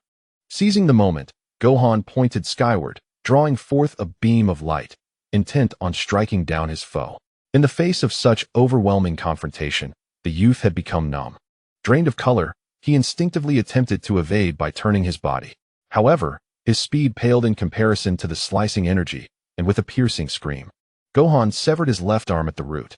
Crimson blood gushed forth, and the immense agony jolted the youth back to clarity. Yet the excruciating pain caused his body to tremble uncontrollably. His face contorted in anguish, his body spasmed as he gasped for breath, retreating in a frenzy. Gohan, undeterred, sensed the malevolent aura of his opponent, fully aware that he was a ruthless killer. The pungent scent of blood confirmed that they had recently been engaged in a violent struggle. Faced with such a bloodthirsty adversary, he understood that his only recourse was to respond with lethal force. Just as Gohan prepared to step forward to vanquish his foe, the surrounding landscape suddenly fractured. As if reality itself was collapsing, a formidable presence descended upon the battlefield, accompanied by a powerful gust of wind that struck Gohan from behind. Startled, Gohan swiftly turned to confront this new threat, channeling his energy into a massive golden palm strike to counter the incoming assault. The collision resulted in a tremendous explosion, unleashing a wave of destructive force that obliterated the fog of battle over 100 miles, uprooting flora within a 10-mile radius and creating towering waves in the ocean below. Onlookers on the planet witnessed the stars and moon tremble above them, as the ground shook violently. Although Gohan was taken by surprise, he emerged unscathed. Yet the encounter caused him to lose track of the 2 adversaries he had been sensing, who had seized the opportunity to flee amidst the chaos. In that moment of shattered reality, Goku and Vegeta finally sensed Gohan's shift in energy, their expressions changing instantaneously. However, upon realizing that Gohan had reverted from his Super Saiyan state, they fell into silence. After exchanging nods with Goten and Trunks, they hastened towards the site of the battle. With the adversaries now vanished from his perception, Gohan relaxed, allowing the layers of golden light to dissipate, revealing his dark hair once more. Yet, he found himself perplexed as to why the enemy had chosen to attack him instead of directly eliminating Drolfin.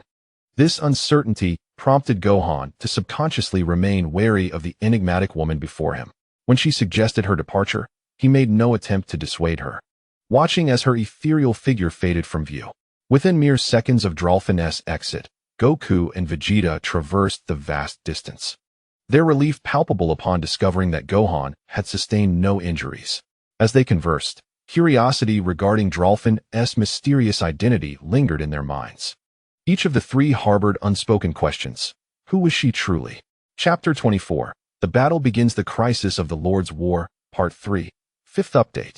Return to Earth. The gravity of the situation rendered the atmosphere around them tense and suffocating, leaving the denizens of the divine realm speechless, paralyzed by a chilling sense of despair. Even Android 18, who typically feared nothing, was confronted with the reality of terror. Is there truly no hope left for us? Tien Jinhan broke the silence, his voice seemingly calm, yet his heart was heavy with despair. After a moment of struggle, he proclaimed with fervor, "We cannot simply sit idly by and await our fate. We must take action." His hands clenched tightly, a testament to his resolve. "We have no reason to evade our responsibilities. We are also warriors of the Dragon Ball. Yet, we cannot solely rely on Goku." Lu Ping, too, hesitated when Goku's name was mentioned, inwardly questioning, Can we still depend on Goku? His voice grew increasingly faint. A contemplative silence enveloped the group, for they all understood that.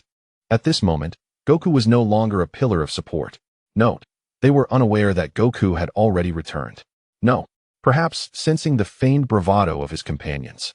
Tian rallied his friends with renewed vigor, declaring emphatically, "We still have a chance." This declaration lifted the oppressive atmosphere back to a semblance of normalcy. However, Tian's unwavering confidence piqued the curiosity of everyone present, save for Mr. Popo, as they wondered what fueled such assurance. "We still harbor hope, albeit faint. Yet we must make an attempt." "Yes, we still have an opportunity," Mr. Popo echoed. Hearing such words, the group was momentarily taken aback. Their excitement tinged with a thread of apprehensive pessimism. "Is it true? Tian, what options do we have?" Krillin inquired, his gaze reflecting a blend of yearning and hope. "Indeed, we possess a solution. We can enter the hyperbolic time chamber." Tian gestured toward the temple behind him, his voice resonating with conviction. The hyperbolic time chamber. The collective astonishment swept through the group, a glimmer of optimism illuminating their expressions, save for Mr. Popo. "But is it feasible?" Number 18, maintaining her composure, critically analyzed the situation before voicing her concern. "Can we truly enhance our powers to another realm in such a short span of time?" Though reluctant to dampen spirits, she posed her question earnestly, her eyes slowly closing as she pondered. "Yes, but can we genuinely amplify our combat abilities within just 2 days?" Krillin, doused by his wife's cold water of reality, also fell into a state of sober reflection, prompting similar silence from Tian Shenron, Lu Ping, and Chaozu. However, it is not entirely implausible, as this time we each have 5 days. Tian's words rang like a clarion call, invigorating the gathering. Yet, recalling past events, he continued. "Due to the previous destruction of the hyperbolic time chamber by Majin Buu and Super Saiyan 3 Gotenks, as well as Mr. Piccolo's annihilation of the entrance, I have made certain adjustments. I negotiated with the deity of that dimension, requesting the right for us to remain there for 5 years, and he consented to my request. Thus, each of us will have 5 days in the hyperbolic time chamber, allowing for significant enhancement of our strength." The revelation sent waves of exhilaration through the assembly, with Chaozu even performing aerial acrobatics in sheer joy. "Is it truly possible? Haha, this is fantastic. Thank you, Divine One." Everyone was filled with excitement, for they finally glimpsed a glimmer of hope, anticipating the sun to rise in 16 days. At that moment, the sun radiated an even more resplendent glow. On the planet of the Saiyans, at this very moment, a robust figure stood on the balcony, gazing at the moon in the night sky, which was accompanied by satellites of a lunar nature, significantly larger than those on Earth. Lost in contemplation until his thoughts were abruptly interrupted. "Father, may I inquire about your command?"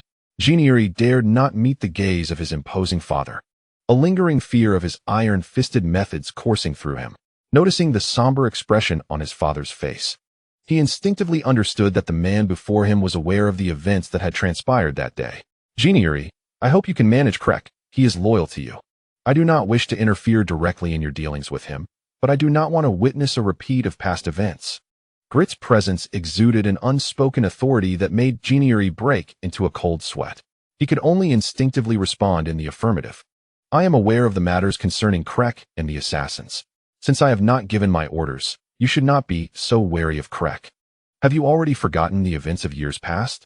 Upon hearing his father's mention of the chaotic battles involving Krek, a wave of apprehension washed over him. "If Krek truly seeks to provoke Krek, I urge you to withdraw from this conflict. Krek is one of my most trusted subordinates, and I do not wish to see him harmed, for even you may not inflict the slightest injury upon him. Furthermore, I expect you to keep the assassin's activities concealed. We must not allow the Saiyans to sense any discord among us. Our true enemies do not lie within their ranks." Upon hearing Grit's thunderous admonition, Jiniri understood the significant repercussions of the recent ambush. Realizing this was the first time he had witnessed his father display such fury. "Yes," Jiniri replied respectfully. But after a moment of contemplation, he added, "Father, according to our reconnaissance, Goku and Vegeta have significantly enhanced their powers. Indeed, I am aware. I did not anticipate such rapid progress within 3 days. They truly embody the spirit of the Saiyans," Grit remarked, his expression softening with admiration. "Yet, can we truly underestimate them? Especially Goku. whose strength remains an enigma. Do not concern yourself overly. Everything remains within my plans. Tomorrow marks the commencement of the conference, and we must remain vigilant against them. What of the individuals who previously attacked Vegeta? Yes, they are the ones we must be wary of. I hope they do not disrupt the proceedings of the conference. By the way, what has become of the others? Grit shifted the topic, posing a rather peculiar question. There has been no movement. The Elders' Council remains unchanged. However, Geniuri refrained from elaborating further, as he had keenly sensed an ominous development. Is there still no news of the shadows? The assassins have not been able to trace their whereabouts? Uncertain. But all indications suggest that the shadows may have departed from the inner universe. Is that so? Could it be that they have gone to Earth? Grit's eyes sparkled with profound light as he smiled and spoke. Earth, what shall we do? Nilly inquired urgently. It is nothing of great concern. Well, it is already night. You should descend and rest for now. Yes, I shall take my leave. Nilly bowed and strode out of the room with agile steps. Grit then turned his attention back, gazing at the lonely, cold moon. Chapter 24. The battle commences. The Lord's Contest. Part 4. Time incessantly flowed, and suddenly the sky brightened. The crimson sun had replaced the pale moon, casting a ruby glow to the east. Wukong and his companions had made all necessary preparations, eagerly awaiting departure. For today marked the commencement of the grand tournament, and most of the participants residing here had gathered to embark towards that magnificent celestial body, where a breathtaking battle awaited them. Wukong, we cannot be there in person. The gravity on the competition planet is exceedingly high, rendering us unable to bear it. So take good care of your health. You must look after Goten and Gohan, Chi-Chi kindly advised, holding Wukong's hand. Yet, those present could discern the truth hidden in Chi-Chi's fierce gaze. She was genuinely concerned for the safety of Goten and Gohan. Her affectionate, glistening eyes were a silent warning to Wukong. If anything were to happen to her two sons, you should know how to resolve it, correct? A blatant threat cloaked in maternal protectiveness. Such were the sentiments echoed by the onlookers regarding Chi-Chi's intentions. It is nothing of great concern. We shall only be there for 8 days. The preliminary rounds will last 5 days, narrowing it down to the top 64, followed by 3 days for the final competition. We shall meet again in 8 days, Wukong chuckled, scratching his head. Although you cannot be there, you can still watch our matches via the live broadcast. Indeed, there is a device capable of satellite transmission, allowing all planets in this space to view the competition simultaneously. Even so, you must still exercise caution, Bulma said, exchanging glances with Vegeta and Trunks, speaking in the same earnest tone. After all, it is merely a competition. What is the big deal? Vegeta coolly replied, arms crossed, turning his head dismissively. Exactly, Mom, it's just a competition. It might even be quite enjoyable, Trunks chimed in. Dad and brother will be just fine, don't worry. Mom, Bra reassured. Yes, Grandpa, you must secure that championship and become the best in the universe, Xiaofang said to Wukong, her delicate hands clasped in anticipation, her eyes sparkling with hope. Very well, I shall strive for that. Wukong tightened his fists and responded with a spirited smile. Now let us set off. Master Roshi spoke with an unprecedented seriousness. I wish everyone a triumphant return. Indeed, the group, buoyed by high spirits, boarded the spacecraft, and the doors gradually closed.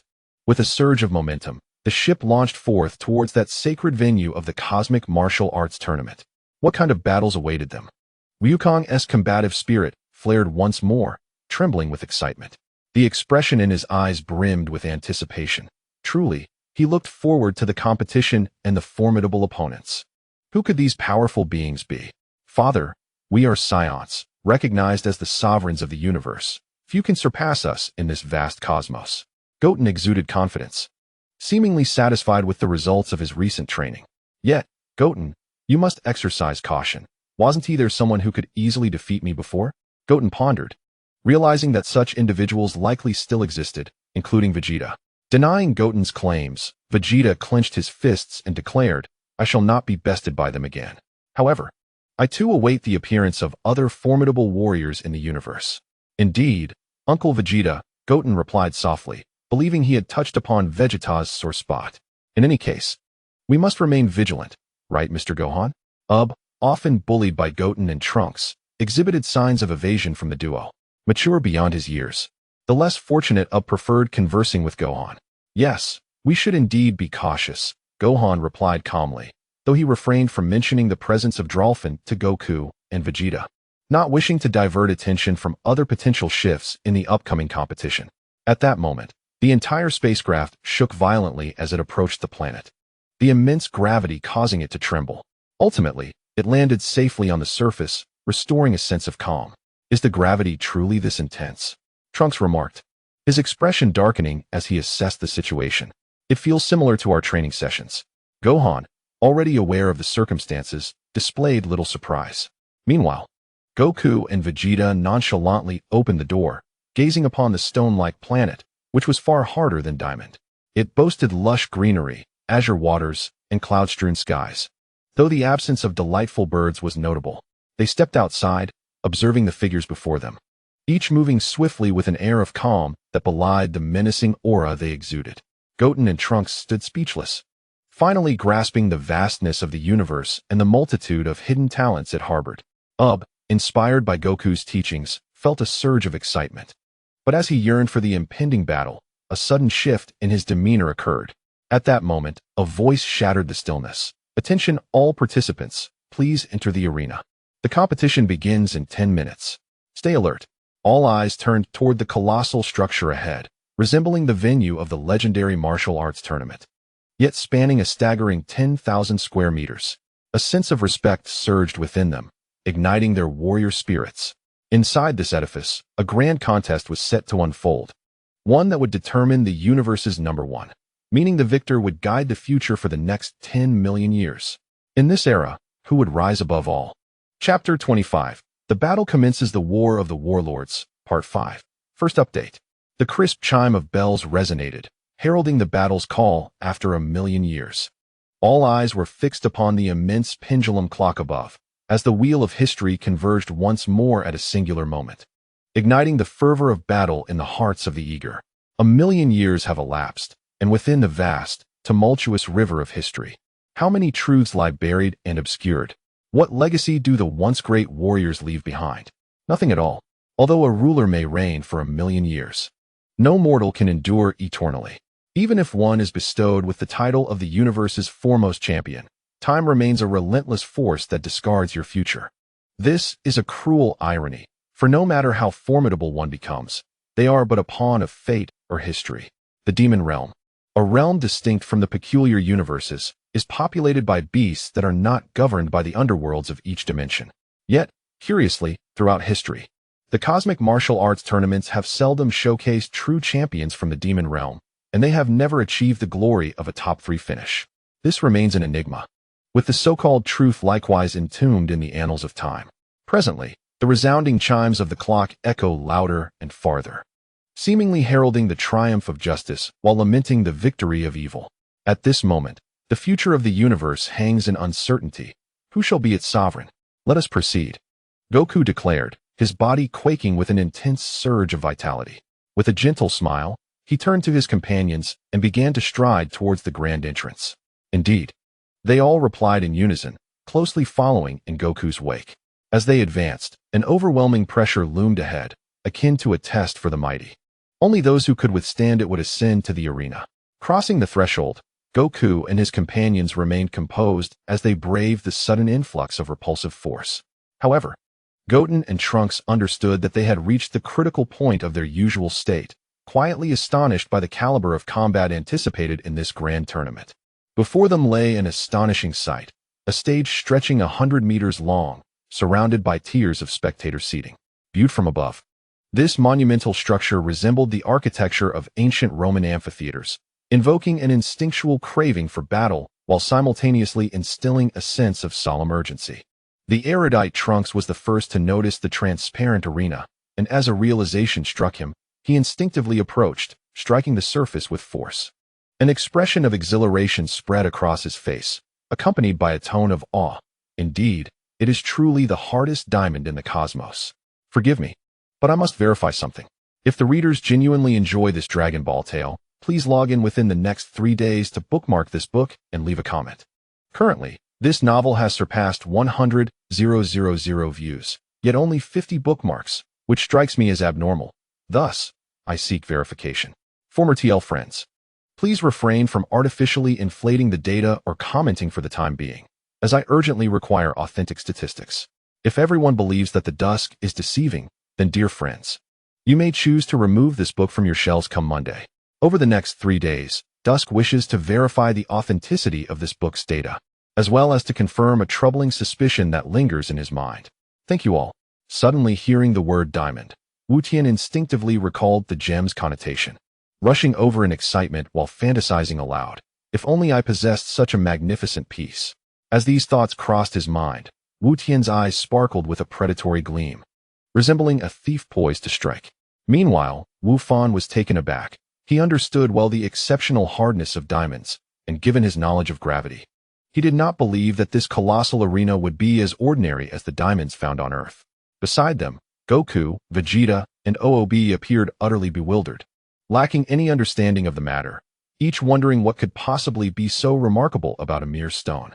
Goku himself had previously used a large diamond to settle a lunch bill, not considering it particularly valuable. Ha ha ha. As expected of Trunks, he instantly recognized it as a diamond. However, this is not the same as the diamonds on Earth, given the differing celestial origins. Suddenly, a hearty laughter echoed from behind, prompting everyone to turn and see gently approaching with an alluring smile, to which they all nodded in response. In the recent ambush, Droffin was unaware that their adversary was a killer, so Wu Fan too was oblivious to their true nature. Ever since his conversation with Droffin, Wu Fan instinctively distanced himself from Gently, a sentiment echoed by Vegeta and Goku, though they still offered polite smiles and nods. Gently, perceiving the thoughts of those present, managed a faint smile before continuing. Due to the immense gravity of this planet, it is arguably the densest celestial body in both inner and outer space. Thus, the hardness of materials on this planet far surpasses those found elsewhere. In other words, this diamond possesses the utmost hardness in the universe. Oh, really? Goku, having grasped some knowledge about diamonds, could not resist his old habit of probing further. How much damage has it sustained in previous competitions? As you can see, this is the new arena, as the old one has been utterly destroyed. To the best of our knowledge, only last year's competition was able to completely obliterate it. Gently pointed toward the immense arena ahead. Chapter 25. The Battle Begins. The War of Lords, 7. Chapter 3. Ah, so that's how it is, Trunks mused, stroking his chin in response, as the others gradually comprehended the nature of the observation room through Gently's explanation. Just as they were conversing, a figure who appeared to be the steward approached Gently, stating, "Young master, all preparations have been completed, and the king has arrived at the command platform. The competition is about to commence." Gently regarded the imposing young man before him, replying, "Is that so?" "Everything is ready," Dick said. "Allow me to introduce these esteemed guests. They are Saiyans. Please ensure that you provide them with a thorough explanation of all matters pertaining to this grand event. I shall now seek out my father, and I entrust this responsibility to you." "Yes, Your Highness." The youth, addressed as Dick, bowed respectfully to Gently, and then turned to Goku and the others, saying, "Feel free to ask me anything. I will share all that I know." "You are a fighter as well, aren't you?" Trunks inquired first, feeling a sense of camaraderie with the amiable youth before him. "Indeed, though I am not particularly skilled in combat. I do not possess the same formidable prowess as you Saiyans," Dick replied with a smile. "Haha, strength and weakness are not so clearly defined," Goku remarked, both intentionally and unintentionally. However, noticing the slight awkwardness on Dick's face, he gravely shifted the conversation to the main topic. "You must have the details of the participants in this tournament, correct?" "Yes, but we cannot disclose specific information about the competitors to the outside world. All we can do is provide a brief introduction of the contestants before the match," Dick explained. "Indeed, such information is necessary," Gohan replied, resting his chin on his hand and nodding in agreement with Dick's statement. "How many participants will there be in this tournament?" Vegeta inquired, offering a wry smile at Goku's straightforwardness and opting for a more subtle approach. "There are 896 participants. 332 are from the inner universe, while 564 are from the outer universe. However, thousands have gathered at the venue for the event. The preliminary rounds aim to select 56 warriors for the semifinals, among whom you and the young lord will advance directly," Dick elaborated. Upon hearing this, Gohan fell silent, as he had unexpectedly not heard any mention of Zack in this answer. and he was well aware of the imminent threat Zack posed, even surpassing Jinri. Does that mean there are 141 warriors from each galaxy, in total of the 4? Goten asked after some contemplation. No, it is not so. We select participants based on their combat prowess. The Eastern Galaxy has 176, the Western Galaxy has 192, the Southern Galaxy has 180, and the Northern Galaxy has only 84. While the Demon Realm contributes 12 fighters. The Demon Realm, and only 84 from the Northern Galaxy. Trunks and Goten exclaimed in disbelief. As Earth belongs to the Northern Galaxy. That is indeed the case, as the combat standards there are not very high. However, your strength is quite exceptional. Saiyans are anything but ordinary, Dick remarked, not underestimating the individuals before him. After all, according to the records he possessed, they all exhibited considerable combat capabilities. Many had pointed fingers at Goku regarding the recent celestial disturbances, and Dick was close to drawing the right conclusion. Do individuals from the Demon Realm also intend to participate in the battles? This does not bode well, Goku mused, recalling the incessant provocations from the Demon Realm, which ignited a flicker of anger within him. Gohan and the others had also gleaned some knowledge about the Demon Realm from Goku, thus harboring a sense of trepidation regarding those 12 participants. Vegeta felt a surge of genuine rage, having once suffered a crushing defeat at the hands of an opponent. He now possessed the strength to fight back, and that deceptive magical punch had left a bitter taste in his mouth. Indeed, such is the situation, after all. The Demon Realm has historically participated in this grand competition, though they dare not act recklessly. It appears to be a chaotic melee within the cosmos. Vegeta remarked with a cold demeanor, hands firmly on his hips. Meanwhile, Ub remained silent, standing there in contemplation. What troubles you, Bu? Why this unusual behavior? Ub silently questioned the plump Bu within himself. I am uncertain. Ever since my arrival here, it feels as though I have been in this place before, and that it was a long time ago. Now, I sense an intangible oppression. Is that so? What shall we do? After all, we are one and the same. Ub, filled with anxiety, asked, will this affect the competition? I do not know, came the reticent response. After a period of anticipation, all preparations were complete. The competitors and some spectators, those sufficiently capable of reaching this venue, had taken their seats in the resting area. The competition commenced. Chapter 25. The battle begins. The Feudal Lord Struggle, Part 8. Fourth update. A resounding voice echoed throughout the entire venue. The speaker was none other than the King of Worlds. Instantly, the entire assembly erupted in cheers, only to subside just as swiftly. All the warriors swiftly took their places among the audience, their speed rivaling that of Goten. A massive screen to the north illuminated, revealing a sophisticated intelligent computer. The numbers and images within it spun incessantly, eagerly awaiting the emergence of the contestants. Indeed, the screen finally stabilized, showcasing 2 figures. Labeled as the god of the North Galaxy X system, Star, versus the warrior of the South Galaxy in system, Sun. As the subtitles appeared, both contenders materialized on the arena, one clad in divine attire and towering in stature, while the other stood bare-chested, sporting yellow hair and a robust physique. Begin. In an instant, both combatants vanished from sight, yet none in attendance expressed astonishment. Observing the spectacle, Goku exclaimed with enthusiasm, incredible. Even under such immense gravity, their speed remains astonishing. The warriors of the universe are truly unfathomable. Ub, momentarily lost in thought, regained his senses and approached the arena. Observing the ongoing battle, the arena was alive with the pulsations of shockwaves in the air, the sounds of their conflict reverberating rapidly.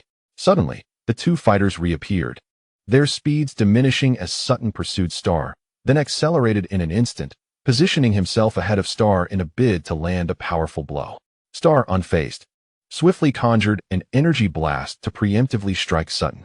With no other choice, Sutton retaliated with his own energy attack, which soared beyond the venue. Due to the overwhelming gravity, the energy struck the ground, resulting in a brilliant flash and a fierce whirlwind. However, the ground was merely singed, exhibiting little destructive power. Both individuals came to a halt. Standing on the arena, the warm-up match had concluded. It was time for battle. The family that had not yet showcased the world tree. Sutton remarked, indeed. I never anticipated your speed would be so remarkable. Star responded, but I shall not be defeated by you. Is that so? We shall see, said Sutton, vanishing once more. his speed now several times greater than before. Star merely smiled, then leaped backward just as a ki blast struck the spot he had occupied moments prior. Upon landing, Star utilized the recoil to spring forward, delivering a kick. Due to the urgency of the moment, Sutton was compelled to block Star's right leg with his left hand while retaliating with a punch aimed at Star's body with his right. What? Star sensed the impending danger and swiftly raised both hands to shield himself from the attack. Yet the force of the collision sent both combatants reeling apart. Sutton, however, quickly regained his composure and pursued Star with haste. As Star turned around, feeling the pressure primarily upon him, he beheld Sutton before him and clenched his fists, gathering energy to enhance his strength and activate his shield. The force of the impact struck Sutton unexpectedly, sending him crashing away. "Is this your power?" Sutton exclaimed, beads of cold sweat forming on his brow as he gazed at Star. "Indeed, this is my strength. Come now, I trust you have not exerted yourself fully either. You noticed that, did you? Initially, I believed I would not need to use my full strength in the first match, but that is no longer the case." Sutton, too, suddenly amplified his power, though confusion lingered in his mind. The outcome was becoming evident. Bequita observed the unfolding match intently. As both parties revealed their true capabilities, she discerned the result through their auras, stating that deity is bound to win. His power exceeds his opponent's even without being fully unleashed. Others nodded in agreement with Bequita's assessment, yet Dick, sitting nearby, remained silent, his brow furrowed in concentration. Star took the initiative, swiftly maneuvering behind Sutton and landing a punch to his back. Sutton, unwilling to be outdone, spun around to retaliate, only to be thwarted. He unleashed a series of ki blasts, but Star, elevating his energy, neutralized them all. Sutton vanished, reappearing beneath Star, leaping to strike at Star's chin. But Star had already evaded, crawling beneath Sutton and delivering a heavy blow to his abdomen.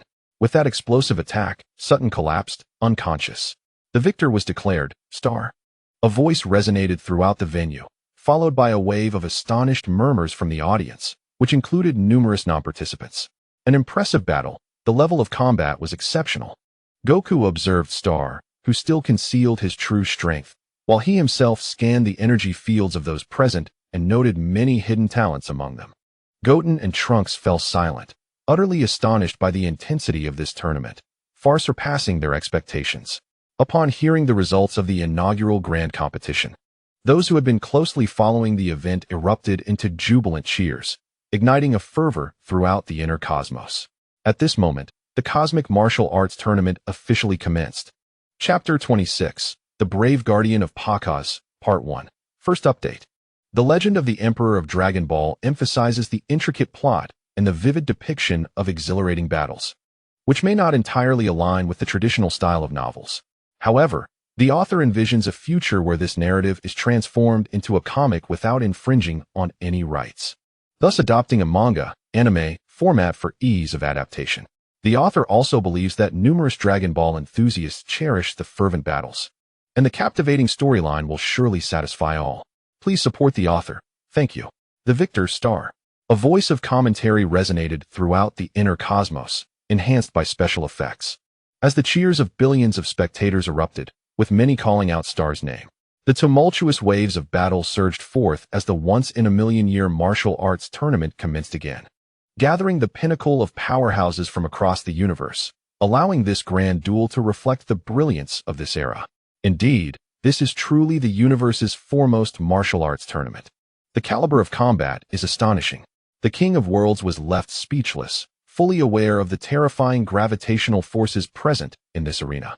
He gasped in awe, remarking, "It seems the strong of the universe are deeply concealed. My personal experience has been rather limited." With a chuckle, he added, "However, this is merely the preliminary round. My Lord King of Worlds, I can only imagine how fiercely the finals will unfold." Sitting beside him, Grit responded with a smile, "Indeed. The battles between the champions and the Saiyans will likely be even more exhilarating." The King of Worlds, momentarily taken aback, expressed his anticipation. At this moment, all eyes fixated on the lone figure standing proudly on the competition stage, exuding an overwhelming aura that sent shivers through many warriors, while others were captivated by the striking features of his visage. This individual was Star, whose cold, piercing gaze swept over the figures clad in black before he suddenly vanished and reappeared at his previous position, slowly closing his eyes. As the victor exited the stage, the commentator paused briefly before continuing to orchestrate the ensuing battles. Now, let us proceed to the second match.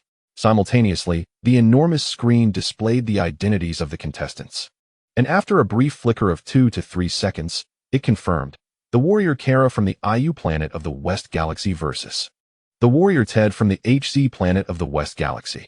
In this tense moment, the crowd erupted once again into fervent shouts, each side rallying their supporters amid the clamor. At this juncture, two figures appeared simultaneously on the martial platform, locking eyes with one another. Kara, a strikingly handsome warrior with long blue hair, clad in what appears to be battle attire, gracefully inclined his body in a slight bow. With his right hand pressed against his heart, he humbly introduced himself. "Allow me to present myself. My name is Kara, hailing from the distant Western Galaxy. My purpose here is to challenge and surpass all opponents in pursuit of the title of the strongest in the universe." "Oh, really? I too have come for that very reason." Ted, a brawny fighter with a muscular brown physique and an undeniably handsome face, responded with a hearty laugh. "So let us all strive earnestly and relish the thrill of this battle together. Then let the combat commence," the announcer declared, nodding lightly to signal the start of the second match. At this cue, both warriors exchanged glances, their eyes alight with determination, and assumed their fighting stances, limbs poised in readiness. In an instant, Ted's left hand twitched slightly, prompting Kara to recognize an opening for attack. A surge of energy coursed through him as he launched forward with remarkable speed. His right hand clenched and aimed at Ted. The latter's expression shifted abruptly, sensing the imminent danger, yet he realized it was too late to evade. In a desperate attempt, he leaned back, striving to create distance for a counterattack. Ultimately, Ted narrowly avoided Kara's strike, but the latter remained relentless in pursuit. Just as he was about to close the gap, Ted seized the opportunity for a counter, swiftly flipping onto his hands and propelling himself upward with his feet. Kara, sensing the impending threat, attempted to decelerate but found himself unable to counteract the force of his momentum. In a critical moment, he unleashed a burst of energy towards the ground. Though its power was modest, the resulting gust lifted him just enough to evade Ted's descending assault. However, Ted had already positioned himself above Kara. Utilizing the momentum from his dive, he aimed to strike at Kara's back. Startled, Kara turned swiftly, only to discover his adversary nearly upon him. With time slipping away, he clasped his hands tightly in a cross formation to absorb the fierce blow. The impact was staggering, sending him crashing to the ground, arms braced against the arena, causing the entire venue to tremble. Astonishingly, the arena remained unscathed, its defensive strength formidable and awe-inspiring. In this clash of titans, Ted offered Kara no respite, continuing his assault with the force of his descent. Sensing imminent danger, Kara gripped the ground tightly, summoning his strength to execute a rapid 360-degree spin, evading Ted's attack. As he landed, he harnessed the rebound effect to propel himself forward, launching a powerful punch aimed directly at Ted's chest. Chapter 26, The Brave Guardian of Pakos, Part 2. No, wait, what? Ted suddenly realized the impending danger and hastily brought his palms together to block Kara's punch. However, the force of this attack was overwhelming, creating ripples in the air and violently propelling Ted several meters away, while Kara effortlessly rolled and landed gracefully. The two then exchanged silent glances, contemplating the ensuing battle. "Ah, it appears you possess considerable strength, young man. Your power is commendable, but I believe you could exert yourself further. From my perspective, your strength and speed could be enhanced threefold. Should you fail to do so, you shall inevitably fall to my prowess," Ted remarked with a smile at Kara. "Oh, is that so?" Kara echoed with a light chuckle. "We shall only discover the truth of that after the battle, won't we?" With a playful grin, Kara's form suddenly blurred, and his speed of attack noticeably increased. Yet, Ted remained unmoved, standing resolutely in place. Without warning, Kara leaped into the air, and in the very moment he departed from his previous position, it exploded violently, unleashing a wave of destructive energy. "Futile," came a voice, unmistakably that of the handsome Kara, who had instantaneously materialized at Ted's right side, aiming for a decisive blow. Yet, reality played tricks. He struck only a phantom. In a frantic turn, he looked down to find Ted already on the stage. Just as the energy attack was about to crash into him, in a moment of desperation, he retaliated with a blast of his own, and the two energies collided mid-air, erupting into a cataclysmic inferno. As the shockwave surged, Kara squeezed his eyes shut to shield them, abandoning any observation. At that moment, Ted had already descended upon him, delivering a powerful elbow strike to his back. The sheer force coursed through Kara, tearing through his battle attire and leaving a gaping hole, sending him crashing onto the stage with a thunderous impact. Kara, momentarily dazed, rose to his feet, wiping the blood from the corner of his mouth as he glanced up at Ted, his expression calm, yet contemplative. "Oh, you are quite tenacious, enduring such a heavy blow without significant harm. Are you perhaps reserving your strength?" Ted remarked, equally astonished. "Oh, indeed. However, I have no desire to be defeated by you. Therefore, despite my aversion to such a combat state." Kara tightened his fists, speaking to himself. "That combat state, are you capable of transforming?" Ted inquired, surprised and intrigued. "Yes," Kara replied, a faint smile gracing his lips as he suddenly concentrated his energy. The air around him crackled with explosive force, and amidst the surge of raw energy, his physique underwent a dramatic transformation, his once slender form now robust, towering over Ted by more than 30 centimeters, though his features remained unchanged. "What? Is this truly your combat form?" Ted gasped, sensing the overwhelming surge of energy, his expression shifting to one of alarm. "Indeed. Though I am not particularly fond of this muscular appearance, it is rather unappealing," Kara said, examining his brawny arms, rivaling the might of a formidable titan. Ted's countenance paled, the oppressive aura emanating from Kara instilling an unsettling dread within him. "Then let us engage in battle," Kara said with a smile. "This is overwhelmingly powerful. I can only imagine that his strength has multiplied by several tens. He is indeed formidable, with a combat power surpassing trillions. And he likely has yet to unleash his full potential." Vegeta, arms crossed, remarked with a smirk as he speculated about the opponent's strength. "The universe is astonishingly vast, concealing numerous powerful beings," Gohan mused, reflecting on the enormity of it all. Dick observed the exchange in silence. Suddenly, Kara vanished from the arena, reappearing before Ted with a fierce attack, delivering a powerful punch that struck him in the abdomen, causing his eyes to widen in shock as he spat out bitter saliva and was sent flying. Yet, in a moment of rage, Ted halted his descent, lifted his head, and unexpectedly unleashed a ki blast at Kara, who effortlessly sidestepped the attack. "What?" Ted exclaimed in disbelief as he frantically unleashed a barrage of ki blasts at Kara. However, she remained composed, evading each relentless assault. The resulting collisions of energy created bursts of flames, dust, and fluctuating pressure that thickened the atmosphere with tension. As the ki barrage ceased, Ted, panting yet smiling, found himself in a state of panic when the smoke cleared. Kara stood before him, entirely unscathed, her protective shield and battle attire untouched. In utter astonishment, Ted marveled at her strength, yet his determination surged. "But I will not surrender." In an instant, Kara appeared behind him, nudging him with her shoulder before he could react, and launched another attack.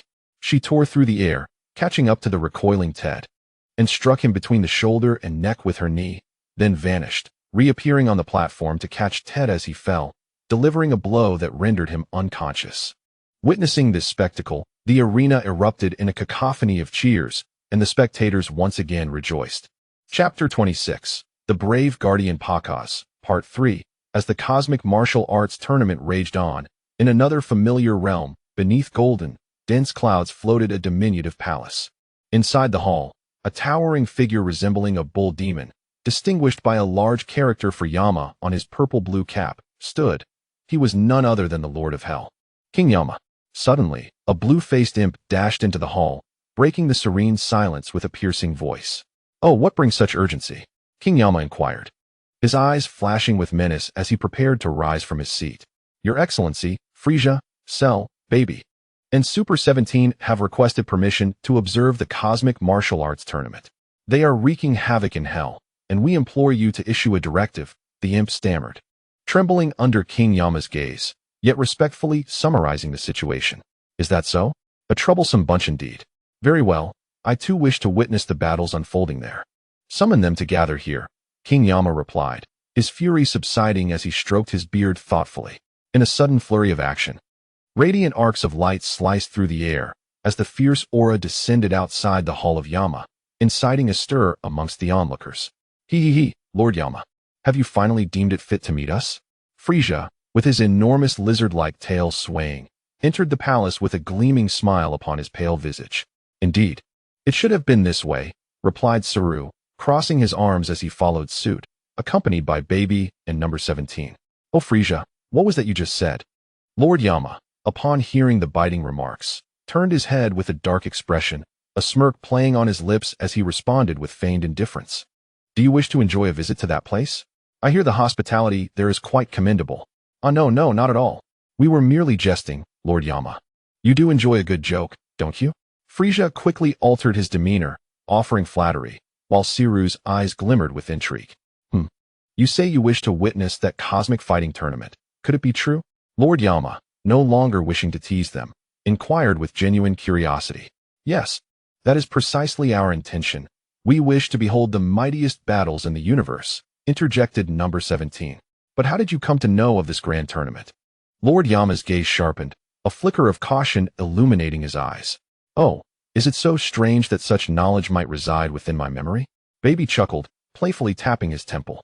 Lord Yama chose not to delve further, well aware of Baby's origins. After all, the Saiyans once cohabited with the Zephyrians, making their awareness of the tournament quite reasonable. Very well, follow me to the chamber where one can gaze upon that distant world, Lord Yama responded after a moment of contemplation. We are grateful to you, Lord Yama. Baby replied with a cryptic smile. Oh, such an intriguing affair, and yet you did not summon me? A sudden voice echoed from behind, accompanied by an overwhelming pressure that enveloped the group. Astonished, they turned to behold the formidable Super One-Star Dragon. Their expressions shifted from shock to relief as they exchanged smiles, subsequently following Lord Yama into the depths of the palace, returning once more to the battleground after a fierce confrontation. Kara had triumphed over Ted and now returned to his previous seat, leisurely closing his eyes in a state of relaxation. At that moment, a figure clad in black, adorned with a demonic emblem upon his chest, approached Starred with a mocking tone. Starred, is this truly your strength? It took quite an effort to defeat that insignificant insect. Unlike you, I will demonstrate our demonic realm's superiority in this tournament. The cosmos shall fall under our dominion. Starred remained unfazed, not even lifting his gaze. His eyes still shut as he disregarded the taunts. How dare you underestimate us? The individual seethed in indignation, yet managed to retain his composure, ultimately departing with a mocking laugh. Opposing our demonic realm is your gravest error. Nearby, an observer in divine attire took note of the unfolding scene.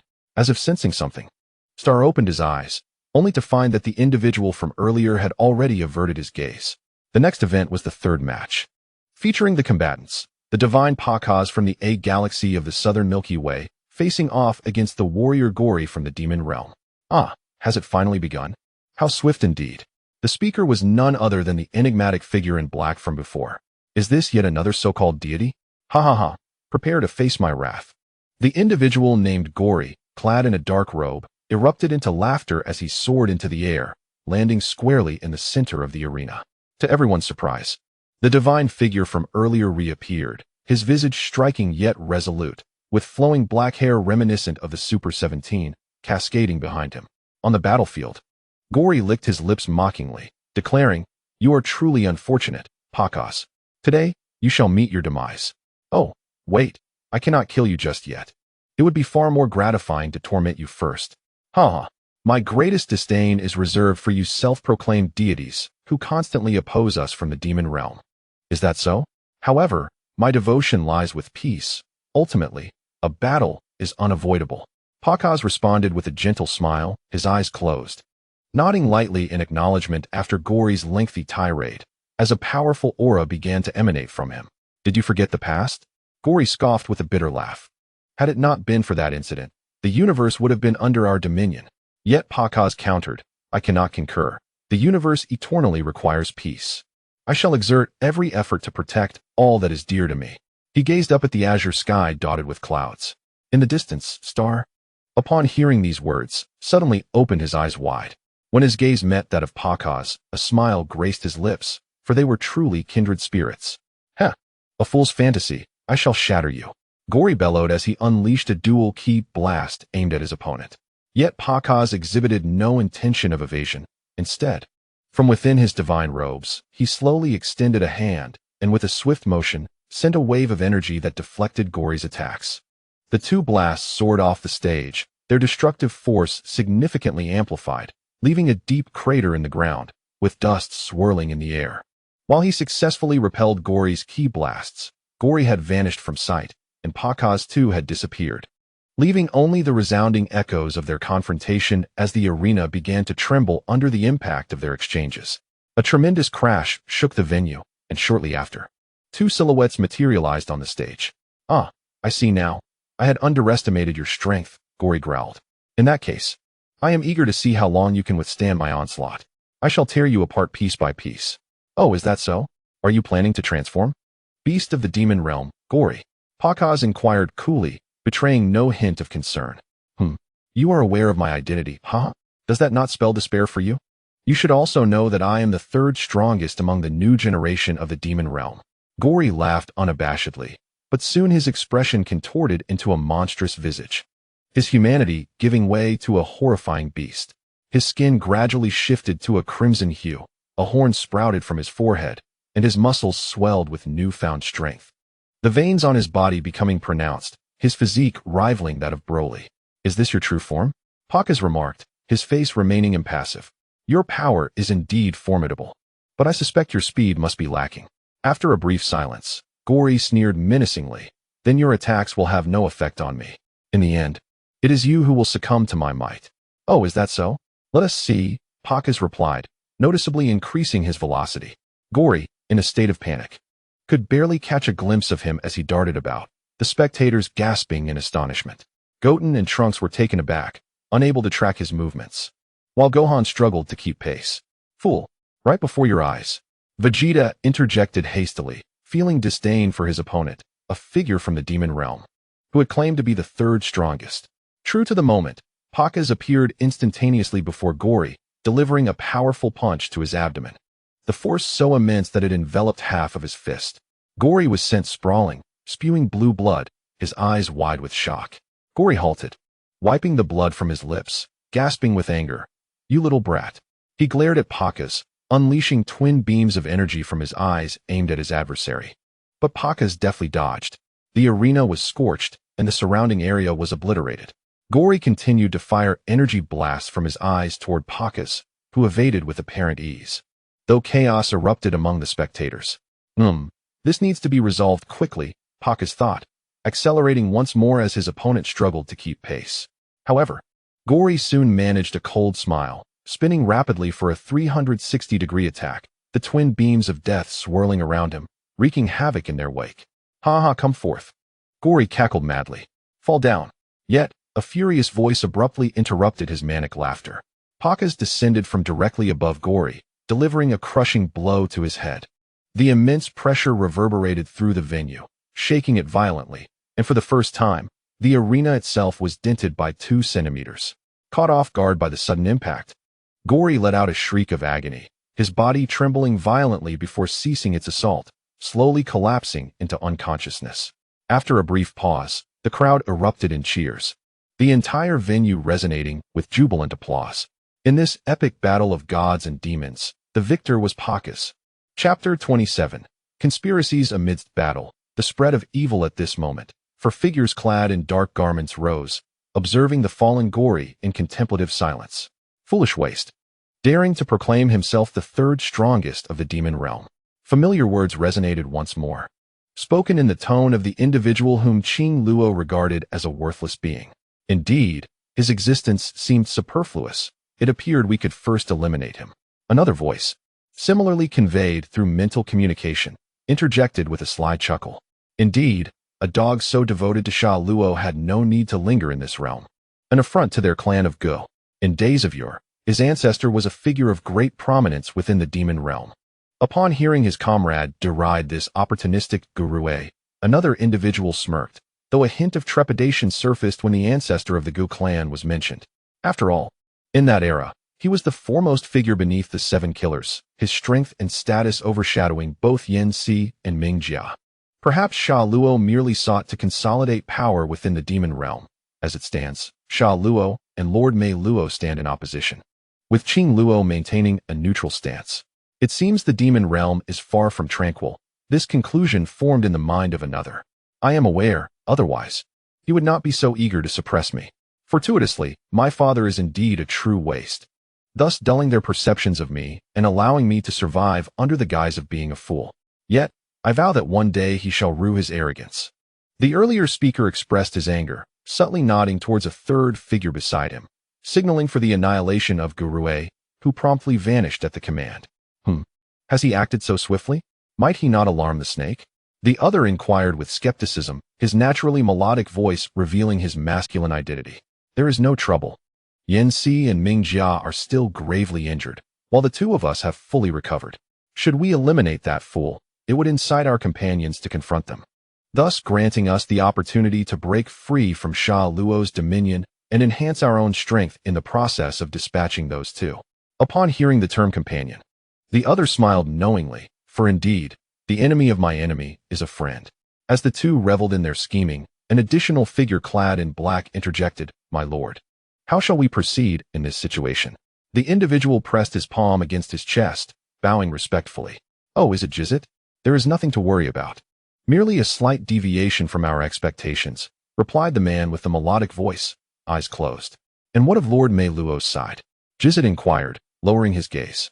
"That is trivial. Such matters need not be reported to Lord Mei Luo. By the way, how are the injuries of those two faring?" The melodic-voiced man asked again, as he clearly recognized Jizit as his loyal follower. "They have healed about 70 to 80%, yet in terms of power, my subordinates speculate they possess merely 30% of their strength." "Oh, they have recovered so swiftly?" Another figure in black expressed surprise, his thoughts growing weighty. "Yes, my lord." Jizit responded with equal reverence, his reply revealing for the first time the identity of the man in black, the current king of the demon realm. Upon hearing Jister's report, the enigmatic man with magnetic resonance momentarily paused.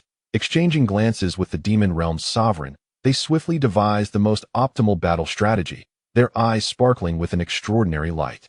"Jister, prepare for your match, and inform Tewa to refrain from eliminating Gori for the time being." The demon king's eyes narrowed, his gaze as icy and piercing as that of an eagle, brimming with lethal intent. "Understood." In an instant, Jister vanished, leaving behind an empty space. The mysterious man with magnetic resonance turned his gaze towards the observation chamber, a knowing look illuminating his features as he beheld a familiar silhouette. Sun Wukong.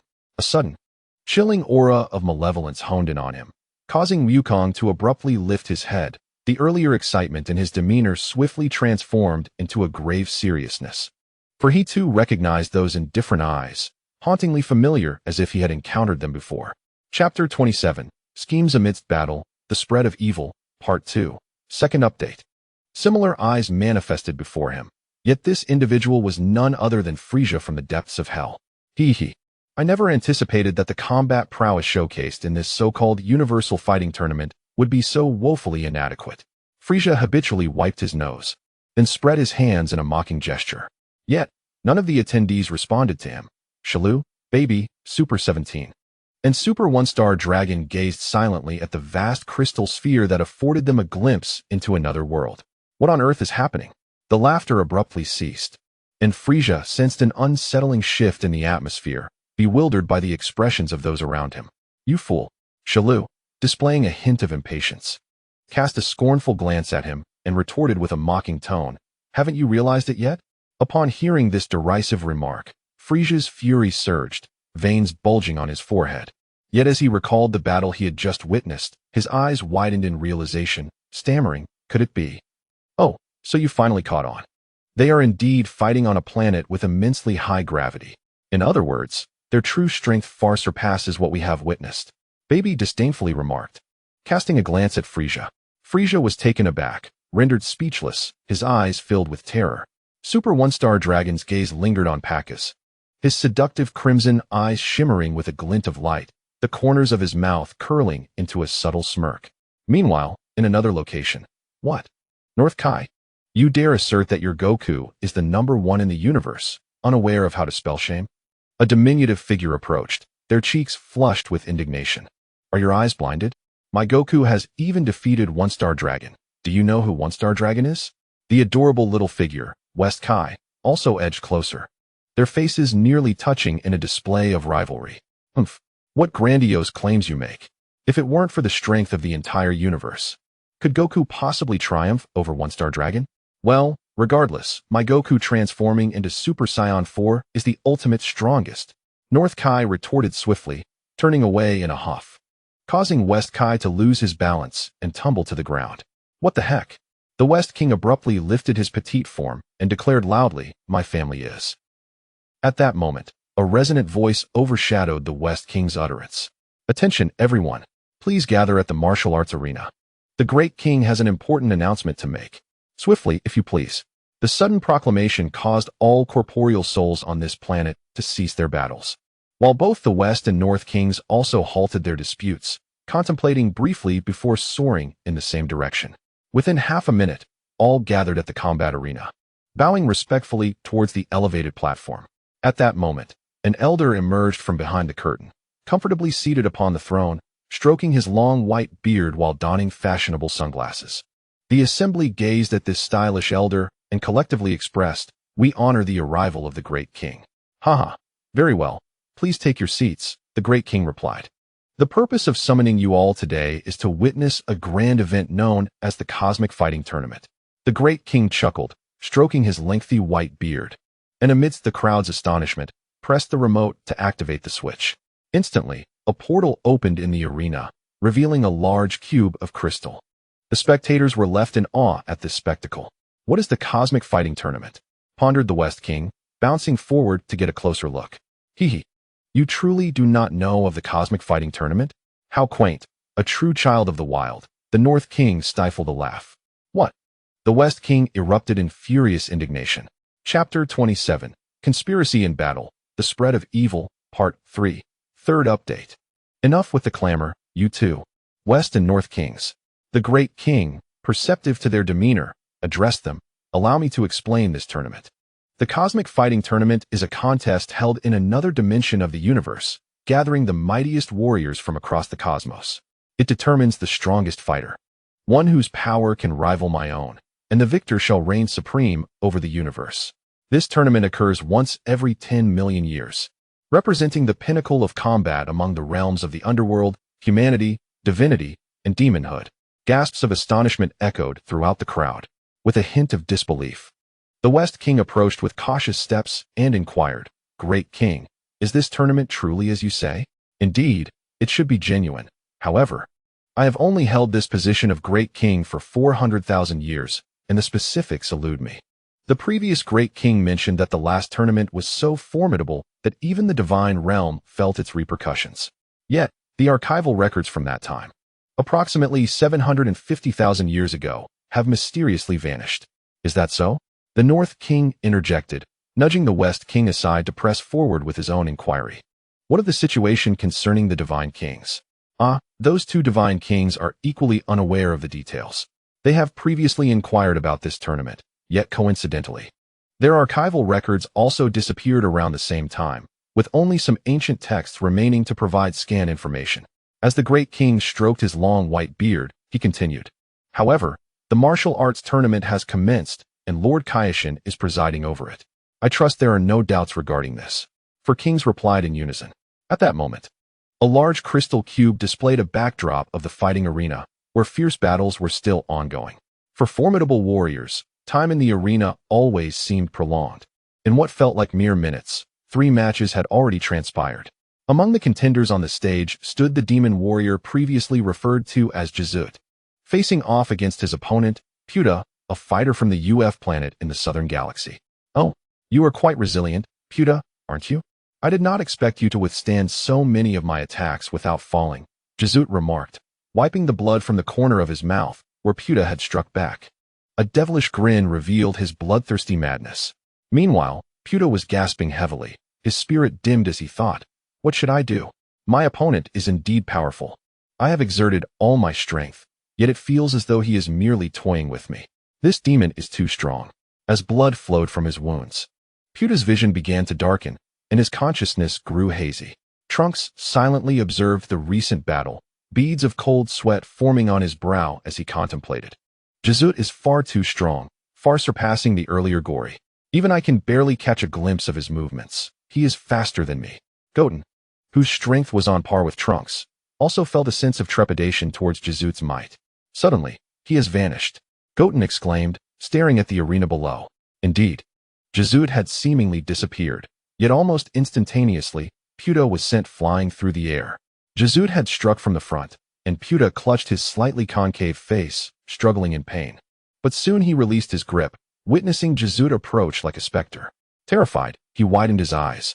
Yet he could not react in time, as Jizut unleashed a powerful punch to Puta's abdomen, causing him to collapse. Quickly, Jizut followed up with an upward strike. Connecting with Puta's jaw, shattering bone and distorting his features, blood erupting forth as his body was hurled into the air. As Puta ascended, he coughed up blood, the severe blow to his abdomen having devastated his internal organs. Jizut's assault was so rapid that before Puta could even spit out blood, he was struck again on the chin, the relentless barrage proving unbearable. Chapter 27, Conspiracy in Battle, The Spread of Evil, Part 4. Puta extended his arms, unleashing a defensive aura that shattered in the air. Harnessing the storm's power, he attempted to stabilize himself and continuously gathered energy, retaliating with downward strikes aimed at Jizut. However, Jizut showed no inclination to evade. He too spread his arms, activating a protective shield.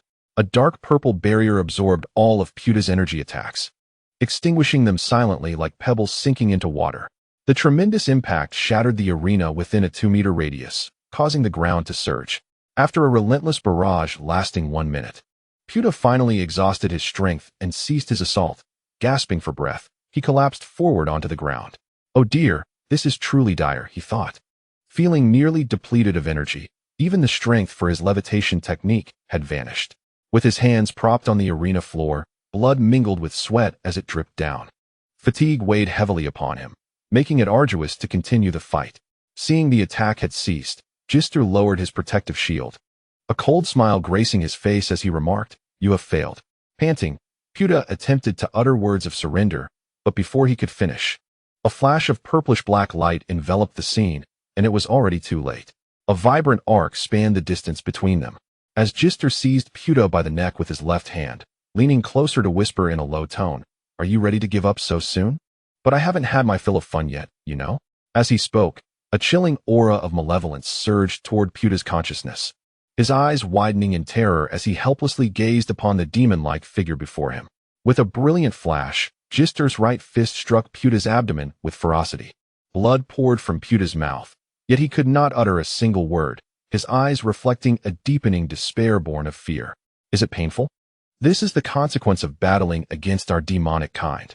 Do not overestimate your abilities," Jister's voice echoed ominously in Puta's mind.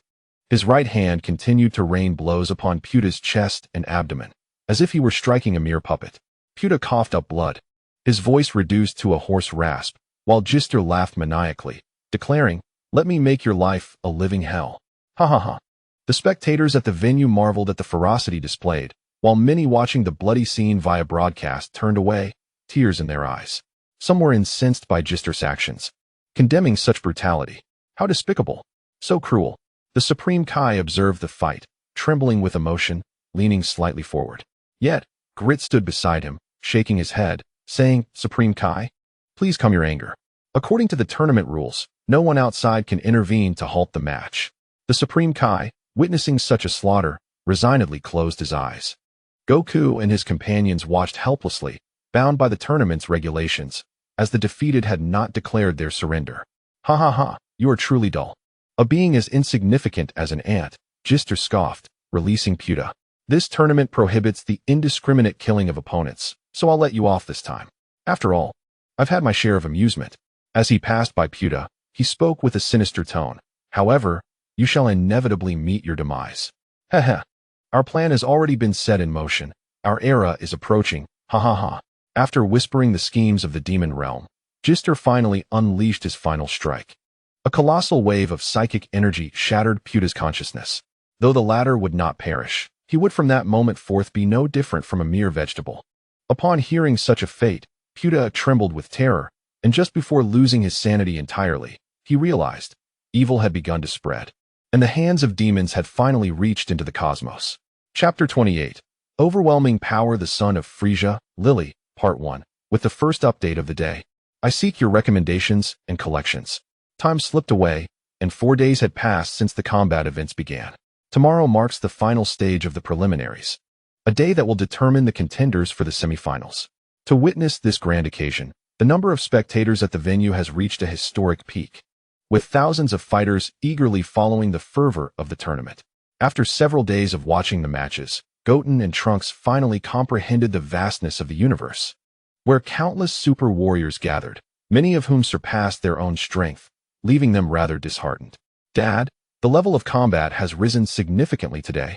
Our opponents are far more formidable, Goten remarked, his brow furrowed in concern. Yes, among them, 46 are not to be underestimated. With 34 hailing from the inner universe and 3 from the demon realm, Goku responded, feeling a sense of sorrow at such a disparity in power. Realizing how drastically the outer universe had declined, Trunks turned to his father, only to find Kida deep in thought, eyes closed and leaning against the wall. There are 12 individuals designated as champions, and based on this distribution of power, the strength of the inner universe far exceeds that of the outer universe. It appears our world is still considerably weaker, Trunks sighed. Moreover, I sense that those champions have not exerted themselves fully. Their auras remain consistently stable at a certain level. OOB shared his observations. Indeed, that is true. The contestants have not pushed themselves to their limits. Perhaps the real battle will unfold during the semifinals. Goku, possessing more knowledge than those present, hesitated to disclose the identity of the champions. After all, he understood that as Saiyans, the abilities of these champions should closely align with their own, making the ascension to Super Saiyan quite plausible. However, it is peculiar that although there are 12 participants from the demon realm, only 8 took to the stage during the competition. Dad, is this related to the previous incident? Gohan inquired. Yes, Goku simply nodded, intrigued by the matter at hand. After all, I am acutely aware that such injuries, even without the aid of healing machines, typically heal within 5 to 6 days. For individuals of their caliber, an extended period of rest is unnecessary.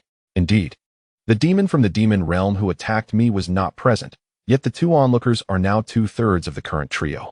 Vegeta also spoke up, sharing the same puzzlement as Goku. Are those 2 the ones referred to as the Demon King and the Sorcerer? Goten recalled the combat scenes from recent days, and a chill ran through him, leading him to initially conclude that their power seemed comparable to that of the Great Ape Baby. Vegeta nodded slightly. Had he not experienced an earlier surge in strength, he would not have been able to match their prowess. Upon receiving Vegeta's response, Goten and Trunks felt a mix of emotions. This is the first update of the day. Please consider supporting and favoriting. During these days, their arduous training had only brought their strength to around 50 trillion, rendering them utterly powerless against such formidable opponents. Goku also nodded, stating, throughout these battles, I felt an undeniable connection between that sorcerer and Frisia, yet I cannot ascertain his identity. But surely, the Frisia clan does not belong to the demon realm? Gohan inquired. Indeed, but it is merely a feeling, Goku mused, leaning against the wall, his starry eyes lost in contemplation. The atmosphere around them grew quiet once more. After a considerable time, the sudden sound of a door opening startled those present, drawing their attention to a familiar figure entering with a confident stride. It was Pakaz, a deity from beyond the universe. Seemingly aware of their confusion, he smiled and said, perhaps I can provide some answers regarding the sorcerer and the demon realm. His words took everyone by surprise. Goku and the others changed color, and Vegeta instinctively adopted a defensive stance, wary of the unfamiliar individual. Ever since learning of the Kaioshin-S abilities, they understood that some beings in the universe possess telepathic skills, capable of perceiving the thoughts within their opponents' minds. Oh, it seems I have overstepped my bounds. For that, I apologize. I have some important matters to discuss with you, so I beg your forgiveness for intruding into your thoughts. Pakaz acknowledged, recognizing his abruptness and adjusting his demeanor accordingly. Do you truly comprehend these matters? Goku scrutinized Pakaz, who remained composed, and sensed no malevolent aura emanating from him, prompting him to inquire. Yes, in regard to the demon realm, I possess knowledge that surpasses even that of Lord Kaioshin. Pakaz's words detonated like a bombshell. This time, no one responded. From his tone, it was evident that Pakaz was poised to unveil crucial revelations. The Frisia clan is indeed not of the demon realm. However, We must understand that as long as a person surrenders their heart to the devil, they may very well become a part of the demon realm. And that cloaked figure is precisely such a person. However, there exists a certain dilemma. I cannot ascertain the identity of the figure clad in black. Above the aforementioned king and demon lord, there are indeed two other individuals. Upon noticing that the gaze of the other party had settled upon him, Bekida instantly comprehended the inquiry and nodded in affirmation. Yes, the two who previously assaulted you are among the 12 elders of the demon realm. Specifically the demon lords Mingjia and Yinsi from the 12 kings. The individual of the Frisia clan encountered moments ago is merely a newly appointed king. Chapter 28. Overwhelming Power. The Son of Frisia, Lily. Part 2. 12 Kings. The assembly was taken aback, having learned from Goku about the existence of the 7 killing demons of the demon realm. Yet, the mention of the 12 kings raised questions about the intricacies of hierarchy within the demon world. The elder Ubu, one of the few present capable of sensing energy aside from Goku, posed the first question. On the day Goku returned, Ubu had sensed a tremendous malevolent energy not far from his location. However, shortly thereafter, that presence vanished, replaced by 2 slightly weaker beings, now confirmed to be the 12 kings. This revelation prompted Ubu to recall the existence of that formidable entity, thus invoking the matter of the 7 killing demons. The 7 killing demons? It appears that the Lord of the Kais has imparted some knowledge to you, Pakaz remarked, momentarily astonished before regaining composure. He continued, the 12 kings occupy a position beneath the 7 killing demons. In ancient times, the 7 killing demons held dominion over the entire demon realm following the demon lord. But after a series of fierce battles with the outside world, both the 7 killing demons and the 12 kings withdrew, weakened. Then, does that mean the leadership of the demon realm now falls to the demon king? Depura's name surfaced. Ah, I see you are acquainted with Depura. Indeed. He was once the demon king. However, that was a millennium ago. He fell under the control of a sorcerer named Babidi and became his subordinate. It is said that over 20 years ago, he was slain by a being known as Bu. As the name of the demon Bu was uttered, the expressions of the crowd subtly shifted, while Goten and Trunks exchanged knowing glances at the visibly uneasy Ubu. Currently, the demon king is likely that individual in black. However, do not underestimate them. Their strength vastly surpasses that of Depura. Pakaz solemnly introduced the existence of the demon lord, unaware of the underlying complexities. We are well aware of these events, as they transpired on our Earth, and we have indeed defeated Bu. Trunks interjected, barely suppressing a chuckle. The unintentional remark from Trunks sent a tremor through Pakaz, who widened his eyes in astonishment, scrutinizing the individuals before him. Earth? Could it be that you are the legendary Saiyans? Only then did Pakaz realize, his astonishment palpable as he stammered in disbelief. Yes, we are Saiyans. Goten replied with a smile. Pakaz shifted his gaze, noticing that Goku, Bekida, and Gohan all nodded in affirmation. At this moment, Pakaz found himself somewhat bewildered, gazing intently at the individuals before him. Upon noticing the casually swaying tail behind Goku, he took a deep breath, allowing a moment of silence to envelop him before he spoke. Ah, I see. In that case, this matter will be easily resolved, and I can disclose everything to you. What exactly do you mean by everything? Goku inquired. Pakaz looked at him and continued. Allow me to introduce myself first. I am the deity of the A-star system in the southern galaxy, a fact well known to all. The region under my jurisdiction is the very site of the entrance to the demon realm. There are 3 such locations, one of which is guarded by the deity star, while the last one is the god who was defeated today by that cloaked figure. The revelation sent ripples of shock through the gathered crowd, their faces paling in disbelief. Even Vegito widened his eyes, his sharp gaze glinting with intensity. After a brief pause, Pakaz resumed. Our duty is to oversee the activities within the demon realm and to safeguard its entrances and exits, preventing any disturbances from emerging. Unless commanded by the Kaishin, we heed no one else. During the previous conflict with Bu, we were unable to eliminate him ourselves, as we had to protect our territory. Thus you were called upon to battle. Vegeta then queried, why is it that the demon realm is permitted to participate in this fighting tournament? Pakaz replied, well, this tournament is universal in nature, granting even the demon realm such rights. Furthermore, there is a peculiar aspect. As the tournament approaches, the defenses at the entrance to the demon realm weaken, allowing formidable entities from the demon realm to seize the opportunity to escape and partake in the competition. What do you mean by weakened defenses? Goku asked with a look of skepticism. Indeed, the term refers to the sealing barrier. This barrier has existed since ancient times, purportedly sealed by the Super Saiyans. We merely need to channel energy annually to maintain its existence. A barrier? Super Saiyans? The crowd gasped in astonishment. Yes, however, this situation is somewhat unique. The demonic forces from the demon realm have surged dramatically overnight. You must have sensed Gister's power. It was originally merely 50 trillion. Yet now it has. What? His power can escalate so dramatically? What is happening?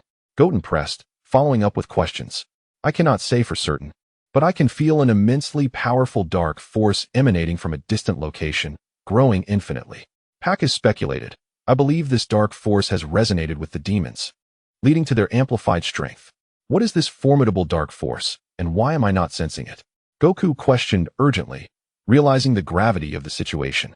The spread of that power is gradual, which is why you are unable to detect it quickly. We are tasked with monitoring the demon realm. Thus our sensitivity to such powers is unparalleled across the universe. A heavy silence fell upon the group as they contemplated the unknown adversary, trepidation growing within them. The figure you refer to as the Men in Black was the first to enter the demon realm after the weakening of the barrier, and shortly thereafter, he ascended to become the sovereign sorcerer of that realm, a formidable adversary indeed. After a brief pause, he closed his eyes once more and sighed, stating, "This is all I know. I hope that you Saiyans can lend us your strength to vanquish the demon realm." "Indeed, we shall prevail," Trunks declared, clenching his fist. Yet Gohan remained contemplative, lost in thought. Noticing Gohan's demeanor, Pakaz stepped forward and asked, "Mr. Gohan, would you accompany me for a moment outside?" Huh. The unexpected request momentarily startled those present. All eyes turned to Gohan, who hesitated for a moment before responding, "Sure."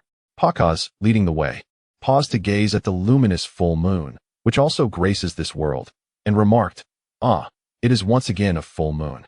By the way, I have heard that during a full moon, you Saiyans gain enhancements and transform into giant apes. Is that correct?" Gohan, following behind, also halted, his eyes fixed upon the moon as he replied, "Yes, but only Saiyans with tails can transform." "Oh, I see. It is said that your nature is combative and somewhat ruthless. Is that not so?"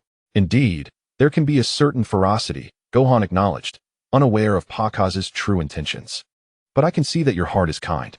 You yearn for peace. In your world, you do not wish to fight, fearing that conflict may cause you to lose something precious. Am I right?" Pakaz turned to Gohan with a smile, taken aback by how accurately his thoughts had been perceived. Gohan felt a spark of clarity in his eyes. Pakaz continued, "However, Gohan, you must understand that what we lose in battle is often less than what we gain." "Why is that?" "Because if we do not fight, what we lose can never be reclaimed. Whereas if you engage in battle and emerge victorious, a peaceful future awaits. And the happiness that follows is unparalleled, for the future must not fall into the hands of our enemies." Gohan was suddenly struck by these words, staring blankly at Pakaz. For it was the first time someone had articulated that battle could be the beginning of happiness. "Gohan, open your heart. You must awaken your dormant power. The peaceful future needs your strength." Pakaz breathed deeply, empathetically placing his right hand on Gohan's shoulder, smiling warmly as he said, "You must do your utmost to protect all that is around you. Furthermore, the burden of the future does not rest solely upon your shoulders. Others too require your support. Do you understand?" In that moment, a ray of warm sunlight penetrated Gohan's heart, illuminating his mind and opening a pathway to a different world. "Yes," Gohan replied with newfound understanding and a smile.